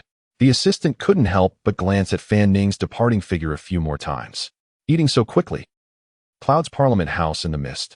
Fan Ning accepted the art catalog with a smile, stating, "5 years ago, I encountered this piece at an exhibition. It's not a poor choice, though the price of £265 is rather steep at this time. If one considers pure appreciation potential, you might want to explore some of the currently less popular artists." "It seems I can be a bit bolder," Lord Nissamai remarked, curling his lip. He handed over a £50 note, saying, "This is your compensation for the time you've dedicated today." In just over 2 hours, he had earned nearly a month's salary for an upper-middle-class individual, reflecting the employer's sincerity. "Thank you."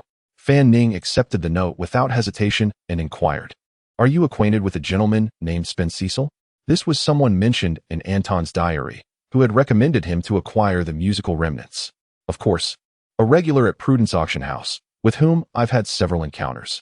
He is keen on investing in the cultural sector and has been busy with his newly established Red Agate Cultural Media Company, primarily focused on discovering actors and singers, as well as securing recent orders for film scores. Would you like me to introduce you?" Lord Nissamai offered. "They have numerous clients in the film score industry. If you wish to compose some movie music, it might present some collaborative opportunities." Red Agate Cultural Media Company? Discovering actors and singers? Film score production? An agent? Fan Ning inexplicably connected these 2 threads. "Ah, his nephew attends the music academy like you. You must know each other," Lord Nissamai added. "So he is the uncle of Ram Cecil, that fellow." "Ugh," Joan interjected, having overheard their conversation. "Just a rival at the graduation concert from St. Lania University." "Joan is my supporter," Fan Ning chuckled. He sipped water, sinking into the soft sofa, gradually piecing together the information gleaned from the gathering. What he had anticipated prior to the gathering was that the underlying forces seemed to be more than one. Sylvia undoubtedly harbored a primary objective but would not pursue it directly.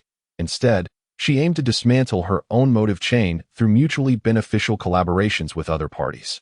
The agent's recruitment raised suspicions regarding his roommate Calvin's peculiar part-time job. The experiential officer demonstrated connections to the incident involving Highland and was organizing some charitable activities aimed at fundamentally improving economic conditions. The translator was engrossed in some literature.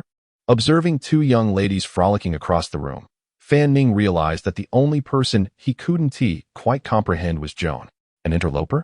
She seemed never to engage in these assignments, her motives pure and single-minded, to acquire as much luminous essence as possible. As time progressed to 9:30, the auction concluded. The organizers dismantled the auction props, and after a brief closing of the curtain, it reopened to reveal a grand piano, a mixed choir, and 4 elegantly dressed performers. Dad, come on.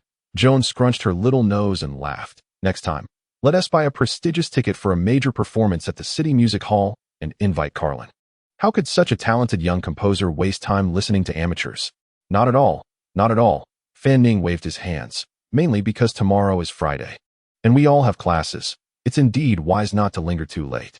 Although light operas possess a strong folk music quality at present, they are still grand works composed using pure romantic techniques, requiring orchestras, choirs, and vocalists to work in seamless harmony under the conductor's direction. They are simply more appealing in script arrangement and melody composition, with a relatively lower threshold for appreciation. In a more leisurely state, Fan Ning would not mind indulging in red wine on the sofa with a confidant, passing the time while offering critiques. Ha! Lord Nissamai's laughter was hearty. I can only accept a small portion of serious music. I much prefer light operas and those folk tunes.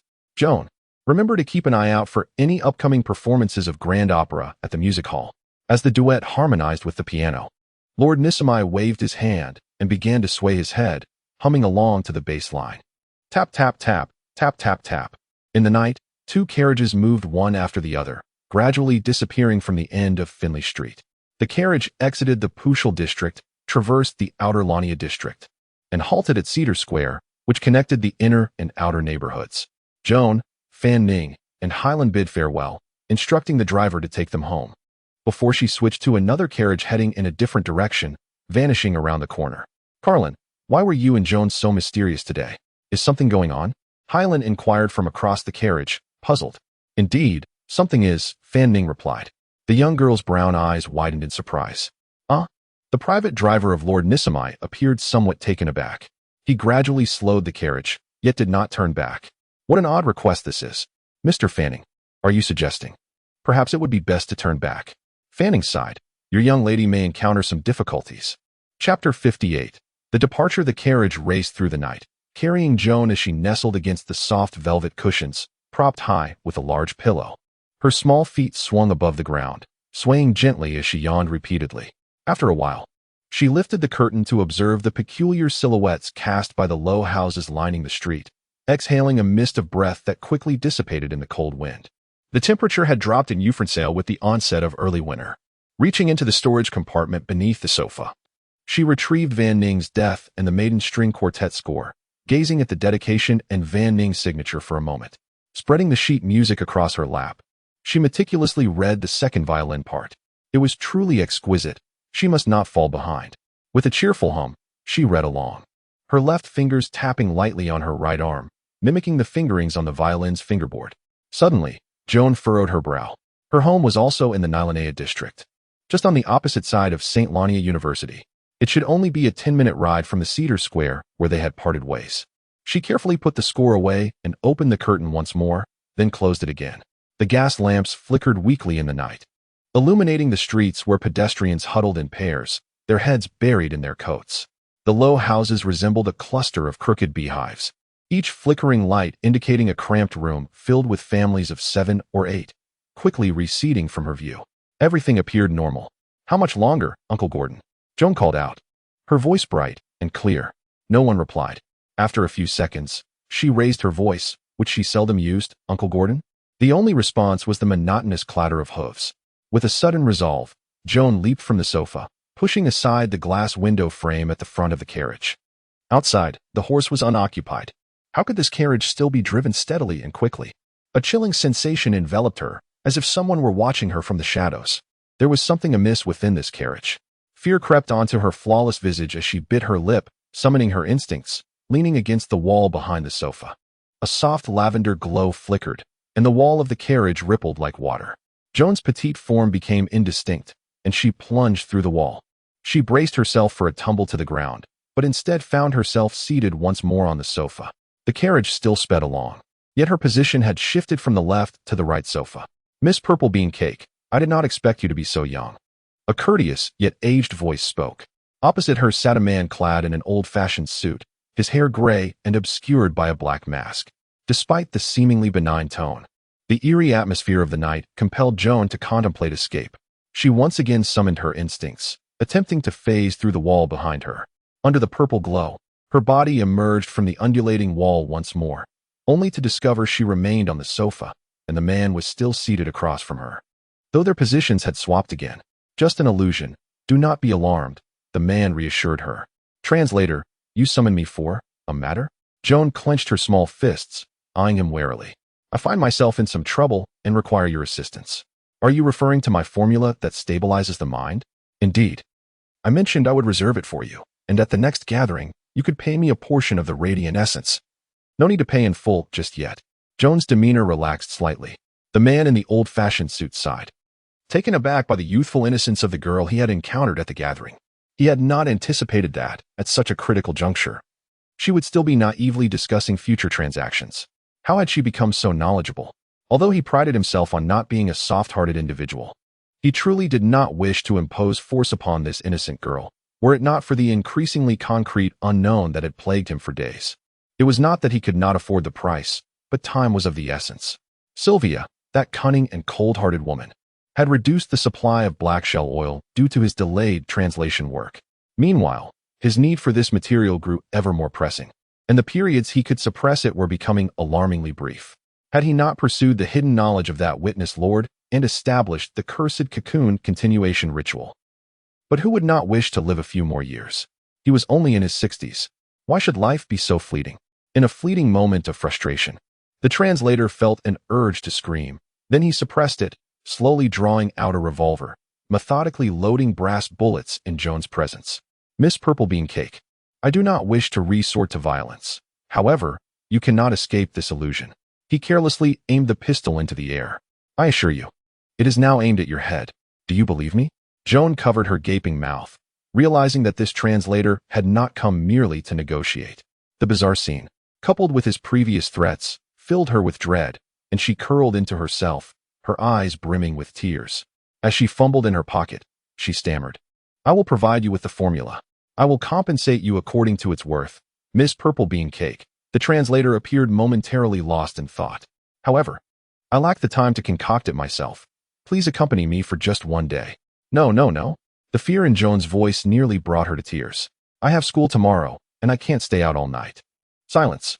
The translator bellowed, his voice echoing with desperation. The scene before him twisted and warped, igniting a frenzy of fear within him. Why must I waste words on you? Stand up. Tears began to cascade down Joan's cheeks, and she slowly rose, her initial sobs escalating into frantic cries. Calm down, Mr. Translator. You are scaring her. A deep voice unexpectedly resonated within the carriage. The cold barrel of a gun pressed against the translator's temple. Chapter 59.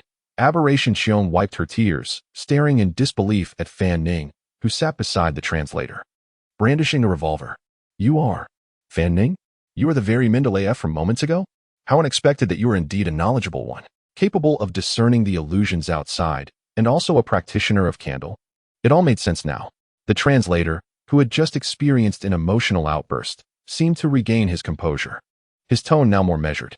It finally dawned on Xiong that Mr. Mendeleev was indeed Fan Ning. No wonder I felt such confusion upon hearing his voice. No wonder he so generously gifted me a vial of pure essence. Yet, it was now Fan Ning's turn to be perplexed. Why did the translator know me? What did he mean by no wonder?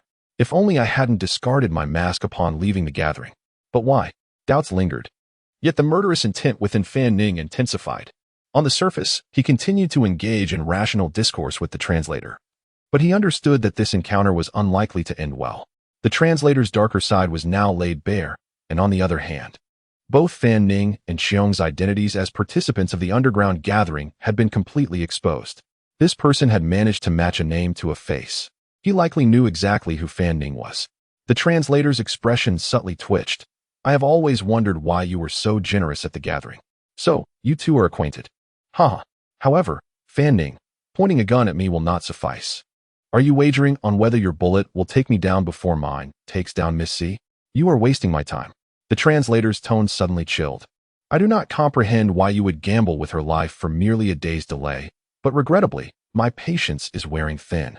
In any case, should I meet my demise, it would be the end. That manner may be even more excruciating. Fan Ning, I shall count to 10. If you do not vanish from my sight, I will ensure she departs this world. Do not think that your gun can intimidate me. By all means, let us see if we can pull the trigger simultaneously. 1, 2. The figure of the man in the old-fashioned suit grew increasingly tense. In contrast, Fan Ning chuckled lightly, shaking his head. Are you so certain that you are aiming at Miss C with your gun? The translator's expression behind the black mask shifted. In the midst of the rapidly moving carriage scene, a vortex appeared, twisting and distorting various images, continuously merging into the center of the whirlpool. In a dimly lit alley, the carriage had not moved, remaining parked by the roadside. The coachman slumped unconscious nearby. Inside the carriage, Fan Ning pointed his gun at the translator, who held a piece of wood, the origin of which was a mystery. The absurdity of the scene was palpable. Meanwhile, the fully loaded handgun lay innocently upon the table in front of the sofa. This translator, also versed in the art of candle, had the initial light of illusion as his skill. A formidable ability, one could easily eliminate an opponent caught in its snare, making it quite practical for achieving other goals in non-combat situations. Unfortunately for him, Fan Ning had already attained the third stage of knowledge and was nearing the mid-level of inspiration.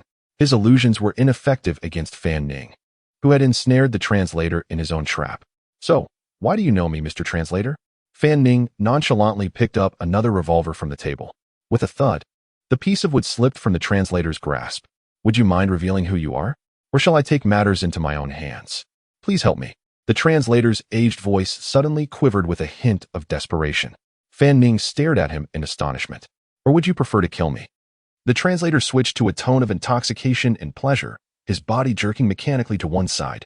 Hee, you have so many holes in your face. Stop. Don't come any closer. Witnessing this bizarre situation sent a chilling sensation crawling up Fan Ning's spine. Through his heightened senses, he perceived a multitude of dark green luminescent dots emerging on the translator's once golden etheric body. Fan Ning anxiously aimed his revolver, taking a cautious step back, while his other hand fumbled behind him, preparing to unlock the main curtain. I apologize, I mistook you. You have so many faces. The translator stood up. You will help me, won't you? Greenish viscous fluid began to ooze from his mouth and nose, dripping down the edges of his mask. Ah! Suddenly, Cheong screamed, Kalen. There seems to be something trying to emerge from the back of his neck. This exclamation jolted the translator into awareness. He reached for his nape, feeling a protrusion that resembled a face with features. Confused, he tilted his head slightly, attempting to discern the situation. What the hell? This scene overwhelmed Fan Ning, and he fired a shot at the translator's head. Bang! The smell of gunpowder filled the air, the bullet pierced through the mask, and blood erupted from the tip of his nose. The face appeared unusually fragile, the bullet effortlessly creating a gaping wound the size of a wrist. Several thick ridges appeared on the translator's skin, writhing beneath the surface like serpents. With a pop, several smaller, pallid heads emerged from the wound, threatening to split the translator's original head in two. What in the world is this? Fan Ning was taken aback, firing several more shots until the magazine was empty. The translator's paper-thin head and neck were nearly obliterated by the bullets, yet his upper body expanded as if inflated, grotesque parts of abnormal organ shapes continuously being extracted, accompanied by the green ooze. Ah! A piercing scream shattered the air. The lower half of the translator's body, impeccably attired in a shiny belt and trousers, suddenly lunged at Fan Ning at an astonishing speed, catching him completely off guard. Chapter 60.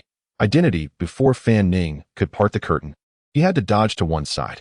His clumsy movements were utterly disproportionate to his speed, and he could only see the grotesque figure in his line of sight growing larger. In the next instant, as his body lost its balance, he felt a hand from Cheong grasping one of his arms. A violet glow illuminated the space, and the walls of the carriage shimmered with rippling waves. The two were hurled through the wall, crashing heavily onto the ground outside. Almost immediately upon landing, Fan Ning's spiritual awareness delved 10 meters into the alley, where a pancake shop resided.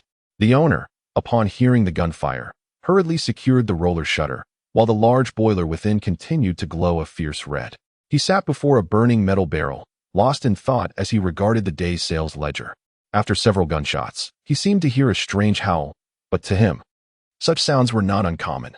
The frustrations of street thugs, drunks, vagrants, and unemployed workers always sought an outlet, and the vicissitudes of life could unexpectedly ensnare anyone.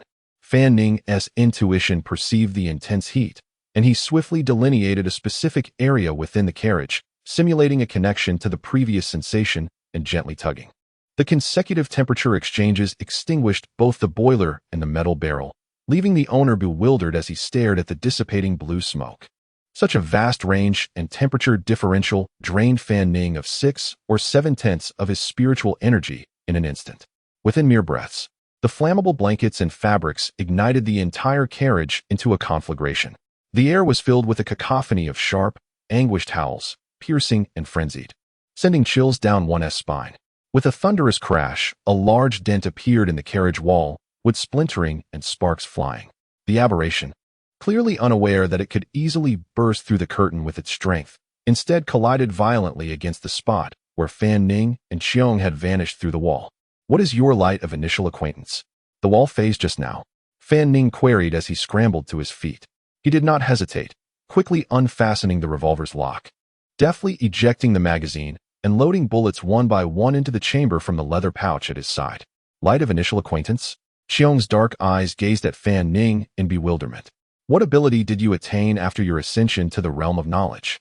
Fan Ning's voice was urgent and exasperated. "Wounds. I can manipulate wounds, healing, tearing, or transferring them, but they must already exist." Qiong replied rapidly, realization dawning upon her. "The wall phase was a state I brought back from a dream last night." Bang! Another tremendous noise erupted. The carriage, primarily constructed of wood with minimal iron, though exquisitely crafted and made from premium materials, was intended for luxury rather than durability. It could hardly withstand a couple of impacts. Through the gaps, the writhing form became vaguely discernible. This creature was evidently not something that could be easily incinerated. Qiong, heart racing, glanced at the roaring flames engulfing the carriage. "Kalen, the breach in this carriage is significant. I might manage to restore it once, perhaps allowing us to endure a bit longer." "We should flee." "No," Fan Ning countered. "Its speed is too swift. Even if we had a 10-second head start, we wouldn't get far. It would catch up within a few breaths. We are at least 500 meters from this alley. Moreover, even if we were closer, I cannot risk leading it towards Huron. Stand back a little. When it emerges, I will rip its wounds at the spot where my bullets land, exhausting all my spiritual energy, and then you must run without concern for what follows."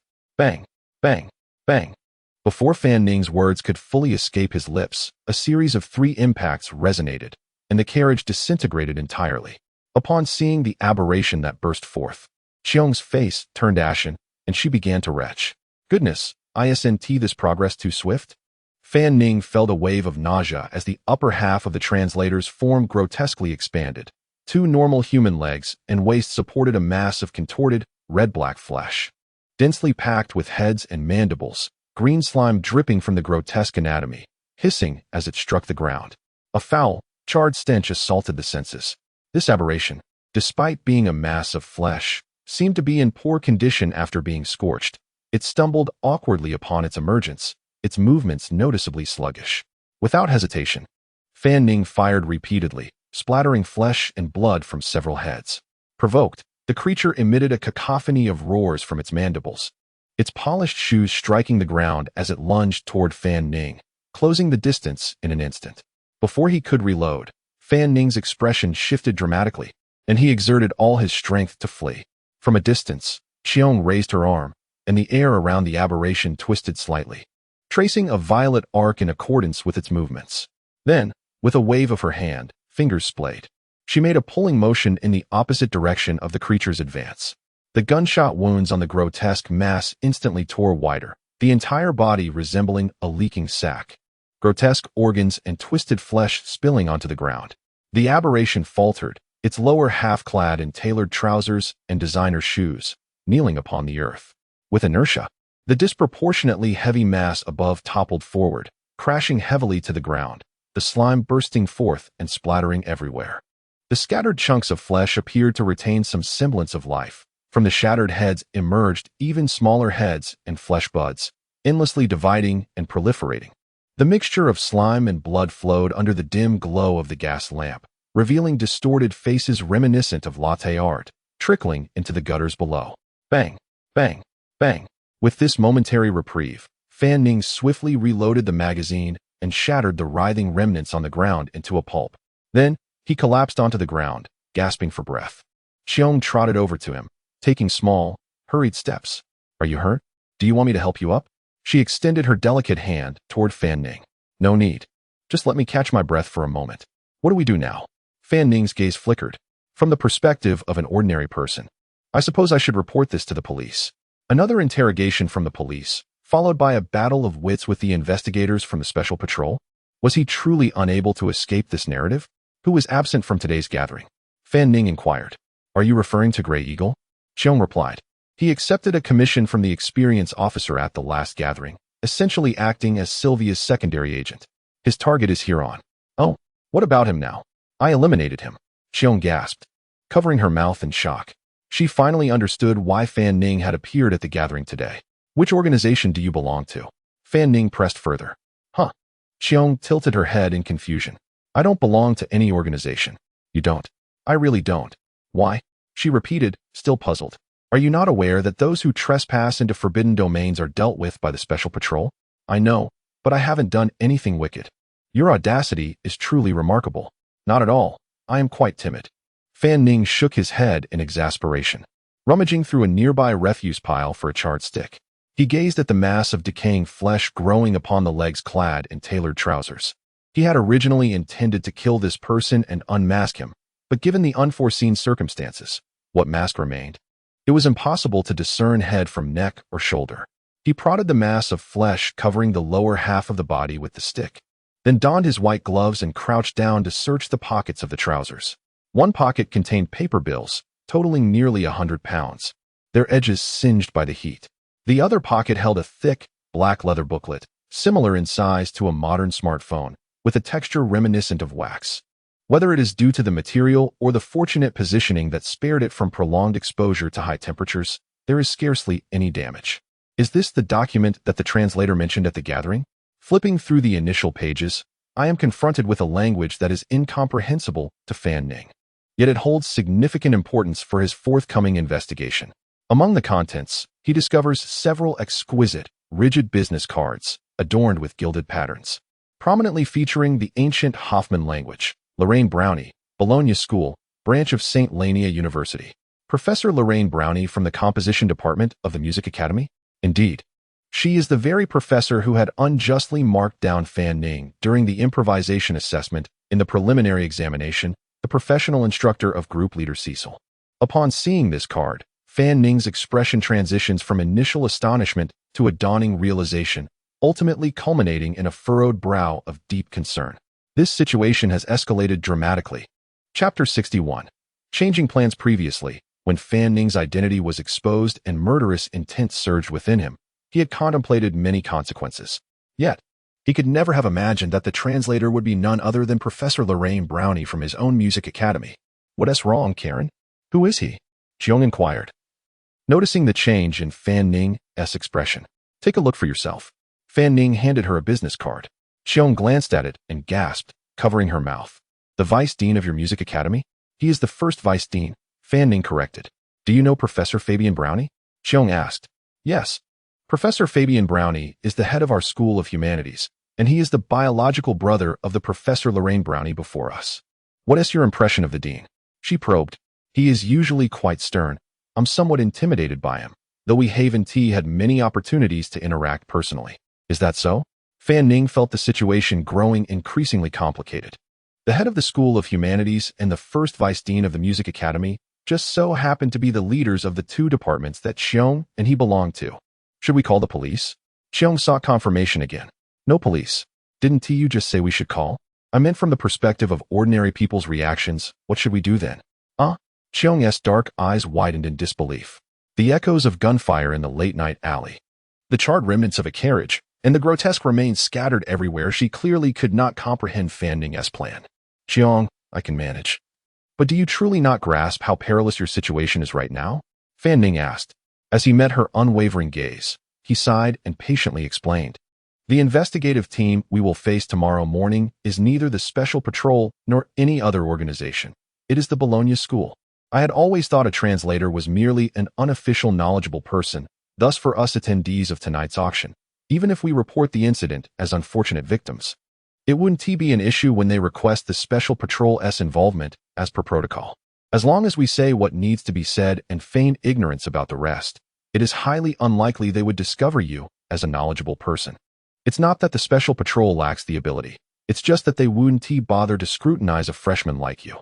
It is merely a street encounter that resulted from an aberrant attack by a forbidden entity, falling squarely within their duties. But now, the deceased is the first vice dean of the St. Lania Music Academy. The Bologna School has inexplicably lost a registered knowledgeable person. Moreover, the underlying circumstances may not be entirely reputable. Once the Special Patrol hands it over, the Bologna School will investigate, and lo and behold, 3 involved parties are associated with St. Lania University. Can you guess how vigorously they will pursue us? How many chaotic matters related to underground gatherings will come to light? What do you think the chances are of you being discovered as an unofficial knowledgeable person? At this point, the guiding school will not be of much use. If the incident were merely characterized as a chance encounter with an aberrant attack, since the primary party involved is a prospective member, it could indeed bypass the Special Patrol and let the guiding school investigate. If the situation were that simple, I could handle it however I wanted. Even if I lay low and let the Special Patrol take me away, I would still be released.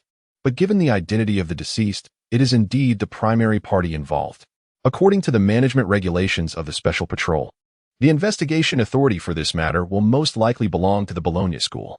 As a student, all information is transparent to the school, and entering their field of vision is inevitable. It's merely a question of how much attention it will attract. Seeing Cheong nodding earnestly, yet still wearing a confused expression, Fan Ning concluded, "Just remember, from now on, today's events have nothing to do with you. What about you? You need not concern yourself with me. But I worry about you." Fan Ning hesitated for a few moments before asking, not entirely reassured, "Could you clarify what you mean by having nothing to do with you?" "It means I will act as if I know nothing."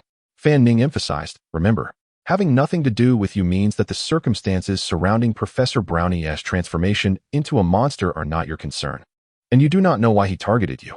Furthermore, you also do not recall how the monster was ultimately dealt with. The revolver belongs to me. Lastly, the decision not to report the incident and leave directly after tonight's events has no bearing on you. It was my unilateral decision to prevent you from contacting the authorities. Starting tomorrow, the Music Academy would undoubtedly be in turmoil." As he presumed, the Bologna School would conduct a thorough investigation with the utmost seriousness. With Fan Ning's cautious nature, he could accept a 1 risk of Cheong being discovered. Anything beyond 10 was unacceptable. To mitigate risk, he resolved to act unconventionally. He intended to attract the Bologna School's attention by behaving as outrageously as possible, beginning with the decision to not report the incident and leaving the scene immediately. Do you not understand? Indeed, I do not. Moreover, now that you know the translator's identity, my actions have another purpose, Karen. What is it?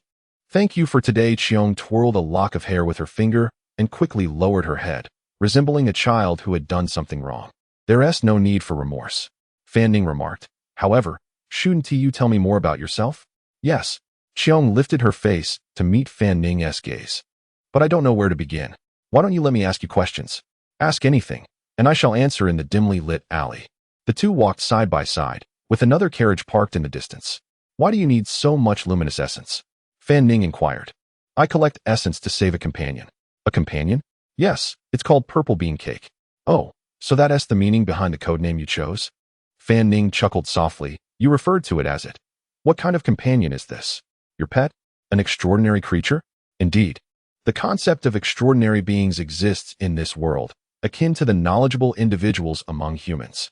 Animals can dream, and theoretically, they might also tear through the borders of the waking world during their astral wanderings, leading to the possibility of entering the realm of transference. Some obscure texts vaguely mention that prior to the third history, humanity was in a subservient position, dominated by extraordinary ancient beings. And many popular urban legends today draw on these tales to weave fantastical elements into their narratives. However, given the current situation, the inspiration of animals pales in comparison to that of humans. The existence of extraordinary beings is exceedingly rare, many of which are the results of human intervention.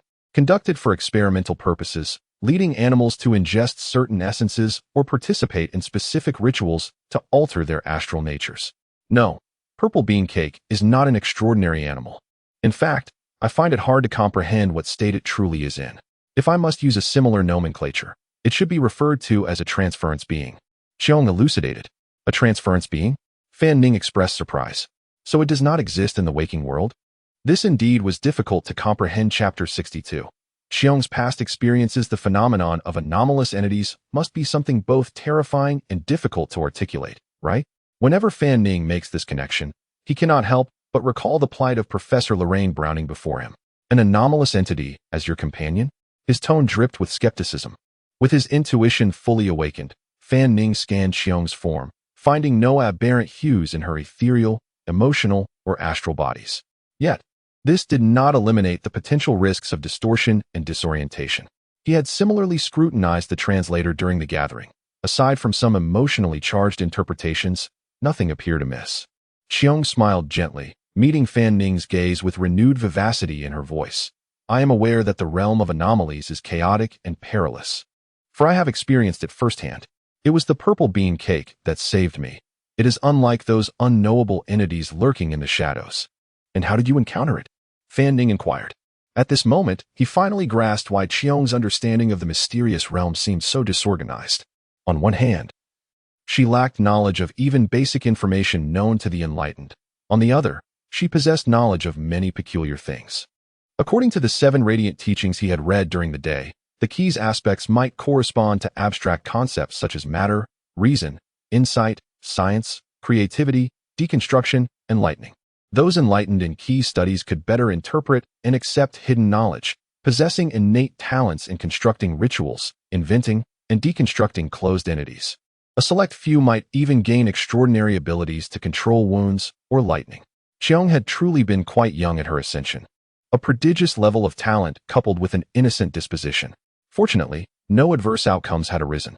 This could also be considered a private inclination of his to assist her in mitigating risks, as he would eventually need to establish his own extraordinary influence. And, indeed, a symphony orchestra. What happened to the purple bean cake afterward? Your tone suggests a surprise, yet it still lives? As for that, I can scarcely recall. Xiong replied. Fan Ning widened his eyes in confusion. How can you forget even this? The time, the place, the reasons, they are all part of your experience, are they not? Otherwise, how would you know that gathering radiant essence could save it? Xiong explained, from my previous communications with it. It seems to struggle with the concepts of living and dying, or perhaps cannot describe its state with these concepts at all. In its world, there is only being remembered or being forgotten. Fan Ning fell into contemplation, for some reason associating this with a term from the framework of hidden knowledge, secret history. Xiong continued, it must have assisted me in resolving some crisis later, after which it suffered injury, and I gradually began to forget it and everything related to it. This process is long and painful, for I do not wish to forget it. Have you tried methods to combat forgetfulness, such as keeping a diary? What a strange experience that is. Does the operation of this ritual require a significant amount of radiant essence? Fan Ning inquired. Yes, hence it is quite difficult. Currently, my collection progress and execution frequency barely counterbalance the speed of forgetfulness, and I am beginning to recover memories, albeit very slowly. I can now accurately recall its name. Remember that it enjoyed listening to me play the flute, and recollect that it first emerged from an abstract painting in my ancestral home's attic. I also remember it appearing as a large purple sphere of light in both the astral realm and the realm of anomalies, its surface adorned only with a pair of long, arched green eyes. Furthermore, I recall its multiple warnings to me, cautioning, beware of the harmonization school. The harmonization school? Fan Ning mused. It seemed there was no such name among the officially recognized schools of Tyran, perhaps something to investigate further in the future. Could the Nissimei family have had entanglements with certain hidden organizations of the enlightened throughout history? Fan Ning turned to the trembling girl in the cold night and finally understood her penchant for recklessness and repeated perilous encounters. I wrote you a note, Xiong said. Her cheeks slightly flushed. Fortunately, Fan Ning had not noticed. However, I feel that the amount of information I possess pales in comparison to the worth of your essence. At that time, I thought you were just a passerby, Mr. Mendeleev, and I figured you wouldn't scrutinize it closely. As long as you are happy. Fan Ning could only laugh at this, The girl had previously regarded him as an easy target, attempting to take advantage of him. I haven't had time to read your note since I came out. Just say it directly. Xiong nodded. The region of anomalies is a topic the imperial authorities treat with the utmost secrecy. Their coordinates are, of course, classified. However, by following the official civilian maps toward the irregularly closed curves of the borders, one can glimpse the largest anomaly zone. Additionally, there are unmarked areas on civilian maps that likely contain small independent anomaly zones. Anomalous regions have existed for a very long time. It is said that some have visibly bizarre borders, while others are less apparent. I have never seen them firsthand, at the borders near land or in coastal areas. Various organizations of the enlightened and military personnel advise curious individuals against entering, but due to their vastness, most borders remain unguarded.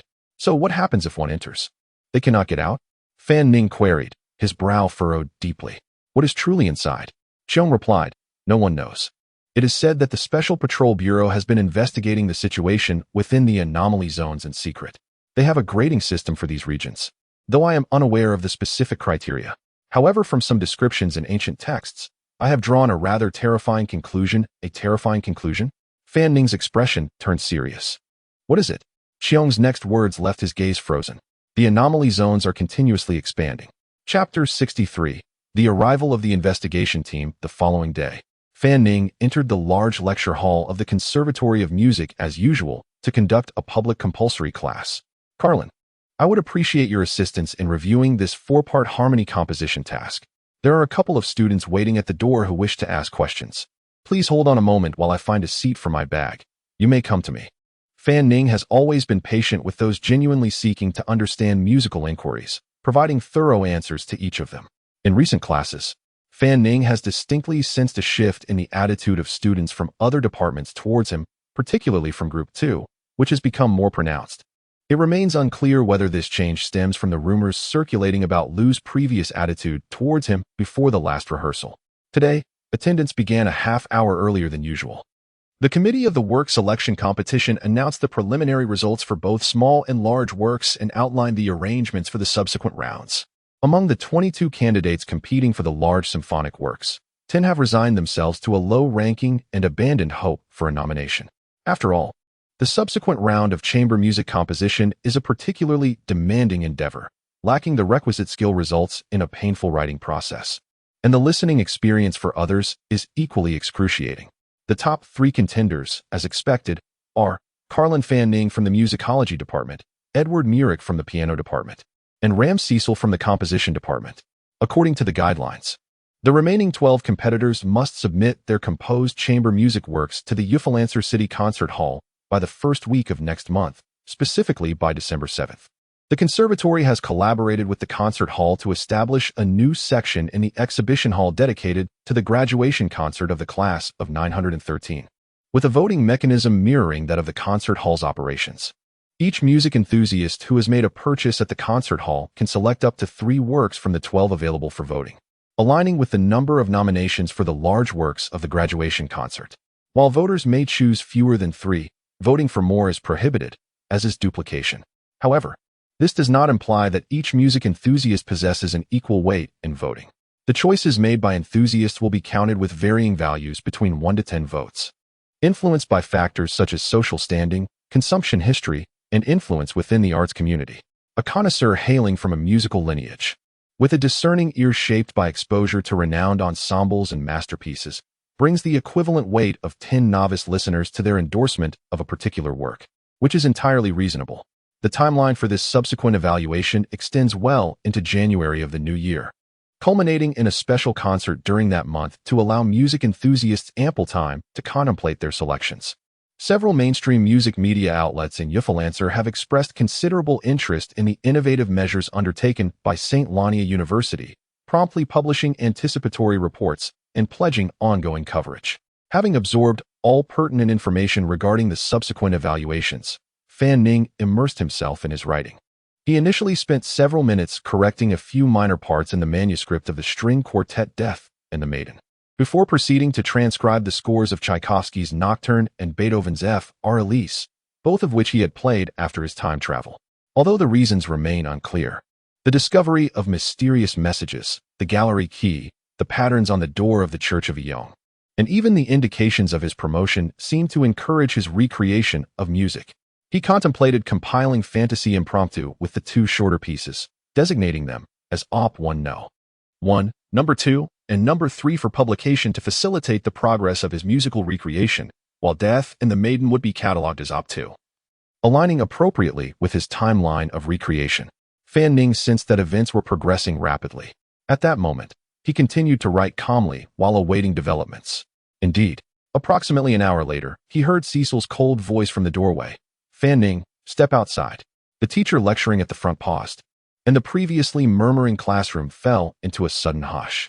Although many were aware of the tension between the two, the scene was striking enough that it caught everyone off guard, especially given the decorum expected during class. Group leader Cecil, are you all right? Fan Ning, holding his pen, looked up in confusion at Cecil, who stood at the door with a pallid expression. Why are you shouting from there instead of entering the classroom? Facing the bewildered expressions of both the faculty and students, Cecil surveyed the room and coldly stated, I apologize for interrupting your class, but Professor Lauren Brownie has had an incident. As the second in command of the conservatory, this announcement was nothing short of shocking. The silence in the classroom lingered for a few seconds before whispers began to proliferate. An incident implies an unexpected death? Has Dean Brownie passed away? Why did Cecil summon Fan Ning outside? Speculations swirled among the students. Upon hearing this news, which ought to have evoked widespread concern, Fan Ning's expression quickly settled into a more neutral demeanor. This is dreadful. Do you require my assistance? Stop pretending. Cecil glared at Fan Ning. Come out. You were among the last people to see Professor Lauren last night. Do you think you can evade responsibility? Fan Ning lamented the rapid progression of events. Typically, the earliest batch of factory workers begins their shifts at 6 in the morning, departing as early as 5. If the scene on the street was discovered at this hour, in less than 5 hours, the police and special patrols would have already confirmed the identity of the remains, transferring them to the Bologna school, which had made progress in cross-referencing the investigation. A look of realization crossed Fan Ning's face. Group leader, are you suggesting that the monster I encountered last night was Professor Lauren Brownie? This declaration ignited a fervor in the classroom. A monster? Could it be that Professor Brownie had dabbled in the forbidden and transformed into such an abomination? Some students, hailing from esteemed backgrounds, speculated that Professor Brownie's situation was a result of aberrations associated with the known entities. Yet, how could Fan Ning, having encountered such a phenomenon, stand here unscathed today? Observing the atmosphere in the classroom, Cecil's expression darkened ominously. Upon receiving the news, he was naturally informed about the scene's general circumstances. Come with me, Cecil insisted, suppressing his tone. I have no authority to question you. The investigation team is about to arrive. Then let them come first, Fan Ning replied, his tone calm, yet perplexed. Please, enter the classroom and continue with the lesson. You, Cecil, now on the brink of anger, managed a bitter smile. Fan Ning, if you cooperate, perhaps you can receive lighter treatment. With your current attitude, this situation will only worsen for you. The individuals who had previously speculated about the unfolding events now regarded Fan Ning with a mix of awe and suspicion. Could it be that this student, recently revealing his musical talents, was indeed a knowledgeable figure from the arcane realms, and, driven by personal vendettas or malevolent competition, had harmed Cecil's teacher? The conservatory's esteemed vice dean? Finally rising from his seat, pen still in hand, Fan Ning gazed at Cecil and spoke. Group leader, I was unaware of the origins of that monster until now. It turns out that Professor Brownie sought me out, and, due to suspected interference with dark forces, transformed into a creature that nearly claimed my life and that of my companion. I have yet to consider whether to lodge a complaint with the school regarding this matter. And you now suggest that I should expect lighter treatment? Whom do you represent, group leader? Is your judgment clouded? Chapter 64. The inquiry of the Bologna school. The questioning from Fan Ning rendered Cecil momentarily speechless. At that moment, a cacophony of footsteps echoed from the corridor. Several formally attired school staff members entered the grand lecture hall. The three at the forefront were presumably the investigative team dispatched by the Bologna school's campus branch. It was estimated that there were over a dozen knowledgeable individuals affiliated with the Bologna school at the University of St. Lenia. While not all administrative leaders or professors were knowledgeable individuals, all knowledgeable individuals were either administrative leaders or professors. Fan Ning greeted them with the demeanor befitting a teacher-student relationship, then calmly scrutinized their presence. Among them were Dean Gould, the chief judge from the improvisational performance assessment, Vice President Huxley, who had previously extended an invitation to a music salon, and a middle-aged gentleman with gray hair and gold-framed glasses, whose indifferent expression bore a resemblance to Professor Lorraine Brownie. Likely Professor Fabian Brownie from the College of Humanities. It was evident that someone capable of becoming the dean of the Music Academy possessed considerable knowledge. Fan Ning mused inwardly. The strength of knowledgeable individuals was often elusive, yet from Fan Ning's current perception, it was the seemingly unremarkable Dean Gould who exuded the most ordinary aura among them. Regardless, the presence of three knowledgeable individuals before him instilled a certain spiritual pressure within Fan Ning. The other staff members trailing behind were presumably administrative personnel from their school. Carlo and Fan Ning, we request your cooperation in the investigation regarding the grave, mysterious incident that transpired last night in the Enlightened district. This is an official document authorized by the Security Bureau, approved by the Special Patrol Office. A young woman presented her work credentials and authorization to Fan Ning. The Bologna School certainly maintained a rigorous façade. At that moment, Professor Fabian cast a penetrating glance at Fan Ning. The female officer seemed momentarily taken aback, likely not anticipating such a response from Fan Ning. She exchanged a questioning look with the professors and, upon receiving a nod from Gould, asserted, "There's no issue. These two matters are essentially the same. The outcome of the complaint and the results of the investigation will be reported together within the school. For now, we kindly ask you to accompany us." Cecil folded his arms, narrowing his eyes slightly. "Please lead the way." Fan Ning nodded gently and, under the scrutiny of the group, swiftly yet methodically organized his desk before descending the steps with his briefcase in hand. Adjacent to the main administrative building was the school history museum, with the two buildings standing across the street from each other. Connecting the two at approximately the fourth floor was a corridor. Fan Ning had often passed beneath it, but had not realized that this was the operational hub of the Bologna School's branch at the University of St. Lenia. Entering through the main entrance of the ancient red brick administrative building and traversing several corridors and stairways, he arrived at an area of the history museum that had never been opened to the public. Fan Ning was ushered into a well-appointed, brightly lit small room, furnished with a comfortable single sofa. There were no windows, and the air felt somewhat stuffy, yet the ambience was vastly superior to that of the Security Bureau's interrogation room, resembling a small office complete with a private restroom. Dean Gould, Vice President Huxley, and Professor Fabian, the three knowledgeable individuals, sat side by side on a straight sofa facing Fan Ning. Vice President Huxley was the first to speak, his gaze sharp, yet his tone gentle. "Carloan, I would like to verify the general circumstances from last night." "Professors, please proceed," Fan Ning replied, maintaining a calm demeanor as he regarded them. Huxley began his inquiry into Fan Ning's account. "You attended the Prudence auction, which concluded at 9:30. On your return, aside from the carriage driver, there were three of you: yourself from the Music Academy, Joan Nissimi from the College of Humanities, and Sherlon Connell from the Women's Grammar School. After you parted ways, it was you and Joan who encountered Professor Lorraine Brownie, correct?" "Indeed." "How did the encounter occur?" "He appeared directly in our carriage." "Why would he approach you? Have you had any other correspondence with him recently?" Vice President Huxley, "That inquiry is precisely where my complaint lies. You should not be turning the question back on me." Fan Ning replied calmly, "The only connection among us is that we are all affiliated with the University of St. Lenia, nothing more. Were you the one to eliminate the aberration?" "I believe that even without my shots, it would not have survived to this moment," Fan Ning remarked, a hint of disdain curling his lip. For a brief moment, Fan Ning's eyes grew cold. "So, it seems there are hierarchies even among professors?" Professor Fabian's demeanor was particularly irksome. The entire incident was solely the doing of Lorraine Brownie. A case of reaping what one sows, and their own safety had been gravely jeopardized, rendering them the victims of a blatant assault.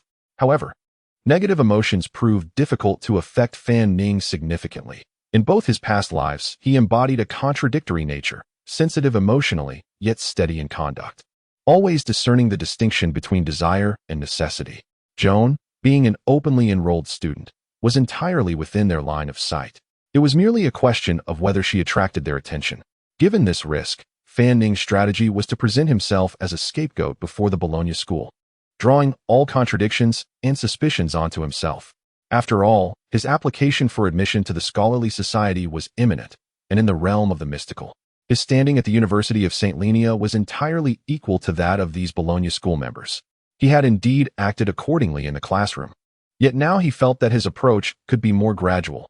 Engaging in dialogue would yield valuable information, precisely what he currently required. Playing recklessly did not equate to playing without thought. Fan Ning remained vigilant and cautious. On one hand, he was uncertain about the extent of information the Bologna school possessed, where they might be lacking compared to him, and where they might know more. On the other hand, the familial bond between Fabian and Professor Lorraine added layers of uncertainty to his interpretations of their questioning motives. Very well, let us proceed in chronological order, Fabian stated expressionlessly.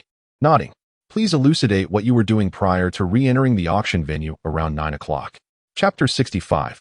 Gradually decaying. I must admit, I am rather intrigued. Fan Ning chuckled. Have you been monitoring my private life from beginning to end? I merely stepped out briefly to purchase some food, just across the street. At that moment, the female staff member who had previously shown her credentials to Fan Ning entered, knocking on the door, and quietly reported to Vice-Chancellor Huxley while presenting her notebook. Is the testimony credible? How can that shopkeeper recall such trivial details with such clarity? Huxley inquired after listening. In truth, Fan Ning had encountered Julius prior to returning to buy the sandwich. It was merely that the vendor's recollections were spontaneous rather than meticulously recorded. In their minds, it was nearly 9 o'clock. Just a minor manipulation of details. Huxley nodded slightly, signaling Fabian to proceed to the next question. Why did you not report the incident after it occurred? Just now, we learned from Joan that not only did you refrain from reporting, but you also advised her against it. What was your motivation for this? Professor, we are all knowledgeable individuals here. There is no need to feign ignorance, Fan Ning replied. If reporting the matter could resolve the issue, why would we require the special patrol and your Bologna school? I have no desire to spend the night at the police station. Frankly, the conditions here are far superior. You squandered precious time. Yet I preserved the sleep of myself and my junior, Fan Ning shrugged. Carlo, mind your tone, Huxley admonished, his voice tinged with anger. Even though he had previously admired Fan Ning's musical talent, this jest was far from amusing. Huxley's countenance darkened considerably. Never mind, Fan Ning. That is not the crux of the matter, Fabian replied coldly. The key point is knowledgeable individuals. You acknowledge your unauthorized intrusion into forbidden matters, do you not? Fan Ning maintained his smile, neither confirming nor denying. And where have you placed that document? Fabian inquired.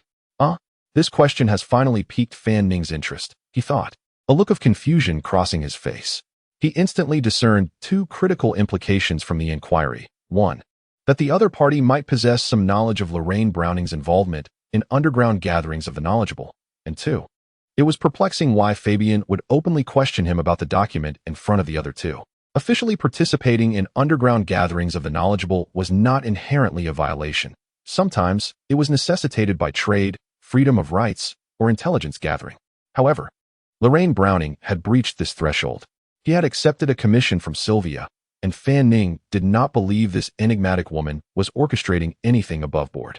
The incidents of Professor Anton's suicide, multiple students descending into madness, and Highland's attack, events transpiring on the grounds of St. Lenia University, could all potentially be linked to this clandestine gathering. Could it be that those in the Bologna school were aware of this and tacitly approved? Am I ensnaring myself? Fan Ning's expression of bewilderment was, in truth, genuine. Of what document are you speaking? Fabian regarded Fan Ning with a cold stare. Feigning ignorance will not benefit you. If you choose not to admit it, that is acceptable. We have ample time to discuss this further. The intent to detain him was finally surfacing. Fan Ning mused inwardly. It seemed that in this incident, the Bologna school was less concerned with elucidating the circumstances surrounding their members' demise than with the whereabouts of this document. To be frank with you all, Fan Ning stated, after the aberration fell, I did meticulously search the body. My motivation was to glean more information following the attack. However, as I anticipated, with such extensive destruction and a subsequent fire, what was lost is irretrievable. I aim to salvage some cash to compensate for my mental distress, only to find it rendered unusable. Observing Fabian's uncertain expression, he slowly shook his head. Professor, there is truly no need for this manner of communication. Let us dispense with the theatrics. Solving the issue would be far more efficient. Hand over the document. If you comply, St. Lenia University may. For the sake of its reputation, consider delaying your case's transfer to the special patrol until your graduation. You still have time to resolve this predicament on your own. Fabian asserted. You are being granted time for independent reflection, Huxley added. The three stood up one by one from the sofa. As Fan Ning raised his cup to his lips, he nearly choked upon hearing those words. You even dare to utter the phrase reputation? If this matter were to be made public, would you have any reputation left? To say nothing of the fact that even lacking in official capacity, according to the Special Patrol's graded control, I am merely at the lowest level of prohibition concerning the use of secret arts or intangible powers, not ensnared in a legal quagmire. I have not committed any infractions. Before departing, the previously silent Dean Gould spoke up. Carlo, the school is conducting an ongoing investigation into Professor Anton Koval's case and has obtained some preliminary leads. I understand your dissatisfaction. Yet we must respect the objective progression of events. That document is a crucial element in the investigation of recent occurrences. Should it be found in the coming days and not in your possession, we shall facilitate your departure. Thank you, Dean. Fan Ning had attended Gould's piano recital and was captivated by his masterful interpretation of Kakioni's keyboard works. His unique style of performance left a profound impression on Fan Ning, who had only recently developed a fondness for the elder. With the door closing behind them, silence enveloped the room. At the very least, several anticipated objectives had been achieved. First, from their discourse, it could be inferred that Joan had likely been subjected to only cursory questioning, while Hyland had not appeared in their view as a witness at all. Secondly, he had begun to engage with the higher echelons of St. Lenia University, the Bologna school. Although the initial encounter had been rather unpleasant, this interaction would ultimately yield more advantages than disadvantages in the thorough investigation of Professor Anton's case.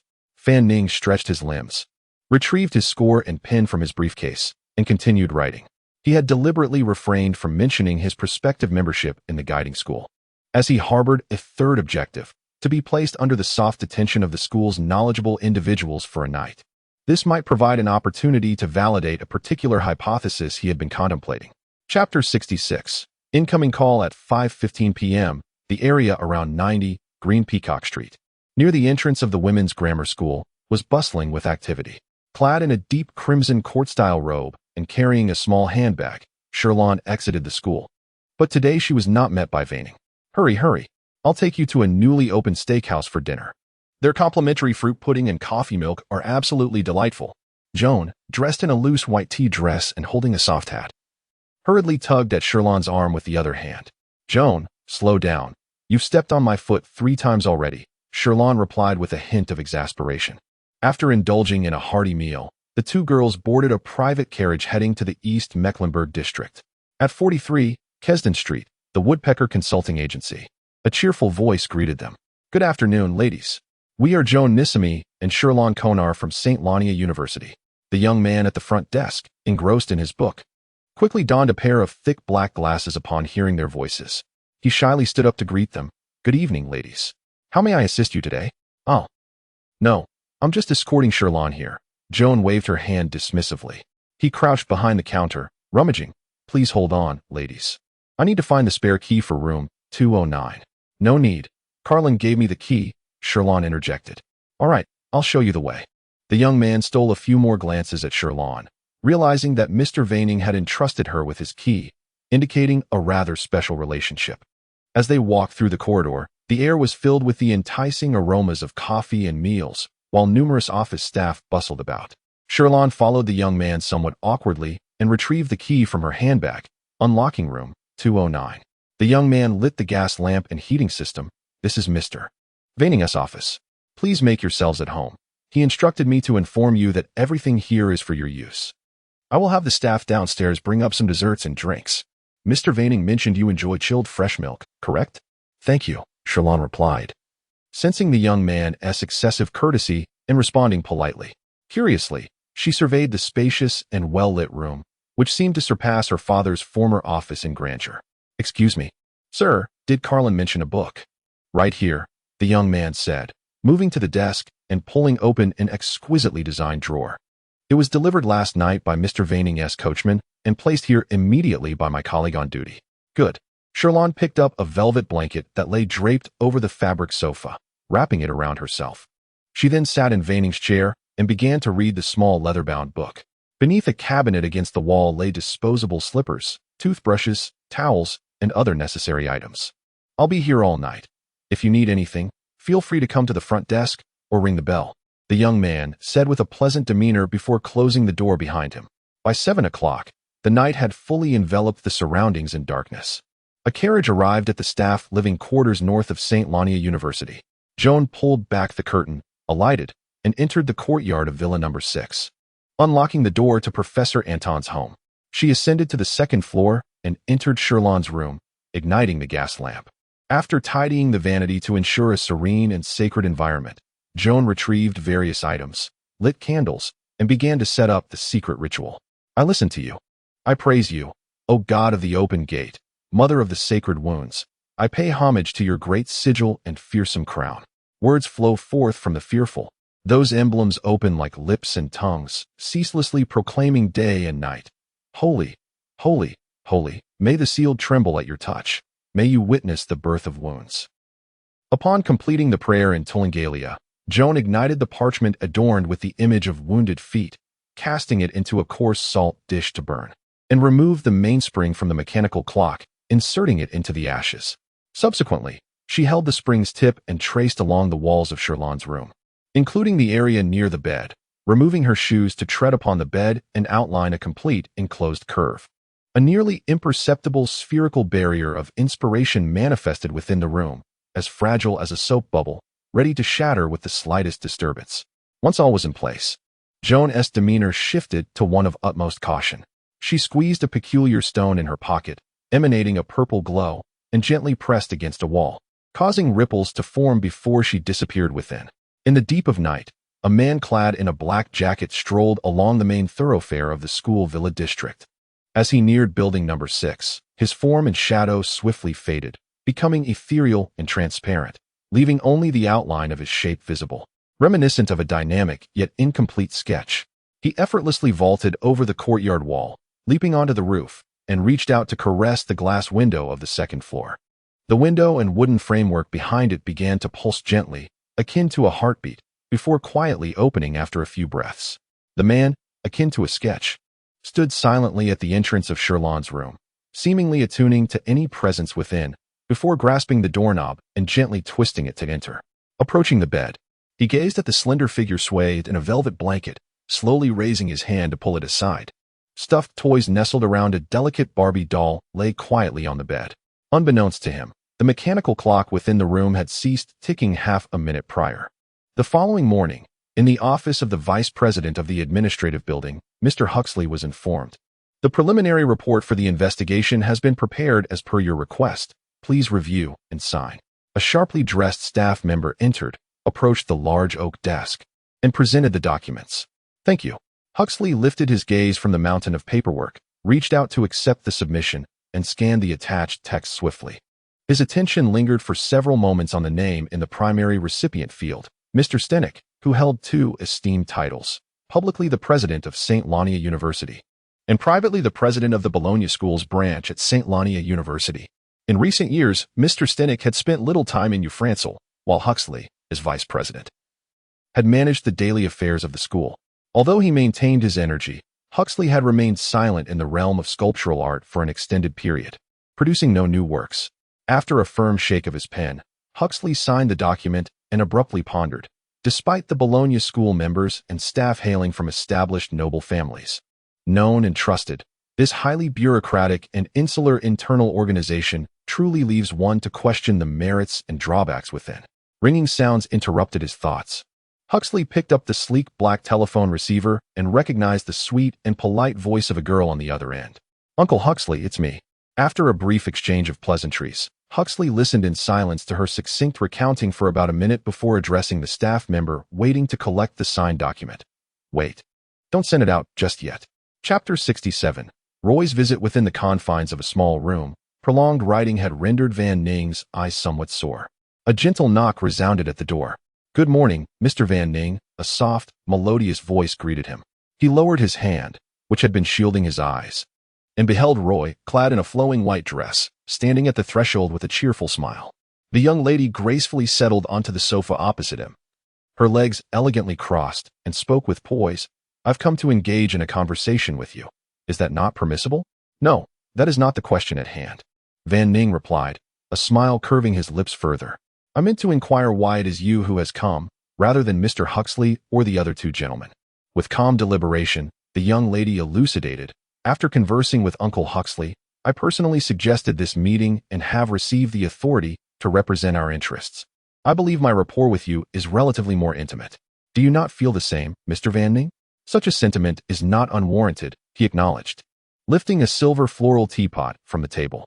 "Yesterday's encounter with those three middle-aged gentlemen was akin to a mental pollution, impeding my creative inspiration. In comparison, I must confess, I find conversing with Miss Roy far more agreeable." He poured half a cup of coffee and, rising slightly, extended the exquisite cup adorned with embossed patterns to Roy. "Be cautious, it may be hot." Roy accepted it with a soft thank you and inquired, "Is the ambience here not too unrefined?" "It is conducive to focused creation, especially when compared to the environment at the Bureau of Public Safety. One might even call it luxurious. Are you prepared to spend some time here with me?" A hint of playful mockery danced upon Van Ning's expression. "Oh," he mused, twirling the pen in his hand. "Mr. Van Ning, why did you not inform the professors yesterday about your situation with the guiding school?" Roy herself struggled to comprehend why Van Ning had chosen to remain in solitude for an entire night. The status of Mr. Van Ning was at least equivalent to that of a member of the Bologna School, placing him on par with the core authority of St. Linnea University. Rather than a mere student-teacher relationship, she pondered internally. He ultimately chuckled, shaking his head with a bemused expression. "What perplexes me further is that Dean Fabian eventually indicated that the transfer of my case to the Special Patrol could be postponed, provided I cooperate in yielding the documentation. This seems as absurd as robbing a vault of counterfeit money with a toy gun." Roy lowered her gaze, gently smoothing the creases of her dress to cover her knees. "I truly believe there are indeed some issues with the recent actions of the Bologna School." Van Ning stole a glance at her deep blue eyes, awaiting her continuation. "In the aftermath of the series of events, they have focused solely on self-investigation, neglecting to report and demonstrate humanistic concern. Their treatment of the deaths of Professors Anton and Lorraine has been insufficiently fair. Interactions with the parties involved have been overly rigid and forceful, while overlooking the shortcomings of the institution's own management. In summary, they are excessively stringent with outsiders yet too lenient with themselves." Roy articulated her assessments point by point. She was indeed adept at interpreting and soothing others' emotions. Faced with my reproach, she neither retorted nor contested, yet her distilled essence mirrored my own impression, lenient with oneself, harsh with others. Van Ning privately reflected on this sentiment, yet he was acutely aware of her underlying motives and objectives. "Your choice of language conveys the impression of a superior entity addressing a subordinate," he offered tentatively. "Quite so," she responded. Indeed, her background was likely more intricate than that of a mere branch of this institution. From his recollections, he had heard whispers regarding her from others. And with the principal's intervention yesterday, it appeared her status had perhaps even risen. With his suspicions confirmed, Van Ning shook his head and remarked seriously, "Miss Roy, if I were in your position, I would refrain from such self-deprecation, as it contradicts the stance you occupy." A blend of amusement and surprise flickered in Roy's eyes. Van Ning bowed his head, beginning to gather the scattered manuscripts from his desk. A few objective facts. First, the organization of the knowledgeable is inherently transcendent over that of the ignorant. Second, the impact of the demise of the first vice-dean of the conservatory outweighs that of a marginalized professor. Third, swiftly uncovering the truth and retrieving what is necessary aligns with the interests of the Bologna School, where the significance of the outcome surpasses the method. Thus, given the inherent differences in class or stance, rather than forcibly reconciling contradictions, it is wiser to seek common ground in specific domains where interests overlap. If the divide is too great, a mere verbal understanding suffices. He stood, grasping his briefcase. "This matter shall not affect our personal rapport, Miss Roy. Do remember to practice the composition diligently." "Wait a moment," Roy interjected, rising as well. She appeared somewhat relaxed and pleased, yet her gaze conveyed a mix of irritation and a plea for him to allow her to finish speaking. "Mr. Van Ning, the second purpose of my visit is. Here is some progress regarding the investigation of Professor Anton's case from the Bologna School, albeit temporary and incomplete." "Investigation progress?" Van Ning halted, unable to conceal his concern. "The initial light of understanding has been extinguished?" His brow furrowed deeply upon hearing this. Observing Van Ning's expression, Roy sighed softly in sympathy to express her regret. She continued, "The forces of knowledge behind this incident are known as the Pleasure Listening Society, a clandestine organization that has had some entanglements with the early Bologna school. Venerating a figure known as Red Pond, the deaths of several other students may also be connected to the Pleasure Listening Society. Van Ning stood in silence for several minutes. During this time, Roy's gaze remained warm and comforting, fixed upon him. Yet she might not realize that the critical information she provided was filling in a missing piece of the puzzle in Van Ning's mind. To be precise, it constituted 1/3 of the puzzle, integrating with the remaining 2/3. Although the pieces did not fit together perfectly, the outline was already complete. The Special Patrol had focused on the connection between Professor Anton's death and the study of mysterious artifacts, leading them to seal the remnants of the musical sequence. Previously, Van Ning had discovered that the remnants were hidden behind a painting in an art gallery, lost and subsequently ending up at Prudence Auction House, where they were acquired by Professor Anton through the recommendation of the group leader, Ram Cecil's uncle, Spin Cecil. This possibly involved the Red Agate Cultural Media Company, his roommate Calvin's peculiar side job, and the participants of a gathering code-named Agent. Each stood from their respective perspectives, clearing some of the fog, yet much of the information remained fragmented. Miss Roy, what is it that you seek? Van Ning finally broke the silence, posing the question. What does Mr. Van Ning mean? Roy, having waited patiently, maintained her gentle and graceful tone, showing no signs of impatience. You have brought forth a wealth of crucial information shrouded in mystery. Even if it does not possess a confidential nature, it is certainly internal information to your organization.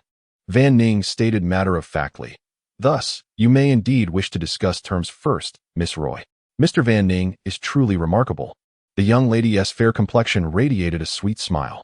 Roy indeed had come at Uncle Huxley's behest to discuss potential collaboration with him. Chapter 68. Initial Consensus Cooperation? Van Ning exclaimed in astonishment. Just yesterday, I was engaged in a battle of wits with the Bologna school. How is it that we are swiftly advancing toward collaboration today? Because you did not seek me out yesterday, the girl in the white dress replied with a smile. Van Ning discerned a sense of ease and certainty in her gaze. She had already noticed the subtle shifts in his expression and tone. Her willingness to share information seemed genuine, bolstering her confidence in her judgment. Miss Roy's emotional intelligence truly astounds me, Van Ning mused, grappling with whether this was a display of empathy or a sign of deep cunning. Should one find her endearing or intimidating? She continued, I was occupied yesterday and overlooked the Academy's immediate news. If you had reached out, I would have visited you sooner. I simply did not expect you to stay here overnight, Mr. Van Ning. Your character and cultivation are truly admirable. In her heart, she speculated that Van Ning needed to maintain his public identity as a student at the conservatory, believing that regardless of his other commitments, the investigation into Professor Anton's death required his presence here. So, the information you provided is a token of cooperation? Van Ning inquired. Then, let us discuss the specifics. Roy met his gaze. Professor Lauren Brownie has some ambiguous interests tied to the touched. Given your capabilities, you must have some awareness of this. Such candor? The astonishment in Van Ning's eyes was genuine. The matter was rather unsavory and could be labeled as treachery. Surely, it was inappropriate to discuss this in front of an outsider like me. In contrast, this young woman's communication style was utterly unpredictable. Indeed, you are already aware of the situation, Roy said with a sly smile. So, was that a test? Van Ning raised an eyebrow. Not at all. However, since I have mentioned it, it implies that even if you are not yet fully informed, I am prepared to enlighten you. I understand that for someone of your caliber, uncovering this information is merely a matter of time. Conversing with you is always so effortless, Roy winked. When it comes to personal matters regarding Professor Lauren Brownie, we must maintain a pragmatic approach. Yet, for the first vice dean of the conservatory, we often need to adopt a more flexible stance. You Bologna school members truly possess a strong sense of collective honor, Van Ning complimented. I feel as though I am being mocked. The girl discerned the teasing tone in his voice. Rather than feigning ignorance or maintaining her smile, she deliberately pointed this out, pouting in playful defeat. She then highlighted their shared interests. We are both students of St. Lania University, are we not, Mr. Van Ning? From the perspective of our artistic careers, the school has always endorsed our future influence. This collective honor is not merely for internal appreciation, but also for external display. Van Ning responded slowly. This public institution, based on my personal impressions, emphasizes differences in its examination system, internal management, and the cultivation of our behavior. However, I have discovered today that when you require collectivity, it can certainly be emphasized. But you wish to achieve something at the graduation concert regarding Professor Anton and yourself, Roy said, her fingers gently brushing her hair. I have no doubt about your abilities. You may either conform to the rules of the game or choose to subvert them. However, if you pursue the latter, I suspect it may not align with your initial expectations. The night's keywords should be youthful triumph, campus life, and the vibrancy of youth. I concede that you have soothed my negative emotions. Those professors ought to learn from you. Fan Ning finally smiled. Rest assured, Miss Roy, even from the perspective of the guiding school, I do not wish to create discord with the Bologna School over such minor misunderstandings. We are all official organizations of the Empire. Then we have reached a consensus. Roy playfully raised her small fist. The next steps for collaboration are as follows. The school will continue to investigate the matter of Professor Anton's death and share updates with you, inviting you to join when necessary. Meanwhile, Mr. Fan Ning, if you discover any leads in the literature, please inform us. Additionally, should you sense that any classmates may be in danger, do lend your support. Her blue eyes gazed deeply into Fan Ning's. The documents referenced contain some of the earliest mystical research findings of the Bologna School in history, which we highly value. Their interpretation directly relates to the truth of Professor Anton's case. Fortunately, they are not unique artifacts. If you obtain them, you may study and replicate them before returning the original. We are willing to share knowledge with you as a token of gratitude. After intertwining gazes with Roy for a few moments, Fan Ning pondered, how did she deduce that the documents were in my possession? Or was this merely a conjecture? Throughout his interactions with Roy, her musical talent, external attributes, and various qualities had indeed provided Fan Ning with a sense of comfort. Yet, on the other hand, he increasingly found it unwise to underestimate this same-aged girl, harboring a slight wariness towards her remarkably keen ability to empathize. Perhaps I could extract more emotional value from her. But all exchanges or compensations are equivalent. One diminishes while the other increases. Fan Ning desired to accrue more tangible benefits. How about having lunch together later? Roy suggested eagerly, her eyes narrowing joyfully. I do not wish to be constantly invited to duels while walking around campus, Fan Ning replied. What happened in class that day was entirely unintentional. She rested her chin on her hand, her eyes darting around in thought before lowering her voice to feign mystery. How about choosing a more private location? Maybe another time. Fan Ning coughed twice. I've been quite busy lately. Mr. Fan Ning, your way of declining invitations is rather kitsch. Roy wrinkled her adorable nose. Well, I suppose that means you are never unoriginal when you decline others, Fan Ning silently scoffed. Of course, he still earnestly expressed. I truly cannot spare the time at the moment. The selection process for works and the research investigation consume too much of my energy. I also do not wish to engage in perfunctory conversation with Miss Roy over lunch while hastily finishing the meal and departing. That would hardly be gentlemanly. The young girl nodded in agreement. You are correct. That would indeed make Roy unhappy. See you at the next rehearsal. Remember to practice the piano. Mr. Fan Ning, allow me to escort you out. After leaving the administration building, Fan Ning spent 8 pence at the campus convenience store purchasing a meat pie, a pudding, and a small assortment of roasted vegetables, which he enjoyed with lemonade while walking. He meandered slightly around campus, allowing time to digest his meal, and after approximately 20 minutes, he arrived at the faculty villa area. He used his newly acquired key to unlock Professor Anton's courtyard and door, proceeding directly to the second floor, where he opened the door to Sherlon's bedroom. The room was still filled with a faint, unique fragrance. Cheong, dressed in a light cotton white robe, sat on Sherlon's bed, leaning against a pillow while reading. The afternoon light streamed into the dim room, illuminating the curves of her legs and ankles with an ivory hue. Fan Ning stepped inside, staring at the mechanical clock on the wall for a long while. The time indicated 11:30 at night. Thank you for your hard work, Cheong. It's nothing, the girl replied cheerfully as she closed her book. Shall we begin now? The energy ascended, and as the prayer concluded, Joan picked up a pink spray bottle, delicately misting the surface of the vanity mirror.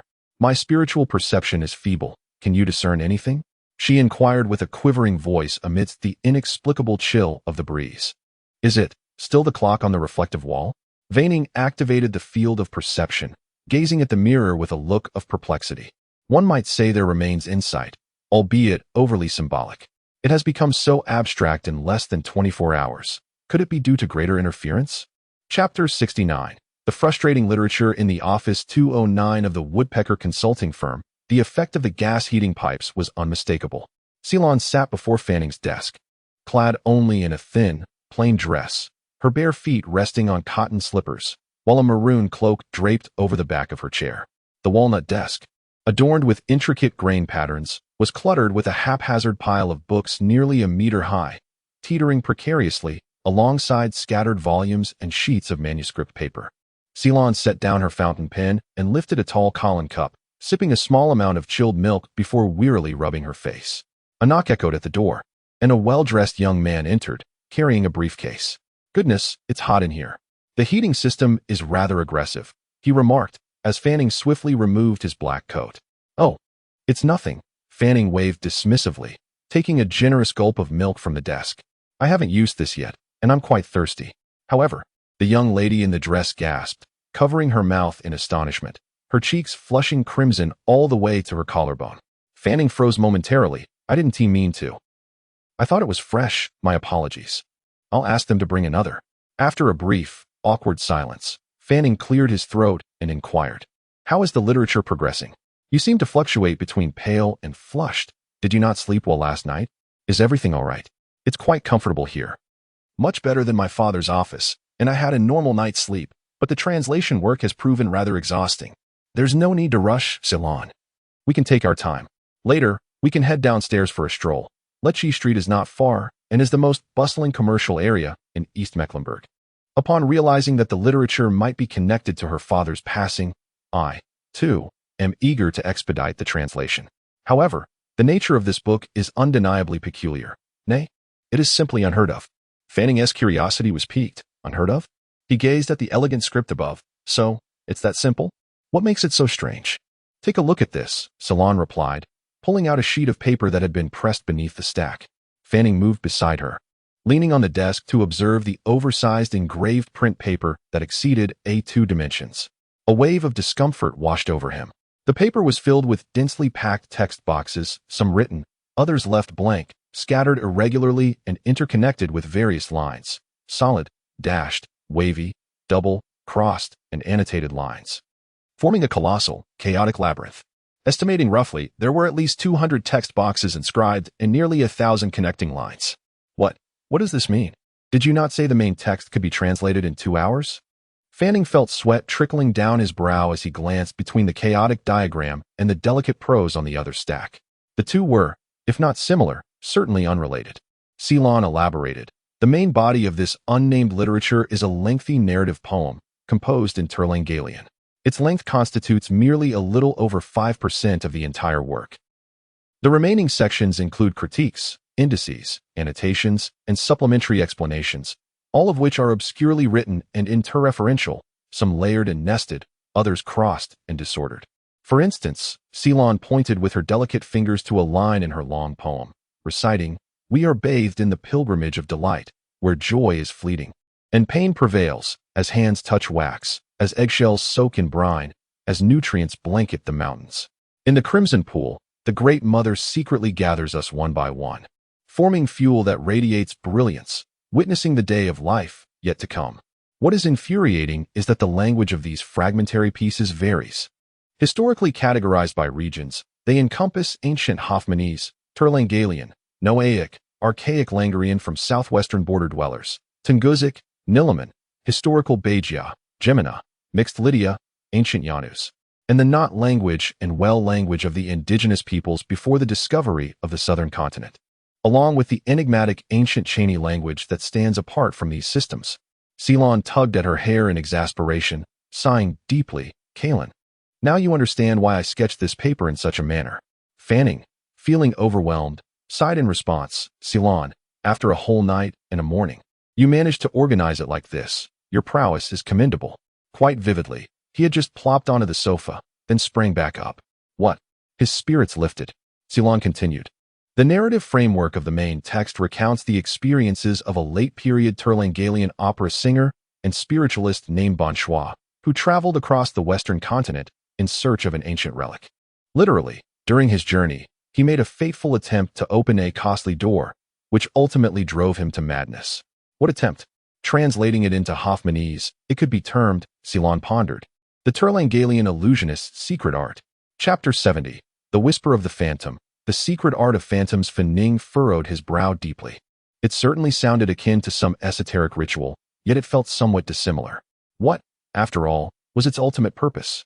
Was it meant to extract the spirit and soul of individuals? Were there any peculiar keywords in the description, such as witness lord, phase, or ritual vessel? Fen Ning sought clarification. Uncertain, no, nothing of the sort had emerged in the text thus far. Huron shook his head, dismissing Fen Ning's 3 inquiries in succession. According to the opera singer and spiritualist Banshua, the secret art of phantoms was acquired in a hidden corner of deep dreams during his travels. Its principle lay in harnessing one's formidable concentration and vivid imagination to continuously fabricate facts that did not exist, manifesting entities that ought to reside solely within the confines of the mind. This notion felt rather unsettling. Yet, as Fen Ning mentally compared it with prior information, he found no discernible connection to the literature spoken of by the Bologna school. And what followed? Did he manage to succeed? Fen Ning pressed on. Well, to some extent. Huron nodded lightly. The lengthy poem recounts that the opera singer Banshua intended to bestow a name, scent, sound, appearance, character, traits, and even past experiences upon a non-existent entity. Following that method, he engaged in imaginative practices, but initially he achieved nothing, resembling merely the act of defining a character for his script. Nevertheless, he persisted, experiencing a series of unique meditative, spiritual, and covenant experiences. And it was during a certain twilight over half a year later that he first heard the voice of that existence within his mind.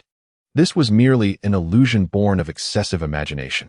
Fen Ning's expression turned rather peculiar upon hearing this. Huron turned a page of his translated manuscript and continued. At this juncture, Banshua confirmed that he had indeed begun to give form to the phantom, which had not previously existed in the tangible world. He frequently conversed with the phantom in his mind, and even played music for it. The phantom claimed to hear and offered its feedback. However, Banshua soon noticed unsettling changes in this phantom. Huron flipped through the pages of his manuscript.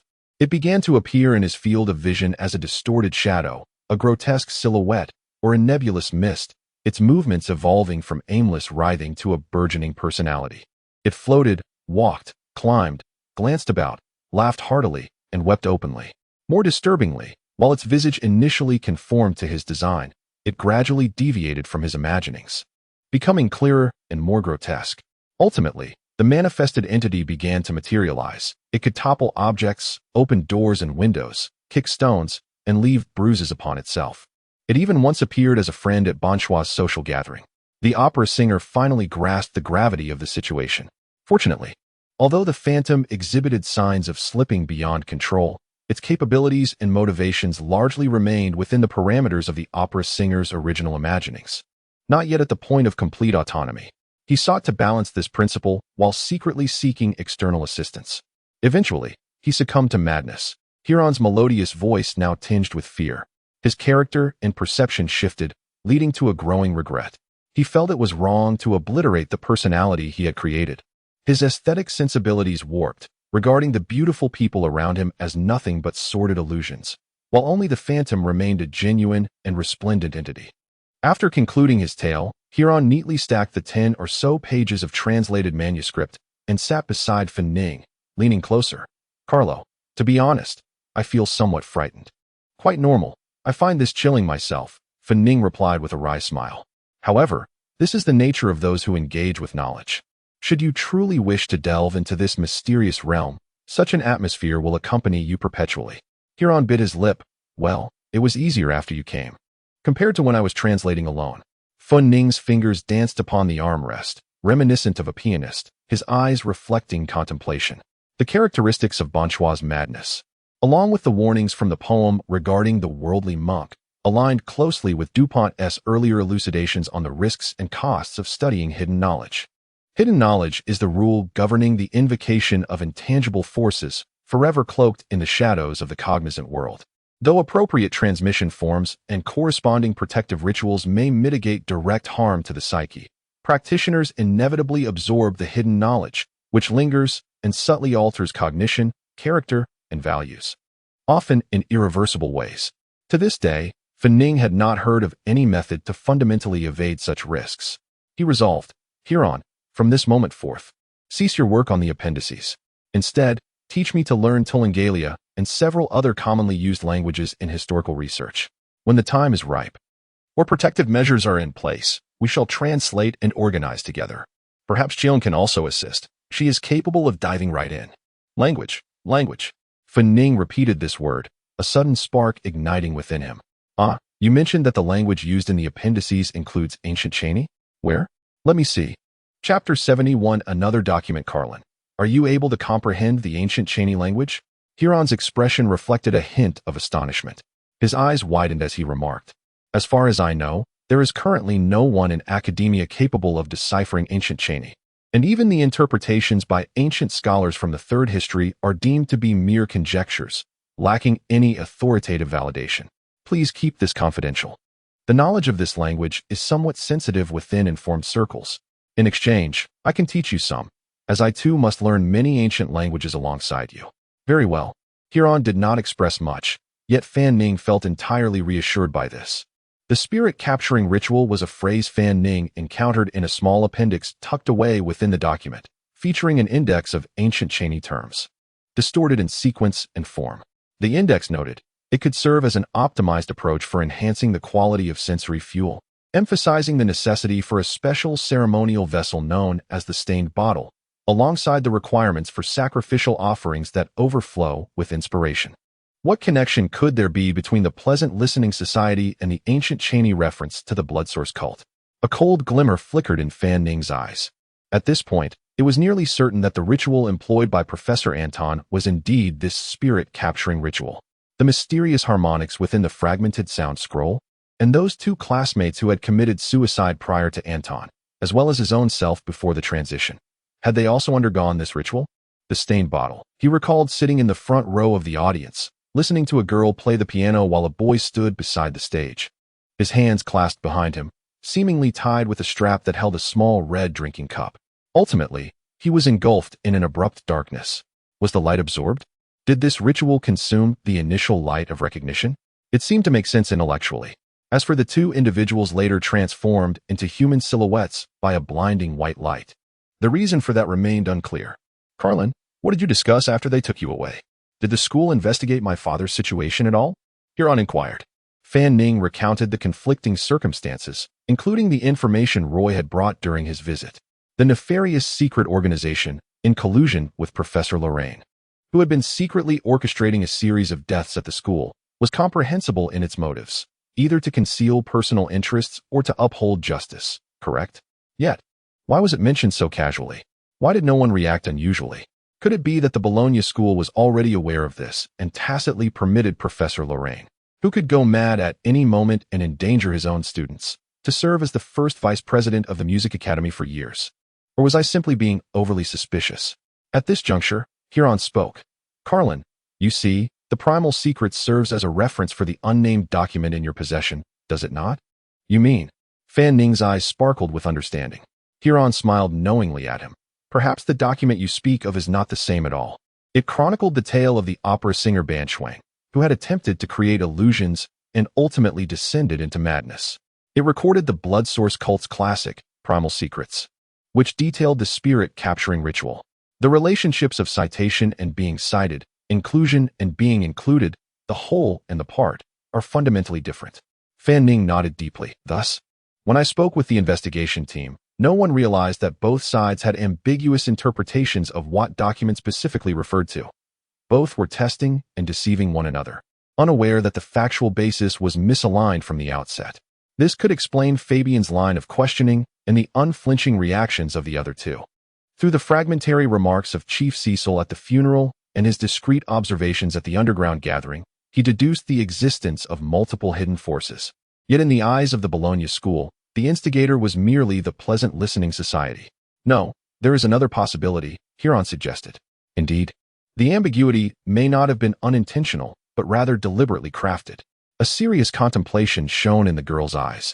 This statement reminded Fan Ning once more. If it was Fabian's intention, had he employed a narrative deception? Where did you place that document? He asked Fan Ning. From Fan Ning's perspective, the Bologna school had long been aware of everything, possessing a fairly comprehensive understanding of the unnamed document, the underground gatherings, the multiple hidden forces, Professor Lorraine's involvement, and the person behind the scenes, Sylvia. Professor Fabian represented the official stance, stating that they were investigating the whereabouts of the unnamed document that recorded the illusionist's secrets, which had leaked from the underground gathering. Yet from the perspectives of the other two members of the investigation team, Fabian similarly represented the official stance. But he demanded that Fan Ning surrender the primal secrets that the Bologna school had been investigating. In both views, Fabian appeared to be acting in good faith, exerting pressure for official purposes, while in reality, he was leveraging official authority to achieve other aims. Fan Ning's voice grew somber. If this is a possibility, then those colluding with the underground gathering or Sylvia are not limited to Professor Lorraine Brown. The following day, Sunday, December 1st, in the Ufrancer district, the Ufrancer City Concert Hall. After another night of rain, sunlight struggled to break through the heavy clouds, casting a feeble glow upon the expansive bluestone plaza in front of the concert hall. The ice that had formed on the ground was shattered and carted away by hired laborers, piled into small gray-black hills around the ornamental greenery. The concert hall opened at noon every day, and the afternoon crowds typically ebbed and flowed. Only in the evening could one truly sense the citizens' enthusiasm for cultural life. However, starting from this first day of December, the atmosphere of the winter music season gradually intensified, with a series of significant performances, including the New Year's concert. Going on sale today, posters and guides showcasing the events adorned various promotional spots. In the center of the plaza, the bronze sculptures of the neoclassical music masters Gillis, Meyer, and Tarakani sparkled under the lights, water splashing around the foam mountain.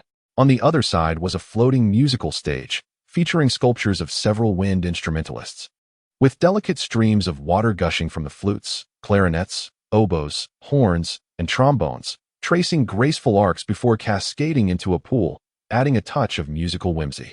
The elegantly decorated, spacious exhibition hall had been allocated the best area, with 12 glass display cases on the walls awaiting placement. Each case corner included a photograph of the composer and a brief introduction card.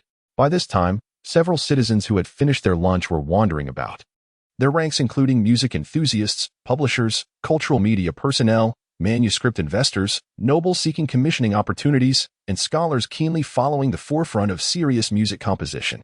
Ram Cecil, dressed in a sharp black tuxedo, arrived early to submit his re-examination work, piano trio in B-flat major, and quickly exited the exhibition hall, ignoring the onlookers. He crossed the concert hall lobby, observing the bustling queue formed after the ticket sales for the winter music season, yet a trace of worry lingered in his gaze. The school's preliminary report had allowed the reputation of the first vice president to endure, and those involved, including Fan Ning, faced no repercussions. The incident was classified as a distortion caused by an accidental encounter with a malevolent entity, which, despite its grave nature, directed blame outward. In this sense, the tone was moderate. However, Cecil was acutely aware of Professor Lorraine's true identity and secrets. He had formed certain conjectures about Fan Ning's capabilities and background, and understood the consensus that the school and he might have reached. Outside the grand hall lay a flat and elongated marble staircase, down which Cecil descended with measured steps, his brow perpetually furrowed. It was not until a hand gently clasped his shoulder that he was drawn from his reverie. He had encountered this brother of Professor Lorraine before, yet their interactions were scarcely frequent. "My dear boy, let us converse," intoned Dean Fabian, his voice as somber as Cecil's own troubled spirit. Chapter 72. The reappearance of the Dream Man. Around 5 o'clock that afternoon, Fan Ning gazed at the rectangular glass display case on the wall that belonged to him. The case, approximately 1 meter wide and positioned at an average height for comfortable viewing, stretched nearly 5 meters in length. The upper left corner showcased a brief introduction and a photograph of himself. The introduction was succinct: name, age, major, grade, competition piece, and supervising teacher. Fan Ning observed in the black and white photograph, where he was clad in a tailcoat, seated sideways before a 9-foot B. Sindorfer grand piano, his arm awkwardly resting on the instrument, smiling shyly at the camera. This image was likely taken during his sophomore year when he auditioned for the position of permanent artistic director, piano accompaniment, for the St. Lenia University Choir. In a bid for careful promotion, the school had hired a film company to set up a temporary studio on campus to photograph the contestants. At that time, he had only received systematic training in music for a little over a year. It was unlikely he would pass such fierce competition. Nevertheless, Professor Anton had tirelessly secured him an opportunity for this photograph, believing it a rare privilege for a young musician to have a genuine picture with a grand piano, given that his own youthful photograph was merely of a prop piano in a studio. Fan Ning's gaze wandered slightly, his thoughts drifting beyond the frame of the photograph. Recalling Professor Anton standing at the far end of the piano, out of the camera's view, observing him. "Mr. Fan Ning?" A female staff member softly reiterated, "Are you certain? Once the display is sealed, it cannot be modified until the voting concludes." The case was large enough to accommodate a significant orchestral work, more than sufficient for chamber music pieces. Nearby, a few wandering music enthusiasts gathered with keen interest. The staff member closed the display case, locked it with a key, and affixed a seal bearing the logo of the City Concert Hall. "This is your first time exhibiting at the New Works Gallery, and I will take a moment to explain the main mechanisms to you," she continued. "In this selection contest, 12 pieces from your esteemed institution will be voted upon in an independent area. Voting rights are granted exclusively to members of the City Concert Hall, allowing them to select 3 out of 12, with the option to select fewer, but not more. Votes cannot be repeated or rescinded, and the voting will close at midnight on the last day of January." Fan Ning nodded in understanding. To become a formal member of the City Concert Hall and gain voting rights, one only needed to spend a mere £10, equivalent to 2 mid-range seats for a symphony concert. However, few struggling civilians could afford such an expense.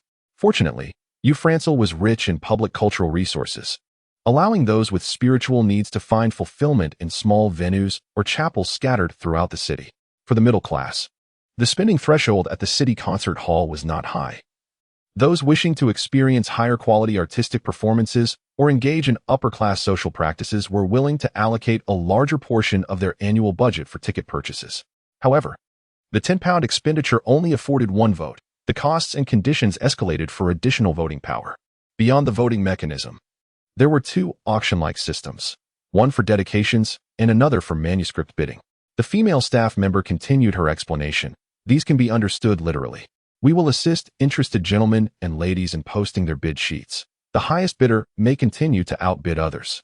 The height of the bids does not affect your final voting results, but from a promotional standpoint, higher bids may enhance visibility and instill confidence in more members to vote. After all, in the art world, aesthetic choices are often influenced by critics, publishers, collectors, and authoritative media, in addition to one's own ears. By the way, you indicated the dedication to the Marquis Paul McAdams in your manuscript, so it will no longer accept dedications from music enthusiasts, only manuscript bids." Fan Ning comprehended everything, offering a quiet thanks before departing the gallery. Nightfall was approaching. It was nearly time. He glanced at his pocket watch. Following Dupont's notification, he made his way to the agreed-upon meeting point on the street, preparing to rendezvous with 2 other members of the guiding school to investigate the mysterious events further. The streets remained bustling with people, though everyone huddled within their winter coats. Their expressions and movements hurried. The blaring of car horns caused Fan Ning, who was stamping his feet to keep warm, to turn around. A glossy black Kent model van had come to a halt at the curb, exhaling hot air from its overburdened engine compartment, resembling a comically oversized nose. Dupont, with his flowing long hair, extended his arm from the passenger's seat. "Goodness, is this the guiding school's transport?" Fan Ning mused privately at the vehicle's quirky appearance. In truth, it was likely the latest luxury model, appearing antique to his eyes. Yet, compared to the design of directly affixing an engine to an open carriage, this vehicle at least provided some shelter from the elements. "Our alchemist, Cynthia, and I have been alternating shifts, so you won't see her today." After the car started moving, Dupont turned to speak. "Allow me to introduce you to our member, Monroe, who has just turned 30. Once seated in the back, Fan Ning declined the gum offered by the driver and greeted the gentleman beside him. "Carlin, right? I hear you are still a university student." Monroe, the gentleman, responded with a friendly smile. He wore crescent-shaped, gold-rimmed glasses and a brown suit that perfectly matched the middle-class stereotype, his face refined and pale, adorned with a meticulously groomed beard. Dupont then remarked, "I wonder if you are familiar with the esteemed Monroe law firm, which has recently become a prominent name in Ufrancel." Monroe, the lawyer, reportedly had over 10 assistants and secretaries, and it was said he was currently seeking partners due to business expansion. A young man of considerable repute as a lawyer? I wonder if his studies pertain to reason, logic, or critical thinking, Fan Ning pondered. Dupont continued, "Monroe is not only a lawyer but also an equestrian, social activist, and mystic. specializing in various military weaponry, details that clients are often unaware of. He added, "Our arsenal, featuring automatic pistols, shotgun revolvers, sniper rifles, and grenades, owes its existence largely to Mr. Monroe." Fan Ning was left momentarily speechless, gazing at the lawyer's exquisite tie and polite demeanor, unable to respond. "It is only natural for a student like Carlin not to be informed," Monroe replied with a gentlemanly smile. "Our high success rates mainly encompass divorce settlements, inheritance disputes, and intellectual property conflicts, with the former accounting for over half of our business in recent years. Once you settle down, I would be glad to assist you in such matters." Thank you," Fan Ning stammered, beads of sweat forming on his brow. "I suppose your firm's success in divorce cases is attributed to the use of shotguns and grenades?" The destination of their journey was the South Dock area, where recent appeals from residents attending night schools for workers and free schools for the impoverished had drawn our attention. A peculiar man had been appearing in their dreams. Moreover, since yesterday, we had received even more troubling news. DuPont picked up a folder from the armrest and opened a page to display to Fan Ning. "The Dream Man incident from 25 years ago has resurfaced." Chapter 73, South Dock District. In the twilight, the van traversed through the Linea district heading south, having crossed the dock bridge spanning the Pushura River. Although this area was categorized under the South Dock District, it was still quite a distance from the bustling city limits filled with docks and shipyards. Sparse gas lamps struggled to illuminate the shadows, and despite the vehicle's slow pace, it was often forced to brake suddenly due to the inattentiveness of pedestrians. Fan Ning was particularly unaccustomed to the almost non-existent shock absorption of the vehicle's chassis. The bumpy road caught everyone off guard, causing them to jolt up and down, making him feel as if the undigested contents of his stomach might soon make an unwelcome exit. The van finally pulled over at a less than convenient spot. The driver turned off the engine. The most notable feature of Uvlinster's urban planning was its utter lack of planning. Schools, railways, factories, warehouses, commercial zones, and slums were haphazardly piled together in any conceivable arrangement. Only the boundaries of the affluent districts appeared somewhat defined. In the narrow streets, the dilapidated worker housing was in disarray, while coal transport trucks and steam rollers emitted sharp screeches, accompanied by the acrid blend of glue and gasoline. "We can walk in from here," DuPont suggested. A few well-dressed gentlemen carefully watched their steps, avoiding the various unidentified mounds mixed with icy water, mud, oil, and moss, which would burst or split underfoot, releasing foul-smelling, viscous bubbles that glimmered with a strange chromatic green hue in the dim light. In recent years, the Empire had enacted the Housing for Workers Act and the Public Health Management Act, which stipulated maximum population densities and block layouts for urban areas, alongside plans for public toilets, water supply, drainage, and sewer systems, all aimed at improving the squalid living conditions and curbing the spread of tuberculosis and cholera. However, the progress in most areas remained stuck in the present scene. As DuPont concluded his statement, Fan Ning felt a sudden blurriness in his vision, and the stability beneath his feet seemed to vanish. This peculiar sensation lasted only a fleeting moment before returning to normal. The capabilities of those with knowledge were truly unpredictable. If they were potential adversaries, such information would be considered core secrets.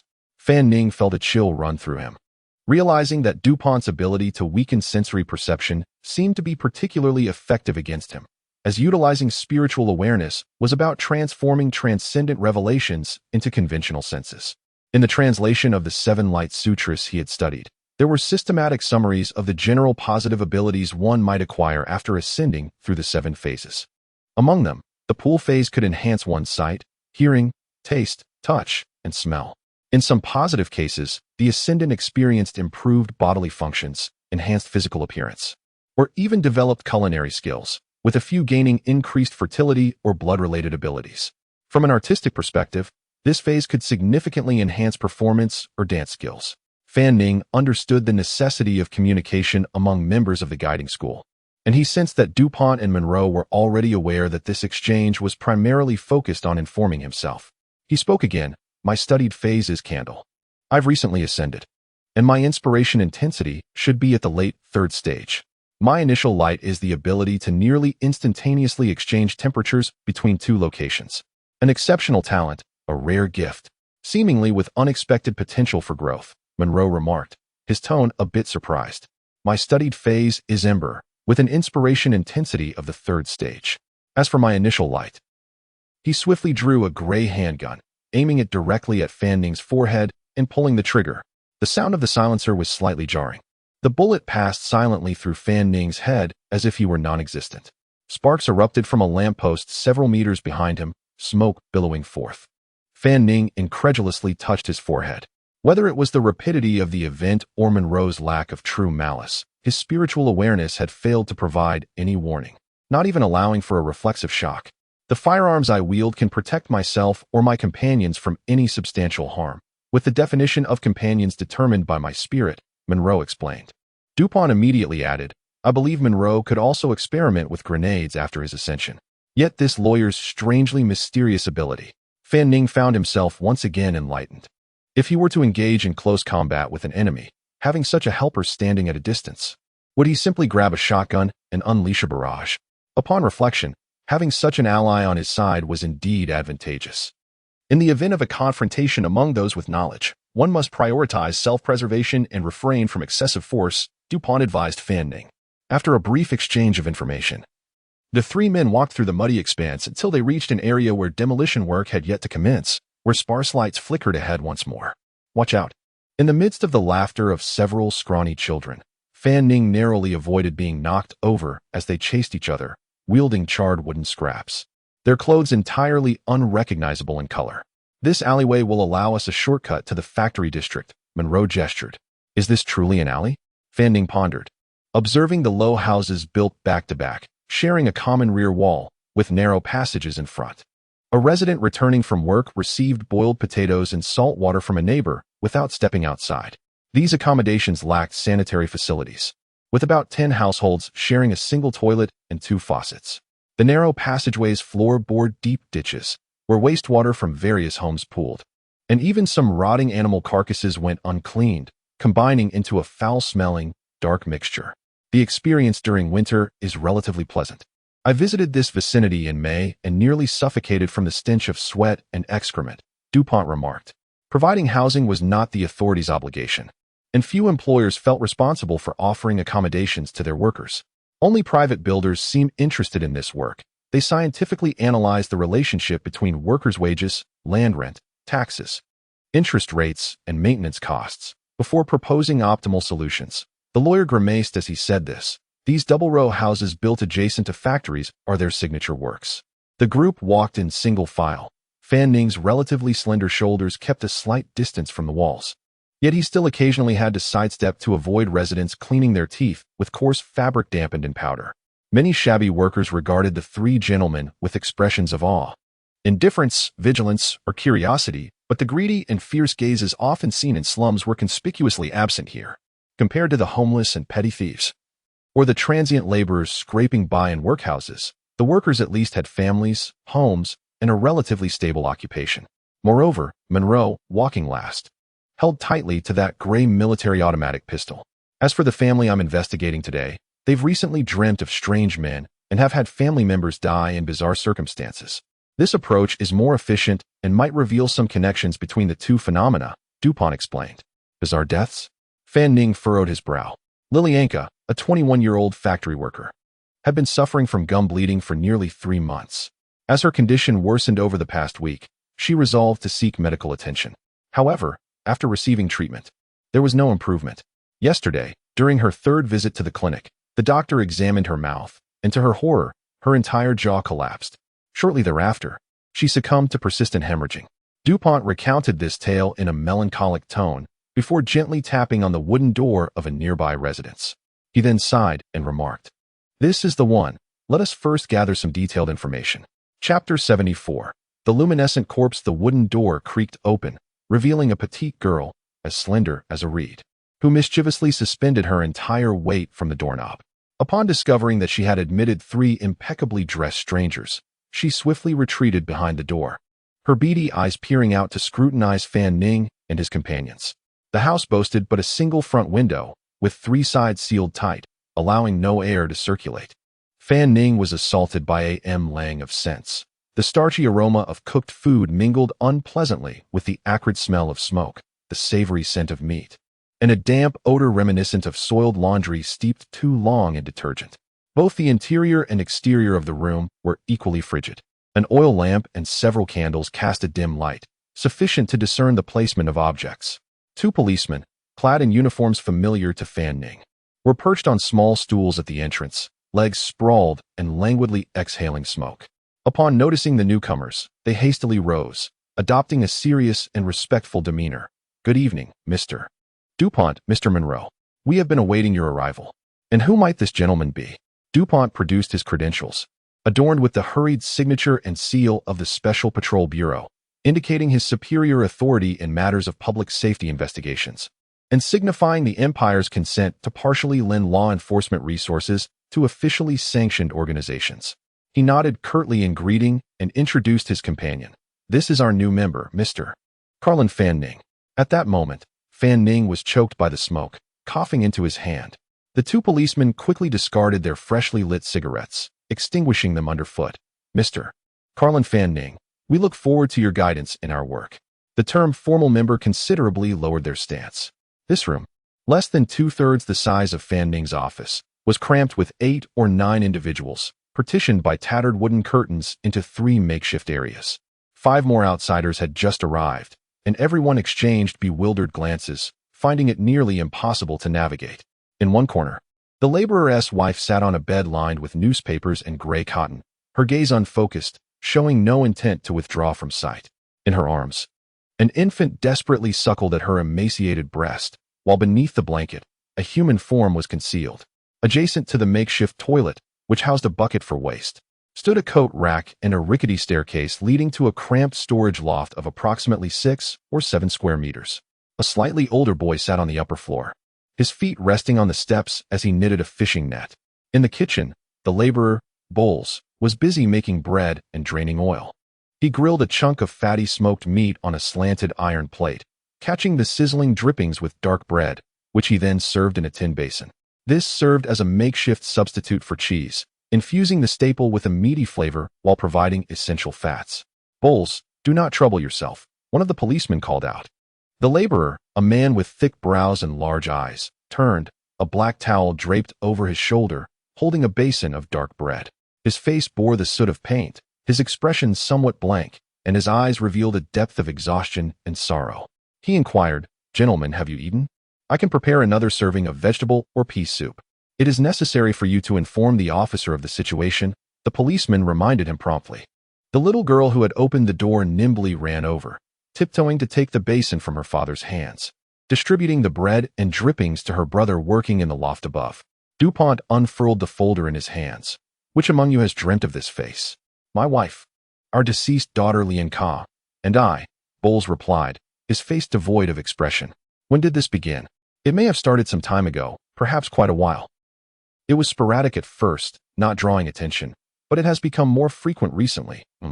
About half a month ago." Bowles' speech was somewhat disjointed and repetitive. "It should be around 20 days ago. Yes, that number is more accurate.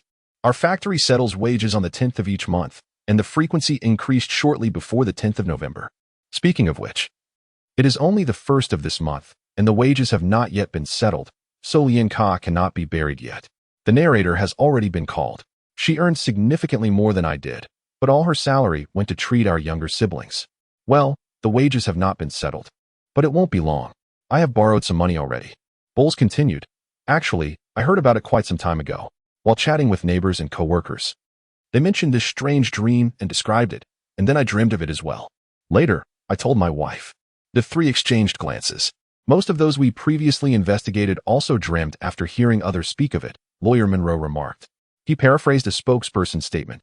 "Thus, this matter has now objectively formed a collective memory.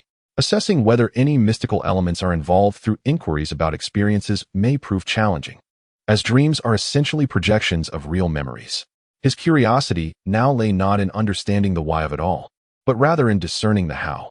Unless we can find the source of this shared phenomenon, which seems nearly impossible at this juncture. As each individual has become a storyteller of their own experience, DuPont concurred. He moved toward the bedroom where the laborer's wife lay. "Thus, the current focus is to investigate this bizarre death incident while inquiring about the dream situation." Fan Ning followed closely, catching a whiff of an even more peculiar, decayed odor. 2 elderly individuals, their vitality waning, lay supine on the bed, covered with tattered blankets and a hodgepodge of old clothing, creating a thick layer of covering. Their wispy gray hair framed faces contorted in pain, eyes shut tight and mouths agape, gasping for air. "I apologize, gentlemen. Lian Ka is on that bed. My parents are here." Laborer Bowles gestured towards the other bed, urging his wife to make space, while he continued to explain, "Actually, food is not a concern. Our lives have improved in recent years. Everyone has a home and will not starve. However, my parents are nearing 60, and food cannot cure their ailments. This winter has been rather cold. I wonder if they can withstand it." The woman nursing her infant rose slowly, allowing the shapes beneath the coverings to come into Fan Ning's view. "What is this?" Fan Ning pointed to the smaller form, perplexed. He fell into a long silence, pondering. Will everything be all right? He contemplated offering some words of comfort to this man, yet found himself lacking faith in his own reassurances, and ultimately remained silent. Leaning in, he gently pulled back a corner of the blanket covering the deceased Lian Ka. A skeletal arm emerged, causing Fan Ning's pupils to constrict in shock. The corpse emitted an eerie green luminescence in the dim light. Chapter 75. Reflections on the launch. The event of launching on June 1st was rather unexpected. The book was initiated on April 25th, and after 5 rounds of preliminary promotion on May 1st, the webpage is now operating at 6 frequencies, while the app remains silent for the time being. As I write these words, the collection count stands at 900, perhaps just crossing the threshold of 10,000 after midnight. In May, I produced a total of 160,000 words, accumulating to 200,000. As someone who struggles with writing, I clearly cannot produce this daily volume without the substantial backlog I created in April. By late May, my stockpile was depleted, leading to late-night writing sessions. Thus, it is somewhat awkward that I have maintained a daily update of 5,000 words during the free period. But post-launch, the requirement of 4,000 words daily may become challenging. I seldom engage in discussions about the creative process, as I believe that as an author, it suffices to write my own story. However, today presents a rare opportunity to share my thoughts about this book. Surprisingly, I must confess that the first unpublished 15,000 word draft was intended to be an urban narrative. Yes, you read that correctly. A contemporary urban tale, written in a light-hearted style, featuring delightful characters embarking on adventures together. It bears no relation to fantasy, steampunk, or Lovecraftian themes whatsoever. Initially, my motivation was simply to craft a narrative centered around classical music. With this in mind, I aim to submit to urban or light novel genres, incorporating elements of reincarnation, systems, entertainment, romance, business rivalries, or urban supernatural abilities. As a profession focused on music, this was the predominant choice. I had only encountered works like Arcane Throne during the novice phase and Piano Emperor from ancient times, and later learned about Silent Crown through fellow readers. Newcomers or experienced writers alike typically stick to urban narratives while occasionally exploring other themes, which led to my initial 15,000 word draft that never saw submission. What prompted the shift in my approach? Firstly, I believe that the most suitable backdrop for a classical music narrative would be set in an 18th or 19th century European context. Secondly, if I were to establish a system of power closely related to art, the most relevant areas, aside from cultural elements, would be religion or mysticism. Should I venture into fantasy? As the idea grew stronger and more compelling in my mind, I realized I might be in over my head. Despite being a novice, I understood that urban narratives not only attract a broader audience, but also, statistically speaking, urban entertainment readers tend to be more tolerant of genre-blending elements. Indeed, the related settings in this book serve merely as a façade or a significant foreshadowing. However, in the early stages, they appear as genre-blending elements, which I shall avoid revealing further. Choosing this path meant that a music-centered narrative might not reach its most precise audience among urban entertainment readers. Conversely, those who appreciate Western fantasy, epic tales, or magical swordplay might stumble upon a protagonist who plays the piano and conducts an orchestra, potentially leading some to disengage. Nevertheless, I stubbornly persisted. Since I was writing about classical music, it had to be set in a time of rich cultural atmosphere, where masters flourished, music theory thrived, and gentlemen and ladies engaged in profound discussions about music, an unparalleled golden era in my heart. If I were to abandon mysticism, Any in-depth discussions about art in the later stages of the novel would devolve into a hollow enumeration of lofty keywords such as sublime music, sacred art, greatness, and immortal masters. How dull. If it fails, so be it. If there are no readers, so be it. I, a scientifically inclined individual, remain resolute. Thus, I discarded the previous outline and began anew. This transformation led me to immerse myself in the world of steampunk, to study the Victorian era's lifestyle and context, to gather materials on mysticism, and to draw inspiration from the worlds and narrative techniques of the mysterious, esoteric, Lovecraftian, and Gnostic traditions. I rewrote a 100,000 word outline, whereas the previous urban outline contained merely 10,000 words. This sequence of events reflects my complete unfamiliarity with these new world-building elements, which I began to learn from scratch. In contrast, music is deeply ingrained in my knowledge. I am grateful to the second editorial team, particularly to the esteemed Kanan, for accepting such an unconventional work. During discussions about the title and synopsis, it became clear that I had touched upon areas beyond his expertise. So, what exactly have I written? Although my final thoughts were somewhat obstinate, my feelings upon the book's submission were complex. Is this what one might call a traditional rite of passage for a new author? Nonetheless, I endeavored to deeply analyze my inner self. The world and story of my dreams are undeniable. And while updates might occasionally be influenced by my state of mind during the writing process, the desire to complete the work is my intrinsic motivation. However, as a materialist, I recognize the importance of not emphasizing subjective agency too heavily. An author requires external encouragement, the support of readers, and data to validate that their work holds some measure of worth. Only by confronting my desires and respecting the laws of human nature can I traverse this path comfortably. Thus, I seek subscriptions and support. Returning to the main topic, this book comprises 9 volumes, with the central theme exploring the dual nature of artists and those who possess knowledge. Each volume's conclusion and tone have been predetermined, and I urge my readers to trust in my commitment to maintaining the narrative's integrity. I am acutely aware that a 1,000 word misstep in the early stages may well be irreparable even with 100,000 words later on. In closing, I remain somewhat anxious. I wish all fellow seekers of knowledge a steady ascent. May you witness the brilliance ahead. Chapter 76. Another chance encounter. As he gazed at the eerie green glow emanating from the corpse's arm, Fan Ning contemplated pulling the blanket down further to examine the face and other features of the unfortunate female worker. However, he hesitated. Chapter 77. The Clock Factory. Observing this female classmate, who had been confrontational at the auction house just the day before, now gracefully bowing to his group, Fan Ning found himself lost in contemplation. Chapter 78. Radioactive materials. The working environment of workshop number 15 surprised Fan Ning with its unexpected excellence. It was neither excessively greasy nor thick, with excellent ventilation, ample lighting, and devoid of excessive noise and dust. Chapter 79. The fierce battle in the workshop. In the production workshop, high above the steel framework, within the innermost room, the expansive control panel of the production line is adorned with an intricate array of gears, pipes, buttons, levers, and indicators. Chapter 80. Investigating the source. As the elevator was activated, it began to ascend slowly from the ground. The lubrication of the gears and chains appeared insufficient, emitting a sharp, dragging sound throughout its ascent. Chapter 81. The covered painting. Fan Ning merely nodded, signifying his understanding. The police.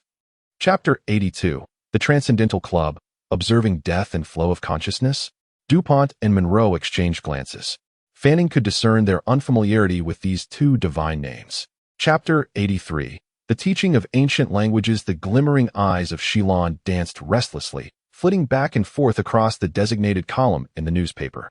Carlo, you previously mentioned that the Department of Musicology. Chapter 84.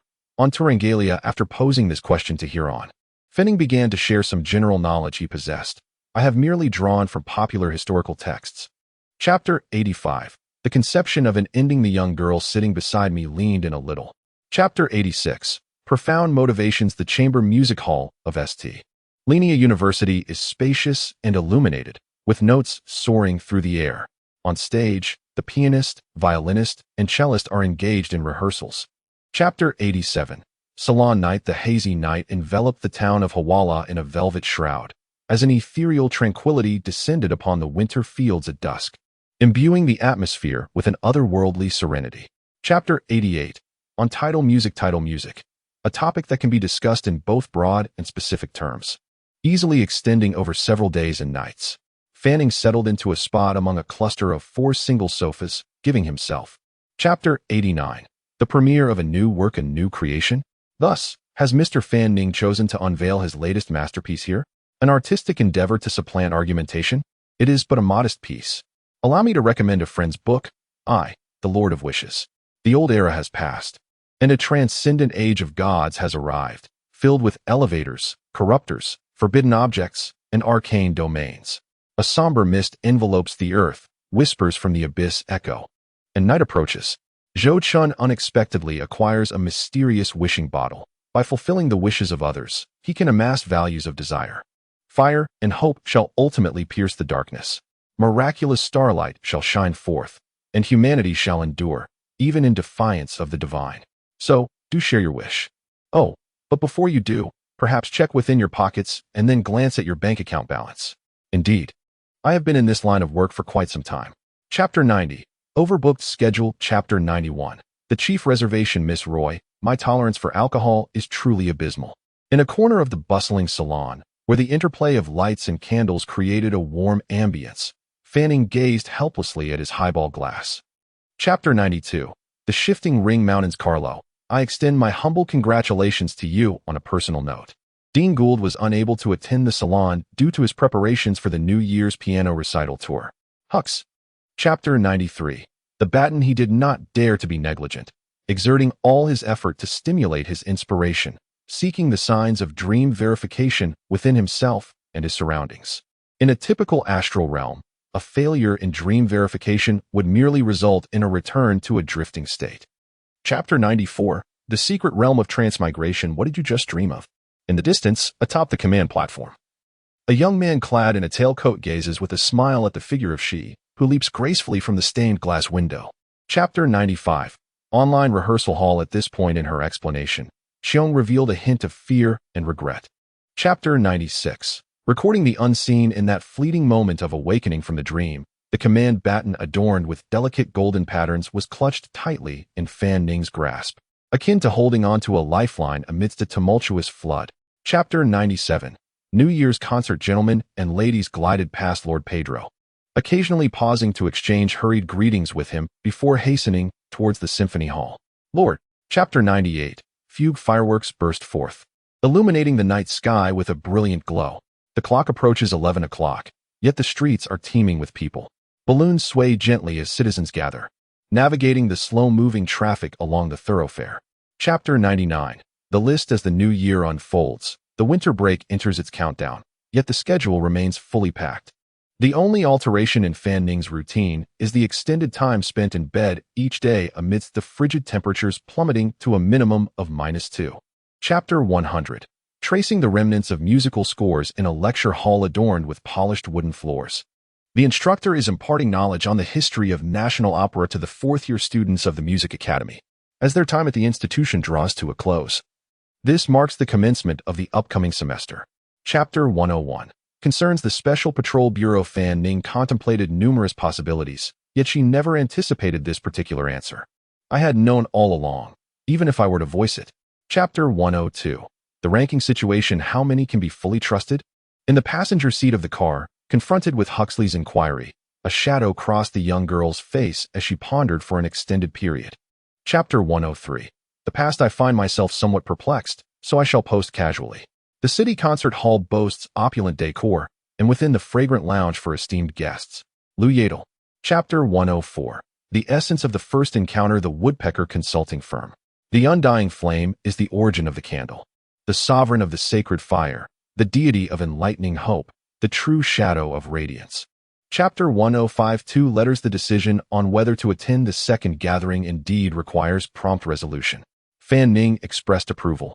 It is commendable that you are considering this matter. Chapter 106. Riverside Street. In recent days, Fan Ning's vote count has been surging by 2,000 to 3,000 each day. Before the special concert, he and Murray had amassed a total of 10,000. Chapter 107. confirming identity before the eyes of the gathered crowd. The translator took a seat diagonally opposite Fan Ning, beside Qiong. To everyone's surprise, Fabian appeared so abruptly. Chapter 108. Summary of Clues. Madame Sylvia. I must first extend my sincerest apologies to you. The manuscript has unfortunately gone missing, remarked the translator, Fabian. The scene. Chapter 109. The Logical Madman. The School of Harmonization? In response to Fanning's inquiry, Dupont and Monroe appeared somewhat perplexed. In truth, Fanning had not discerned anything from the gathering that. Chapter 110. The Guiding Sun, 4K Dual Edition. President Violin is acquainted with some of my past circumstances. Chapter 111. The Blood of Delight, 4K Dual Edition. As the agent's vision returned to normal, it was already too late. Dupont swiftly and forcefully wielded his dagger, slicing directly across his neck, severing. Chapter 112. Radiant essence sunlight appeared to penetrate the clouds, cascading into the corridor, illuminating the dust and mist of blood in the air with a shimmering glow. Fan Ning's inspiration, a beam delineating the. Chapter 113. The impact of events. Dupont was about to continue his explanation when a faint voice emerged from the weakened woman, requesting to find a vial of luminous liquid on my person, so that she and Monroe could share its effects. Chapter 114. At the grave on a bright and sunlit morning, the air was crisp and devoid of any academic obligations. To the west of the western gate of St. Linnea University, deep within Oak Street, lay the Lafina's garden. The gravestone was dark. Chapter 115. A decision. As time passes, following the assassination of the agent, Spin Cecil, tranquility envelopes the scene, at least from Fan Ning's perspective, albeit temporarily. Within the Enlightenment Church. Chapter 116. In the early morning, I traversed the fields, for K-Dual version. It has only been about a month, Fan Ning remarked. I believe. Chapter 117. Completion and return, 5K combined. After instructing the masons and laborers to finalize their tasks, Fan Ning settled the remaining payment for them. Chapter 118. Identity exposed. The carriage traversed through the curtain of rain, splashing clusters of water adorned with fine dust.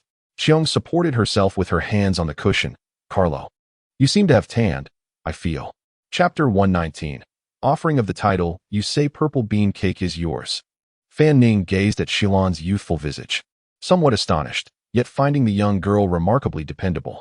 Chapter 120. Night Conversations, 4K 2-in-1. Marcus exhibits commendable explosive power. However, judging from his performance in the rehearsal hall, his playing tends to reflect a degree of self-importance. His desire for individual expression overshadows his foundational professionalism, measured against the standards of a student in training. Chapter 121. The words of Teacher Anton. Has it been forwarded to the Special Patrol Office? Fan Ning furrowed her brows deeply.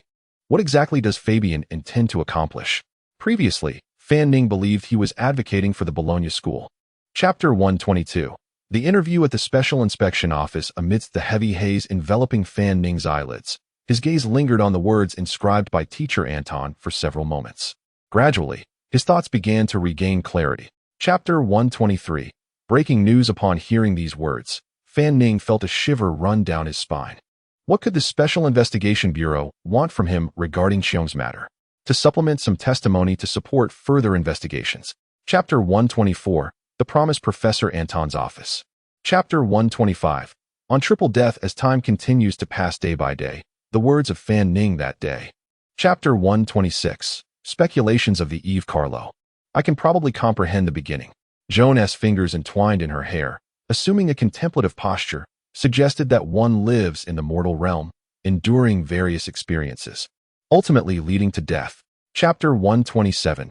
An unforeseen form. The following day, at 6:30 in the evening. In early summer, the temperature in Uvrancer remains refreshingly cool. The night descends later at St. Linnea University. Chapter 128. Symphony No. 1 in D major. The formal attire of the attendees is exceedingly homogeneous, making it quite challenging to locate an individual in such a vast square within a short span of time. It is not until a certain classmate stumbles upon. Chapter 129. In Ecstasy, 4K Dual Edition, the audience's silence lingered for more than half a minute. The musicians, clutching their small instruments, quietly receded into the corners from which they had once emerged. The larger instruments were enveloped in darkness. Chapter 130. The arrival of the illusory beings. At this moment, the the 7 or 8 knowledgeable individuals from the St. Lania University branch rose in unison, their inspiration ignited, poised to unleash their power. Their expressions. Chapter 131. The purifying light. The visage of the dream man leapt downward, landing upon the grand crystal chandelier. The metallic chains swayed violently, casting distorted shadows upon the surrounding walls of the symphonic hall. Chapter 132. No need for explanation. 4K dual version. As the word Fan Ning was uttered, a violent burst of blinding light erupted from the distorted giant face, and the various grotesque organs embedded within Cecil were instantaneously transformed. Chapter 133. The latter half of the sentence, 4K dual edition, to perpetually engage in righteous actions. What need is there for explanation? Ha ha ha. Van Ning finally burst into a cold, mocking laughter. Who would have thought? I truly intended to. Summary and leave request. First and foremost, I extend my heartfelt gratitude to all the patient readers who have followed this journey to this point. The achievements of this work are modest, akin to bronze, and amidst numerous criticisms, my timid nature has often tempted me to abandon the keyboard in despair, rest assured. Such thoughts have not crossed my mind recently. Without your support, votes, and generous contributions, I might still be weeping while writing. Secondly, I gently remind you that the summary entails a recap of the plot, which will contain some spoilers based on the current progress, a note for those who are in a state of contemplation regarding subscription.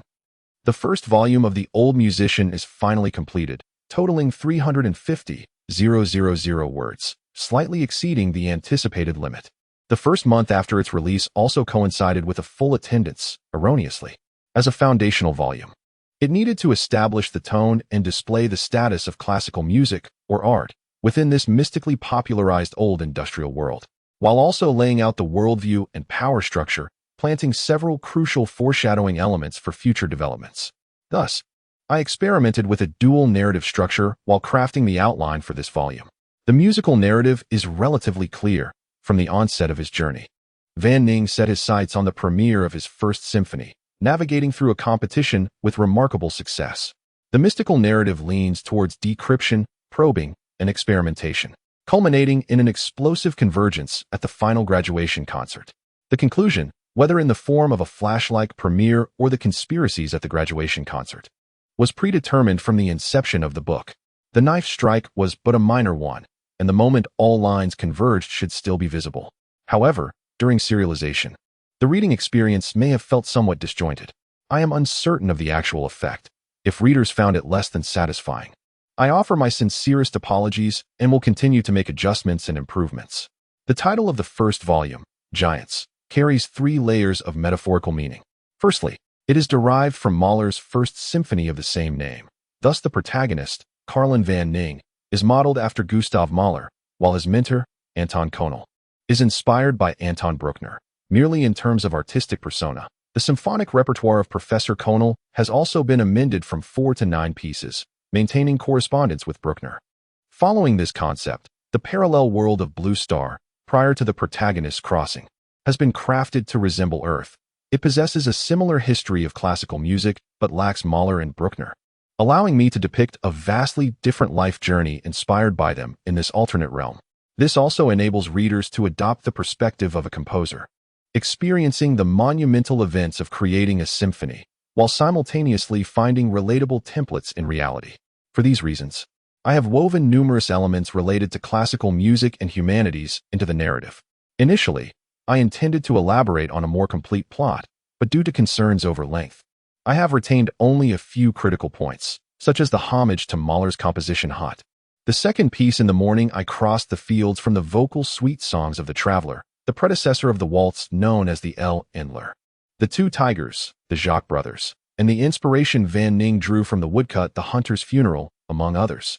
In truth, these elements do not lend themselves easily to conflict and decryption.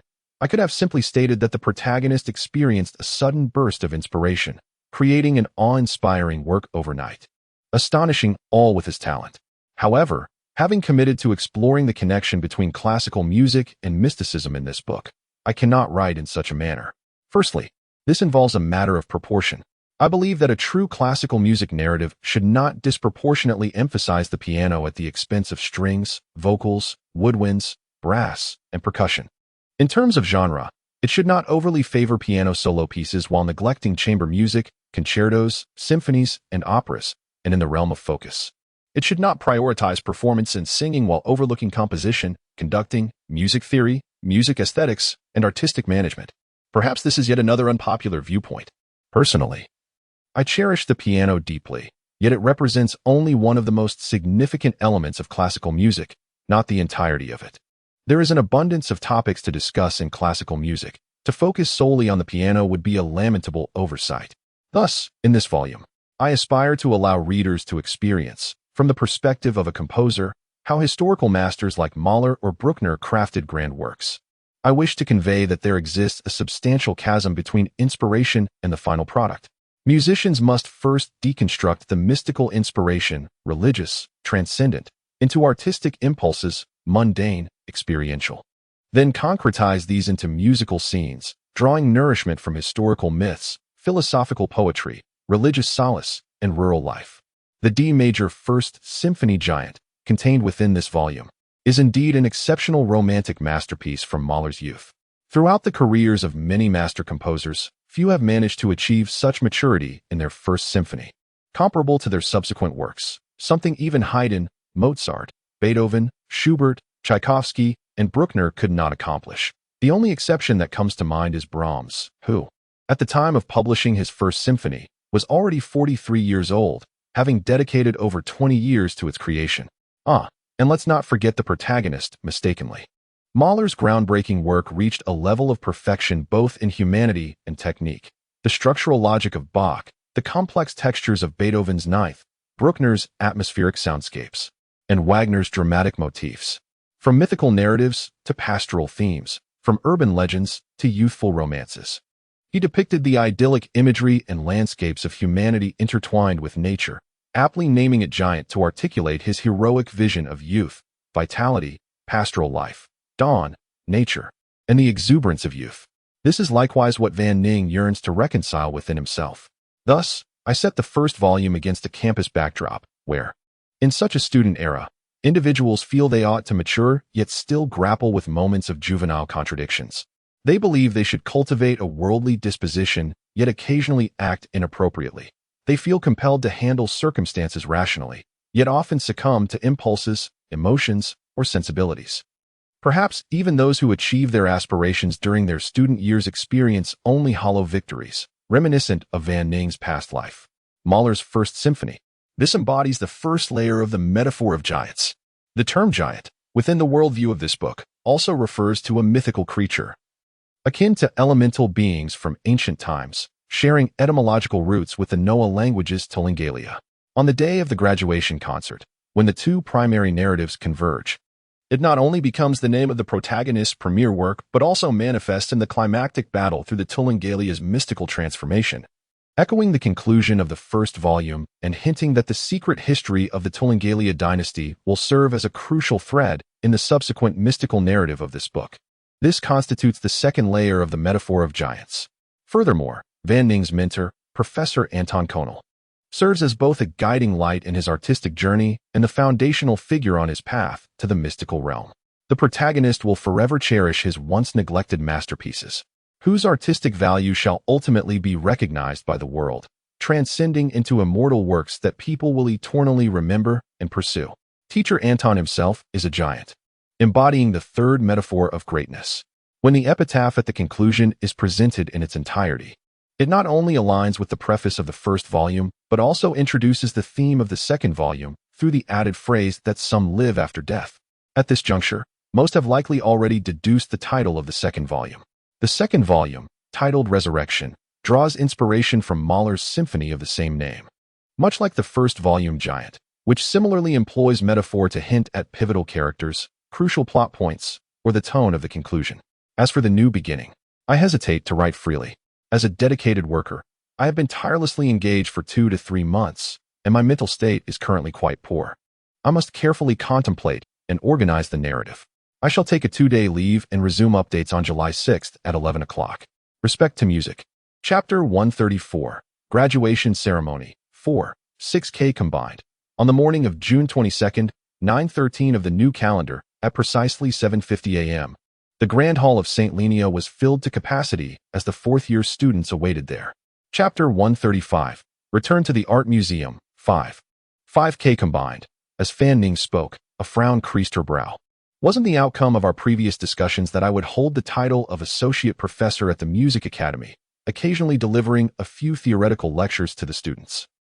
Chapter 136. Mobile Exhibition Hall, 4K dual use. In the vacant exhibition hall, three shadowy figures illuminated by the lantern stood facing each other in silence for a few moments.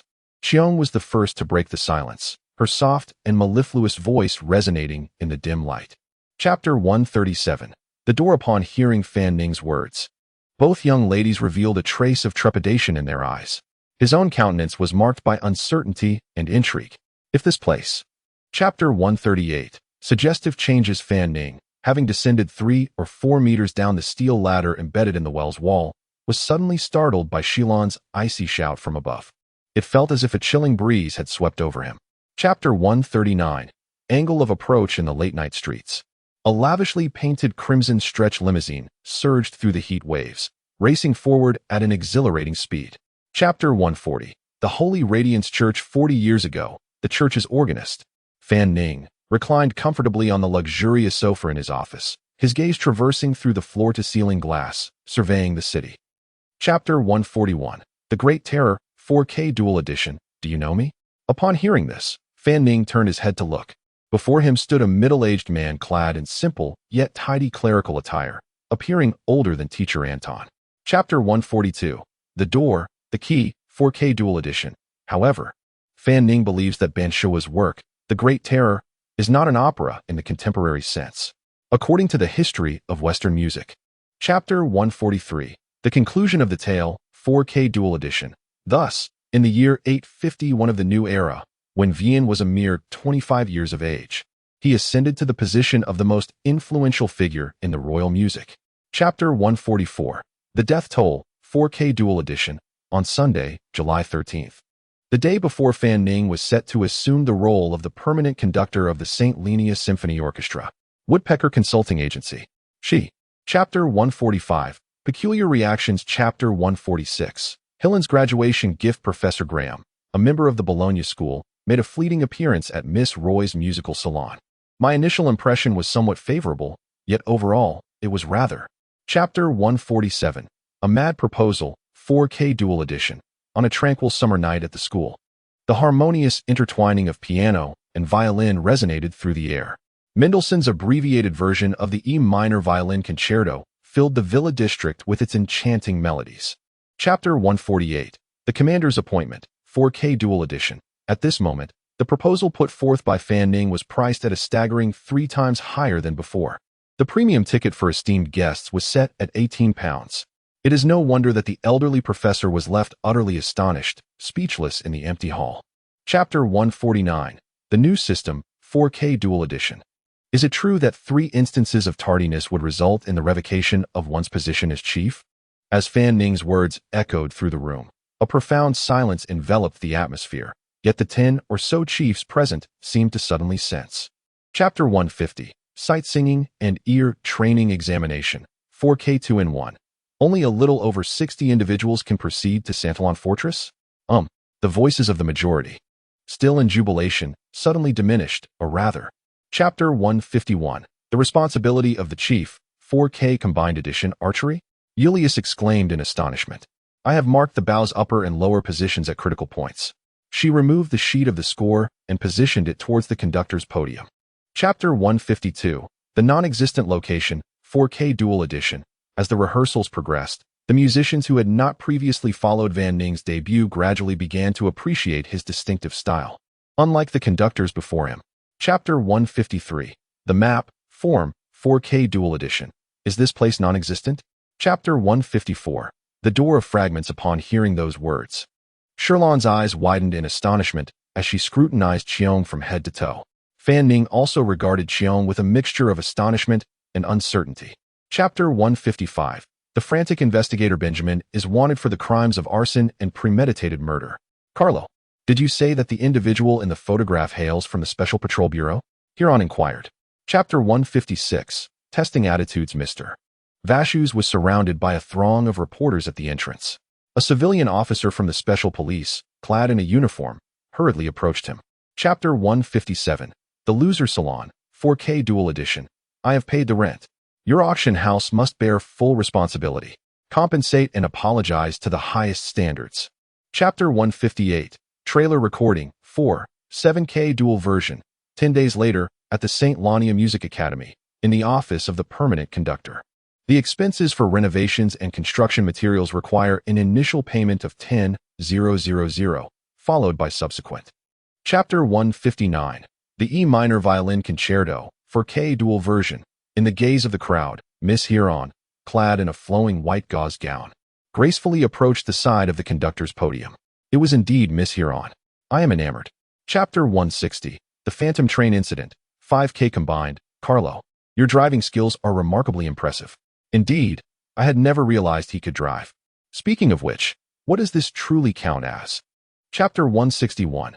Eyes on the tracks. Why not try purchasing a lottery ticket? Upon hearing Joan's suggestion, a peculiar expression crossed Fan Ning's face. He pondered for a moment before. Chapter 162. Acquaintances. At this moment, Fan Ning felt as if his entire being. Chapter 163. The Poorhouse of the New Era, 5K Combined. The Lawn Gayfuni Poorhouse boasts a vast expanse and a variety of buildings of differing sizes, adorned with lush greenery. At its heart lies a rectangular plaza, surrounded by 4 edifices. Chapter 164. Ocular Surgery. A group of individuals navigated around the rectangular edifice of the Charity Hospital, arriving at a more modest yet expansive gray brick building, characterized by its lofty windows. Dozens of advanced surgical devices. Chapter 165. The Entangled Laws of Secret Histories, 4K Dual Edition. The record of the ocular surgery performed by Vien transcended the information previously possessed by Fanning. It was neither reminiscent of his youth spent in Tarakani. Chapter 166. Midnight Racing, 4K Dual Edition. The engine's RPM surged dramatically, producing a thunderous roar on the desolate streets at midnight. Fan Ning's eyes. Chapter 167. Another portal, 4K Dual Edition. On the other side of the bridge, the faint sound of sirens grew increasingly audible. Hillen, first drive this group away. This matter involves. Chapter 168. The Room of Suffering, 4K Dual Edition. At this moment, Fan Ning has nearly concluded that the ashes of the painting devoid of paint remnants, which he witnessed at the fire scene, correspond to the work referenced by the rejected salon artist, Humai. Chapter 169. Invoice Day. Has this piece not yet premiered? I must certainly be present to experience the complete version. That is beyond question. At this moment, the editor-in-chief of the Clamor Report, Macaulay, was contemplating. Chapter 170. Selling like hotcakes. The proprietor of the sales point forced a semblance of a wary smile, nervously surveying the crowd that had gathered around. However, it seemed that most of these individuals. Chapter 171. Entering the Hidden Door, 4K Dual Edition. The extraordinarily rare and fervent situation surrounding the ticket sales has prompted various media outlets to take notice. Around 10 o'clock, the ticket hall was bustling both inside and outside, with people gathering from all directions. Chapter 172. The Dim Hall, 4K Dual Edition. Upon hearing Joan's words, Fan Ning felt a shiver run down his spine, his entire body covered in a cold sweat. It resembled the sound of a door creaking open. Fan Ning's rigid form. Chapter 173. The Serpent of Truth, 4K Dual Edition. It is done. There may be trouble ahead. Upon witnessing Cheon's reaction, both Fan Ning and Shilan felt a tightening in their hearts at first. However, in the vast expanse. Chapter 174. The Pinnacle, 4K Dual Version. Was there such a sharp turn on the way here? The 2 young girls were taken aback. The fact that Fan Ning could pose this question indicates that, at the very least, he does not share that sentiment. Chapter 175. The Tower of Symbolism, 4K Dual Edition. The Pinnacle Reachable by Mundane Beings. Fan Ning was taken aback. Plants, animals, humans, whether ignorant or enlightened. At the core. Chapter 176. The Gallery, 4K Dual Edition. Paint. Not necessarily. Several individuals gazed at the vibrant crimson mark beneath the doorway, their minds quickly conjuring a multitude of other possibilities. Chapter 177. They all emerged. 4K Dual Edition. Shilan, is the ceremonial vessel you applied to carry truly reliable? Fan Ning inquired anxiously, his gaze fixed unblinkingly on what seemed to be an immense aura. Chapter 178. Reaffirming the door is closed. 4K Dual Edition. Chapter 179. Do not open your eyes. 4K Dual Edition. Shall we close our eyes? Xiong stood on tiptoe and gently touched Fan Ning's forehead with her fingertips. Are you feeling feverish? In a scene filled with. Chapter 180. The Green Knight 4K Dual Edition. So, who is it that I am holding? This brief exchange was utterly disjointed, sending shivers down their spines, compelling them to open their eyes and catch a glimpse of one another. Chapter 181. The Grand Court School 4K Dual Edition. You may now open your eyes. Fan Ning slowly lifted his eyelids. We must have already passed through that realm saturated with visually tainted existence. Chapter 182. The Final Encounter 4K Dual Edition. How could the name of the founding leader of the guiding school appear here? Is it possible that this stone monument, showcasing the origin of the Grand Court School, was sculpted by Guido Deligio? Chapter 183. Selection of Candidates 4K Dual Edition. Tap. Tap. Tap. Kaplan received the document. Chapter 184. Resuming Old Pursuits for K2-in-1. What do you intend to do?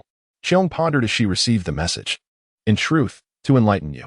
Although the study of elixirs possesses a considerable degree of mysticism, it also entails a relatively distinct threshold. I decided to take a day off, while casually engaging in light conversation. I deleted a substantial portion, revising as I went along, and upon glancing at the clock, I realized it was already 11 o'clock, time to request a day off. I still hoped to commence with the protagonist boarding the train, crafting some unexpected developments. Having completed 3 months of perfect attendance, there exists a saying, update swiftly, a million must be divine.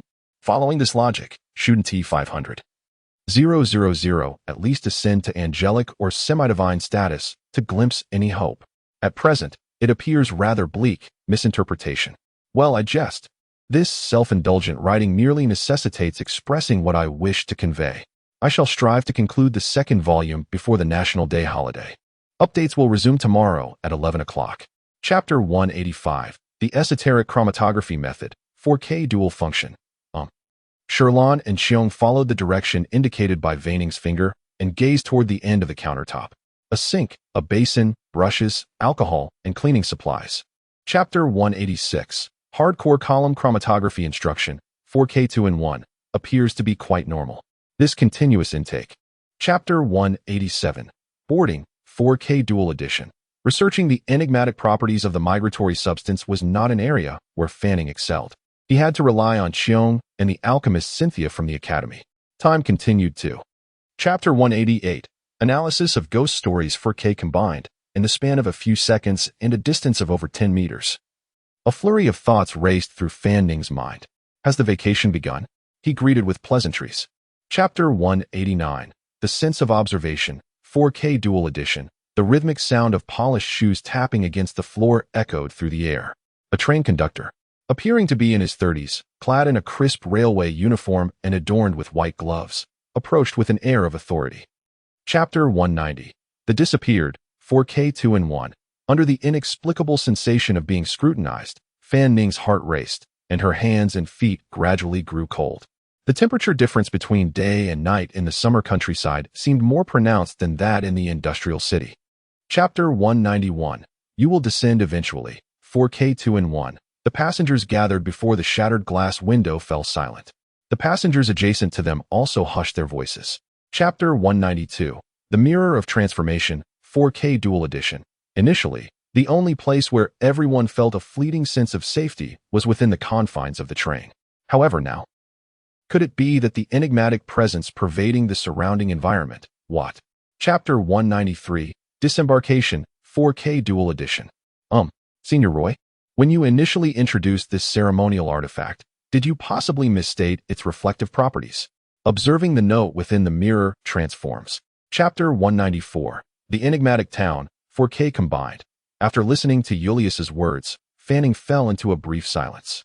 The integration and controlled management of the carrier of hidden knowledge and the intangible forces are essential, rather than allowing them to proliferate chaotically. This is something Fanning. Chapter 195. Art Gallery 4K Dual Version, Watnai Town. Joan's toes were elevated, yearning to draw nearer to the blurred letters above the entrance. Fanning. Chapter 196. Mr. F. 4K Dual Edition. Initially, As the conversation transitioned to inquiries about the estate, the collective gaze of the assembly converged upon Joan. Alternatively, it could be said that when everyone became aware of this peculiar Chapter 197, number plate, 4K Dual Edition, in truth, the sensation was not exclusive to Van Ning. Every individual present, including Vashus, experienced an intangible feeling of being scrutinized. The number plate lay upon the table. Chapter 198, Tone, Phase, 4K Dual Edition. Upon hearing Fan Ning's words, Vashus and the others gathered beside the window.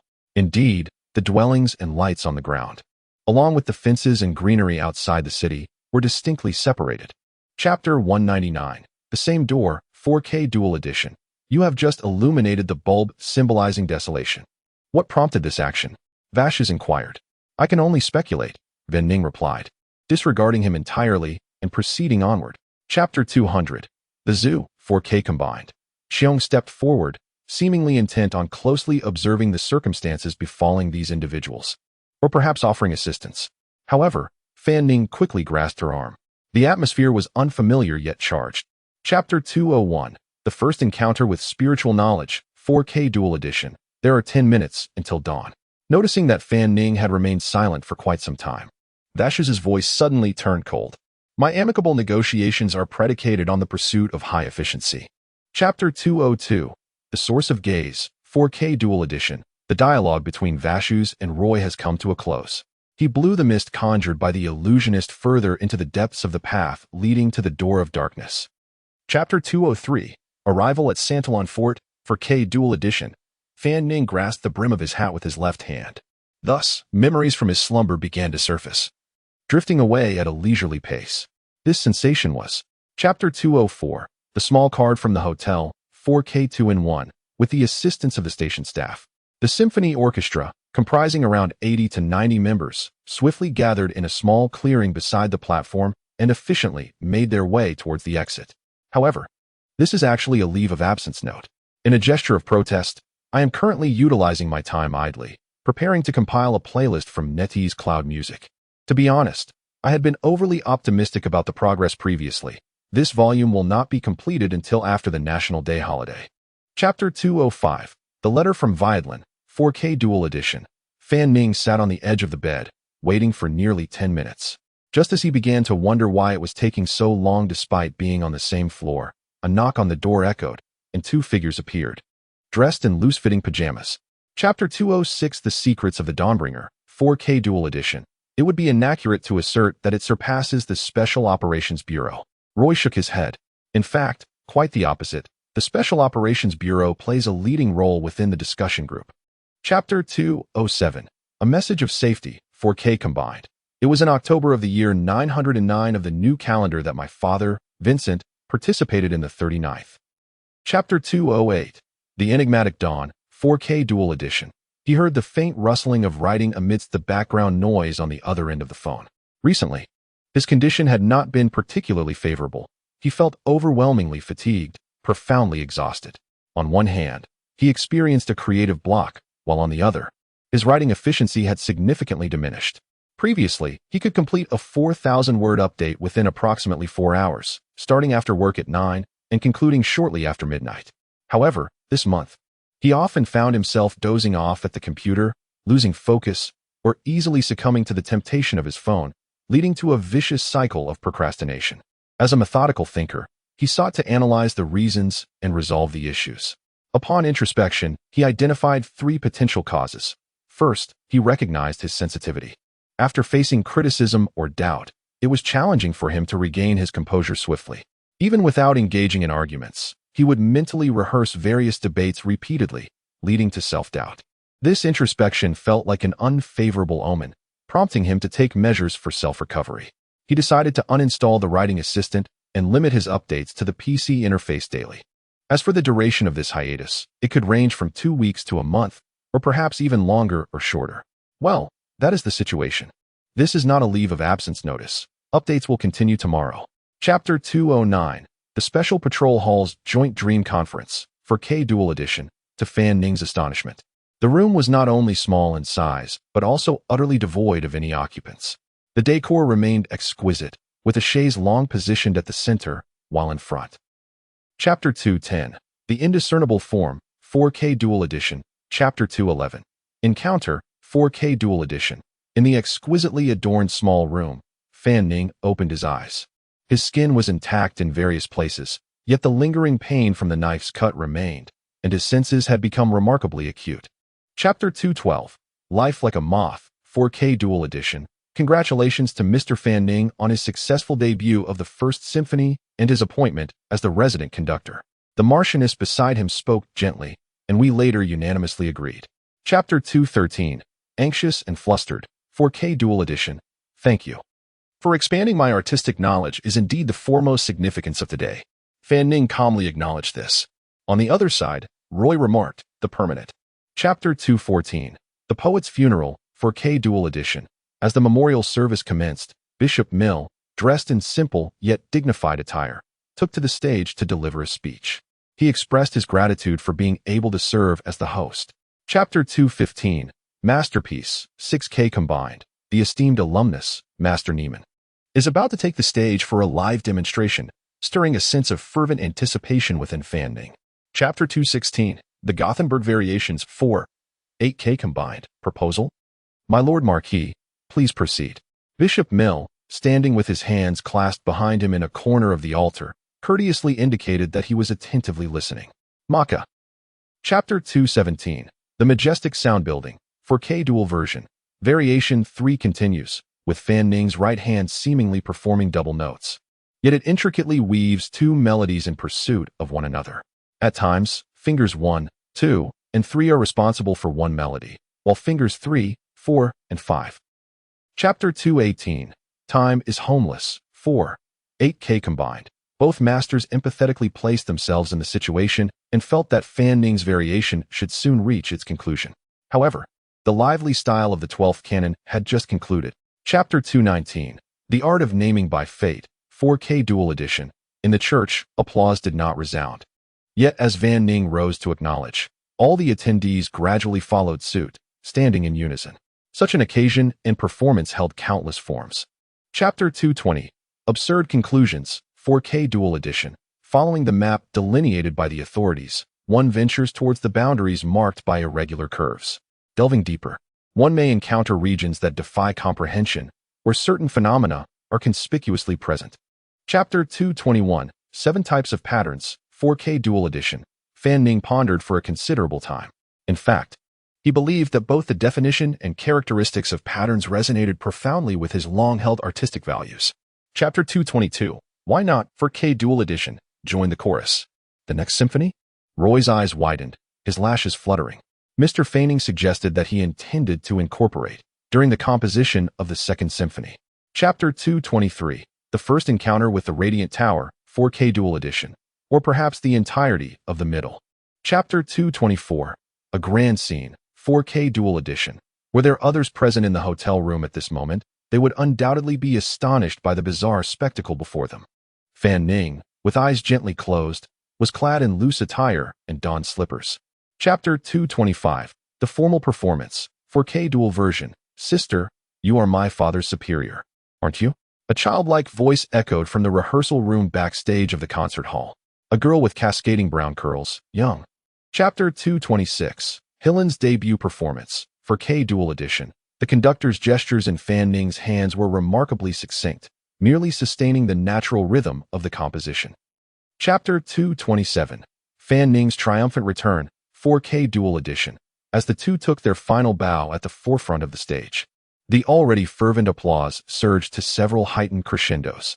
Yet, upon closer inspection, one could discern that the waves of sound abruptly. Chapter 228. Collaborative Commemorative Vinyl Record, 4K Dual Edition. The Music. Chapter 229. Enough, 4K Dual Edition. As the subsequent audience approached, the lady relinquished her seat, gracefully making her way outside while gazing intently at the exquisite packaging of the record. Chapter 230. The First Pot of Gold, 4K Dual Edition. This young journalist firmly believes that he has chosen an exceptionally insightful angle for his interview. Such a remarkable event is among the most sensational musical occurrences of this year. Chapter 231. Message in a Bottle, 4K Dual Edition, Boethius Grand Hotel. 6th floor banquet hall. The cream-colored walls and the polished floor gleam radiantly, while two elongated tables, each accommodating 25 guests on one side. Please grant me a day off. Yet, I must express my discontent regarding this arrangement for time off. It truly reflects a situation where one cannot afford to take a break. Upon returning to work, it feels as though the entire world is shrouded in darkness. Chapter 232, Chemical Trading Company, 4K Dual Edition. Hillen also approached, and the two of them gazed together at the rolled-up paper within the drift bottle. Chapter 233, A Smooth Conversation, 4K Dual Edition. Somewhat surprised yet in accordance with expectations, Fan Ning softly uttered a few words. He ascended the steps of the Ruolatamu Chemical Trading Company, drawing closer to those. Chapter 234, The Sealing Chamber of the Special Patrol Division, 4K Dual Edition. The Master of Witnesses Calamity Correlation Probability, Concepts of Cause and Connection, should Boglarich acquire its remnants. It may reveal insights into the remnants of other divine artifacts. Chapter 235, Not a Significant Issue, 4K 2-in-1.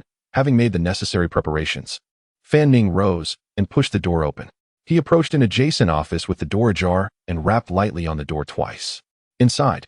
Chapter 236, Retrieving the Phone, 4K 2-in-1, tap. Tap. In the quiet and sealed chamber. Aside from the occasional crackle of electricity overhead and the sound of flowing water, all that could be heard was the sound of Fan Ning's own leather shoes. Chapter 237, A Bit Overloaded, 4K Dual Version. Damn, what a stroke of luck. Fan Ning thought to himself that this was indeed unfortunate, but upon reflection, he realized that he could not entirely blame himself for the delay. He proceeded towards the uppermost corridor. Chapter 238, President Fan Ning, 4K Dual Edition. Fan Ning desperately rubbed his eyes. Within the drifting bottle lay a curled, wrinkled sheet of brown linen, which had already compressed the entirety of the relatively large bottle. Chapter 239, Above the Dawn, 4K 2-in-1. Thank you, what should I do? Fan Ning respectfully saluted the esteemed members of the Academy, P. Brels and Carmen Leon, and also greeted the other three individuals who. Chapter 240, A Profound and Disturbing Thought, 4K Dual Edition. Mr. President, is there any possibility of danger in this situation? Viadalin inquired. As long as we do not delve into the shadowy realms within the furnace. Chapter 241, Mobile Ringtone, 4K Dual Edition. What astonishing comprehension is this? It is on an entirely different plane compared to the mysteries discussed with the other three newly ascended high-ranking sages. The few Enlightened Ones are. Chapter 242, 275 Messages, 4K Dual Edition. Shouldn't my phone have run out of battery by now? Despite the dead of night and the surrounding campus being utterly deserted, Fan Ning still dismissed. Chapter 243, Chat Records, 4K, All-in-One. Fan Ning's fingers glided across the screen, dismissing the message interface and returning to the home screen.